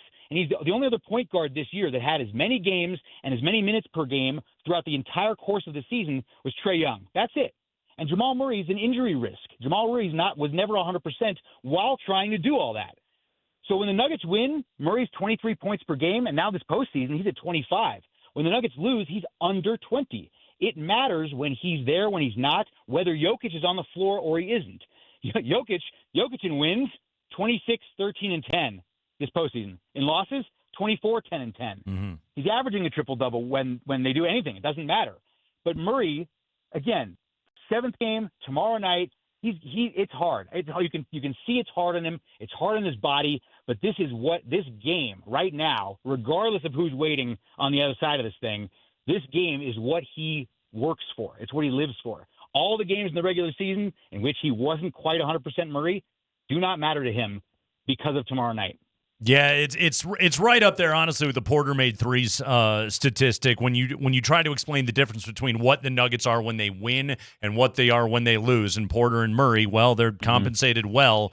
We'd like it if they were just good all the time. You need to text the keyword Millsap along with your first and last name to 303-504. 0925 right now. That's Millsap along with your first and last name to 303-504-0925, and you're entered to win a pair of tickets to Game 7 tomorrow night. Nuggets and Clippers out there at Ball Arena. It is Game 7, Dan. That was 2 stats we needed to know. Give us a stat we don't need to know about Game 7. Well, I'll get there, as I always do, but it takes me a minute. The stat you don't need to know, L.A. drivers spend an average of 89 hours per year stuck in traffic. It's a lot. Okay. In Denver, it feels like 89, but it's actually 37, which is kind of interesting. Not bad. L.A. is about 150 hospitals in the greater L.A. area. Okay. They say, the health department there says that at any point when an ambulance comes and gets you, it should take only 10 minutes to get you to the nearest hospital.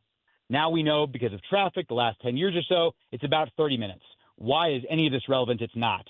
But I got there because this is now the 5th time that the Avs and the Nuggets are going to play on the same night. Game 1, they both won. Game 2, they both lost.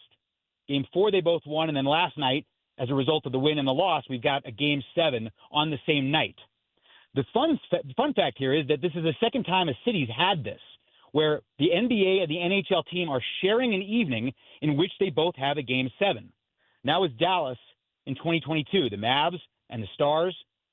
It got me thinking about big events in my lifetime anyway that happened on the same day, whether they were related or not. You guys lived this. I don't know if you remember this. I remembered it. I had to dig up the details, and you'll see why I brought up L.A. May 14th, 1998, Seinfeld's last episode. You guys remember this? Sure, the finale.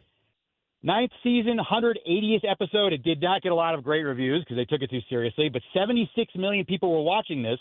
And at the same time, in L.A., Frank Sinatra had a heart attack, age 82. He wasn't feeling good all day. His daughter said she'd check on him tomorrow. He had a heart attack. Because everybody was home watching TV, you couldn't watch on devices back then. You had to be in your home. There were 76 million, and a lot of people in LA were watching.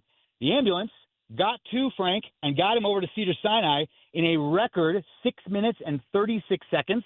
So I see. Who timed this? Because the health department apparently came out with this to show that this is what happens when there is no traffic. But because everyone was sitting at home watching the games, watching Seinfeld, there was no traffic. He was 82. He had a bunch of other health issues anyway. Old Blue Eyes passed away. But that was because both things were happening at once. One thing was correlated to the other, and it didn't save his life. But it was just interesting. I'm thinking about tomorrow night with the Nuggets and the Avs. I know, not both are here, but there might be a good hour and a half window if someone's, looking to check their clock, or maybe fall off a deck, Andy. Might be a good time. I didn't go to the hospital. Thank you very much, Dan. Like a man, I taped it up and I walked it off. Got it? And like a man, all these years later, you can still barely walk. I still have a hitch in the giddy-up. The other thing, though, Dan, I just want you to know, for recent history, both teams are 2-0 on Saturdays. Hey! This run. They both wrong. won game 1. They both won game 4. Both Saturdays. So Sinatra croaked the same day of the Seinfeld finale. See, Dan, it would have been great if it saved him. Seinfeld saved Sinatra's life. It all works together. But it did. The worst part about the story is that his daughter, who had said he wasn't feeling good, she would go visit him tomorrow, she did get a phone call from the ambulance, but did not pick up because the episode was on. Are you kidding me? Nope. And she found out about it a couple hours later. That was all super documented years later when they were talking about all the other family issues. So she's sitting there and she's just like, who's calling during Seinfeld? Yeah. Don't you know? I don't know if it was like the phone is ringing and she's like, I can't get that right now. Elaine's on right now. Hold on. But she ended up not being able to make it to the hospital in time. It's a show about a guy who did a bit on the show about you bothering me during dinner. Remember that? Or a heart attack. Where he picks him up and he goes, now you know how I feel. See, I always think of like the June 17th, 1994. Because that was the day of the O.J. chase, and that was Knicks Rockets finals game. Right, yeah. That was New York Rangers ticker tape parade after winning the Stanley Cup, Messier's Cup in 1994. That was Arnold Palmer's final round at the U.S. Open, and it was 94. So it would have been the year. It was what? It was Griffey, the Big Hurt, and Matt Williams were all chasing Roger Maris that year. And the Expos were winning, and they were still playing at that point, yeah. They were. That day, I spent the longest day in the bathroom.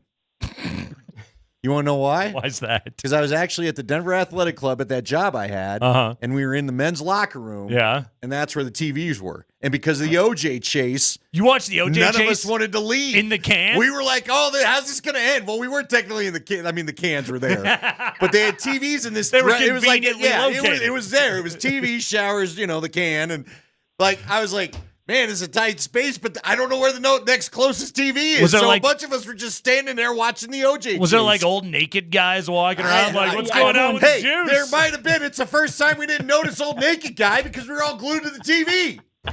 AC's driving? What's going on? He might have been doing cartwheels. Nobody noticed. Yeah, we're all out of towels. No one cares. We're watching the TV. Shut up, pal. You weren't going to put one on anyway. OJ's going to see his kids. Anyway, that's Dan Hyatt, everybody. Sinatra, Seinfeld, May 14th, 1998. Cost his... Dude, I can't even laugh at that now. That's so sad. It's kind of funny. They were off. They were Hollywood stars. It's pretty funny. Well, what sucks about it, too, is the Seinfeld finale wasn't even that good. Yeah, you should have taken the call.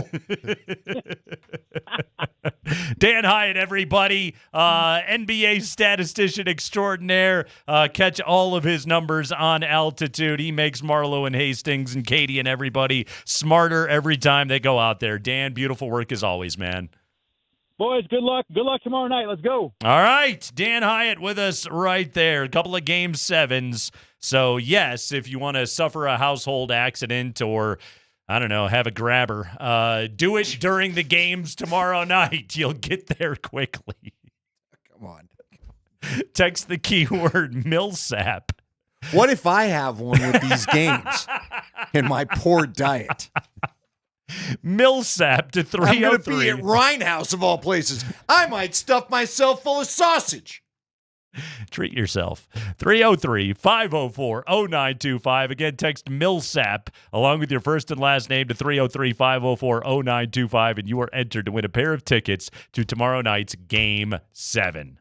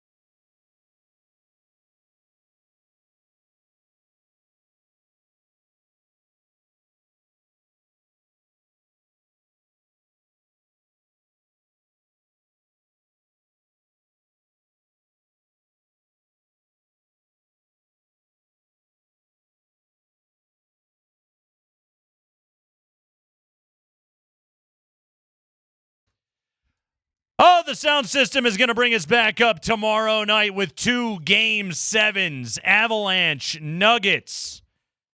Nuggets get going at 5:30 over at Ball Arena. Avalanche puck drops at 6 p.m. down in Dallas at whatever Airlines Center Arena.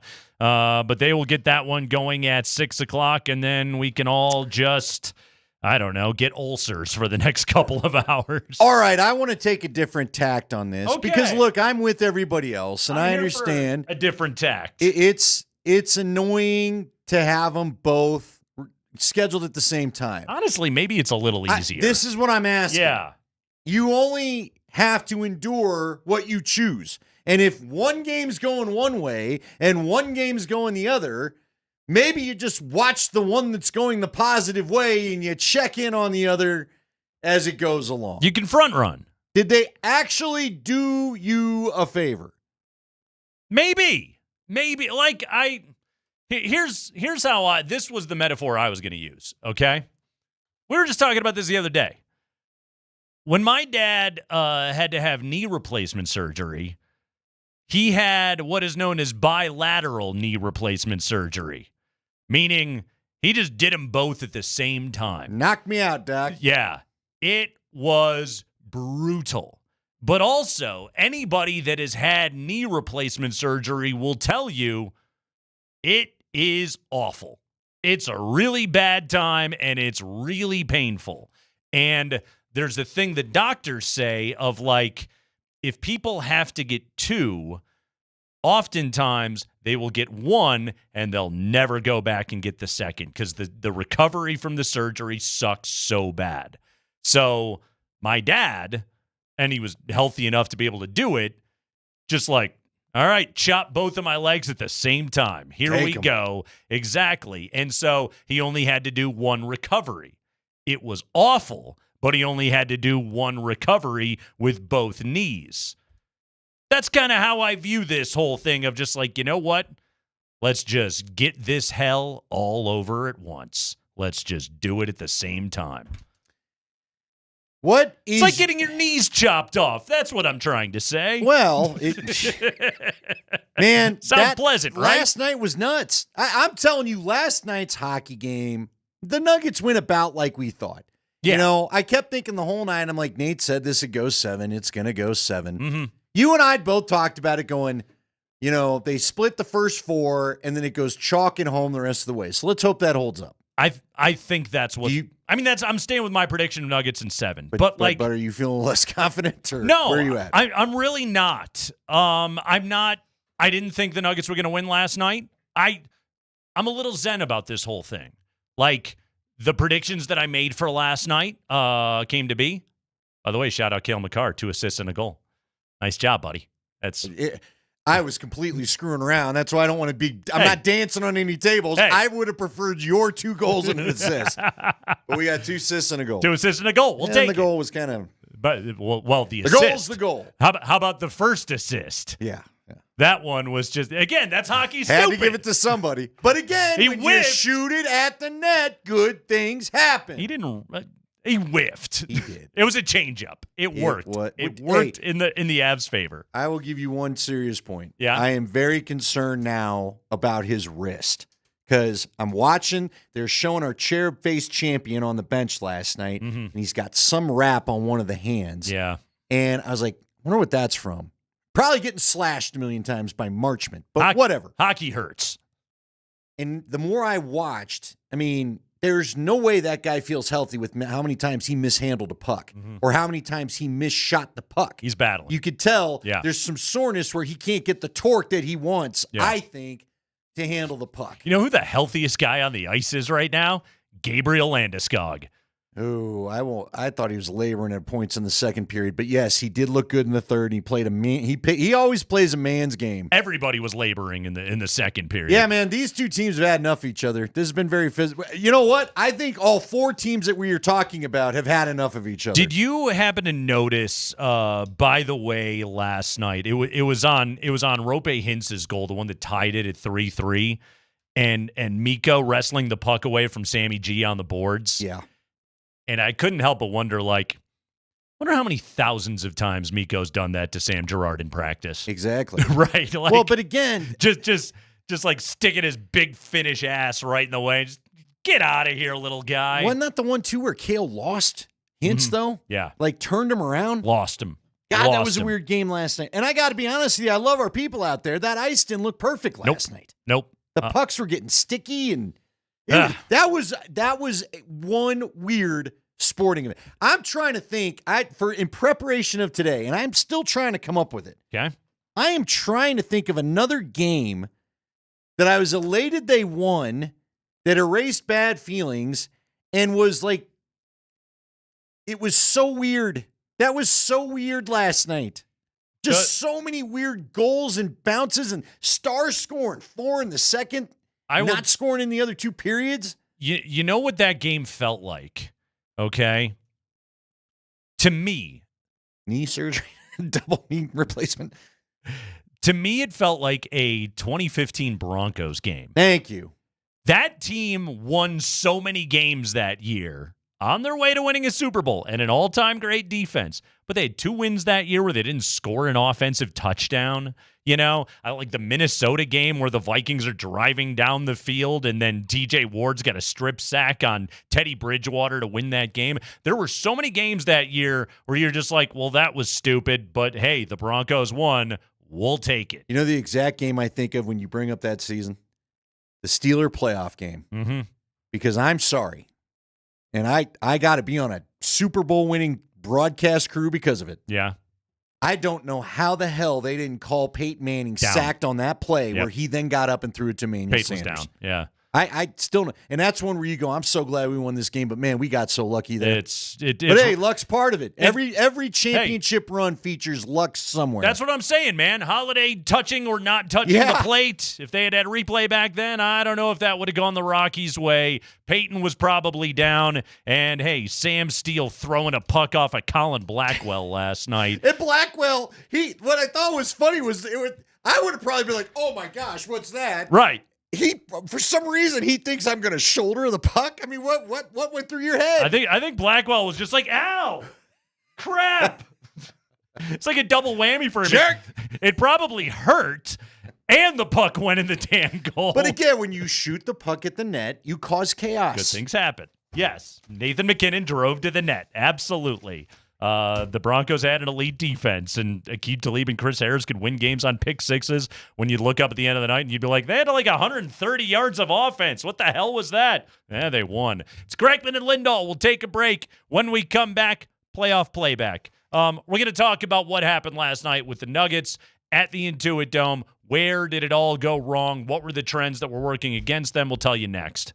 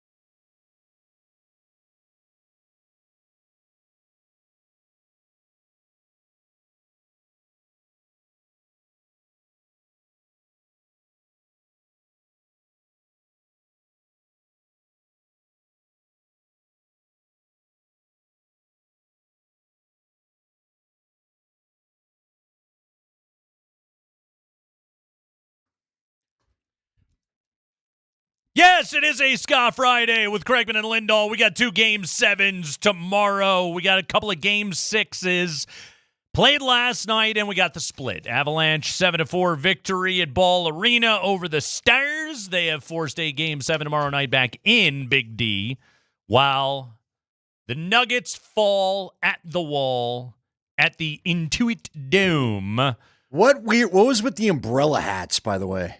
That was the thing last night. Did you notice that? They had the inflatable horsies. Yeah, those that were was fun. for Jokic, yes. right?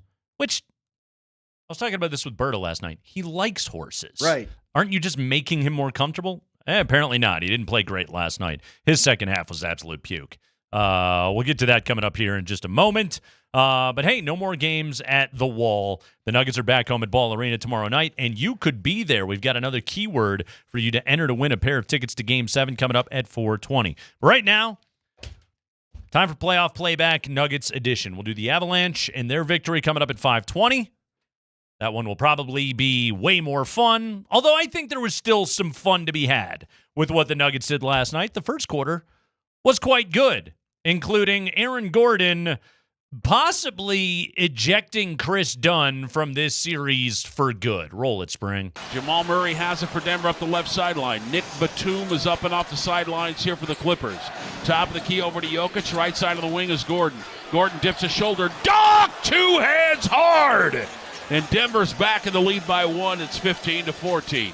Yeah, that matchup wasn't working last night. Bully balls him. Andy, beginning for the end for Chris Dunn last night, he only played 10 minutes and 14 seconds. He did not see the floor in the second half. Ty Lue put Nick Batum out to start the second half, and Chris Dunn was planted on the bench. I'm not saying he's not going to play in Game 7, but I think Ty Lue's done with him. What do you think? Done with him, get it? Hi-oh! There you go. There you go. Yeah, he is one of the leading -5 for the. What do you think led to this? What do you think? Because again, all we talked about was how Chris Dunn could be a tough matchup for Jamal Murray this whole series. I mean, what broke down there? I think the offensive black hole that he has been given, because yes, he got cooked really badly by Jamal in Game 5, but on the whole, I think his defense has been good in this series. He's Chris Dunn. He's an elite on-ball defender. It's just offensively, he's not giving him much, and Batum played out of his mind last night. We'll get to that coming up here in just a second, because, again, freaking Nick Batum. Your guy. I feel like Nick Batum has been more a thorn in your side than Jamie Benn has been in mine. I know. But believe me, you've got me hating him. Don't worry, I'm on your train. I've come over to your side of the stadium. I hate him so much. I'm here to cheer against him. Yet I want him on our team. That's where I come down on Nick Batum. That's fine. There's plenty of guys like that. All the good things that he does, I'm just like, God, if the Nuggets just had a guy like that. You really think I'd hate Travis Kelce or Patrick Mahomes if they just get out of the red jersey? I know. Later in the first, Jamal Murray, and this was the part of the night where I was like, oh, Jamal's just going to do it again. Leonard at the nail, now at the dotted line. Head fake. Can't shoot over Jokic. Left side over to Powell, and the 3. Air ball. Rebound comes down to Westbrook. Nuggets have a chance to tack on here. Westbrook has it inside the arc. Stops, throws back behind him. Murray, deep 3. Buckets. 22-18, and Jamal Murray is off to a flying start. He's got 9 points in 9 minutes. 29-footer, and he was talking all the way back down the court. It was like, oh, okay, that version of Jamal showed up tonight.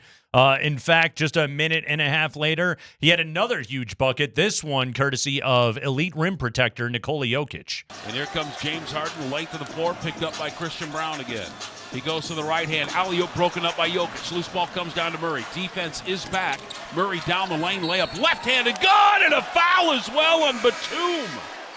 Yeah, and one coast to coast. Nuggets were up 28-25 after one. I loved the first quarter last night. I loved the Nuggets' energy. I loved their execution. I thought they played great. I didn't love what happened the rest of the game. But let's go to the second quarter, all right? First off, there were some things I didn't like about the second quarter last night. So Ty Lue opened the quarter, Andy, with a 5-out unit. Like, he went with Harden, Bogdanovich, Derek Jones, Kawhi, and Nick Batum. So he basically put a small ball 5 out there. Nick Batum's not really a 5. The Nuggets played DJ, and it was bad. And you saw DJ didn't see the floor again.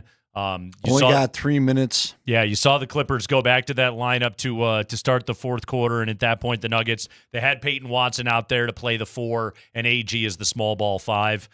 I am assuming, unless Jokic has significant foul trouble in Game 7, DJ's not getting off the bench. That was rough, and the ball was popping, and the Clippers just killed him right there. So, and hey, again, you're 1,000 years old, you're DeAndre Jordan. Like, it's just not a good matchup for you. But we go to the second quarter. It was a bad start, but Russell Westbrook gave you a few good minutes there in that first half. And here comes Russell Westbrook. Nuggets are here down by 4. Denver gets Jokic back in there a couple of minutes earlier than he normally does. Jokic has it inside the arc. Henry, jumper rims up and in. He got the roll. That cuts the lead down to 1, 34-33. You don't see Russ get soft touch buckets very often. You don't see him get friendly rim buckets very often. You don't see him get layups sometimes. That too. Zubac spent quite a bit of that second quarter not in the game, and Jokic absolutely cooked in the second quarter. Rebound comes down to Westbrook. Westbrook has it up the left sideline. He's got it out there by James Harden. Throws it off over to Jokic inside the arc. Drives in on Batum. Spin move in the paint. Little floater up and in. That'll calm things down for a moment. Jokic scored 15 in the second last night. He scored 25 for the game, but he scored 15 in the second. Again, I felt really good about things there for a minute. Nuggets were down 1 at the break. Third quarter and a quick 8-0 run by the Clippers. They started Batum to start the third, and yeah, he did his thing. Just underway here in the third quarter. Denver leads it by a point, 59-58. Top of the key is Zubac. Zubac inside the arc, hands it off over to Harden. Right side, Batum 3. Jumper's good. Clippers back in the lead by 2, 61-59. Andy, Batum only made 2 threes last night. He only shot 2 of 5 from the floor. All 5 of his attempts were 3. He scored 6 points. You would look at that and say that's not a large impact. He had 6 rebounds in that game last night. He had 6 assists. He finished a plus 11. Oh, yeah, he blocked 3 shots. He played 35 minutes of that game. Nick Batum murdered the Nuggets last night. And as we said yesterday, role players are better. When you go back to your own building, we have to hope that Nick Batum turns back into a pumpkin in Game 7. All right, what's the best adjustment? Because that feels like the home adjustment that they made. As you said, all of a sudden Batum was on Murray, caused him some problems last night. Yep. It worked. It was effective with that size. I think the adjustment is going to come down to, first off, Aaron Gordon is going to be your second unit 5. That's what you have to do going forward in this series. And in whatever situation that you can match up Jokic against Batum, you have to try and hunt for that matchup, knowing that Zubac is wandering the floor. This is going to be a nip and tuck Game 7, man. I think this thing is going to be squeaky bum time all the way to the end. Yeah, I'd love another Game 5, but I know. We'll see. Yeah. Norman Powell played great last night. Let's hear from Norman Powell. Top of the key is Brown. Throws it off over to Joker. Guarded by Zubac. Jokic dribbles down to the wing. He's guarded by Zubac. It's an ISO. Puts it on the floor. He's in the paint. Reverse side layup blocked by Zubac. Back the other way is Harden. Right side over to Powell to the rim. Dunk. Norman Powell scored 24 last night. Powell, Leonard, and Harden combined for 79 points, 79 of 111 scored by the Clippers last night. All of their stars were great, including James Harden, who was terrific. I didn't even put James Harden in there, but he was great last night. Harden crammed it in my cram hole, Andy. Like I said, this guy's having a late series fade, and he was absolutely fantastic last night. And I don't put that on Christian Brown. I thought Brown defended him well last night. Harden just made some tough shots. He was 3 of 8 from 3. He had a great game. Let's go to the fourth quarter. The Nuggets did manage to cut it to 6. Honestly, that game teetered on the brink of just like becoming a laugher. And Christian Brown hit a bunch of big shots that they absolutely needed in those moments. Aaron Gordon made some plays. Like, they stayed in the game, stayed within striking distance. They made the late run, and unfortunately, The late run included a breakaway for Russell Westbrook. First one to 110 wins. Nuggets are down 107 to 101. Inbound to Harden, you got to shoot it. He puts it on the floor. He's in the paint. Little floater, bank, no good. Rebound down to Jokic. Front court is Westbrook. Layup, no good. He missed another layup. Long rebound, floated out over to Batum. My goodness gracious. Westbrook in layups. In the corner is Kawhi Leonard. 2 minutes left to go in the game. How do you miss that? Kawhi Leonard working against Jamal Murray's baseline. He's in the paint, throws out of it on top over to Harden. Harden working against Westbrook. Right side over to Kawhi in the corner. Head fake and a three. Powell. Good. That might be it. That was it, Kaz. That was it. Killer 5-point swing. You go from, it would have been a 4-point game if Russ gets that layup down. Instead, you're down 9 and it's toast. Yeah, they kind of messed around. They fought back. What was the timestamp on that one right there? A couple minutes left at that point. Yeah, the missed layup was at 2:15, and then I think the Powell 3 was just under the 2 And then they minute took mark. Jokic out shortly after, right? Yeah, it was done. Get him out of there and gear up for a Game 7 right there. You know, they messed around. They had a couple chances to really cut that down, and they just could not hit a shot. And I don't know if look here. There's an alternate universe where Russ makes the layup and they still lose. Like they're still down 4 with 2 minutes to go. But and I was flipping back and forth because I was nervous. Time both Hastings and Van Gundy on their respective telecasts were talking about how out of sync the Clippers had gotten offensively. They were also completely gassed at the end of that game. They were running the shot clock down on damn near every possession. The Nuggets were defending well and forcing tough shots. That's how they got back in that thing. But it's when the margins are so slim at the end of a game like that, can't miss a layup. And they did. Well, and the Nuggets spent way too much time in the second half, especially just watching Nikola with the ball. It looked like last year's Minnesota series. Nobody cutting. Nobody moving anywhere. Can't have that. Did you find it interesting the Clippers only went 8 off the bench? Both teams only played 8 guys last night. Yeah, and really, remember, Chris Dunn was a non-factor in the second half of that game. And they didn't even play Ben Simmons. Yeah, it was essentially a 7-man rotation. One of the other things is Derrick Jones played really well last night. Again, role players play well at home. So, hey, shout out P-Watt. Your turn. I thought Peyton Watson played well last night. He hit a corner 3. He made some shot. He had a little bit of an offensive impact last night. I like the way that Peyton Watson played in that game last night. He needs to go have a great Game 7. As long as foul trouble doesn't kill the Nuggets, they will only play 7 guys tomorrow night. It's just going to be P. Watt and Russ off the bench, and that's it. And we got to hope that Porter's going to be okay. He missed substantial stretches of that game. Well, what bothered me is there was one pass I saw in particular where you could tell he couldn't even put his arm out. It was like he was trying to just stop the ball's momentum so that he could grab it with both hands. Yep. Everything looked like he was laboring more last night than what we've seen in the past. Westbrook gives you 14 last night. 14 and 10. That sucks to lose that game. He had 6 assists, too. Does he need to aim for 20 for Game 7? Do you need – because, look, I don't know what other scoring you're going to get. You're right. I would love it if Peyton Watson was a double-digit contributor coming up here.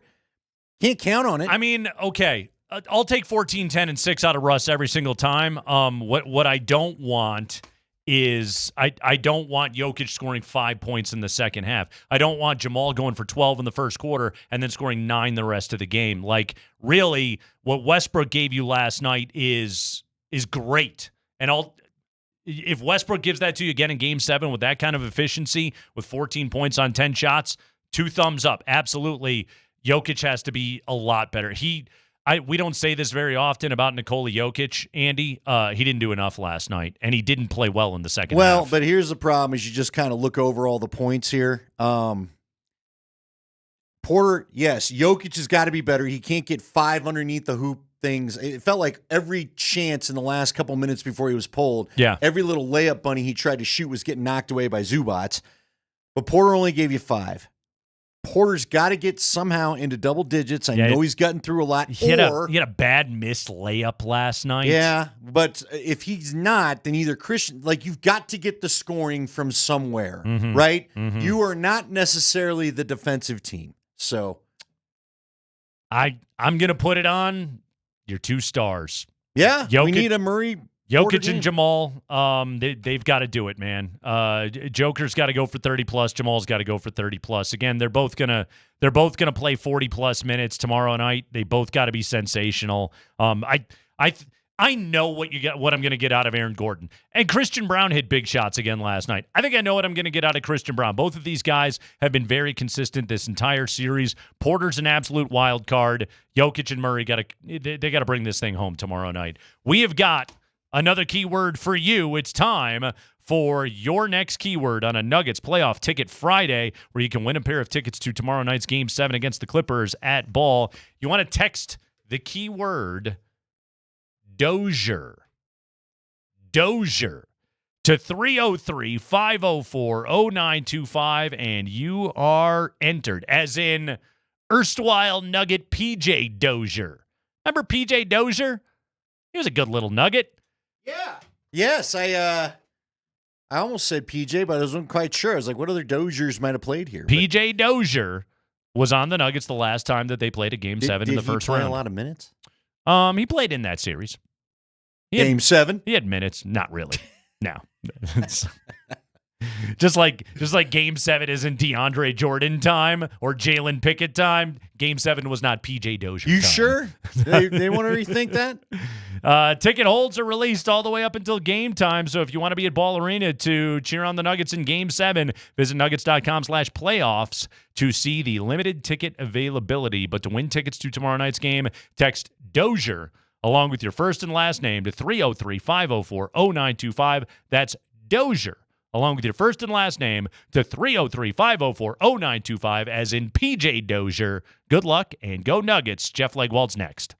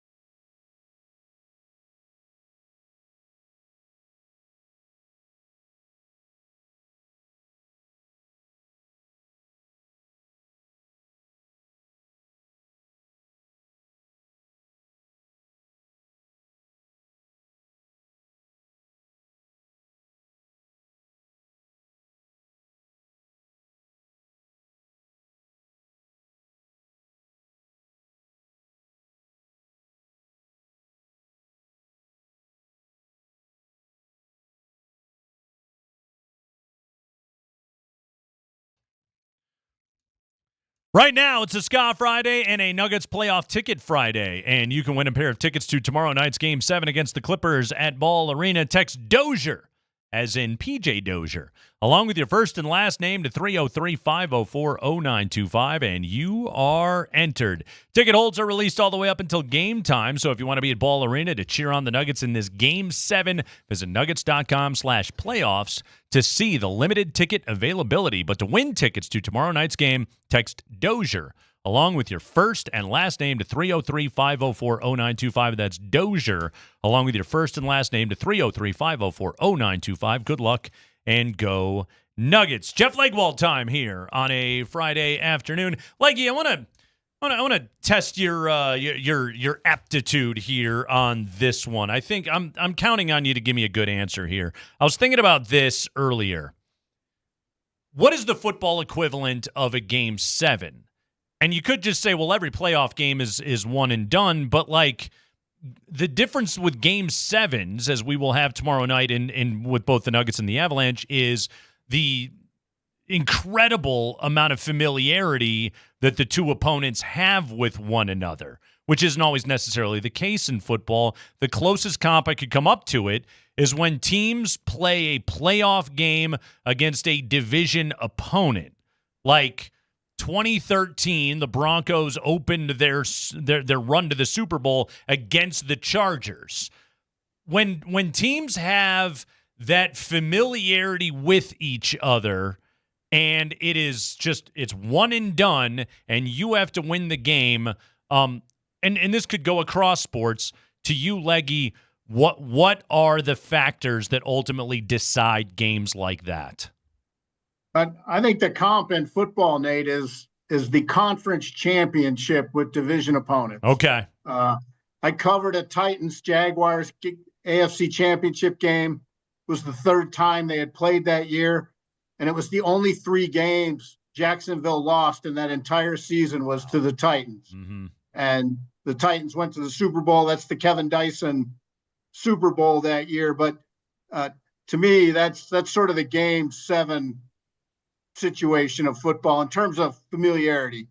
Then it's just a matchup game.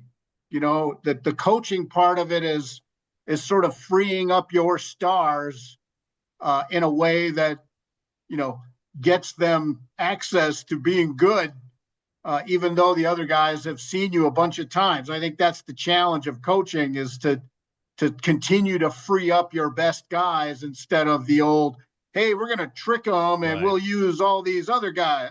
I think the successful teams, find a way to get their best people involved the most in the games where it may be the most difficult to scheme that way.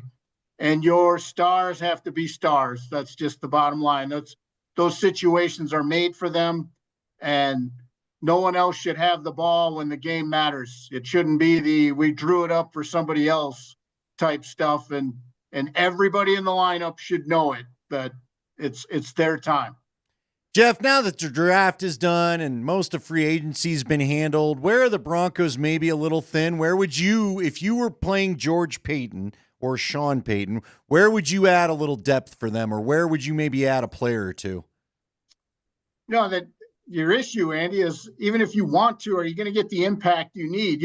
If you're short in an area, are you going to be able to fix that with who's available right now? I think your next best chance is when the rosters go to 53, and maybe you get lucky at the end of camp and someone gets released that can help you. I think they're light at tight end. Evan Ingram was a good signing. I think he fits their offense. I think the price was right. I think all of it fits. He will be good for Bo Nix, but he's not much of a run after the catch tight end at this stage, and hasn't been for even in the year he caught 100 plus balls. So, that's not his MO. And I think they still lack a little impact at tight end. And if Ingram gets hurt, and he missed 9 games last year, if he gets hurt, they're back to the same crew and depth chart they had last year. And they were not a very productive group, comparatively in the league last year. I think, go down the list of receptions, and I think their first tight end is number 205, and that's a tough way to go against nickel defenses week in, week out. Yeah, I think if you combined every one of their tight ends last year, they would have been 17th in the NFL in receptions as one entity in the league, which is not good. By the way, it is a Nuggets playoff ticket Friday. You can win a pair of tickets to tomorrow night's Game 7 against the Clippers. Text Dozier, as in PJ Dozier, along with your first and last name to 303-504-0925, and you are entered. Leggy, we had Justin Stepp on the show yesterday, wide receivers coach at Illinois, who both coached Pat Bryant at Illinois and coached Cortland Sutton at SMU. It was a very fun conversation. We asked him about, Sean Payton making the Michael Thomas comp with Pat Bryant, which, Sean Payton is never nervous about putting any pressure on any of his guys. Post-draft, once you get a chance to sort of delve in and think about fit for a player versus just the broad kind of scouting report that you generally do, what do you think of where Pat Bryant fits in the pecking order of these Broncos receivers? I think in certain situations, Nate, he could be like the 3, in some of the situations. Anything where you can get him the ball on the flash, the flash routes, because he wins the release against everybody. I've said I was at the Senior Bowl for most of the week, and he won the release against every corner he faced in drills, 11 on 11. And those were some of the best corners in the draft. And he won the release. It's just that when the play continues, those elite guys were running him down and closing the window. Now, he still wins a lot of those catches because he's physical. But in the NFL, that I think they're going to have to find a way to get him the ball right when he wins the release, and then let him work with it. And then if you get him down the field, I think it'll be a lot of, flop overs or crossovers where he and another, where they try and take some man coverage and some zone coverage and create some busts. But I think if they can get him the ball a lot, and they run a lot of digs and a lot of over routes and a lot of crossers, they get him the ball and that kind of stuff. I think he can be a productive part of the offense. And I could see a Sutton, Mims, and then Bryant or Vele, sort of combos working, because he and Vele are sort of the same type of player, running the same types of those routes. And he'll win the ball downfield because he's physical, but it will be more difficult to do it as often as he did in college. Jeff, interesting headline here, and I am stealing it from Pro Football Talk, but 12 first-rounders of 2022 getting their fifth-year option declined. You have already said that this draft class wasn't necessarily real deep. Could we see that number repeated? What goes into saying, other than being a flat-out bust, because I do think there's some interesting names on there. What goes into telling a guy, I don't really want to get that fifth-year option to you? Sometimes it's just like the Broncos did with Garrett Bowles. It's like one more year, wait and see. Now, Garrett got paid. Garrett eventually got paid like he would have if they had engaged the fifth-year option. But a lot of teams are taking that tack now of, unless you really are consistent, top-level starter, maybe a Pro Bowl 1 or 2 on your resume, then they'll take their chances that the market won't be so out of whack that they won't be able to keep the player if they want to. A big part of it is doing it in such a way where the player isn't offended by all this.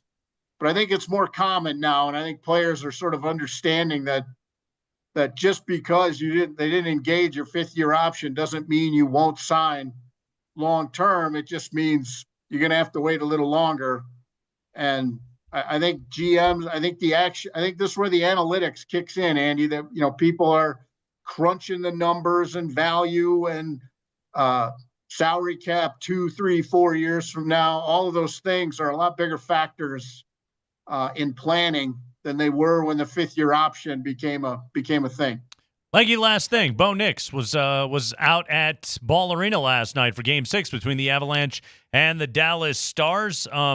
We know he was supposed to have some sort of cleanup procedure on his back. But just as you have had your ear to the ground doing the reporting that you do, how is Bo Nix's off-season going? How is his health, and what is he working on right now? Has he organized the throwing camp and everything? What's going on with Bo Nix these days?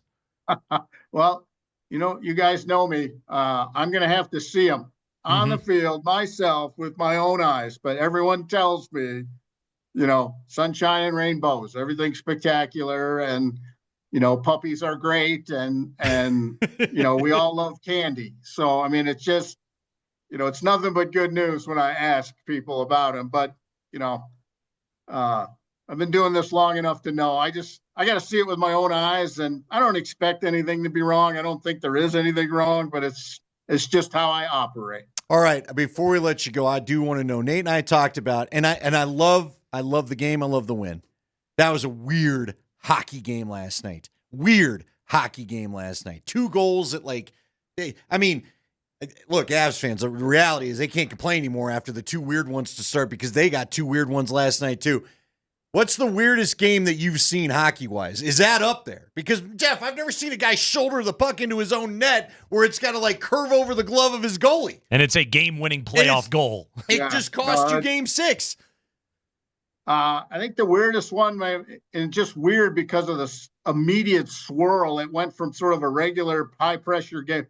But I covered the Stanley Cup Finals the year Brett Hull had the skate in the crease, or that was the big argument, and that was sort of the funky goal, late in an important game. The other weird one, just because nobody could score. I covered the Sabres Penguins playoff game that never ended in Buffalo. It just kept going and going. It was, I think it's still like the 4th longest game ever. I just remember driving home at 4 a.m, but no one could score. I think Hasek had 427 saves. Flopping around like a fish the whole time. Yeah, some of them were There's your guy, Brett Hull, by the way. There's Brett Hull. Shots were off the, knees, thighs. I mean, people were just trying to throw it into the net by the end of the night because they were all just so gassed. But that's probably one of the weirder ones I've been around. Jeff Legwold, everybody. He'll be covering rookie minicamp next weekend, everybody. But for this weekend, hey, Leggy's just taking in a couple of Game 7s like the rest of us. Jeff, good work as always, man. We appreciate it. Thanks, fellas. We'll see you. Jeff Legwold, you saw him right there on our Twitch feed. Our Twitch feed presented by Safeway. It's Safeway. Get everything you need to make mom feel special. Safeway has you covered with fresh fruits and gorgeous flowers to help celebrate mom. Get started at Safeway.com or in the Safeway app. You need to text the keyword. You got 5 minutes left to do it.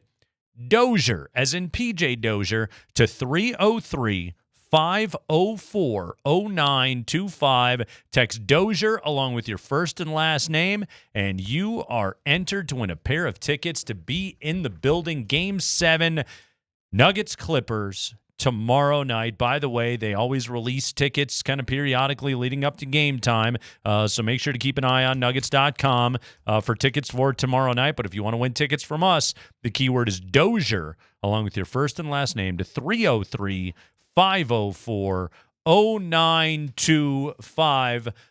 Jared Bednar and Pete DeBoer had 2 very different reactions to that hockey game last night. You'll want to hear both of them next.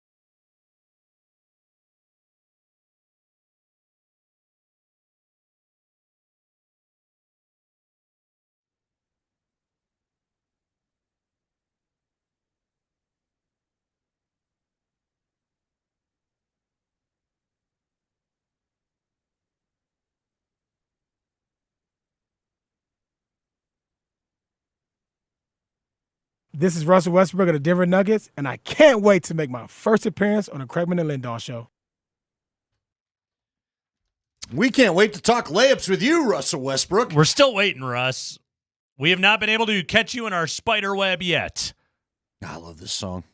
We're watching the Avs and, of course, the Nuggets at Rhinehouse tomorrow. And we want you to join us. Andy is going to be hosting. He'll be giving away awesome autographed prizes. And you know Rhinehouse has the best food around. Just get yourself a bratwurst platter and enjoy it. Nuggets tip off at 5:35. Avalanche drop the puck a little after 6. We'll also have a live pregame broadcast from 4 to 5 with Raj hosting the Avalanche Network broadcast and Between the Pipes on site. Spring, you going to be out at Rhinehouse?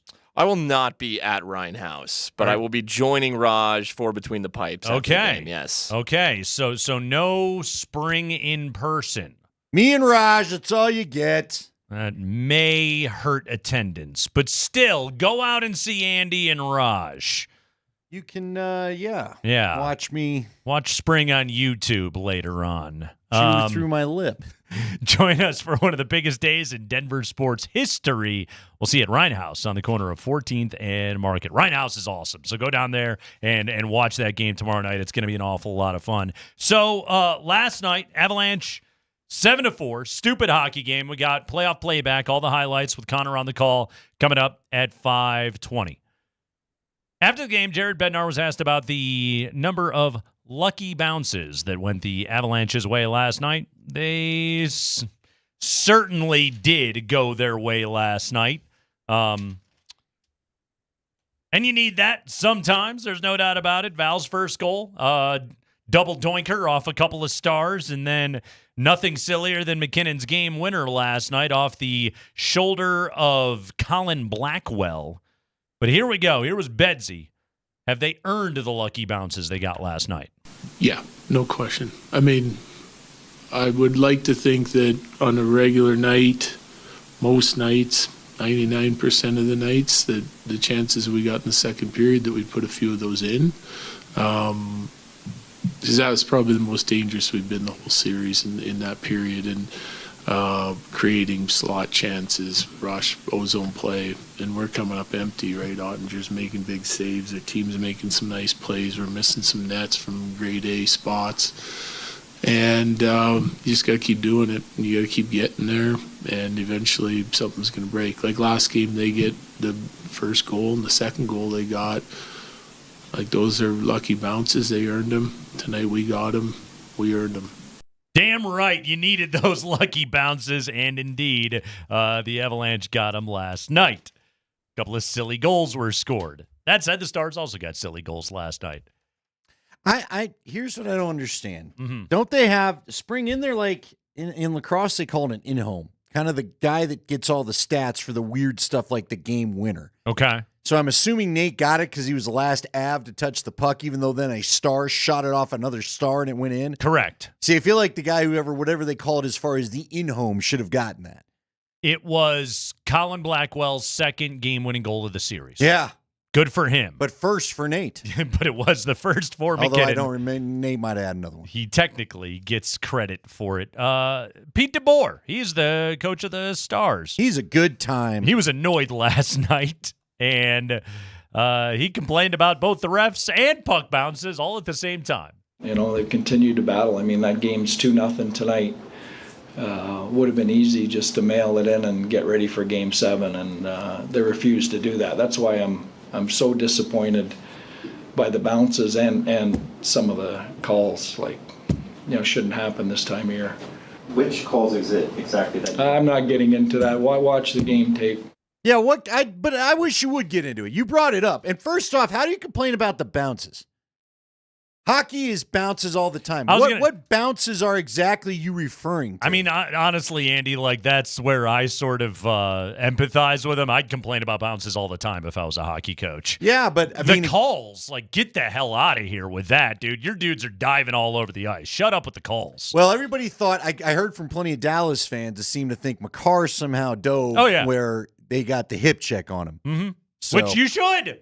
Absolutely. Well, there's no cross checks to the head or anybody skating into a stick. I'll put it to you that way. Hey, if you get a call, it worked. Well done. Yeah, don't hate the player, hate the game. But how do you? But again, I know you don't like hockey bounces to begin with, but the bounces are the bounces. I don't understand what it is you're complaining about. I would say if your guy's trying to clear the puck and it goes off his own guy and goes in, I would be really annoyed if I was a hockey coach. Well, I know. by I that. got that. Trust me. It's also annoying that you shoot a great shot and you pipe it sometimes. That's a bounce as well. You know, the pipes, part of the goalie pads. Yeah, sure. That's what they tell you, Andy. Yeah. Uh-huh. Jared Bednar was asked about Pete DeBoer trying to play the victim last night. Hey, like, you build a narrative for your team to like grab onto, and listen, they're playing without Heiskanen and they're playing without Robertson, and they've had other guys step up and elevate their game. They're deep. This is a deep team. They finished where they finished for a reason, and they win. You know, even when they're not at their best, they win doing things like they did in the second period tonight. They got playmakers. They got a lot of guys that can score consistently. They check hard. They got a great goalie. They're well coached. Like, this is a deep team. But we have our own narrative too, right? Like, we feel like we're a team. That can win. We feel like we're a team that can win. Yeah, you are a team that can win. And hey, like, both of these coaches have tried to play the podium game. Betsy did it after Game 5. DeBoer's doing it after Game 6. This is desperation time, Andy. Yeah, I got news for you. They both can complain. It'll be whistles and pockets time. Yep. Mm-hmm. So and it's going to be the same with the Nuggets tomorrow night. And everybody just better get ready to play through it. Exactly. We may have to see some sort of actual crime committed for penalties or fouls to be called come tomorrow night. Yeah, that's just how Game 7s are going to go. And you got to battle through the physicality. This is not on the officials to win these games for you. But yeah, DeBoer complaining about the refs. That's rich.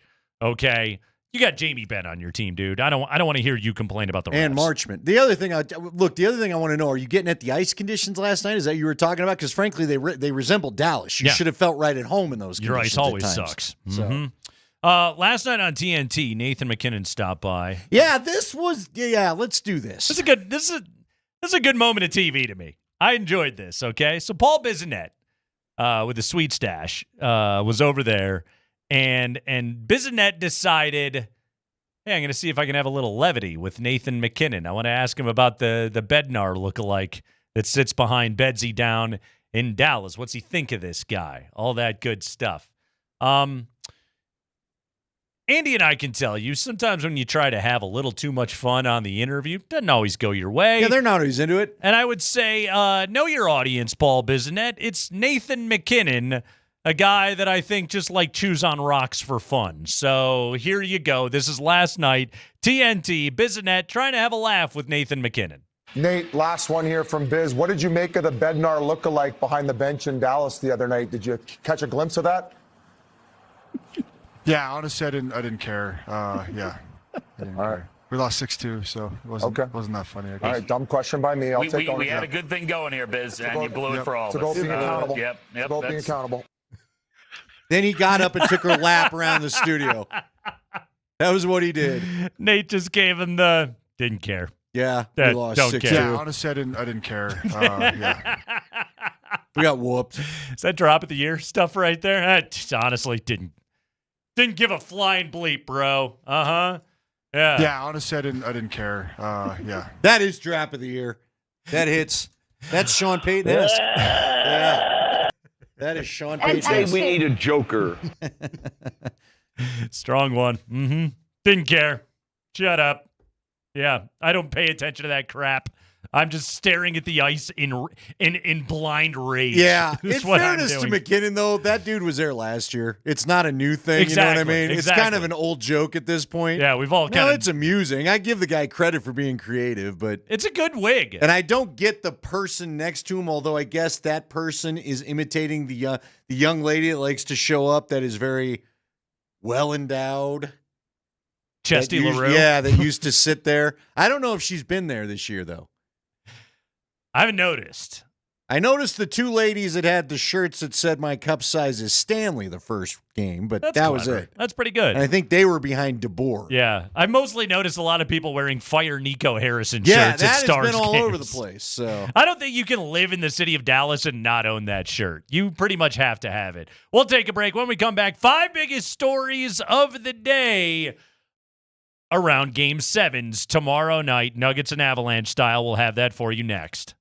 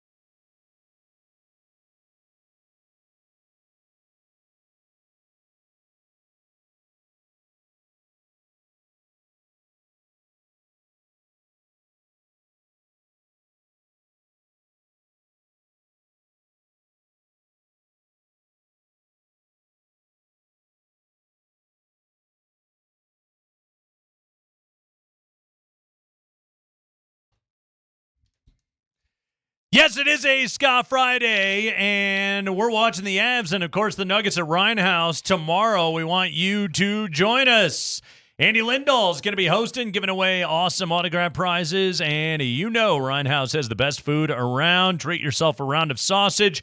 Nuggets tip at 5:35. Avalanche drop the puck a little after that, and we'll have a live pregame broadcast from 4 to 5, along with Raj hosting the Avalanche Network broadcast and Between the Pipes on site. Join us for one of the biggest days in Denver sports history. We will see you at Ryan House on the corner of 14th and Market. Right now on a Ska Friday, it is time for the 5 biggest stories of the day from around the NBA and the NHL. Let's go, Spring.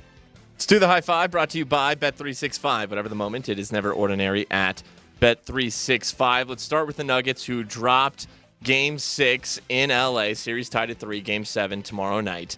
Let's hear from head coach David Adelman on the trajectory of this series. This is after last night's loss to the LA Clippers. This is what I expected, to be honest. This felt like a 7-game series. It's an evenly matched series. There's so many good players out there, guys that can have nights. Jamal had his night the other night. Kawhi and James had a good one tonight. Obviously, Nikola's had his night. And Nikola gets fouled a lot. I'm not sure what was happening tonight, but for him to shoot 2 free throws with the amount of contact that was going on out there was absolutely crazy. They put smalls on him. Those smalls were allowed to do whatever they want. So I'm really excited for Saturday that we're going to be able to do the same thing with their best players. Because if that's the physicality we're allowed to play with, we'll react to it, and we will go there in Game 7. Podium game right there from Adelman. Again, you got to talk about it. And Andy, there were some possessions where I thought there was contact on Jokic, where I thought that he had a case. But the biggest thing that I want to see on a Joker is get downhill and play aggressively. I don't think he did enough of that in the second half last night. Yeah, I just hope everything's feeling okay for him. It is interesting. You pull up the old box score, and watching it felt to me like the Nuggets didn't have their best 3-ball game going, and yet they were 11 of 27, shot a better percentage than the Clippers did. They shot a better percentage from the field than the Clippers did, but there it is, 6 of 9 in the free throws, 15 free throws for the Clippers. They made 13 of them. And we talked about the turnover factor in the games the Nuggets have won. They're plus. In the games they've lost, they were minus. And last night, the Nuggets were -5 in the turnover category. It felt worse than that. They were sloppy with the basketball. Had too many points last night. Aaron Gordon dribbling the ball off his foot. We know the Porter's gotten a little loose with his handles at times in this series, throwing the ball away. Clippers defended last night. They do at home. 12 turnovers to 7, for those wondering. Can't get that done. Nope. Just can't get it done. -5. You're probably not going to win when the games are this close. Spring. High five. All right, let's hear from Big Honey, Nikola Jokic. Oh, yeah. Played 42 minutes last night. 50% from the field, 50% from 3, 50% from the free throw line. He was 1 of 2 from the line. 25 points, 8 assists, 7 rebounds. He heads into a Game 7 tomorrow night. What is it like, Nikola Jokic, to play in yet another Game 7? I said this even before. I think the Game 1 or Game 2, I think this is, if someone loves basketball, I think this is the series to watch. Or even today, I think it was an amazing basketball game. You can see one team is going down, then little runs, and then the stars playing on their level. I think it's if you like basketball and like a really true fan of basketball, not like fame basketball, like really like details stuff, I think this is the games that you should watch. The basketball nerd. Nate's been saying it all week. Nikola, he's got the term you're looking for. I love this series. I really do. The basketball nerd part of me loves this series. Really, honestly, Andy, the Nuggets fan in me loves this series too. I really do. I didn't think that this was going to be an easy one by any stretch. So it going 7 and the Nuggets having home court. Adelman talked about it last night. You finished the regular season strong. You earned this right. You're going to get to play this game in your own building. You're going to have the crowd behind you.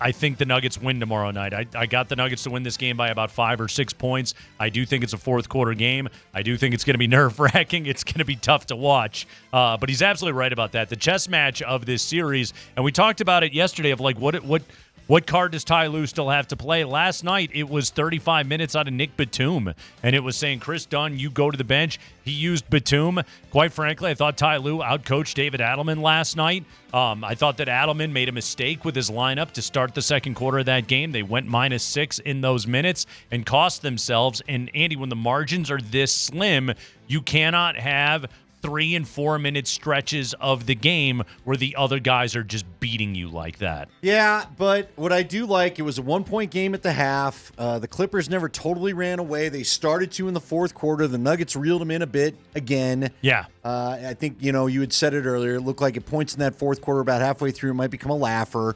I thought they were going to be able to take Nicole out a little bit earlier. Look, they approached it with the right attitude. We didn't get the vibe of, we'll just go get Game 7 at home like we did against Minnesota. And so now tomorrow we figure it out. Yeah. It's put it this way, okay, if you want to get into the karmic part of it, like what the Nuggets did in Game 6 last year in Minnesota, the basketball gods did not care for.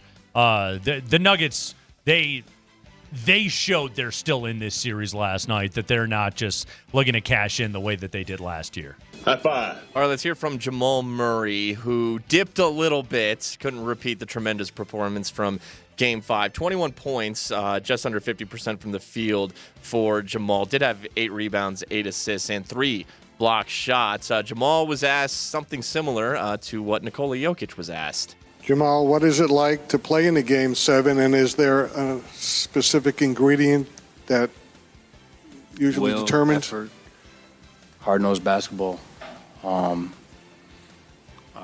great attitude, just a positive mindset towards your teammates, and a loose feeling for yourself individually. I think those are very key, but one guy can have a really good game, you can still lose a Game 7. So everybody's got to bring it emotionally, mentally, and physically, spiritually. And I think if we do that, we'll be in a good place.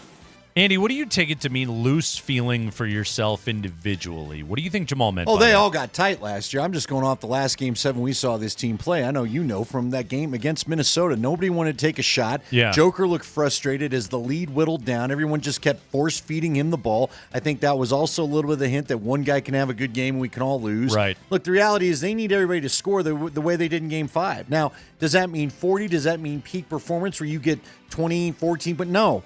In order to get what you're talking about, though, a 5 or 6 point win, you need guys, you need a round contribution from the starters, and you need at least Russ to do his thing too. And I think it means to be pliable in the game plan of acknowledging, okay, this game tonight is this kind of game, and this is where I fit into it. And maybe for Jamal, that's going to be him taking 25 shots. It also might not be. There are nights where Jamal is a bigger contributor as a creator. Maybe it's going to be a big paint game, and maybe it's just a night where Jokic is going to have to put his head down and go bang with Ivica Zubats and live with the results down there in the paint. But that's one of the biggest things that I'm sort of looking for in this game is just like everybody go in and play your role and feel your way in the game. It's one of the things that I think generally when this team plays well, that's something they do really well, is everybody sort of finds their slot within the game.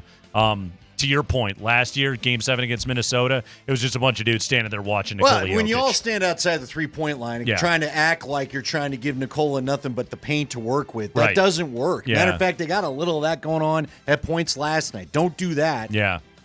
Yeah. Ball needs to be whipping around, and guys need to feel comfortable to shoot it. High five. It is transition. Sound. All right, it's hockey time. It's Avs time. They took their Game 6 and forced a Game 7 last night. 7-4 win over the Dallas Stars. Let's talk about Gabriel Landeskog. I like that guy. Yeah, he's a heck of a player. He's great. He played 1936 last night, so the time on ice just keeps going up for Gabe. He laid 5 hits. He had 2 assists, assisted on both Valeri Nichushkin goals, including the shot on Ottinger that created the rebound for the game-tying goal that tied it at 4. Gabe Landeskog. Comments after last night's win. I thought we played hard all night. No passengers. It was heck of an effort to start, especially the first First 30 minutes of that game, I thought we were real solid, and then I think we started getting a little bit loose with some of our coverage through neutral zone and giving up some odd man rushes that they capitalized on. A good team, and felt like we kept peppering shots on Ottinger, but he had a good night. It's real good back there for them. So, but I think we kept fighting, and there's no quit. And Game 6 of home ice, you just keep going. You know what, Andy? My old buddy Benjamin Hockman, who's an award-winning sports writer, he always cringed anytime he would hear the phrase, "It was a tale of two halves."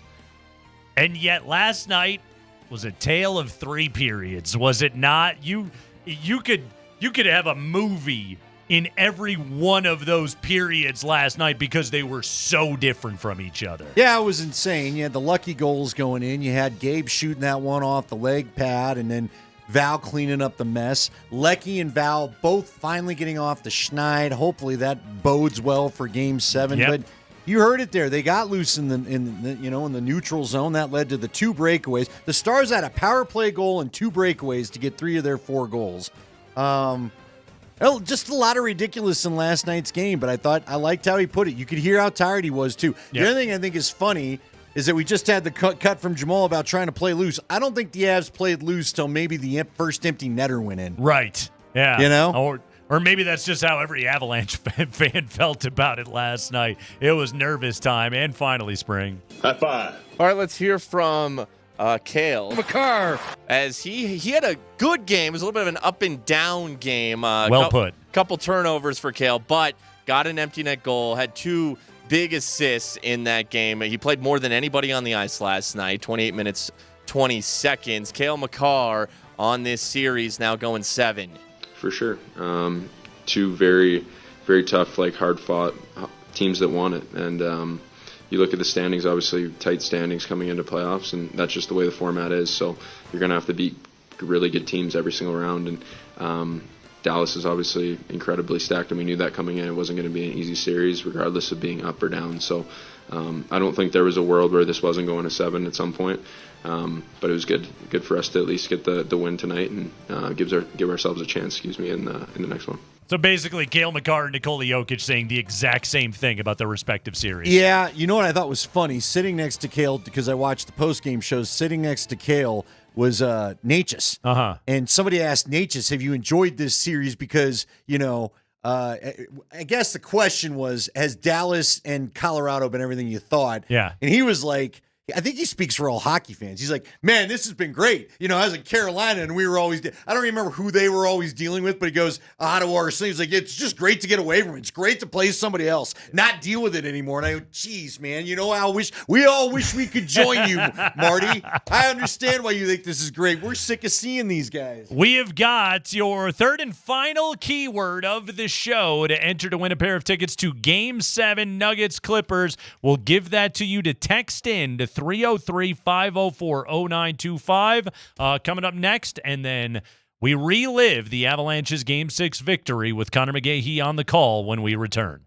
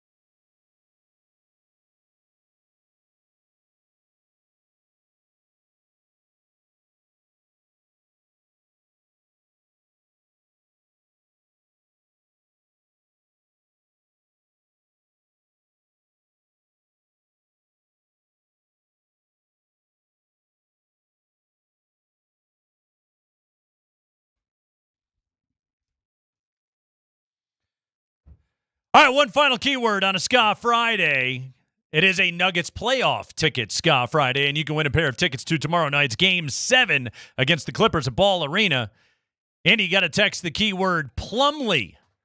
Mason. Along with your first and last name to 303-504-0925. That's Plumlee to 303-504-0925, and you are entered. Ticket holds are released all the way up until game time, so if you want to be at Ball Arena to cheer on the Nuggets in this Game 7, visit nuggets.com/playoffs to see the limited ticket availability. To win tickets to tomorrow night's game, text Plumlee. Plumlee. Along with your first and last name to 303-504-0925. That's Plumlee.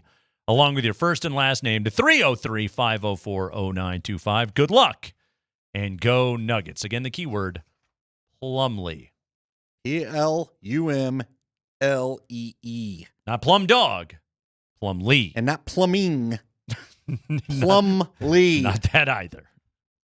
No. You ready to do highlights? Oh, you betcha. You ready for a little a little playoff playback action here on the Kreckman and Lindahl show? Because the Avalanche win 7-4 last night against the Stars. We're going to do this a little different, though. Nate, yeah, inspired by all of this today. Very much. You felt this game needed its own special theme song. I did. Because the Avalanche winning last night, Andy, means they pushed it to the limit.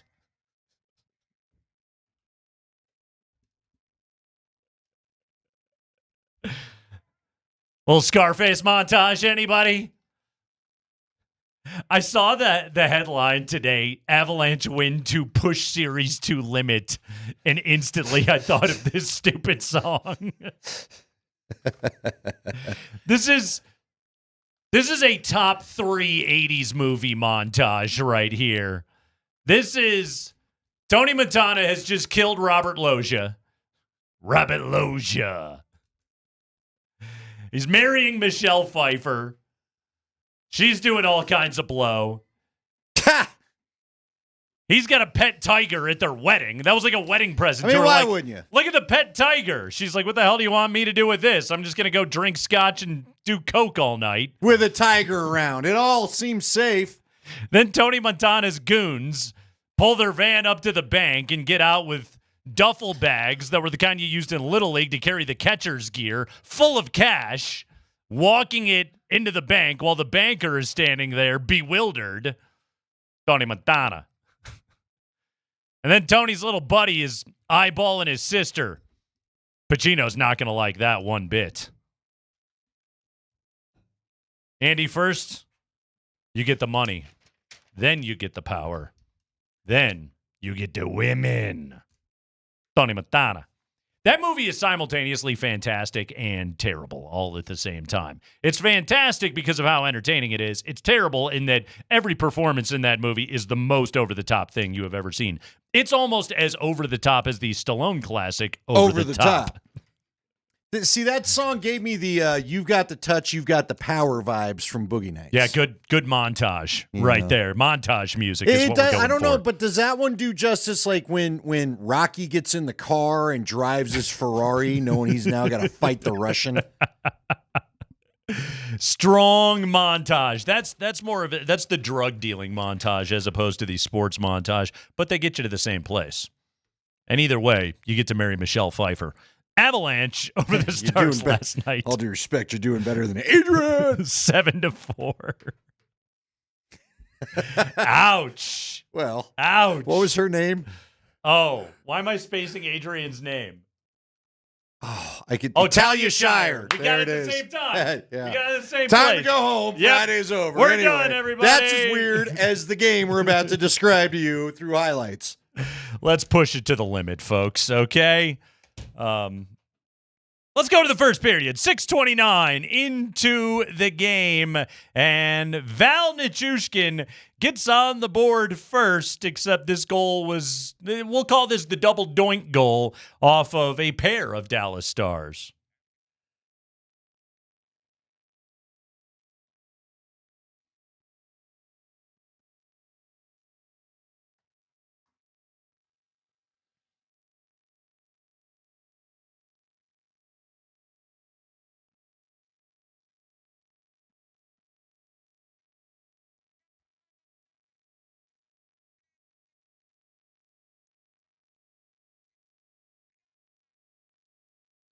Off the stick of Lindahl, off the skate of Lyubushkin.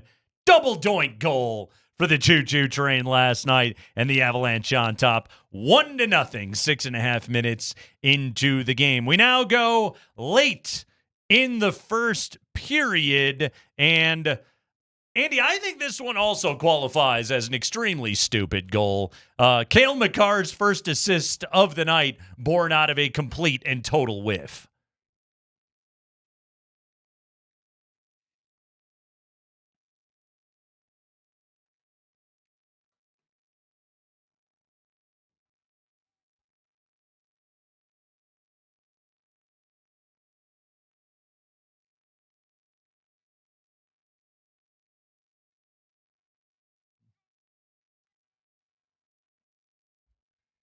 Yeah, the whiff by Cale. That was a change-up pass instead of a perfect change-up. BB of a shot. Yep. It caught everybody off. Like the Stars, you go back and watch that play. Like, why Johnson? Like, they didn't know what to do. Dude, the only guy that really reacted was Lecky. Right. And he was quick like a cat. And he was just like, hey, thanks, score, boom. And it's 2-0 Avalanche at the end of the first period. We go to the second, and Dallas on a quick power play.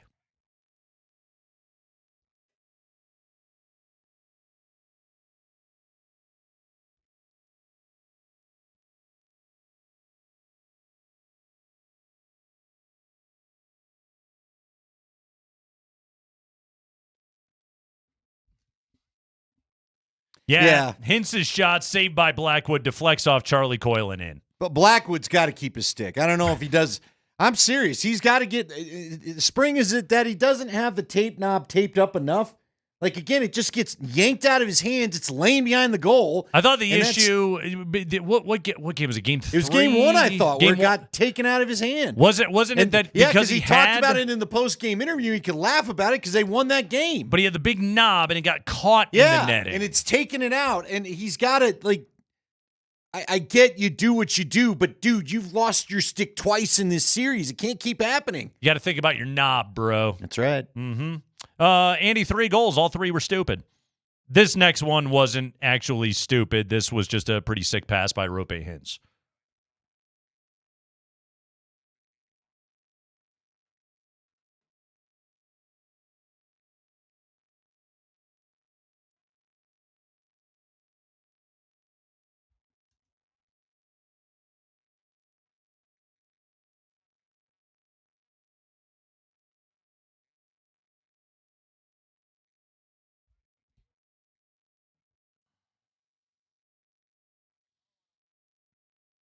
Yeah, really good pass by Hintz. Granlund roasted Cale Makar on that play, too. Ugh. Yep. 2-2. Yep. 2-2. Avalanche, though, would reclaim the lead not 1 minute later.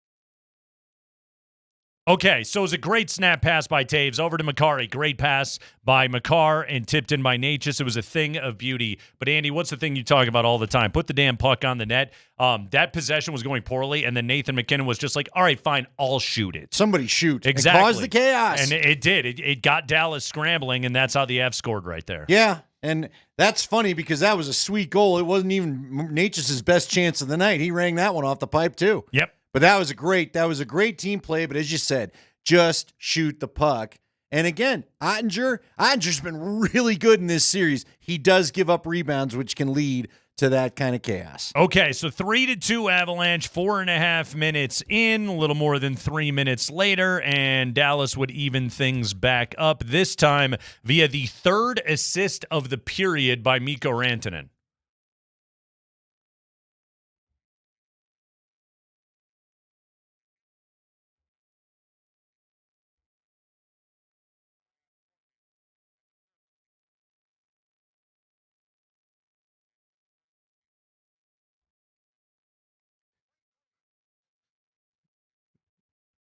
A little bitterness coming out of Connor right there. Well, but I mean, again, it was a great play for Mikko. It was. Hintz was he was like shot out of a cannon. Rantanen wrestled the puck away from Sammy Girard on the boards and then made that pass, which Rantanen's probably done that before in practice. Nate just rang one off the post a couple of minutes later that was pretty annoying. And then Mikko Rantanen gets his 4th point of the second period with about 90 seconds left in the second.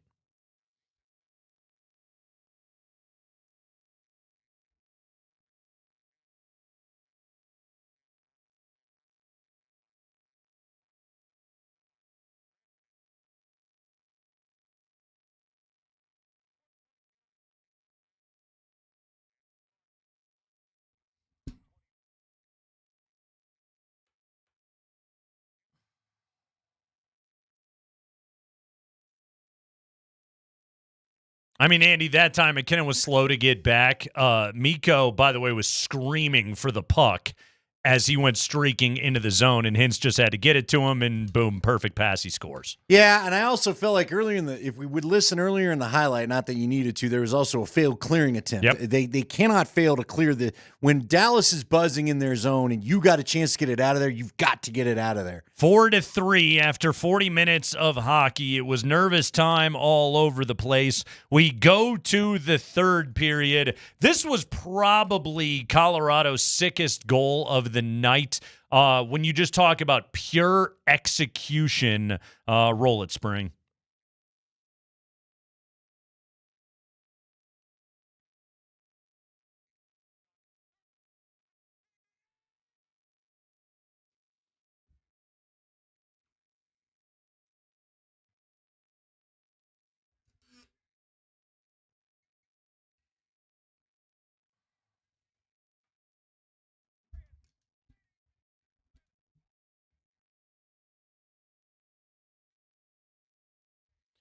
Andy, Gabe he saw Val driving to the net. He put a low-flying laser that went right off the pads of Ottinger. Knew Val was going, and then Nichushkin did a hell of a job to be able to corral that puck and then jam it in past Ottinger. But that thing was that play was beautiful. That was Gabe Landeskog hockey at its apex right there. Oh, it was. And then great hands by Val to stuff that one home. Again, with the goals from Lecky and Val last night right at the net, I really hope that pops the top on them and they get going for 7. It's a Nuggets playoff ticket Friday, and you can win a pair of tickets to tomorrow night's Game 7. Text the keyword Plumlee along with your first and last name to 303-504-0925. That's Plumlee along with your first and last name to 303-504-0925. All right, game-winning goal from, air quotes, Nathan McKinnon. Let's get stupid. And my Dante soundboard has gone out. I got to stop and reset. There it is. That's how stupid that goal was. We can't even replay it on the show. That's how stupid it was. Nathan McKinnon, 6th goal of this series. Andy, it was unassisted because like 4 other dudes touched the puck after McKinnon did. But he drove to the net. Sam Steele tried to clear that thing off the shoulder of Colin Blackwell, and it went in. Here's Connor's description.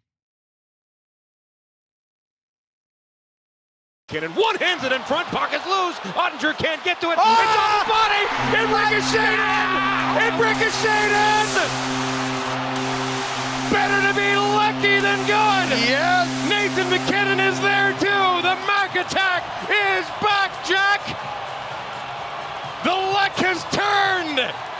With 10:56 to go in the third period, Colorado of a crazy bounce has a 5-4 lead. Spring, I know you hate your computer, but I need to hear the analysis from John Mitchell. If we could again. I need the stretch of sound that is almost Dempsey-like after Connor acknowledges the goal. Guttural noise. One-hands it in front, pockets loose. Ottinger can't get to it. It's on the body. It ricocheted in. It ricocheted in. That is kind of funny. It almost sounds like John Mitchell is like he's doing the running man and then breaks into the sprinkler. It's a good moment right there. Let's wrap it up with a couple of empty netters, Spring. As soon as the computer chooses to work. There we go. McKinnon and Nichushkin. So McKinnon will take the face-off. He's 50%. He wins it. Shot towards the empty net. You betcha! It's the manimal, Josh Manson. Clearing out that area in front of the net to make sure that Blackwood could see the puck. That was routine save, Connor. McKinnon wins this draw. Back for Cale Makar. He's got to look at an open net. Down ice. Yeah! Oh, hail Cale! A 198-foot goal to close it out last night for Cale Makar. By the way, how about Nathan McKinnon? 2 assists in the last minute 16 of the game, both via the face-off victory. That's good. That's nice. Weren't winning a lot of face-offs in the second period, but that was taken care of there. Val Nichushkin, 2 goals last night. McKinnon and Makar with a goal and 2 assists in that contest. Mikko Rantanen did have a 4-point period last night in the second for the Dallas Stars, but they lose 7-4, and we are headed to a Game 7 because we have pushed this series to the limit, Andy. As Scarface once told us, we have pushed it all the way to the limit. Fresh off of reading our wedding nuptials, we'll just rip a gigantic stogie.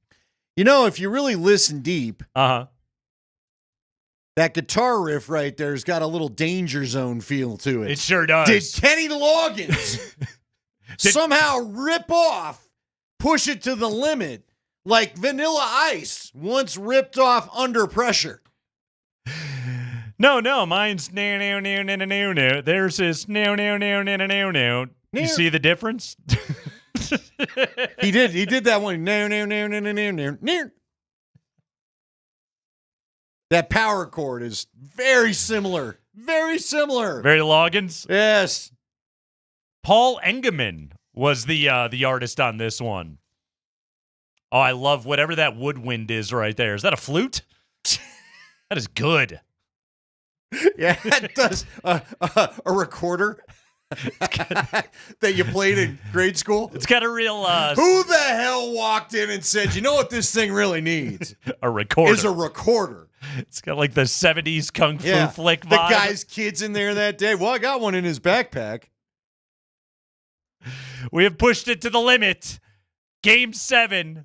Avalanche Stars tomorrow. Game 7. Nuggets Clippers tomorrow. Win it for Tony Montana. It's the Kreckman and Lindahl Show.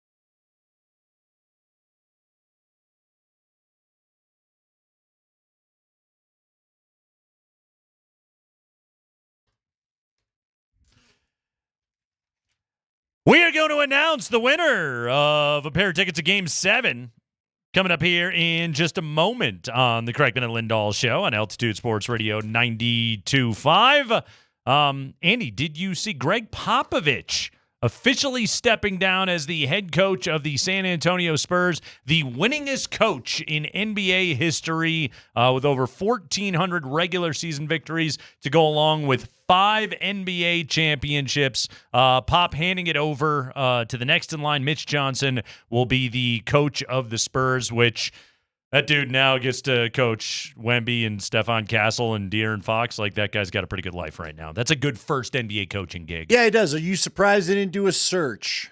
Not really. I mean, Pop's just moving like purely into his president of basketball ops role, so that's what he'll do next. And yeah, not really. And then the Grizz decided to keep their interim around too. Yeah, they're staying with him. By the way, do you, Andy, do you know where Greg Popovich played his college basketball?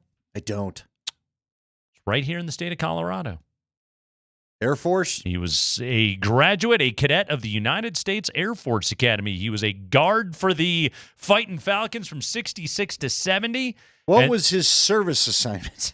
He's too big for the Jets, isn't he? That's a good point. Yeah, isn't he a big dude? Yeah, I think he probably was one of the, I don't know, a Fuley? I don't know, one of the guys on the ground. I don't know exactly what that was. Actually, hold on. I just found it on his Wikipedia. Listen to this. He graduated from the academy in 1970 with a bachelor's degree in Soviet studies. Really? Cool.